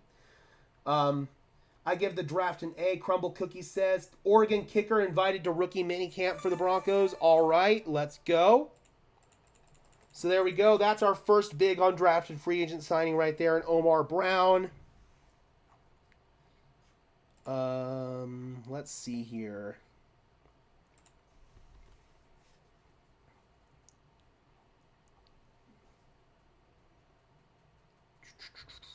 UCLA running back Carson Steele signing with the Chiefs.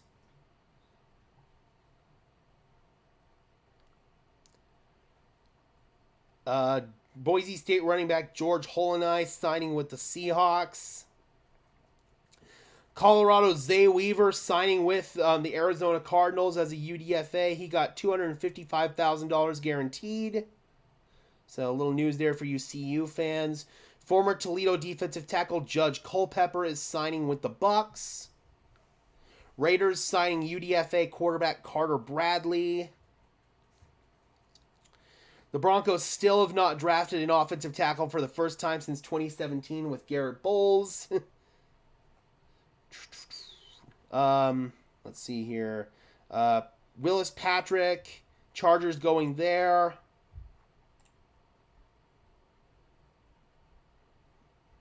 Former Vanderbilt punter Matt Hayball, an Aussie, is signing with the Saints.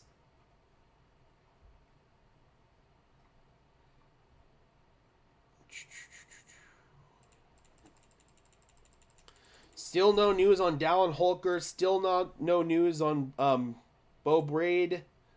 Still no news on the Ohio State safety either. No Michael Pratt news. Bizarre. Didn't Pratt get drafted? Yeah, Pratt got drafted by the Packers. They decided to add another quarterback. Yeah, I couldn't remember where he got drafted, but I remembered he got drafted. I believe Justin Simmons will go to the Houston Texans or Buffalo Bills or Kansas City Chiefs. I don't think the Chiefs, but I do think the other two are very possible, especially the Houston Texans.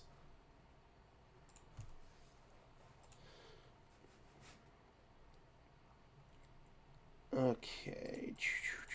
Yep, I expect these to keep coming. I'm hoping we get some news here on Dallin Holker soon. That's a guy that I'm really hoping the Broncos target. Wyoming linebacker Easton Gibbs signing with Seattle, man. That's another one that I was kind of hoping for. Yeah, Hartman went to the, or not Hartman, Michael Pratt went to the Packers. Brevin Spanford, the former Minnesota tight end, is signing with the Cowboys. That was another possible target for Denver. A priority free agent. Jeez, I'm surprised we haven't heard anything on Holker by now. Where did Spencer Rattler go? He was drafted by the Saints.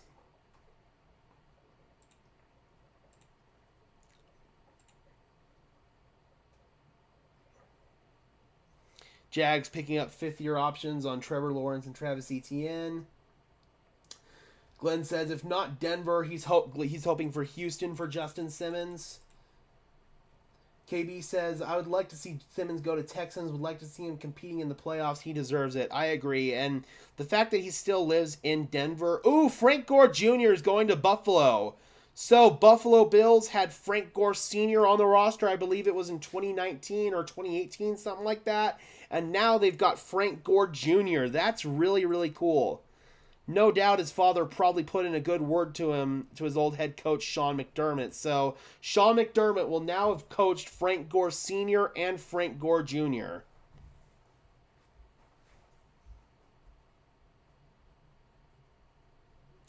No! Dallin Holker is signing with New Orleans.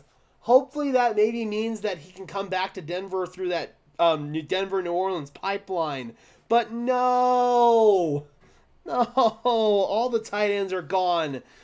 Trey Knox to the Vikings. Bro, so are we literally not getting a tight end? Are the Broncos sticking with the status quo at tight end? You've got to be kidding me. You've got to be kidding me, man. Former UCLA Gabriel Murphy, edge rusher, is signing with the Vikings. So that's two good undrafted free agents for the Vikings. Oh, Holker to the Saints. No. Okay, we are bringing in Alex Mock from Air Force. So there we go. We do have an Air Force undrafted free agent. Let's take a look at Alex Mock. Oh, I'm so sad, man. Dallin Holker. No. Yeah, there's not even a whole lot of scouting reports on him. So we'll look at his report here from Air Force. 6'3". Doesn't show his weight. Total tackles. So I guess he didn't play last year. He did not play last year for whatever given reason. So that's interesting. Maybe he had a service commitment because it was Air Force. I have no clue. But he did not play next year. Throw an extra $100,000 at Holker. Agreed. I agree. Call him up and see if you can at this point. Hopefully he hasn't officially put pen to paper with the Saints yet. Oh, I'm going to be so sad, dude. If they do not come away with a single tight end. Former Arizona defensive lineman Tyler Manoa is signing with the Vikings. I agree, Bronco fan. I am so sick and tired of not having a tight end, especially when you could have gotten one for freaking free. Literally, Dallin Holker was there for free. Throw him some more money. Give him a signing bonus. Do not let him leave the state of Colorado, please. Former Albany wide receiver Brevin Easton to the Jaguars. Bro, I don't get that. I do not get that at all. Mock undrafted season. Let's get it. That is really cool that Frank Gore Jr. went to Buffalo, though. That is really cool.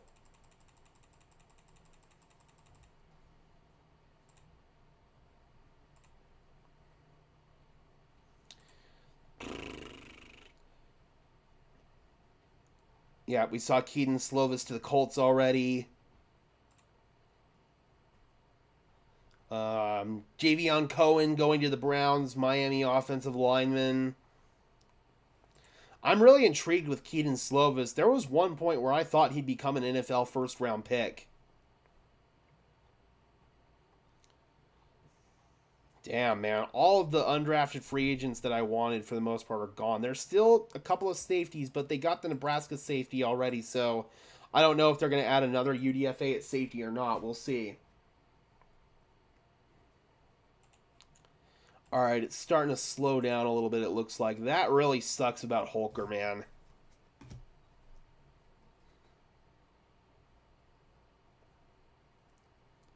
Yep. Carter Bradley, the son of Gus Bradley. I remember him at the Senior Bowl. That's right. The South Alabama kid. I remember him.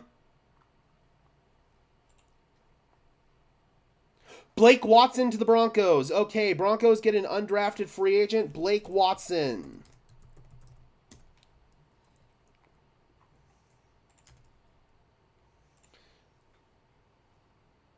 So, running back out of Memphis. Bleacher Report's got a scouting report on him. Here we go. 5'9", 189 pounds, 8 3/4-inch hands, 29 and 7/8-inch arms, 71-inch wingspan, 4.39 40. Positive, serious home run speed, type of runner who can easily break away when given a huge runaway, or when given a runaway. Quick, agile mover, plays with very good bounce and flexibility as an open field runner. High volume pass catcher at 2 different schools. Smooth hands and dangerous yak ability. Negatives, terribly light build, will struggle to handle more than a dozen touches in an NFL setting. Poor strength and contact balance. Type of runner who wants to bounce way too often. Struggles to run with confidence and energy between the tackles. So this is a guy that might provide a little bit of competition for someone like a Jaleel McLaughlin, but I don't foresee anything really coming out of Blake Watson here, but you never know, man. Any of these guys have the opportunity. That's all they need, is to be given the opportunity, and Blake Watson got it right there with the Broncos. That was first broken via draft diamonds. Who is the worst quarterback taken this year in the draft or UDFA? I'm still going to say Sam Hartman, who just signed with the Commanders. Yeah, no, Sam Hartman is awful. Former Memphis defensive lineman Jalen Allen is signing with the Broncos on a deal that includes $110,000 guaranteed with a $10,000 signing bonus per source. All right. So, Jalen Allen. Oh, Jesus, you guys weren't supposed to see that, sorry.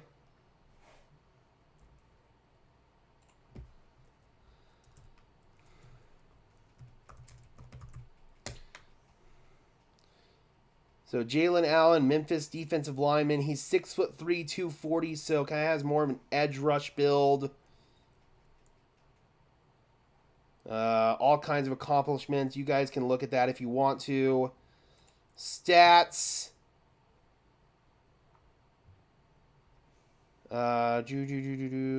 He had 40 total tackles, 7 TFLs, 2 sacks. So yeah, overall pretty solid there for Jalen Allen. Probably going to slide in, be an edge rusher for the Denver Broncos here. So Denver Broncos bring in Jalen Allen. Let me know what you guys think about that move. Yep, Glenn agrees with me. Easy. It's totally Sam Hartman. Like, Sam Hartman's become a meme on our podcast network at this point. All right. So we got Alex Mock, the linebacker out of Air Force. Jalen Allen, he's one that we could be keeping an eye on here, especially given the fact that the Broncos gave him $110,000 guaranteed with a $10,000 signing bonus.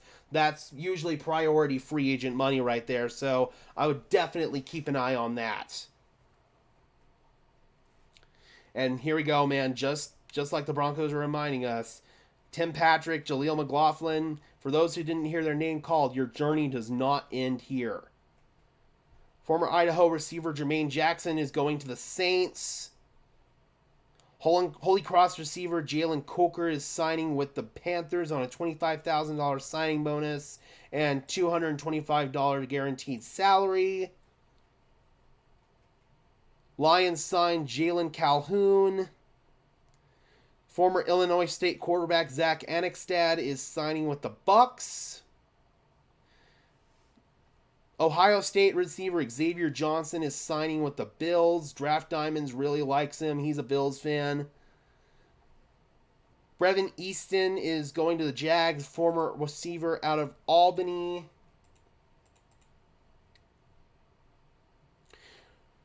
Brandon Matterson of Brandeis High School agreed to terms with the Denver Broncos immediately following the draft. UTSA defensive lineman. So Brandon Matterson. Let's go ahead and see what we got here.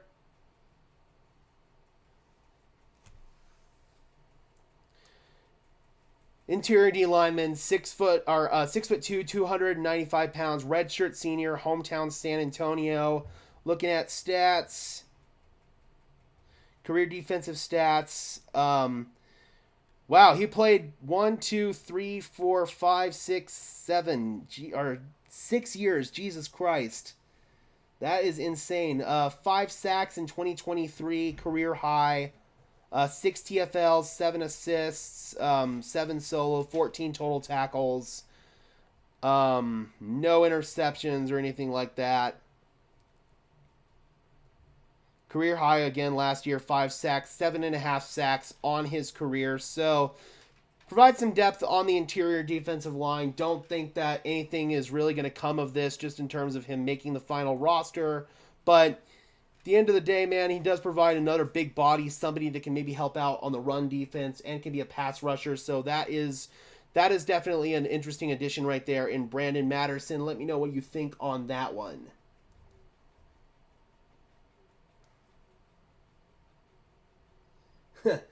Gage's Wednesday involved in clearing his Google searches. Hey, man, there's a reason why you pause your search history.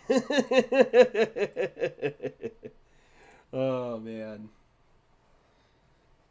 Former Yale wide receiver Mason Tipton is signing with the Saints.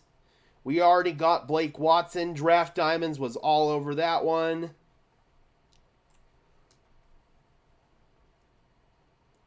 And after a little bit, I'll be chopping up and probably doing their own UDFA video. I remember somebody said this in the chat earlier. Broncos are bringing in Oregon kicker Camden Lewis for a minicamp tryout. So more Ducks potentially coming to Denver here. Obviously, the Broncos have Will Lutz as their entrenched kicker, but you never know, giving him that opportunity. Oh, this is interesting. Tariq Owens, son of Terrell Owens, is signing with the 49ers, so team that his father used to play for. Dylan Johnson, Washington running back, is signing with the Titans. Illinois receiver Isaiah Williams is signing with the Lions.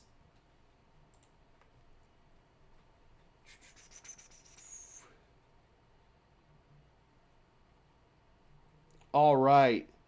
So it looks like things are still like just absolutely going on the UDFA end. I'll be chopping some of those little evaluations that we did into their own videos just so people can have their own videos for Broncos UDFAs.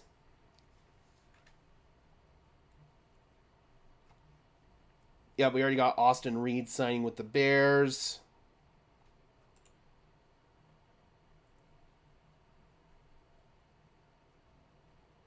Go look and see why he was a rookie for 20 at 26. I definitely will. I definitely will.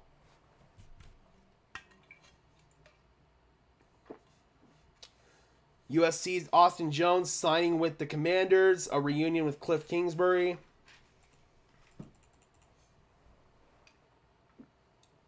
How have we not submitted tight end before draft end? I don't know, man. You tell me. You tell me.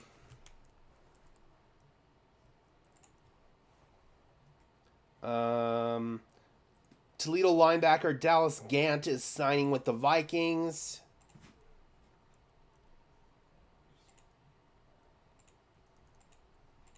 This is ridiculous. They haven't signed a single tight end yet. Absolutely ridiculous. He had a 3-year mission, apparently. Okay, that makes sense. Grayson Murphy, UCLA defensive lineman, is signing with the Dolphins. Incognito Madrid.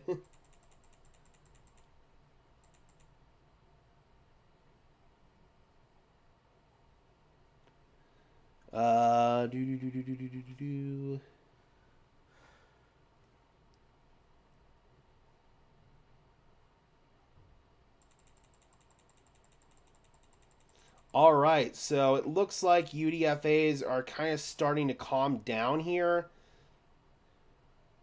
Okay, Sean Payton and George Payton are live, so I'm going to go ahead and end this stream, guys, and I'm going to bring in George and Sean for their own stream. Just bear with me. We'll be live again in literally 2 minutes. I'm going to end this stream, set it up, and go live for that. Thank you guys for tuning into the draft stream. I really appreciate it. Tune in here in literally a couple of minutes.